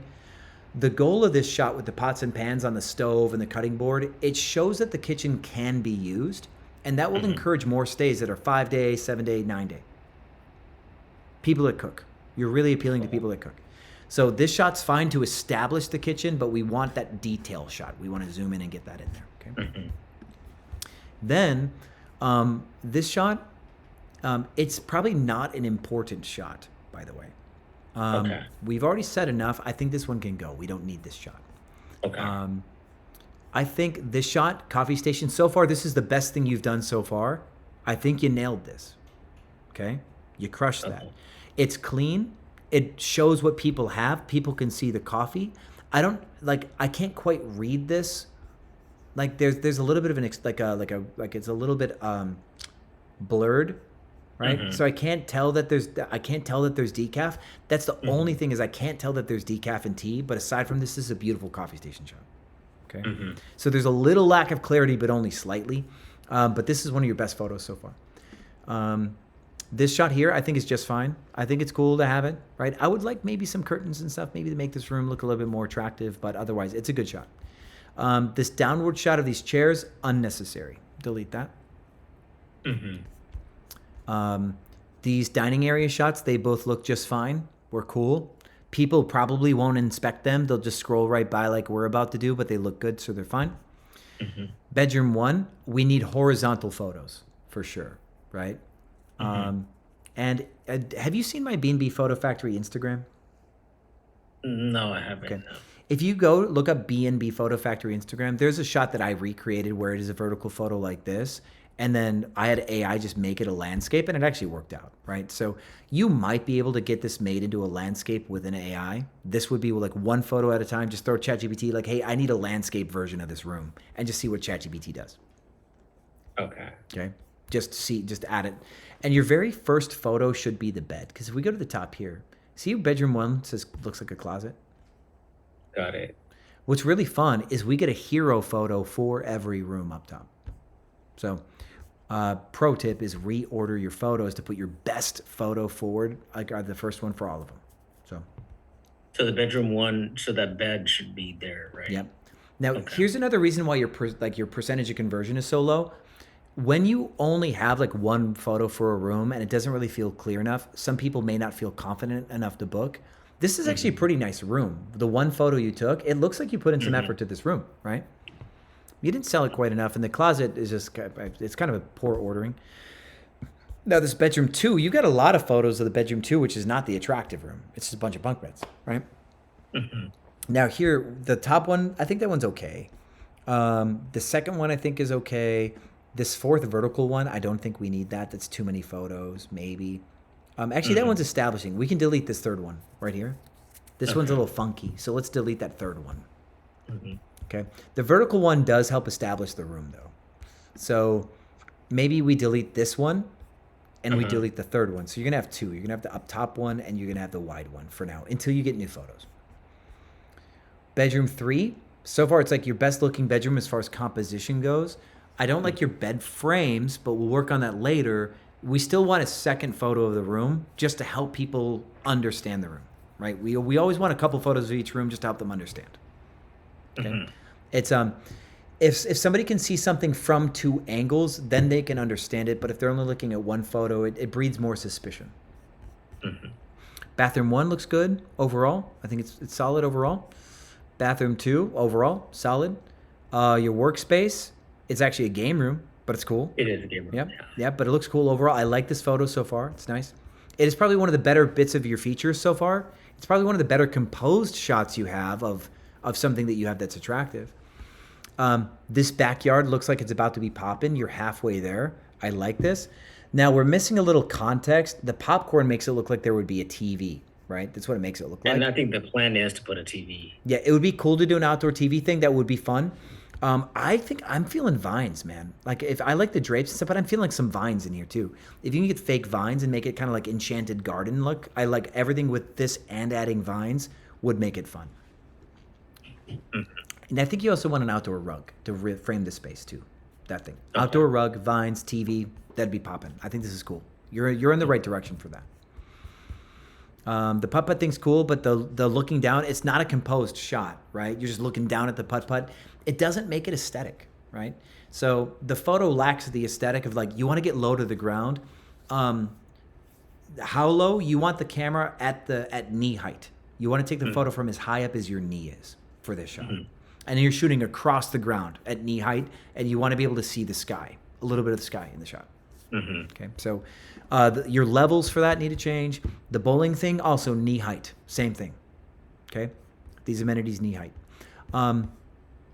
I would probably try to like make this. If you do it knee height, it may not look so weird. I like, if you're gonna have this multicolored look, I would probably really commit to something like that. Maybe like splatter paint the thing and then put like an epoxy over the top, and it could look cool. But now here's the thing. That's gonna be so much color, and then everything else around it's like white and normal. It might be a little bit gaudy. So you might actually want to do something with this wall here and get somebody to paint a mural if you're gonna do that, right? That's what they were gonna do. They would paint a mural. Okay, so yeah, I think it sounds like you got a couple unfinished projects, Yeah. This shot is good composition. It's at the right height and it shoots across to the back of the yard. This is good composition. Okay. All your other photos that look down, the ones that look down just make your place uninteresting, but this angle makes your place look interesting, right? So with that said, we're talking about deleting photos. The putt-putt looking down, I would delete it and get a better one. Actually, this daytime one's probably better than the nighttime one. So I would delete these two the nighttime putt and the bowling one. I would delete those until you can get better photos. Okay. We need more photos of bedroom 3. We deleted a couple of bedroom 2.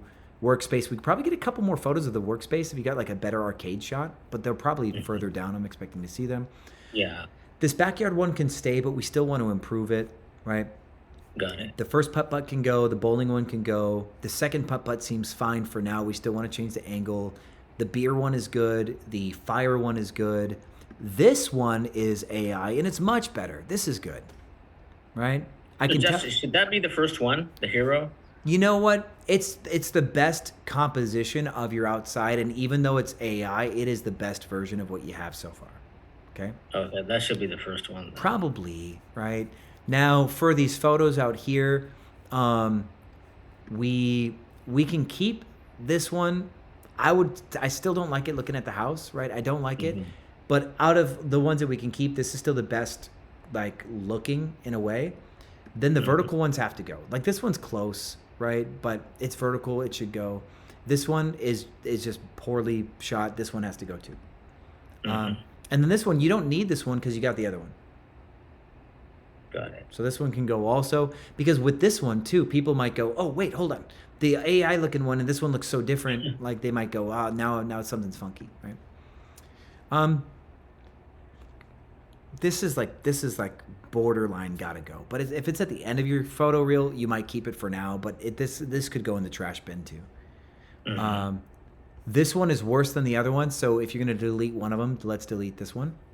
Because you're imagining like, oh look, everything goes to the center. We're gonna have to swim in and grab it all the time. This looks like a hassle, right? People could imagine the hassle of having to go get the floaties out the center of the pool, right? And this photo spells hassle. This one's okay. We're gonna keep it. And this one's good. This one's good. We want to keep this one up, like higher up the thing. Also, I think it's part of my top 5. Good. Yeah, we're about to look at that too. Yeah, these are all good. Like your blue rooms. Okay, this one's not as cool, but only because again we're not grounding the TV, right? I would put a floating shelf here, like a sound bar. You don't even have a floating shelf. Put a sound bar, and that'll ground the TV. It's just something under the TV. Yeah, and again, we want something sound bar here. I like this one because it shows the washer dryer. So instead, if you were going to delete one, you could delete this one because this one still shows everything, and it shows the washer and dryer. It's more concise. You don't have to repeat yourself, right? This starts to generate a little like concern. I don't think this shot is necessary. This is just not as cool. This is not needed. Should I take this out? Yeah, delete this one. You're just over-explaining. You're over-explaining stuff. Okay. And then, yeah, this shot, sure, you can keep that in there. I just don't know if I like it, right? You could get a better Pier 60 shot, probably, right? You get a better Pier 60. Delete that. Okay. Are you promoting another business you own? No. Okay. Yeah, delete that. Well, actually, let me understand inside your mind. What's inside your mind with these shots right here? I think this was the property manager kind of doing it. He just wanted to show, hey, this is Clearwater Beach, Largo. I think that's what their mindset was. Where's your property manager from, and how? They're in Largo. They're in Largo. They're in Brandon. Yeah, but how did they get into this industry? Oh, they've been doing remodeling. They've been doing, they actually service all the Airbnb, majority of the Airbnb. So it's a maintenance guy that wanted to be a co-host? Yeah, he's a co-host, maintenance. He's done sales. He's just about everything. You're going to fire this person very shortly, because this is trash. There's not a single co-host in the world who knows what they're doing that would ever post these types of photos in an Airbnb listing. So the person that talked you into co-hosting, like they just got you. You got finessed, I guess would be the way that one of my employees would say it. You trusted somebody who's not good at what they do, right? So yeah, all these back-end photos have to go. Okay, I can, yeah. Yeah, like what's this? You know what I mean? Yeah. So we want our photos to be Coco's Crush again. Well, their friend must own the bar, right? The friend must own the thing. Like that's the only thing I can think of. So all those vertical photos at the end, they're amateurish. They really lower your production quality. You've got a lot of ugly photos, and this is like most of them, right? Okay, I can get rid of those easily. Yeah, and so what I'm kind of getting at, your 1.3% conversion is because when somebody clicks on you, they fall out of love, right? Under 2% means someone is falling out of love with your listing, where you earned a click and then you unearned it, and then you're under 2%. Okay? Got it. So yeah, deleting all the ugly photos will increase your click-through probably to 2% automatically, right? A couple recroppings and deleting the stuff that's just kind of fuzzy and not fun. Then we can look at finding better compositional angles and better ways to like show things. We're just showing stuff that's not pretty too much, right? Got it. Now I'm just thinking maybe just do it right and have somebody, a short-term rental person who specializes. Well, let's see where Largo is compared to we gotta have somebody near you who's out by. No, they do. I did search for it. That's what I was going to ask you where to. is there anybody that you can recommend? Yeah, there's a guy actually who's a Tampa host in our group. Post and Cracking Super Hosts go, hey, I'm Tampa St. Pete host, looking for assistance. Jaddy actually lives in Tampa, right? Jaddy's not a coach, but Jaddy knows everything. She's been worked with me for years, right? So Jaddy should know what Tampa hosts are in our community. You can probably get in touch with a Tampa host that you can like maybe spend a couple hours with and like just shuffle stuff around your property and get the photos to come out like the compositionally the right way. I think that's what I need. I feel that I've done a lot for it to improve. So let's get the photos right. Yeah, you're just taking photos of like the hatchet thing just kind of looks amateur, right? Okay. So you've just got that's where I need somebody with your brain to take the photos. yeah. Well, okay, so we do. So we've got a lot going on in this program. Don't worry, we got a ton. We've got self-help stuff, which is like the course material, right? And if you had time to like buckle into the course material, we got stuff on photos and stuff, and you could kill the learning curve. Like you could get there, right? Looking for immediate results, I do think a local person who's been in the program for a while, who would hang out with you for a day, I think that would be really cool. Obviously, it's not something that we offer in the program, but I think we have it. And I think there's some people who'd be cool to kick it with you real quick. Yes, that'll be. That's exactly like networking. Wait, you're actually not local though. You're Portland, right? Yeah, but the thing is, I'm in Portland, but I'll probably need somebody in, who's there. Okay, so here's what you might do. You might actually talk to Jaddy, and Jaddy would go to your property, and you just pay Jaddy for the day, right? Go, hey Jaddy, you're local. Could I pay you like $100 to go show up to my property? Kind of like maybe talk to Sean while you're on the phone. Push some stuff around and get some iPhone shots that we can put into the... Yeah, that'd be awesome. Yeah. That might be the cheapest thing is to have somebody with some... Because Jetty's been around for years and she has my cell phone. She'll call me. I think that's your quick fix. Mm-hmm. So we have to get past the storm though. Let's wait till Wednesday. All right. Probably for that. Wednesday, Thursday. And then she could probably come by Wednesday. There's a storm out. Yeah. Well, because maybe more so for me. But if it doesn't hit Tampa and she's cool, then I guess she can go there anytime. And so, can you pass her her information to me, or what should I? Jetty's in the group. Just tag her, Jaddy.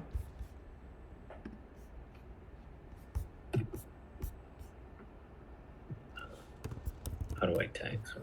Yeah. So we don't typically end up having like on-site coaching because we're global, but Jaddy lives in Tampa, which means that she could, for some sort of rate, show up at the property, get on a phone, get with me. We could push some stuff around, take some photos. It's situationally something we can pull off, right? That'd be awesome because I think, because I think having that expertise from your end, and that's awesome. How do I tag, by the way, on this thing? Hit the @ symbol. I did. And then JAD, and so Jaddy should pop up. Okay, I just put her name there. You're in the Cracking Superhost group, right? Yeah, I'm in the chat group. Cracking Superhost Facebook group. Oh, okay, yes, I think. Oh, in the Facebook group. Yeah, sorry. We do most of our stuff through Facebook. Everything's kind of like permanent. So you go to the Cracking Superhost Facebook right here, and you can see Jaddy Alexander is like the top featured post. Oh God. Okay, that's how. Okay, never mind. I was trying to find her here. That's what's up. Okay. Yeah, so you being guest favorites makes sense because your listing really undersells your space, right? Mm-hmm. It's a little probably too new to have 14 people say it's better than the photos, right? Great mainly for kids, right? I was expecting like some no fuss family stuff, right? Well, yeah, I'm kind of in the transition. I have another listing with the same one. It's done by Aaron. It's a company, but I think we're going away from them, so we decided to do a new listing. And this is I started with my own with them, and then they took it over, and then the pricing was not correct. So I was losing money. Then we decided to go with do it on our own in terms of So I think improving your photos will improve your occupancy at your current prices. But I do see you are pretty expensive for actually that's April. Let me see here. Oh, you're booked throughout February. Good. I do have some bookings, yeah. Yeah, but March is like your peak too. You better be booked in March, right? Yeah. So the goal is to actually get you fixed up before April, because once we get into lower seasons, winning preference is really the problem. And in peak seasons, it's not hard to win preference in peak because the people run out of inventory, right? People take what they can get. There's a psychology shift between peak season and low seasons, right? In slow season, everybody's like commoditized, like see September, October, November. If you cannot find a way to be attractive, win trust, and win preference, you won't get booked, right? But you notice that March is 4 times as much revenue as September, roughly, right? Yeah. So in March, there's no property available in March, so people will book whatever there is, and that's why you're getting booked in March, even with ugly photos. Do not let March make you comfortable. April, the fact you got some booking in April, great. You got a single booking in April, but as you come into May, the supply-demand curve, there will be more good listings that also fight on price, and you'll have a little hard time in May, and then August through December, you're going to have a rough time. So we have time, because it's only January, so you're here right on time. But yeah, your listing has a hard time winning preference currently. Should I give this? I know I hate. Should I give this? I know a lot of people are trying to go on their own. Should I give this to a property manager to get the right revenue? Because that's one of my goal. So I would like you to like become a student of price, right? Do you have Price Labs yet? I do. Yeah. Okay, cool. I already have a subscription. Cool. So I think what I'd like to do first is get your photos right, and then I'd like to look at your Price Labs with your photos, and then start to chisel out a pricing plan. You're already booked in March, so it's not the most urgent thing because you're booked in March, right? Your photos and getting your listing to look attractive for when you're through peak season is the most important thing. And then we'll build you a pricing model that should do well for a slow season. That'll be what's next after that. Okay. How do I do it? Do I just come into this chat? Yeah, exactly right. Yeah. So I think next week, what I'd like to do is I'd like to have your new photos, and I'd like you to have your Price Labs login for next week. I don't think there's no point in looking at Price Labs yet today, because the main thing is your packaging. So the photos need to change. Yeah. And last couple things. Are you on Booking.com or Vrbo? I am on Vrbo, not Booking.com. Okay. What channel manager are you using? Right now, I'm using Guesty. The thing is, there's two listings. I'm using Guesty. The thing is, right now, I'm setting this up so that I can go on my own. So I'm TBD. I teach on Guesty, so keeping Guesty is fine. Okay. I'm a Guesty guy, so that's fine. Okay, perfect. We can get you on things like Booking.com and stuff through Guesty. It's a lot easier that way.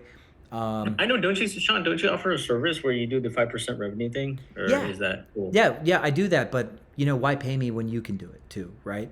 As your coach, I'm going to tell you, don't pay people for stuff if you can do it. But I do have that service. I can. Okay, right? Yeah. But I would give you, I would give you more than willing to give you the 5%. Well, thank you for your trust, right? Thank you for your trust. It's my job to defend you, though. And one thing you're going to notice with a lot of students, they'll come in here overwhelmed, looking maybe to offload a little bit of stuff, and I will beat them into becoming like high-powered business people, right? And so I hope, like, over the next 2 months, right, I'd like you to kind of become more confident in your approach, feel more in control of your business, feel in control of your rates, feel like you can see like how things are unfolding, so you feel in control of your seasons. And I want you also to kind of like develop your process, so as you pick up more properties, you know what you're getting yourself into and what your final product needs to look like. So that way you're like, as you grow your business, you're stepping more into the right environment every time you pick up a new property. Okay. So, because if you give me a piece of your business, you don't learn, right? And as you learn price, learning price is a big part of like learning market research too. There's so much you get from doing price. And it really helps you like refine your investment thesis for the next property and the next one, right? So I think don't you have a webinar on pricing, part of your Kraken? We've got a bunch of like little offshoot, like very specific things. Realgorithm, I think, is one that you do want to watch. I actually did that. Okay, Realgorithm is good. Then we got Pricing School. We actually just recorded new Pricing School videos, so stay tuned. That's going to get uploaded. Is that a part of the overall course that I signed up for? Yeah, you will get Pricing School level 1 and 2 with this. And I think I already have it. I think they have like this big module of all these. We actually just shot a new 1 and 2 though, is what I said. So I don't see that. Yeah, we updated a 2026 Pricing School 1 and 2. Is that part of the course kind of thing when I signed up? Yep, you'll get that too. Yep, you'll get the new stuff. So Okay. yeah, we do have like offshoot Okay, stuff so that's very specific to the things that you need to learn. So yeah, you get it all. basically, there's a module as part of your course. It's called pricing strategy. Is that the one you're referring to? Yeah, so pricing strategy has a bunch of stuff in it, and Yes, pricing yeah. school will be a piece of the pricing strategy. Okay, it'll be added to this. Okay. Yeah, there's a lot more than just pricing school in there. So Oh, pricing. Yeah, it's called pricing strategy webinars. I'm not sure which one to use. yeah, so you should see something that's called pricing school specifically, and if you can't find it, then you can also like reach out to Jaddy and Alberto for support on finding where those are. Okay. Yeah. Because I think we have chapters on big chunks, and then inside the big chunks, we've got the modules, right? Okay. Yeah. Okay. Pricing. There's called Airbnb pricing optimization and seasonal strategies too. Something. Yeah, so that now some of the modules get very specific. So what we're looking for is we're looking for the pricing school section, and the pricing school section will have modules inside of pricing school. So yeah, maybe you when you talk to Jaddy, ask Jaddy to help you find pricing school also. Okay, perfect. Yeah, I think that's probably the person I need to really talk to. Yeah, Jaddy will help you find your way around the program. So yeah, with that said, the goal over the next couple of months is to just help you kind of like, I guess, understand all the pieces, get a little bit more confident in your relationship to your listings and the business. We'll teach you pricing strategy, so you kind of understand how your calendar works and like how everything flows. You'll understand like what people want out of an Airbnb, where your value is, how to market your value, how to add more value, and then as you add more properties, you're gonna have a much cleaner approach to the properties that you add and how you run them. And so in a couple months, 2-3 months, I hope that like your tone, like you won't want to give anybody something. You'll be like, I got this. I got this, and I don't trust these losers to run my stuff. Because what this person's done with your photos, in 3 months, you'll look back and go, I can't believe I ever trusted this guy, right? Mm-hmm. That's the goal. Yeah. Okay. Sounds good. Yeah, I'll talk to Jaddy, and that's probably the best. Yeah, it's good to have you here, man. It's good to have you. I'm like excited to see what we can get accomplished for you. Definitely. I actually have another Panama City one as well, but I turned that into midterm rental. But the midterm rentals are leaving, so there's another one that I have actually. Well, then kind of like right on time, I guess. Like as we like the stuff that we're working on with this property, the students tend to take what they learn with one and duplicate the kind of the instructions, and improve all their units at the same time. And then unit to unit, we will nudge and nuance. But like what we're telling you about, like the photos, the angles, the composition, your kitchen medium shot that shows the pots and pans, deleting the ugly photos, like all the stuff that I'm telling you now, you can do it on 100 listings. The same stuff applies. And then we can go through each listing and kind of like find what's uniquely special about each listing and bring that to the top of each listing. Can you just quickly look at the one in Panama City? You got a link? Really quick? Those are done by a professional photographer. There was a professional who did it, but I think he really did it. This one is not visible. I think you have it unlisted. It is, yeah. Oh, you gotta, okay. It has to be listed, right? Yeah, gotta be listed. Okay. Let me, listed for now. That's gonna take your time.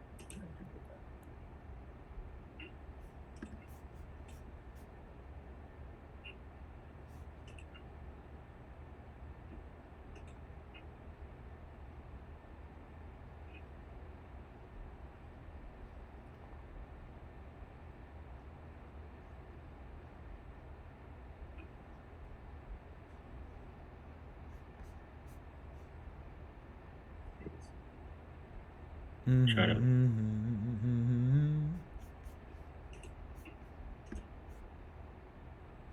Okay, it's listed now. I don't know. Okay, cool. Let me click on it again. Cool. Got it. 1 second. Let me move it to the right browser.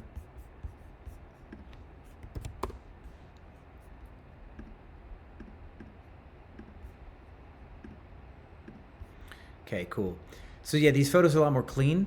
So that way it's presented kind of like it's got a better foot forward, right? Because all the photos are clean and unified, and it's like exposure and stuff. Mm-hmm. I'm not a fan of the bed being the first photo, typically, right? Now, out of the top 5 though that you have, like your living room, like it's a little, like you know, I guess it's a little like a straightforward. Like I don't think your coffee table kind of matches your couch choice. I don't think your art is necessarily scaled for the room and the couch. So there's some improvements that can be made. So your bedroom has the best decor with the lamps and the mirrors and stuff. So when it comes to perception of effort, this is going to be one of the things we talk about. A person wants to know that a host cares, and your bedroom photo so far shows the most effort. So it is a good photo because it shows effort, where I don't typically like bedroom photos as our standard, but your bed quality is good, the decor is good, so it does beat your living room. So your bed beats out the living room because of perception of effort. This, I just don't think the living room shows enough effort.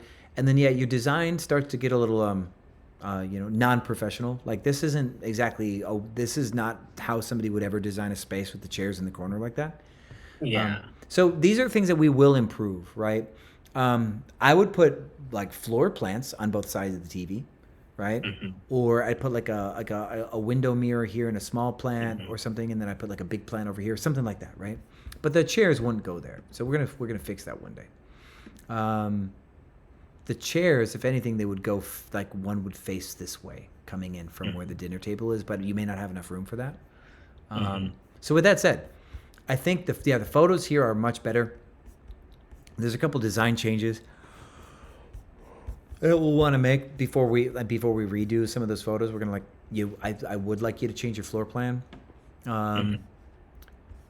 because yeah, I don't know. I don't think you may not have room for these chairs. Otherwise, like one chair would have to be against the wall here, facing this way, and one chair would be here, right?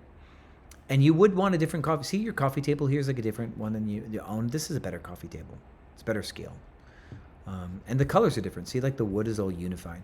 I like this wood tone with the blues. So that would be an example of like something you'd want to change. Okay. Your furniture doesn't actually line up with the floor plan, which is okay. But yeah, the This table's is a turnkey good. that I bought 2 years ago. What was that? So it's a turnkey that I bought from somebody else. Yeah, we're probably never going to do that again either. Okay. Because the one thing about business is value creation, right? And if you bought this as a turnkey, I would have probably tried to buy it at a discount. Like I would say, man, this living room is not really special. There's nothing special about this property. So if you want me to save it, like I would call it like a down round, right? The bedroom is like the only thing that they did good, you know? This is a good room, right? That's the only room that they did well. And so because of that, I would not go and say, oh, I'm going to pay you a premium, right? I'm like, it looks like you kind of like are kind of just like average, right? Cool, I'll take the thing over, but I'm not going to pay you a premium for your service because you didn't do me a service. That's kind of the way that I would argue that, right? Okay. So when we purchase somebody else's stuff, we always expect there to be something wrong, right? Somebody selling a turnkey is just trying to find a fancy way to say, I'm quitting, right? And that's kind of what happened, it looks like. Somebody quit and they're like, oh, we got a turnkey. Like, no, just some loser decided not to stay in the space. And I can tell why. They didn't do a good job with the living room. So we won't do turnkeys anymore. But yeah, these photos are much better. And I think part of our next process, like one of our next things we'll do with Panama City here is we'll look at your competition and decide if we want to like really change the listing. Because you do kind of have like the very straightforward blue color that a lot of people have in Panama City. I do think I want to change your living room to be more interesting.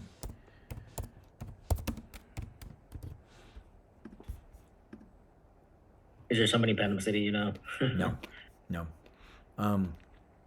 But Karis is our interior design coach. Okay. I think you want to talk to her. I think she's gonna have some really cool stuff to say. Wait, hold on, yours is a house, right? It's a townhome. Yeah, okay. Let's see where you're on the map. Got it, okay.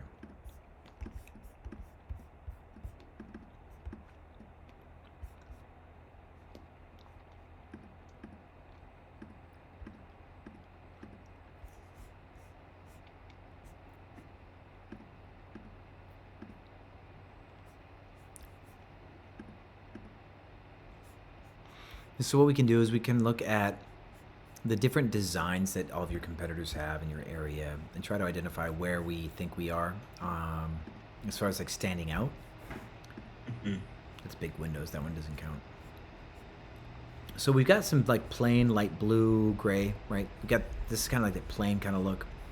Then, yeah, this person's got kind of like that also unspectacular approach. There's probably going to be a lot of not spectacular stuff, right? It's going to be pretty common.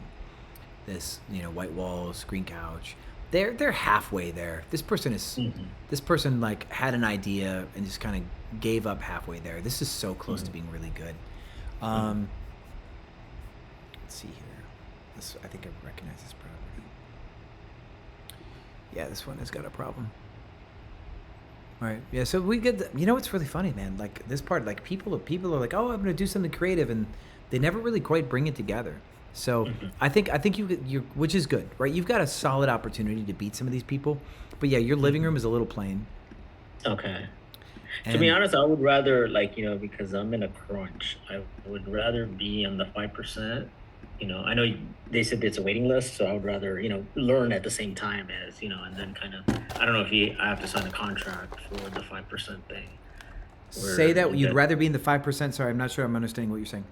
I know you have a 5% program, right? 5% revenue program or something like that. Something. Here's my thing for you though. Your product sucks, is what I'm trying to tell you. Right? Got it. So what I'm trying to tell you is a revenue strategy isn't going to fix a product problem. Got it. I can help you reprice this, right? So next week, if you're in a crunch, do not pay me 5% to change your prices.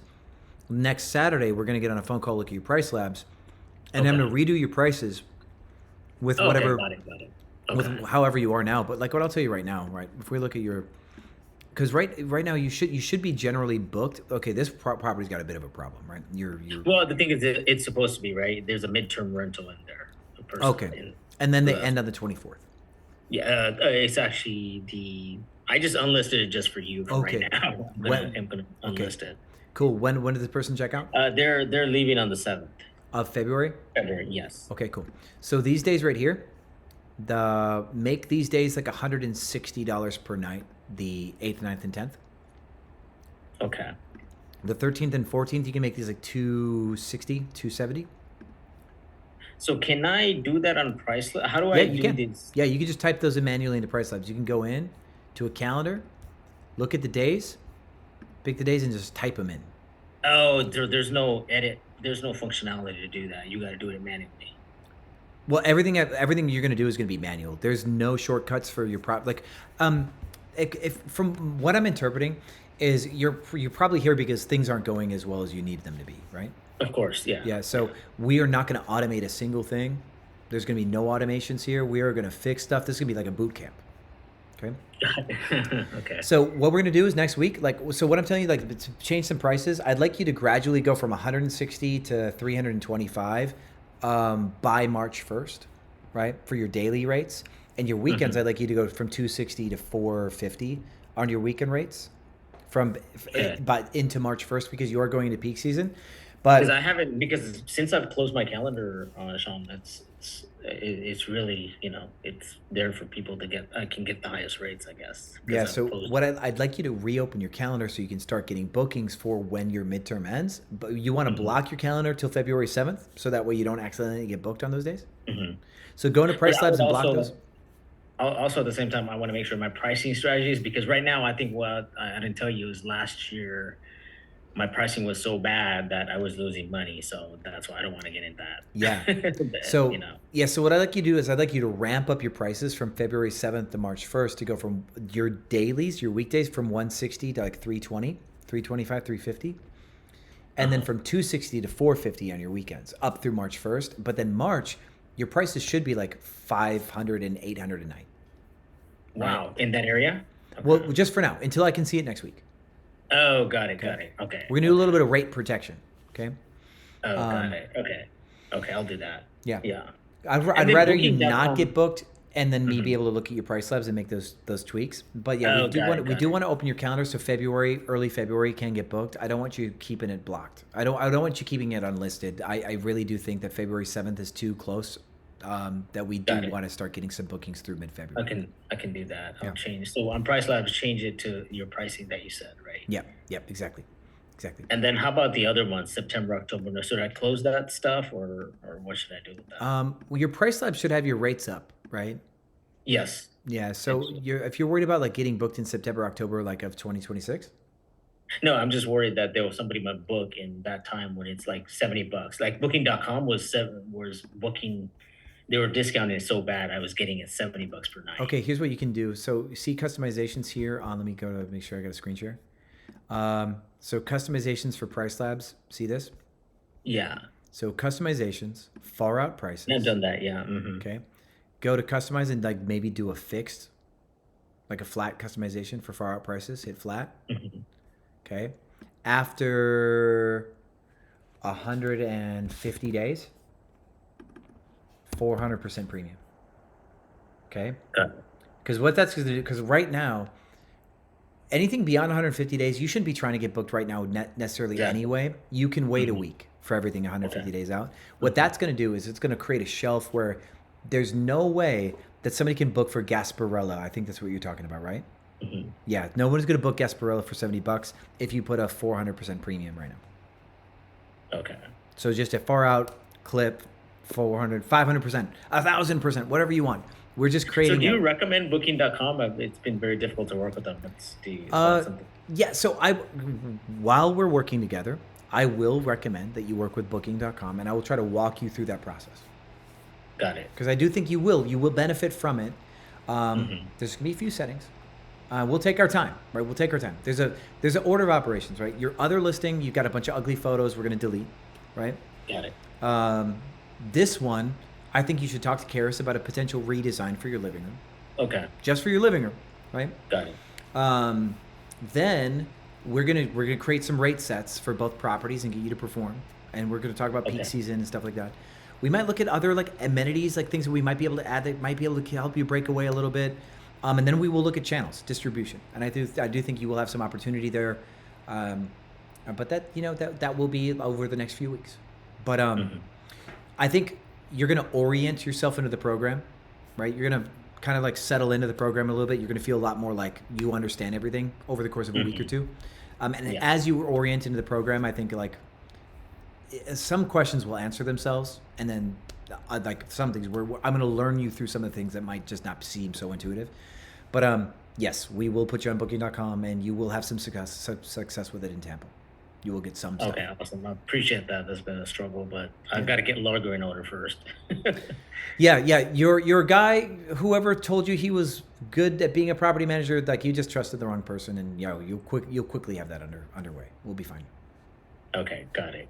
Okay, so yeah, they're not. I mean, at the end of the day, I don't expect them to do photos. They just did it as a help. So, but yeah. So how did you find your way into this turnkey property? Like, what happened? Like, where did you get stumbled into a turnkey like this? Who sold you that? This is. Have you heard of that company, Carl Avery? Oh, ouch! Yeah. Oh, do you know them? Yeah. Yeah, I read her book, and then after reading her book, it's like, hey, you got to buy in a tourist city and all that stuff, and that's kind of how I stumbled upon a broker, and that's kind of how it went. Wait, so did they? So they didn't supply you the broker? No, they did. It was like January Johnson over in Panama City, so that's kind of how okay.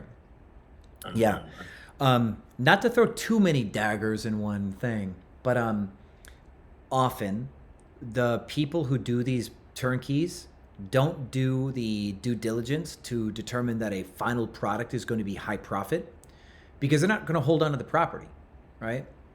So they don't care if a property doesn't really have the legs for margin. Doesn't matter to them. They do volume, right? They do quantity. When we that's why we don't buy turnkey. That's why whenever we buy from someone, we buy at a discount, but we also want to identify where there could be an incremental advantage, right? Mm-hmm. And if I can find somebody who's like browbeat, they're going to sell their Airbnb business, and I find out that they just sucked at something and that's why they fail, I'll go, I'll buy you out. I'll save you, and then I'll fix the thing that they did wrong, right? That's how you buy in this space.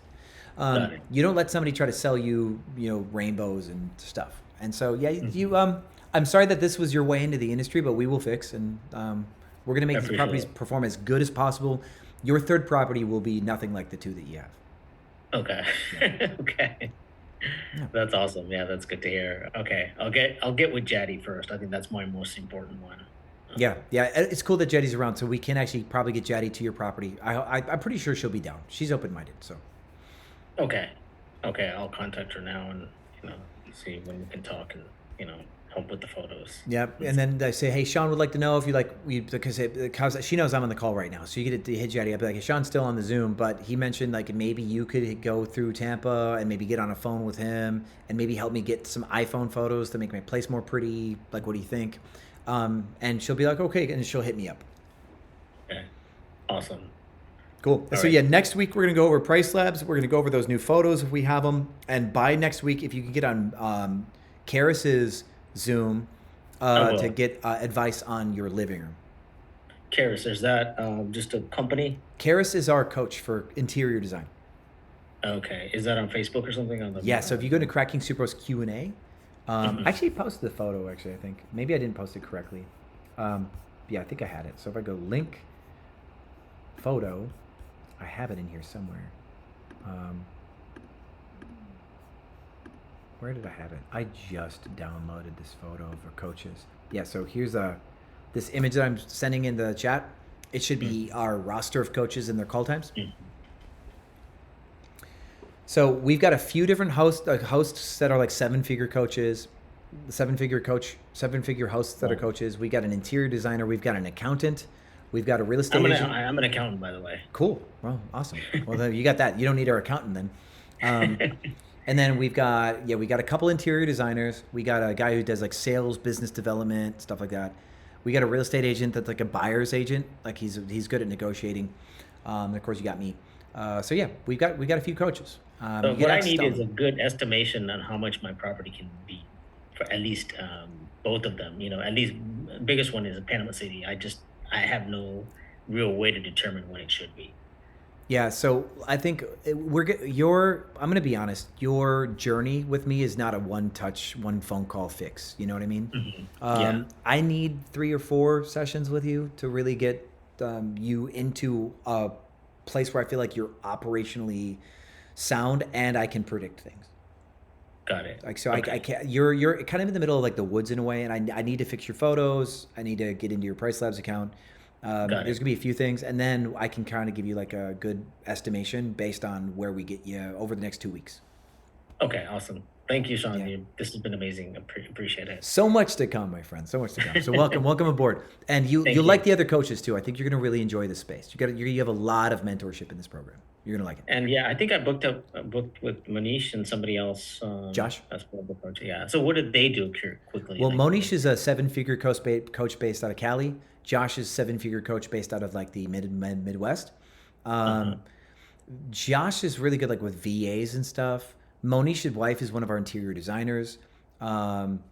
And that we all have kind of our own like worldview on short-term rentals. So it's really just good to like talk to all of us and get feedback, right? Because we all have basically talking to them and getting opinions on my place, right? Yeah. So you get a good amount of robust feedback from us. That's the point. Okay, cool. Yeah, this is awesome. Appreciate it. Yeah, it's good to have you here, man. So yeah, next week we're gonna dive into the Price Labs, and hopefully Jaddy and I can get you new photos before next week. Those are gonna be the two main things that we want to accomplish. Yeah, I'll talk to her now. I'll send her a message on Facebook. Well, rock on. And then I'm gonna look for user. I'm gonna assume it's Joe next time. So yeah, I'm gonna sign in. I appreciate that. Thanks. Okay, thank you. Yeah, no problem.